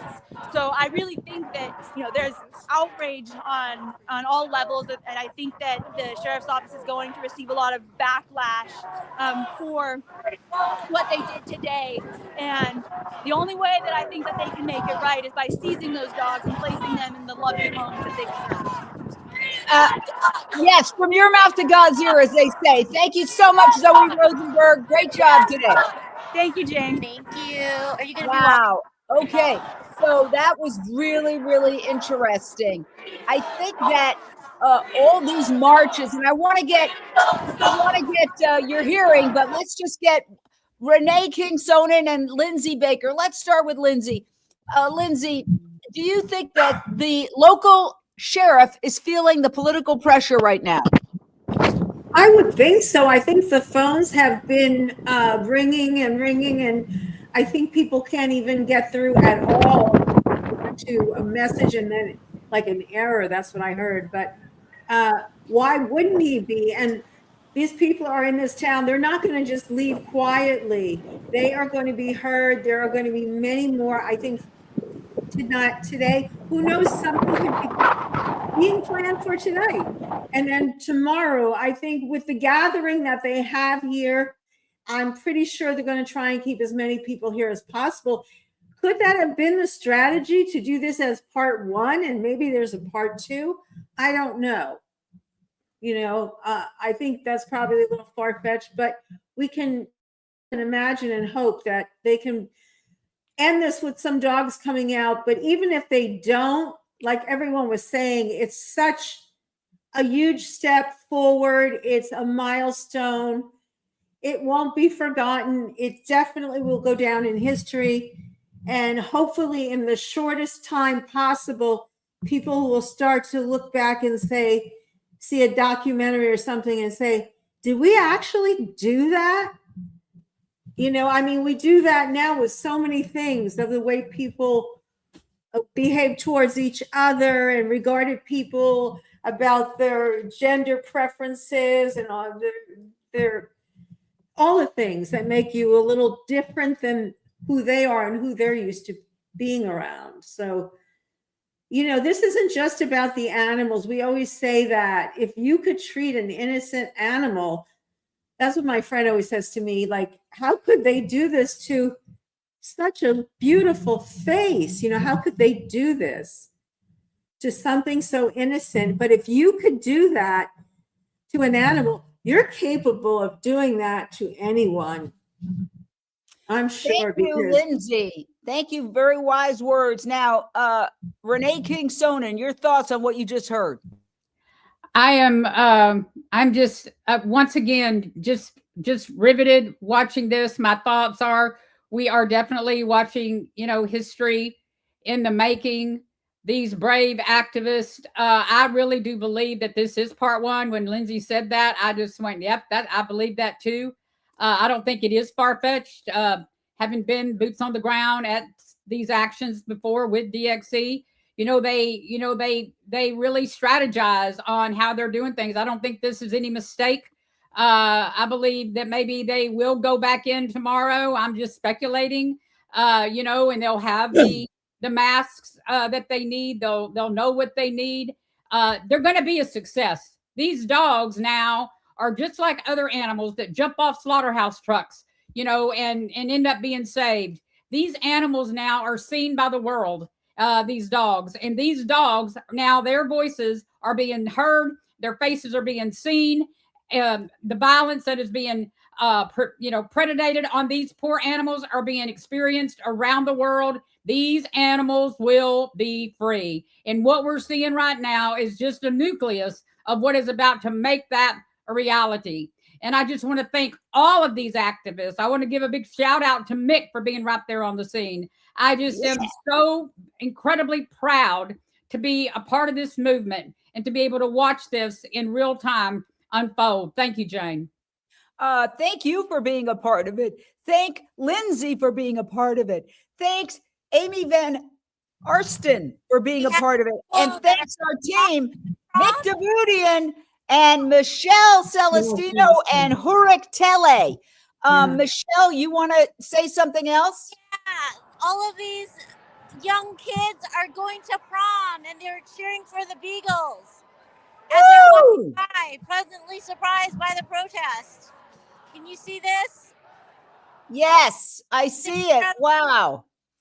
That's amazing. Capitol now, and it feels like the crowd has grown to hundreds of people. It's exciting and exhilarating that so many people are supporting the Beagles. As you can see, they are nonstop. They're standing all over. Hey! Hi, I've got Jane live. Oh, hi. How you doing? What's your reaction to all this? Yes, what is your reaction to all of this? My reaction? Sorry, Yes. hard to hear. What is your reaction to all of this? I'm so inspired by all the people that came out. It's certainly a little disappointing in a sense that we didn't get any dogs, but I think there really is the energy to keep this going. And from the Dade County supervisor, elected official we just heard from, he's excited about all the potential support coming up. So there's a lot of opportunity too. Have you heard an update on Wayne? I think he's still in jail. You heard the letter he'd written out earlier, but. And what about tomorrow? What's the plan for tomorrow? Yeah. What do you know about tomorrow? I don't know any plan yet tomorrow, but I'm sure there will be out trying to get things for dogs. Were you on any of the teams? Yeah, I was on a yellow team. So. What happened to you? I saw you were all messed up earlier. Yeah, we're kind of all around the facility, and I wound up being shot by some of the rubber bullets. Are you okay? Yeah, I'm fine. I think they were using different calibers of rubber bullets at different times, so I was hit by a pretty light one. I know some of the people right at the beginning and also especially at the end were hit by much more intense rubber bullets, and I believe at least one person, if not more, are in the hospital now for that. So I got pretty light to just the rubber bullets and the paintball gun. Wait, that's big. That's big. You're saying people have been hospitalized? Yes. I think someone went to the hospital for one of the rubber bullets. Oh, yeah, God. They hit me in the leg, and the leg has just a tiny bruise. I'm not, like I said, they shot me with their lightest rubber bullets, I think. And the chest, and one actually went in my pocket. Oh, let's see. Do you have the bullet? Yeah, I kept it. Oh, let's see. I'd love to see it. I was shot then by Oh, you're right. It is big. It is big. That is I stand corrected, Michelle. It's a big rubber bullet. Yes. Yes. Whoa. And actually, the other ones were wider and bigger. The ones, the people that got hurt more severely, they were wider than that. That's a smaller version of the bullet. Yeah, so this one's lighter and it's probably also shot a lot slower. Wow. Well, It was thank you getting so much. thrown by a pitcher or something, but Thank you so much. yeah, thank you. Thank you. Glad you're safe. Whoa. Okay.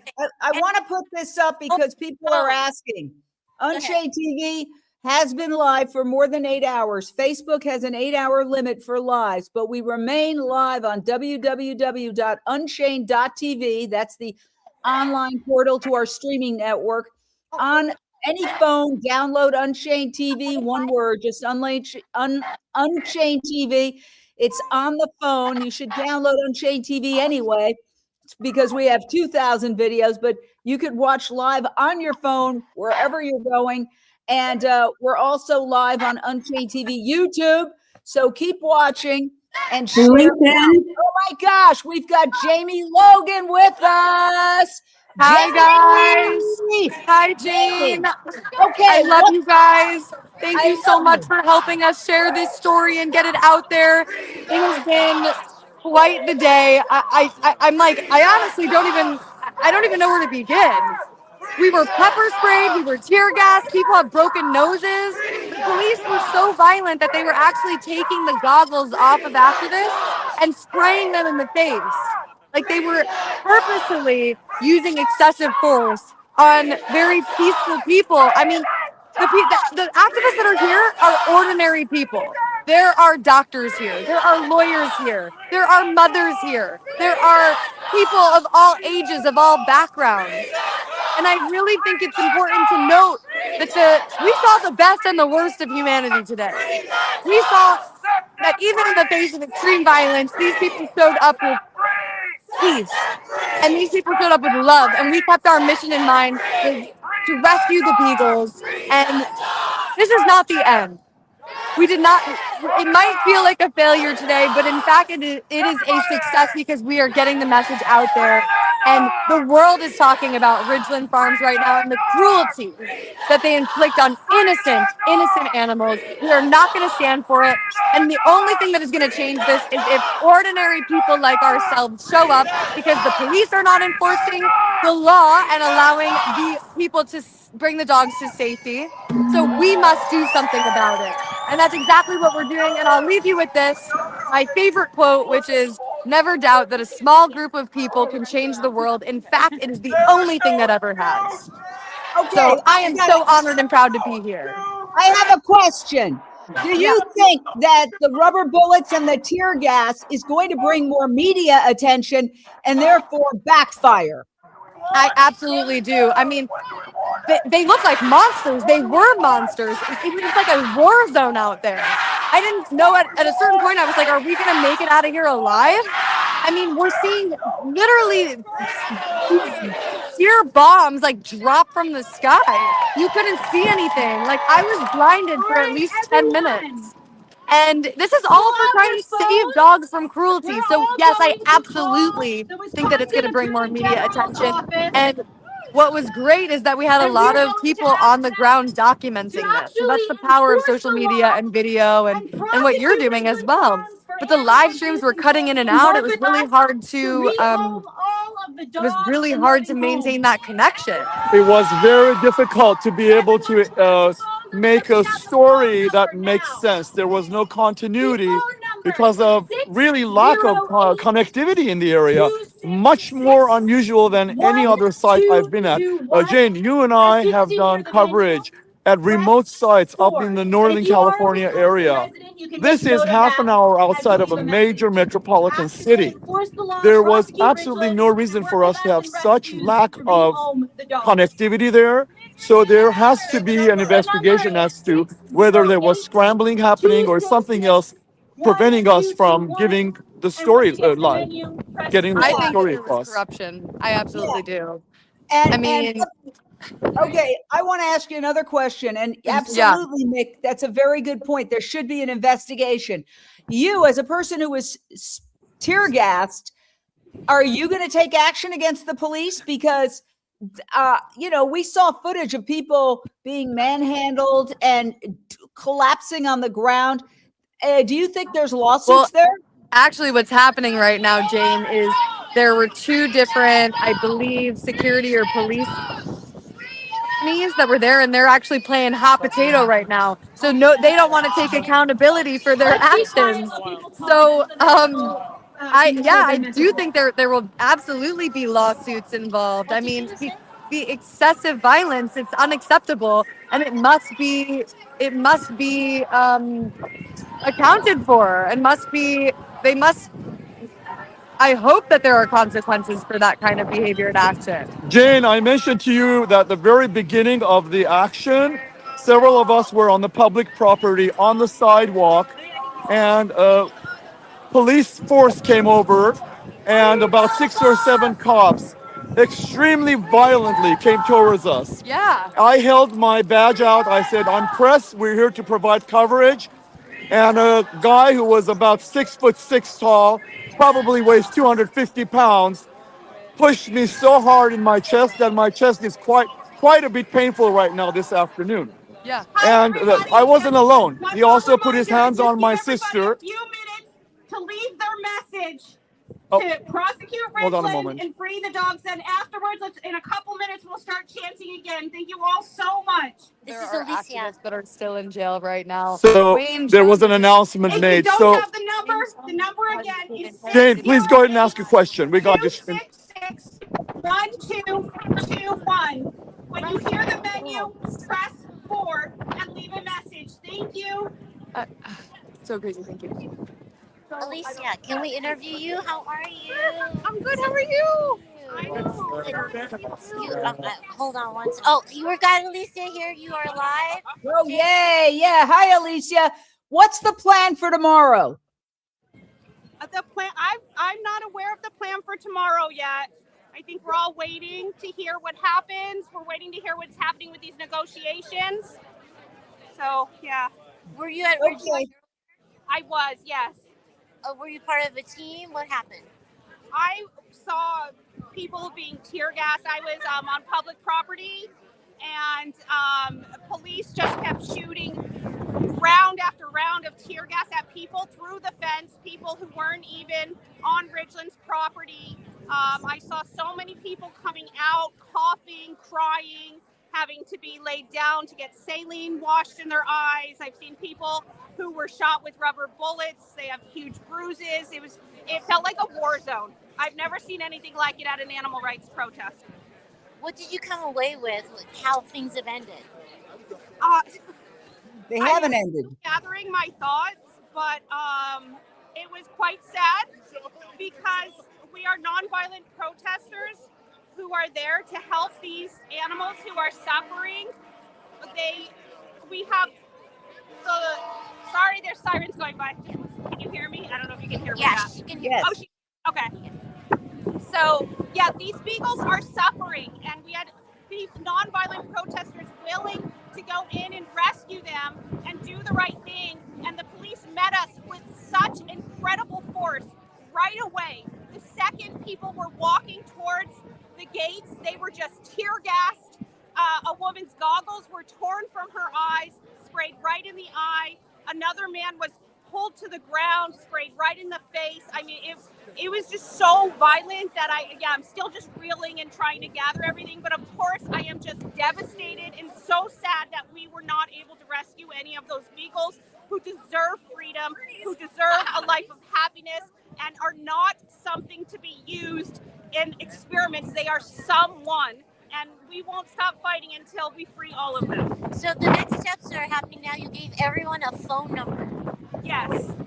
For what? Yes, we want everyone to call and ask that they prosecute Ridgeland. That they prosecute Ridgeland and help us save the Beagles. Thank you, Alicia. Gilbertson, who's a former employee of Ridgeland Farms, and he was part of efforts to see Ridgeland prosecuted for criminal animal cruelty. He testified in court, sharing his experiences working at Ridgeland and all of the violence that he witnessed against the dogs there. Please join me in welcoming Scotty.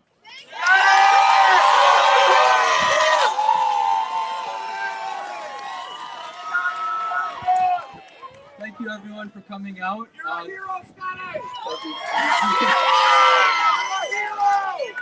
I just want to say it means so much for all of you to come out and support, and this is just so amazing to see everyone out here. For those of you who don't know, I went undercover at Ridgeland Farms and helped to expose criminal animal cruelty. Yeah,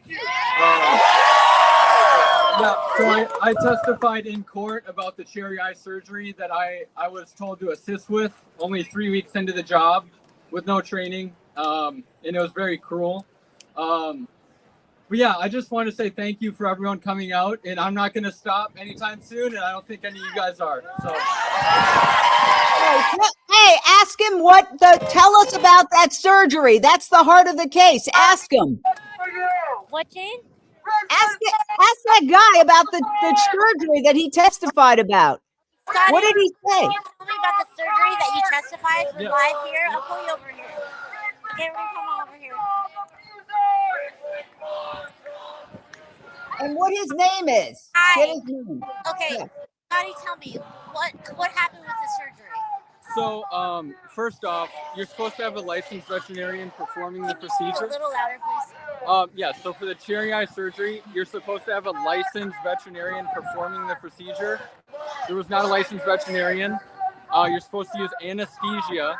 They did not use any of that.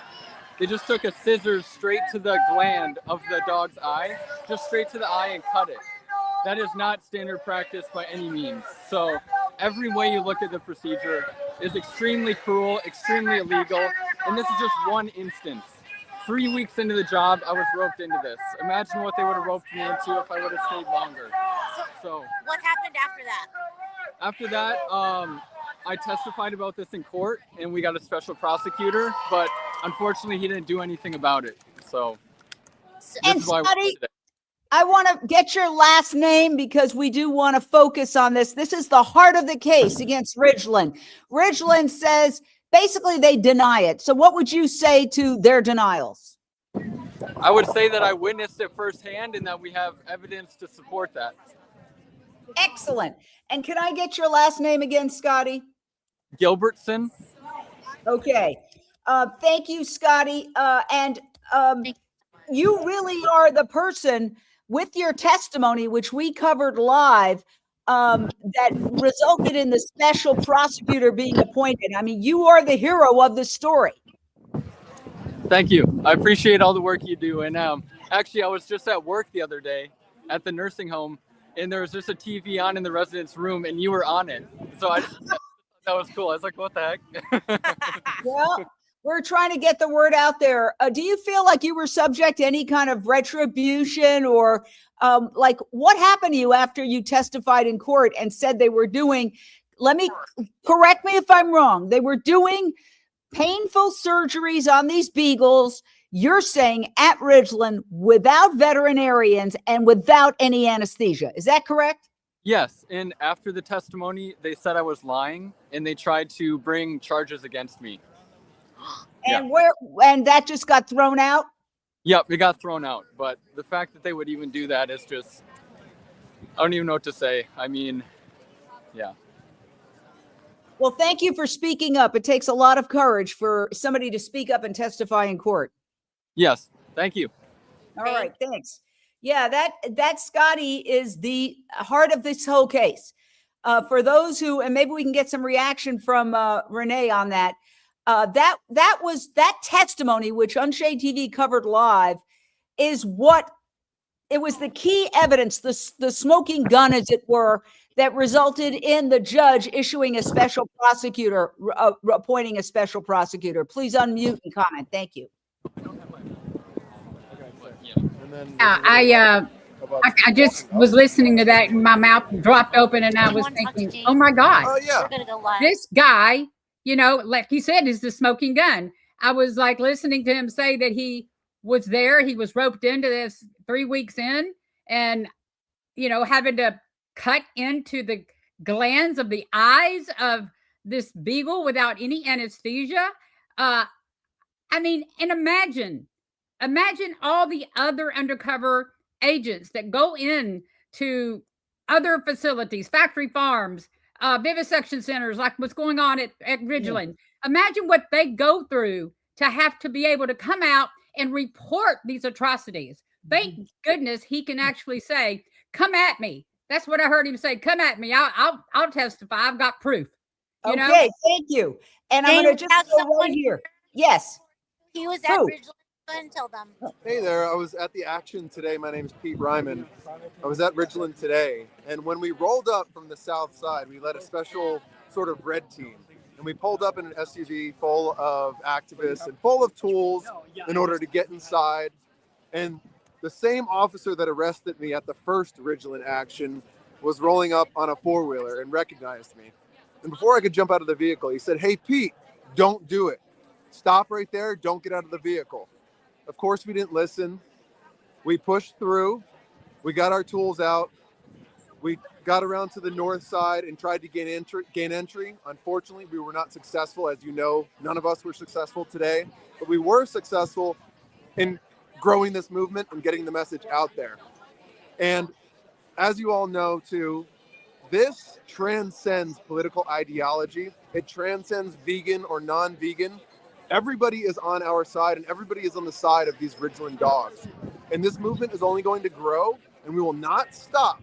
We might go back to Ridgeland tonight. We might go back tomorrow. We will not stop until those beagles are out and they are free, just like all dogs deserve to be free from harm and to get pets instead of cherry eye surgeries. It's disgusting. It will stop and we'll make sure it does. Do you know what's happening tomorrow?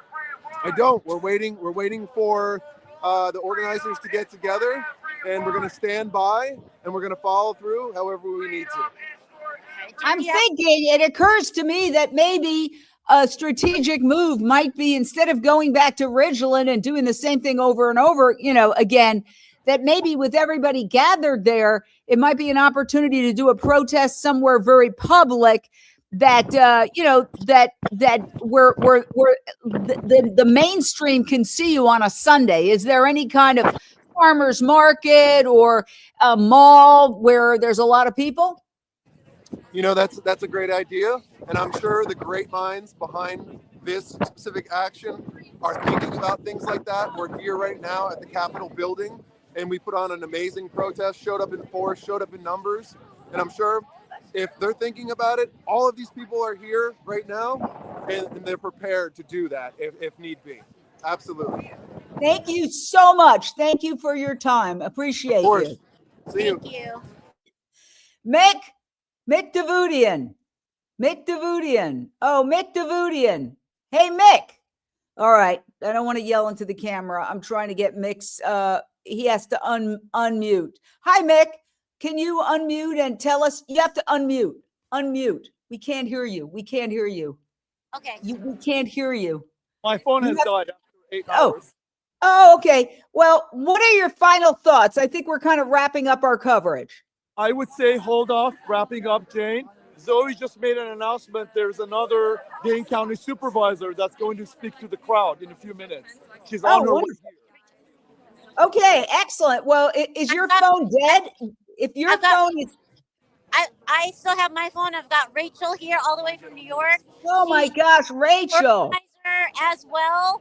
All the amazing protests. She helped with the fur protests and tell us what's going on. Hi, Jane. Hi, everybody at UnchainedTV. This day was just, I can't believe it, groundbreaking. You know, from the violence was just out of control.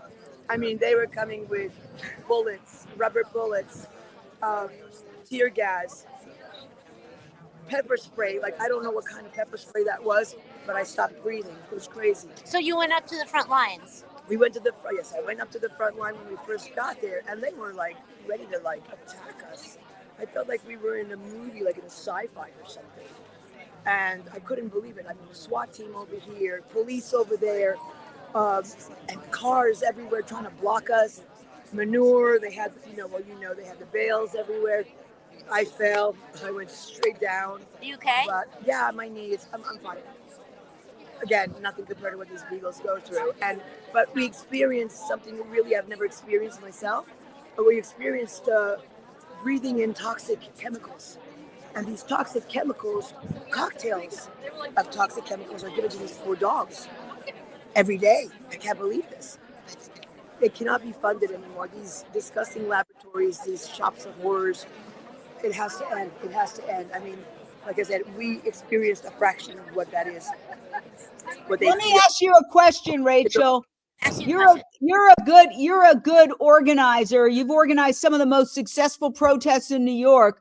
What do you think DXC and the Simple Heart and the whole group should do tomorrow? Do you think they should go back, or do you think they should do something else, like go somewhere where there might be a lot of, a mall or a farmer's market or something like that? What do you think? Go back or go I would love to, but if you ask me, I would go straight to the house, the homes. But, I'm a little, too aggressive sometimes. But no, I would go to the homes. But no, I don't think that we should not. I think we should go tomorrow. Absolutely. Go where? We should go back to Ridgeland. But hopefully we won't have to. Listen, if there's negotiations going on right now, and they're still waiting for answers, it just happened. So, I mean, I know for a fact that they offered $1 million. Who offered $1 million? No, sorry. They're asking for $1 million. Ridgeland is asking for $1 million. For the Beagles? Something like that, for the Beagles. Yeah. So, there's 2,000 Beagles. I'm not good at math. I'm going to put it in and find out how much per Beagle that is. Well, so they're going for 3,000 a dog, and that's coming from Ridgeland's mouth. Okay, it's not alleged. We hear it. Everybody heard it, but it's 3,000 a dog. So I don't know, 2,000 dogs are in there, and well, $1 million is $500 a dog. Yeah, no, but it's 3,000 a dog. Yeah. Well, it's 500 a dog. It's 500. $1 million divided by 500 is 2,000. So if you have 2,000 dogs times 500, that's $1 million. So they might be giving us a discount because they're in bulk. Who knows? But I know that he said it out loud. He said $3,000 a dog. That's what they were worth, and they were not giving them up. Can I ask? Go ahead. I just wanted to ask Rachel. If they got $1 million, Rachel, can you hear me? Oh, I think someone else is talking right now. Hold on. Go ahead, talk, and I'll translate. Rachel, are you talking to me? If they got $1 million, do they agree to stop animal testing? Somebody else. Or do they want to continue? Come here. Hey, to be able to do their own testing on their dogs? All the way from Chicago.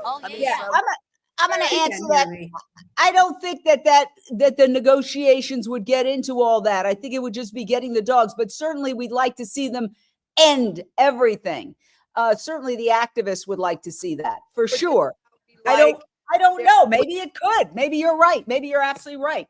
I have to move because we've been on for 9 hours and the sun is now blocking me. Okay, love you. Hopefully they'll surrender the dogs and do the right thing. If they surrender the dogs and do the right thing, they'll be on the map as like iconic trailblazers that they did the right thing. These dogs are suffering. It's got to stop. Okay. So you know what they say? Give your opponent a win.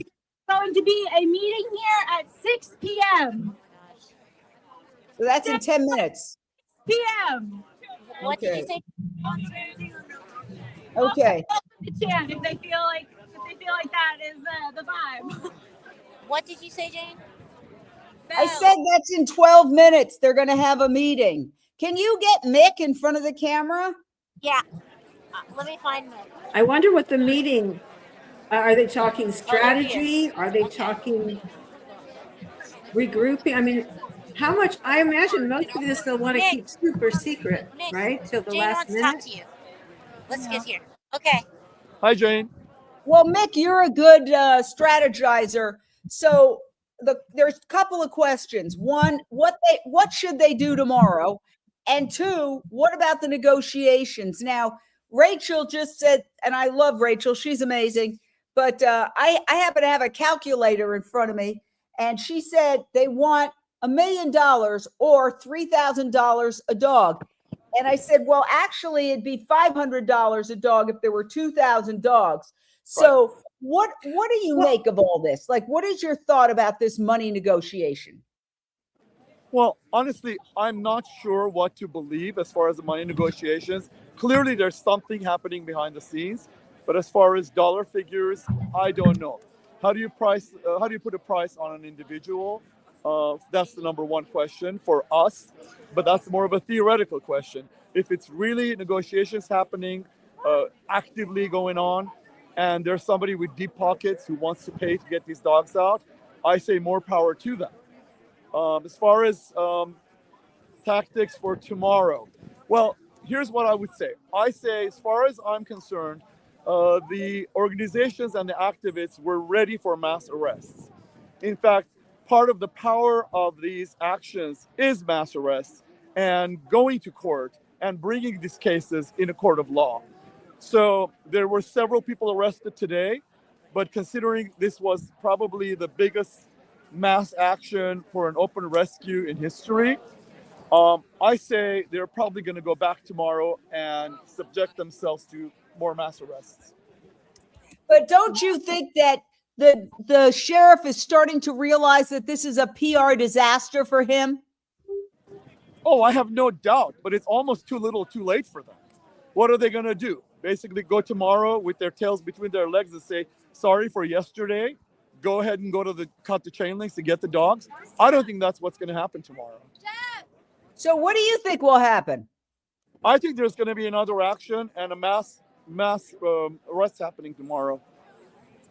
So, okay, you're see, that's why I like to talk to you, because you are very realistic. I sometimes go into fantasy land, picture all the dogs being released, somebody who's won the lottery gives $1 million and kumbaya.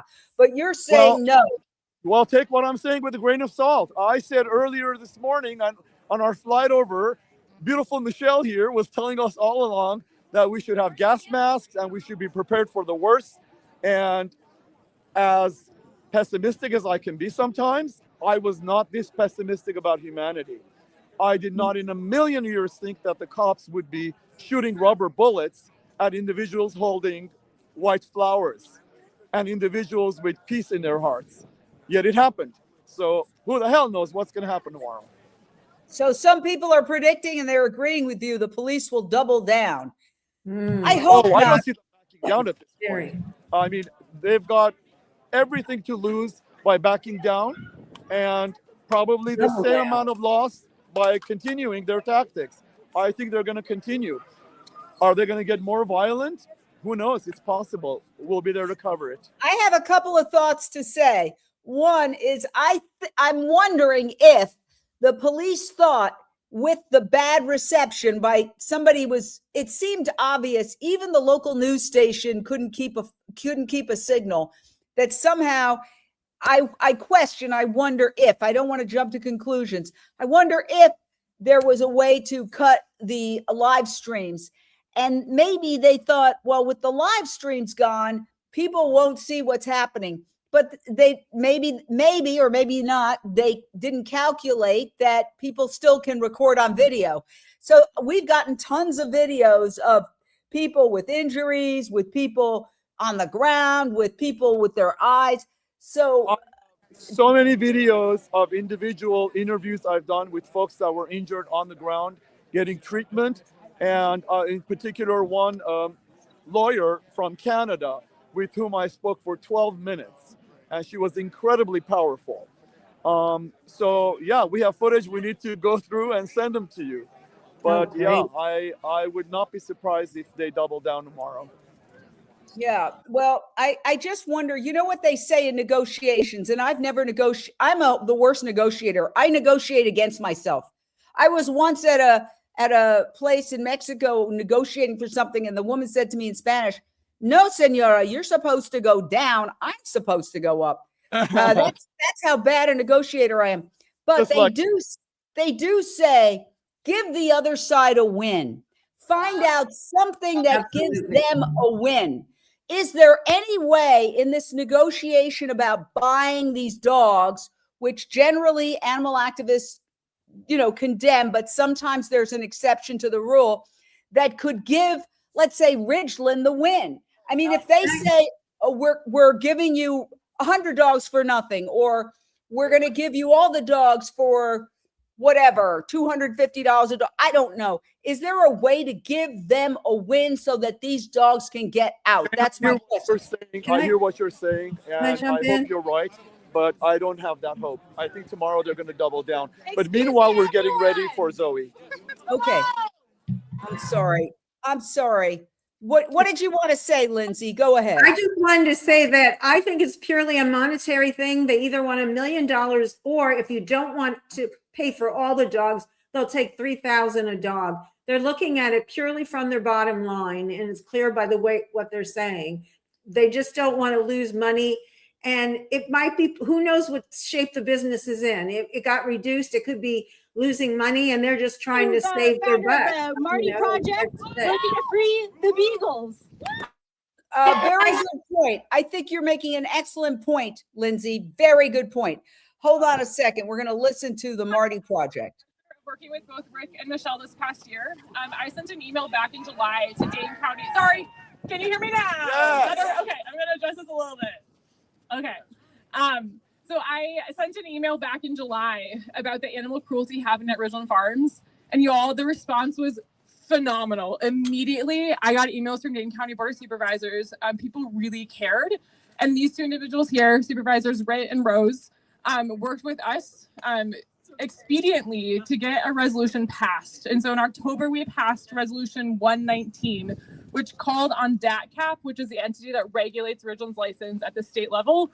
The resolution called on DATCAP to revoke Ridgeland's license. And so I'm just so honored to be with these two individuals here, and I'm just so grateful that they're here. So please give Supervisor Michelle Ritt a round of applause. Hello, everyone. I am honored to be here and honored to stand up with you for these dogs.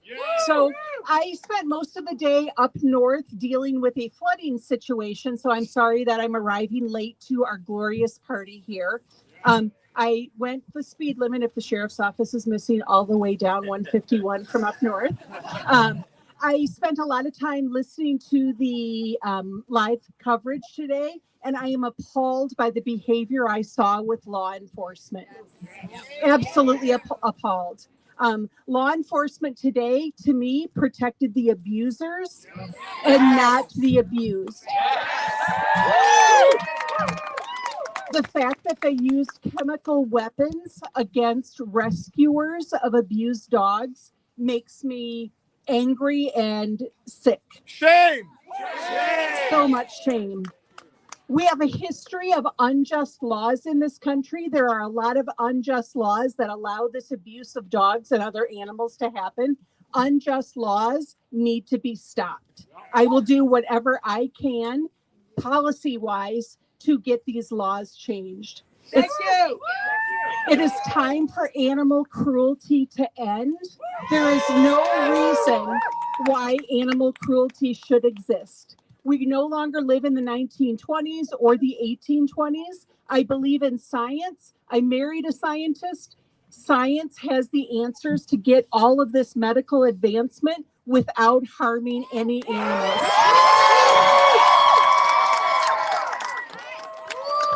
Ridgeland Farms needs to be closed immediately and permanently. I stand for justice. I stand with you, and I stand with these amazing dogs. Let's keep up the fight.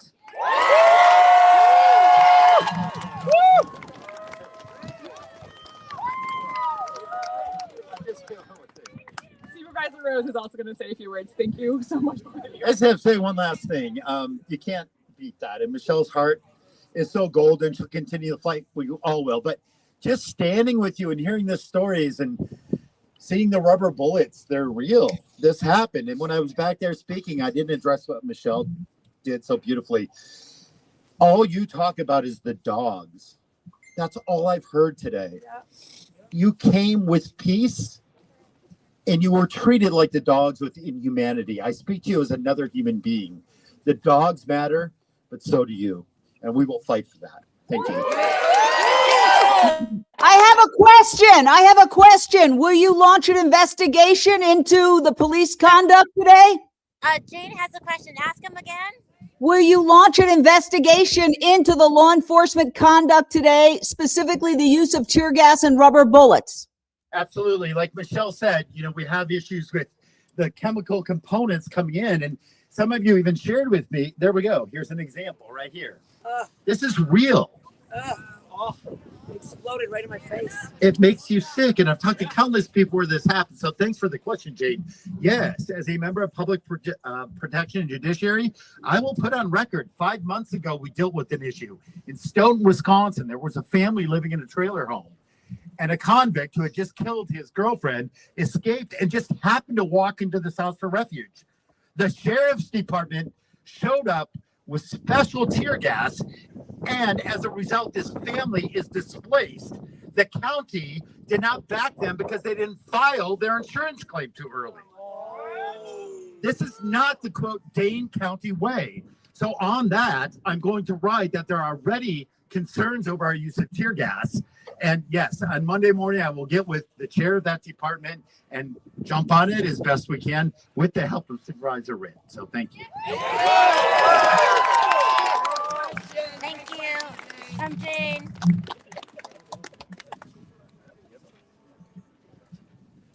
Okay, Jane. Yeah. Okay. Well, that was big. I believe he's leaving the supervisors, like maybe termed out or just not running again. Aiden's going to be joining us very shortly, and he'll be leading a conversation, making some announcements, and then I think folks can probably go warm up after that. Thanks, Zoe. It is very cold out here, by the way. What other news media is there, Michelle? We have. Who are you with? Sanctuary Doc. It's a nonprofit. Can you speak a little louder? My name's Thomas Makowitz. I'm with Sanctuary Doc. It's a nonprofit that does stories of animal rescue within our world's greatest challenges. Did you go to Ridgeland as well? I did, yes. What do you think about what happened? What do I think? What It's to rescue the Beagles, free them all. Rescue the Beagles! Free them all! Rescue the Beagles! Free them all! Rescue the Beagles! Free them all! Because they feel pain. Just like us! They have friends. Just like us! They have families. Just like us! They do not want to be tortured. Just like us! They want to be free. Just like us! So free the Beagles! Free the Beagles! Free the Beagles! Free the Beagles! Free the Beagles! Free them all! Free the Beagles! Free them all! Free the Beagles! Free them all! Free the Beagles! Free them all! Free the Beagles! Free them all! Free the Beagles! Free them all! Because it's one struggle, one fight. One struggle, one fight. Human freedom, animal rights! One struggle, one fight. Human freedom, animal rights! One struggle, one fight. Human freedom, animal rights! Free the Beagles! Free them all! Free the Beagles! Free them all! Free the Beagles! Free them all! Free the Beagles! Free them all! Because it's not science! It's violence! It's not science! It's violence! It's not science! It's violence! Okay, thank you, everybody. I just want to say thank you all so much. Everyone who came out today from wherever you came from. Some people came from across the street. Some people came from across the country. I came from California myself. But we're all together. We're all family today for uniting and trying to achieve this one cause. And today we were thwarted. We were humbled. We got our asses kicked in some ways. I saw my friends crawling on their hands and knees, snot coming out of their nose, tears falling down their face. I saw friends with lacerations on their body from rubber bullets. I saw a video of one of our friends knocked unconscious from being hit by an ATV by security. He was out for like 8 to 10 minutes, unresponsive. The police were over his body. It was terrifying to see. You know, I thought like this might be the first time somebody gets shot at a protest. And that didn't happen, luckily. But people were definitely subjected to intense violence. But more than anything, I was proud of the way everyone remained nonviolent and did so good to just protect each other and help each other out. I watched the medics on the green team, one by one, help flush people's eyes out with saline, and that was beautiful. And I saw people out in the distance on the yellow team stomping out the tear gas, stomping it into the mud. As soon as it would flare up, we would see it pretty quickly be dealt with. And so everyone just did an amazing job. When I showed up on the scene, I saw red team members or pink team members being tackled by police, unable to get in. They were trying their best. And then after they got tackled, then it was pretty wide open for a moment. And then people went up to the fence, and despite all the tear gas, people persisted until it got open a bit. And my friend Misha, who bravely used a vehicle to push the fence over in one spot. That was amazing. And it was misreported as an activist went full speed ahead and cops had to dodge out of the way, which was not the case at all. She just pushed it over. So that was amazing. I saw so many instances of people being so brave and taking action, and just everybody's here today. You're just very brave. Whether you're on the green team supporting like myself because you don't want to risk arrest, or you're on the yellow team willing to help the red team, or you're people helping with the breaching, you all didn't know what to expect. We never do. But you still tried your best. You came out and you gave it a shot. And it was wild. It was not the most prepared thing in the world. Last time we had a lot more time to prepare. This was very short notice, but I'm so proud of the efforts that everybody made, including the organizers like Aiden and everybody else. I was so proud of that, and I was proud of everyone here. But the fight is not over. We still won't rest until all of those Beagles are out of there. So I don't know what's going to happen next. I would say we'll probably tell people to go home and keep an eye on your phone. Maybe you'll get a message at midnight or 2 a.m. saying, let's go back to Richmond, or maybe tomorrow, 9 a.m. Yeah.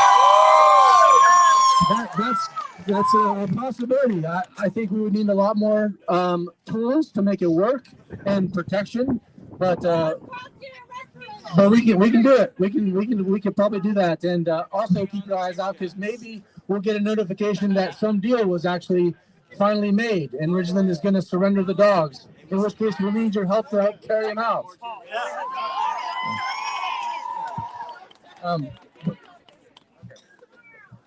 Yeah, thank you all so much.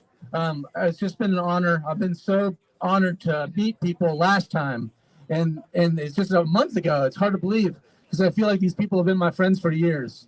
And when I see them, I see a kinship in their eyes, and we really respect each other, and I appreciate that so much. And so this rescue's done a lot of things, but one thing it's done that's amazing is brought a lot of people together physically. And that's an important step that we've got to take in this movement, because you get so much more done when people physically come out to help and to do things. And I've met so many people, and I love it, and I want to meet you too. So if I haven't met you yet, come introduce yourself. My name is Paul, and I love you. I don't know you, but I love you. I love everybody.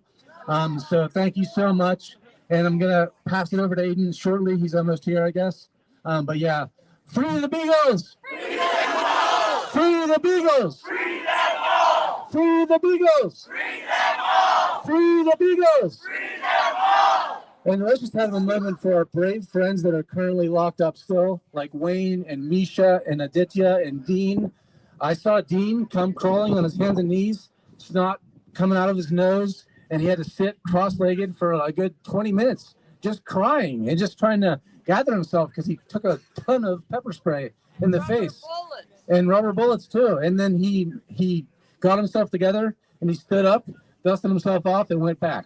And he was standing on a hay bale, directing you all and doing his best to make this thing work. And so Aiden's here, so we're going to talk to him. But yeah, that was really amazing. And I'm proud of Dean and Wayne and Aditya and everybody who was arrested and everybody who was there at all. So thank you so much. And I'm going to pass it up to Aiden now. Thanks, everyone. It's not actually as cold as it was a little bit ago. It's feeling a little bit warmer? No. No, okay. We are not going to keep you out here for very long. I know you're all tired. I personally am still very much feeling the physical effects of the tear gas and the pepper spray and the big old welt on my leg. So I'm sure I know many of us are all feeling the same way. I just want to acknowledge that today did not go like many of us hoped and maybe expected and aimed for it to go. And there were parts of that were out of our control, but a lot of it just comes down to we did not expect this reaction from the police to nonviolent protest. And maybe we should have. They were kind of, I don't know if they were kind of sending us intentionally deceptive signals or if we just ignored all the signs on the road. And I know many people in this crowd were messaging me and messaging Wayne for weeks before this saying, what if they use tear gas? What if they use pepper spray? What if they're really aggressive?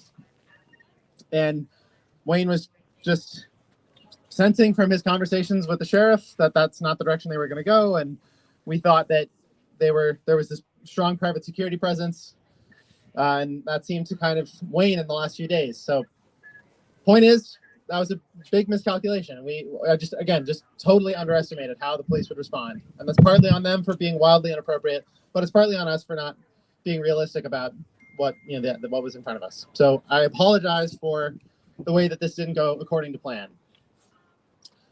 That said, I hope everyone is connected to what an incredibly historic and unprecedented moment this was for our movement.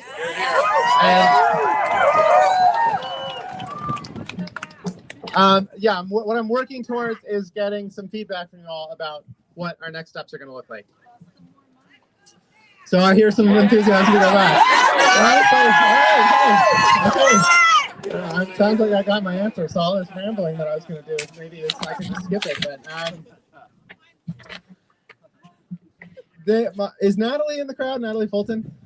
I feel like she's going to help correct me on this quote, but she told me this story of someone that she always quotes who, it was a person at an industry conference, this like person who just, his whole job is researching the animal rights movement and how to undermine our goals.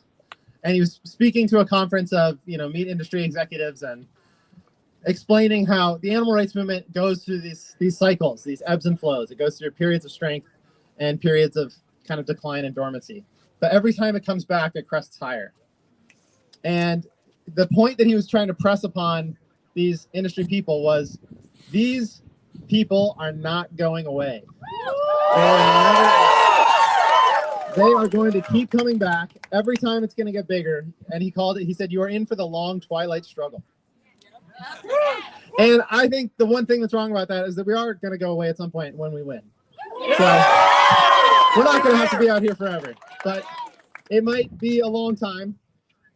But right now I'm feeling hopeful because what happened today, I was trying to think beyond the animal rights movement. When has there ever been an active nonviolent civil disobedience that was like trying to break into a place and actually get confined beings out, like actually get them out at this kind of scale, like out in the open? If someone is correcting me for saying something that was like this before, then I'm sorry, but I don't think it's probably on this scale. So this was really nuts.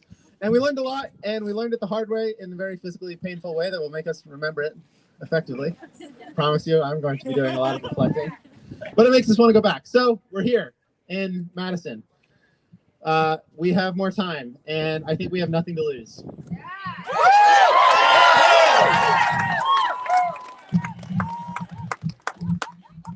If I was being honest, I think one reason that I didn't want to think about tear gas and pepper spray was because I just hoped it wouldn't happen. One reason is that it was going to take a lot of extra work and to prepare, and I was already preparing for all these other things that we knew were going to be there, and I was just overwhelmed. But another reason is I didn't want us to show up looking like we were there for warfare, right? I didn't want us to show up in goggles and gas masks and helmets. Those the things, and folks might have heard me saying this out in the field, the gas stings, it takes you out, it knocks you down, it makes you feel like you want to throw up, but it fades pretty fast. The pepper spray lasts longer, it's on your skin, it hurts for a long time, but you're not injured. I mean, for people who got, it's copious amounts of, that was ridiculous. Copious, totally inappropriate amounts of pepper spray. They're prying people's goggles off and dumping entire tanks of pepper spray on someone's face. Someone got their nose broken by someone smashing a canister of pepper spray on their face. Utterly shameful. Utterly reprehensible and shameful. But the pepper spray goes away too. I got a whole face full of it, and after I was blinded and wandering around in a daze for about 30 minutes, but eventually it went away. But I was hit with a sandbag pellet. I think there were also some pepper balls. The projectiles, that's the scariest thing for me. Those are really not a joke. Anything below the shoulders, it's just going to leave some really nasty welts, but those are going to heal. But anything neck above, that's really scary. We got to a point where people, and I know so many people here wanted to keep pushing through holes in the fence, and we tried. But I was so, again, it's just, so that's scary stuff. So we could go back. So, right. Okay. I was saying, I didn't want us to show up looking like that. Like we were ready for all this stuff and have it not be there. But now we have no choice, right? Because they showed us. Yeah.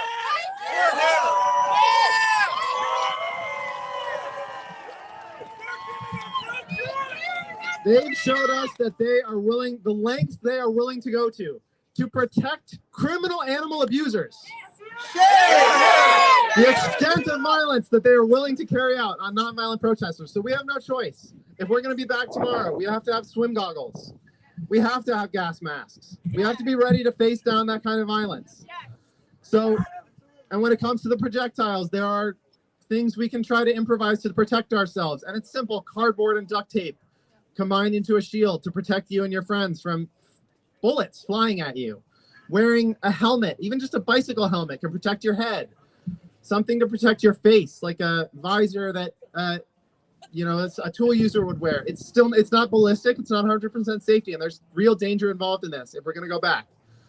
But we have all ourselves here, and like I said, other than if we try to be safe, we have nothing to lose. So I was going to say at this point, all right, so how are people feeling? I think it's pretty obvious how people are feeling.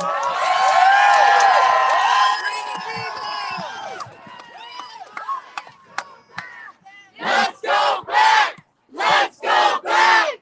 Let's go back! Let's go back! Let's go back! Let's go back! Let's go back! Let's go back! Let's go back! So I'm going to tell you what I think the next few hours should look like. I'm going to suggest that we all regroup with our teams, recuperate, get back to a place that's warm and inside, and get fed and hydrated, rest up, cleaned up. We're going to regroup and try to figure out what it's going to take. So I don't know if any of these folks are here, but try to get the word out. There were a lot of people, even just during the action, trying to get off-site, get the kind of equipment we would need to protect ourselves and come back.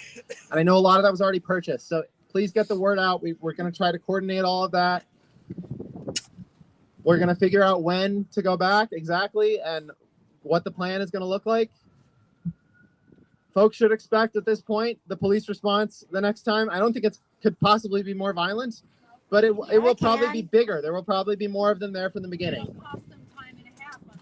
It'll cost them time and a half on a Sunday. So we love bankrupting the taxpayers of Wisconsin for protecting animal cruelty. We love that.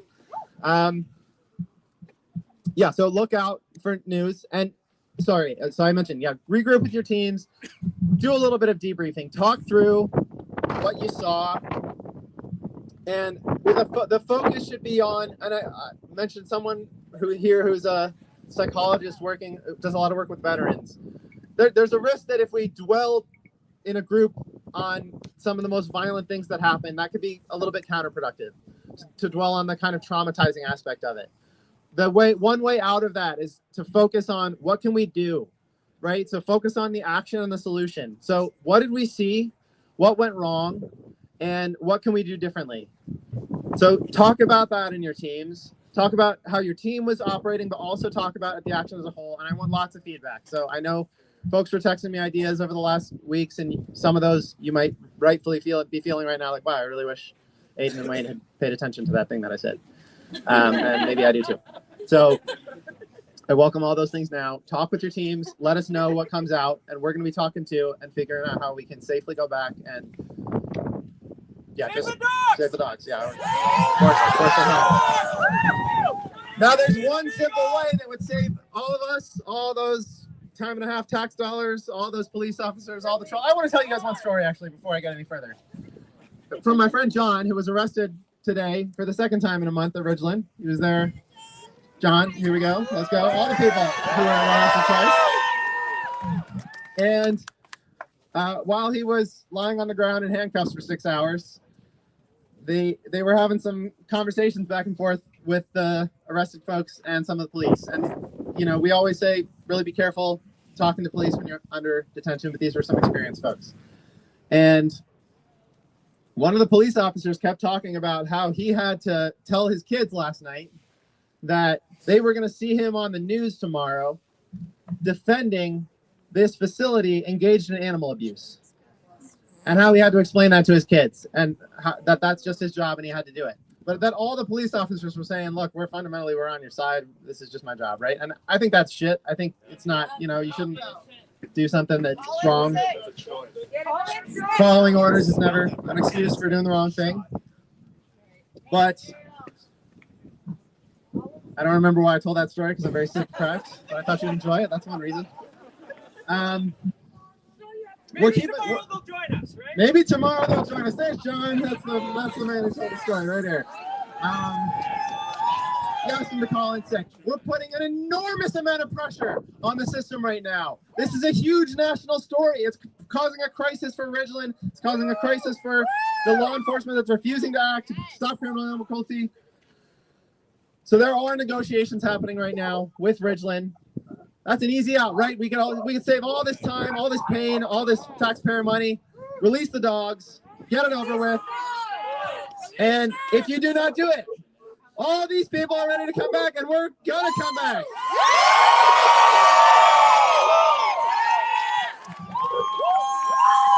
I know a lot of you were not expecting to go to Richland today, but everyone was expecting. All 2,000 people who signed up for this action were expecting to go to Richland tomorrow. So we're going to be back with 2,000 people tomorrow. We're going to be ready with 2,000 swim goggles and 2,000 gas masks if we can buy them out of every Walmart and other stores in, I don't know, 50-mile radius. So let's get to work. Let's get to work. Let's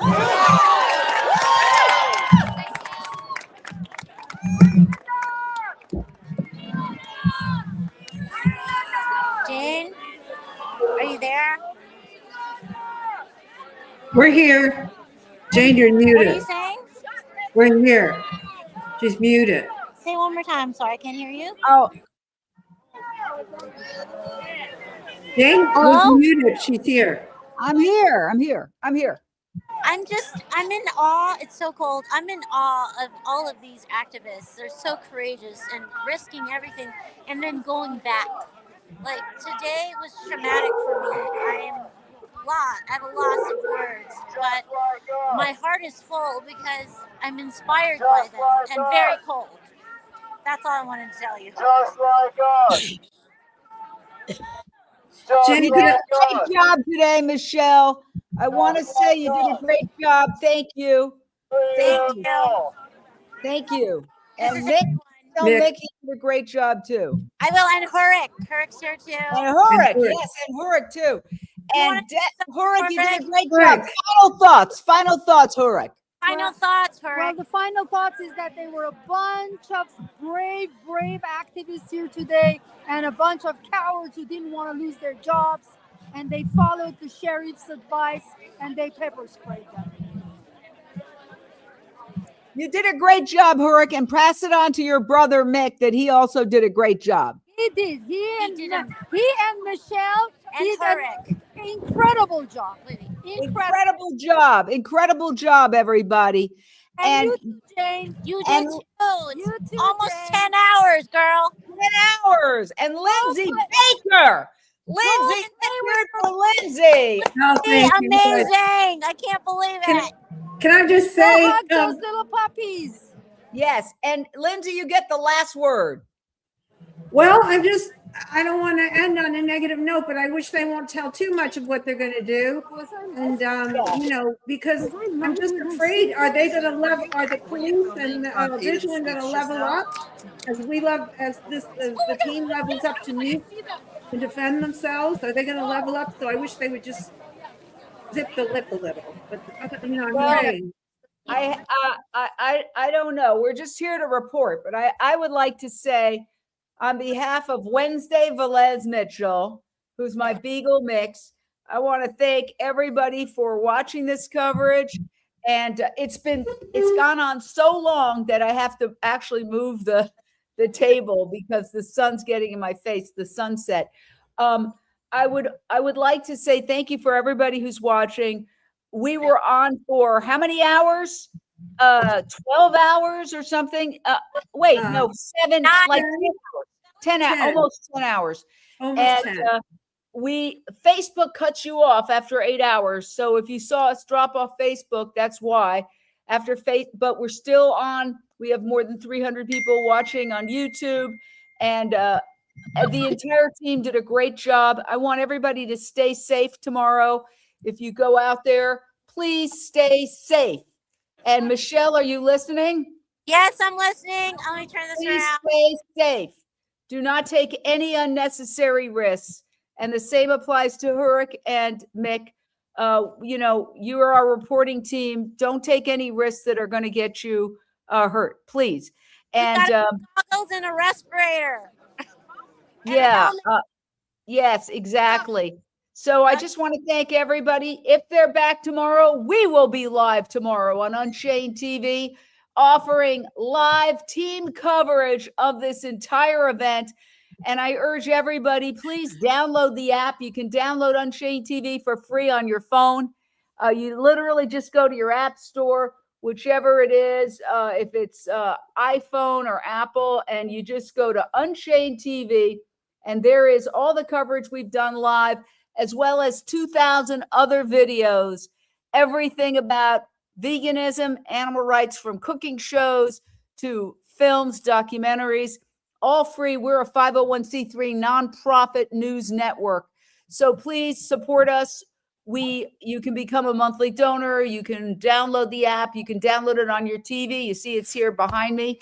It's on my Samsung TV. All we're trying to do is get the word out. Mostly volunteer run. I'm a volunteer. Lindsay's a volunteer. Hurik's a volunteer, and everybody else is working for way under the normal rate to get the word out. So please just download the app. And the great thing about downloading it on your phone is that you can text this video.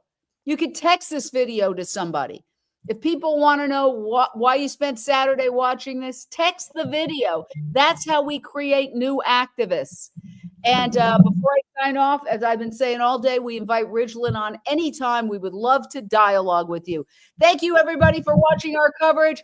And keep an eye out. If they're going back tomorrow, we will be live for the entire event tomorrow.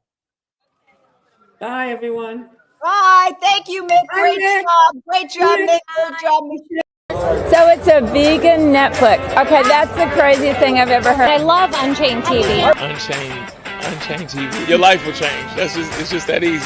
Unchained TV has all sorts of content for everybody. Unchained TV changed my life. Unchained TV is crushing it. I love Unchained TV. Unchained TV is my go-to. Unchained TV. Who knew? Unchained, baby. Yay!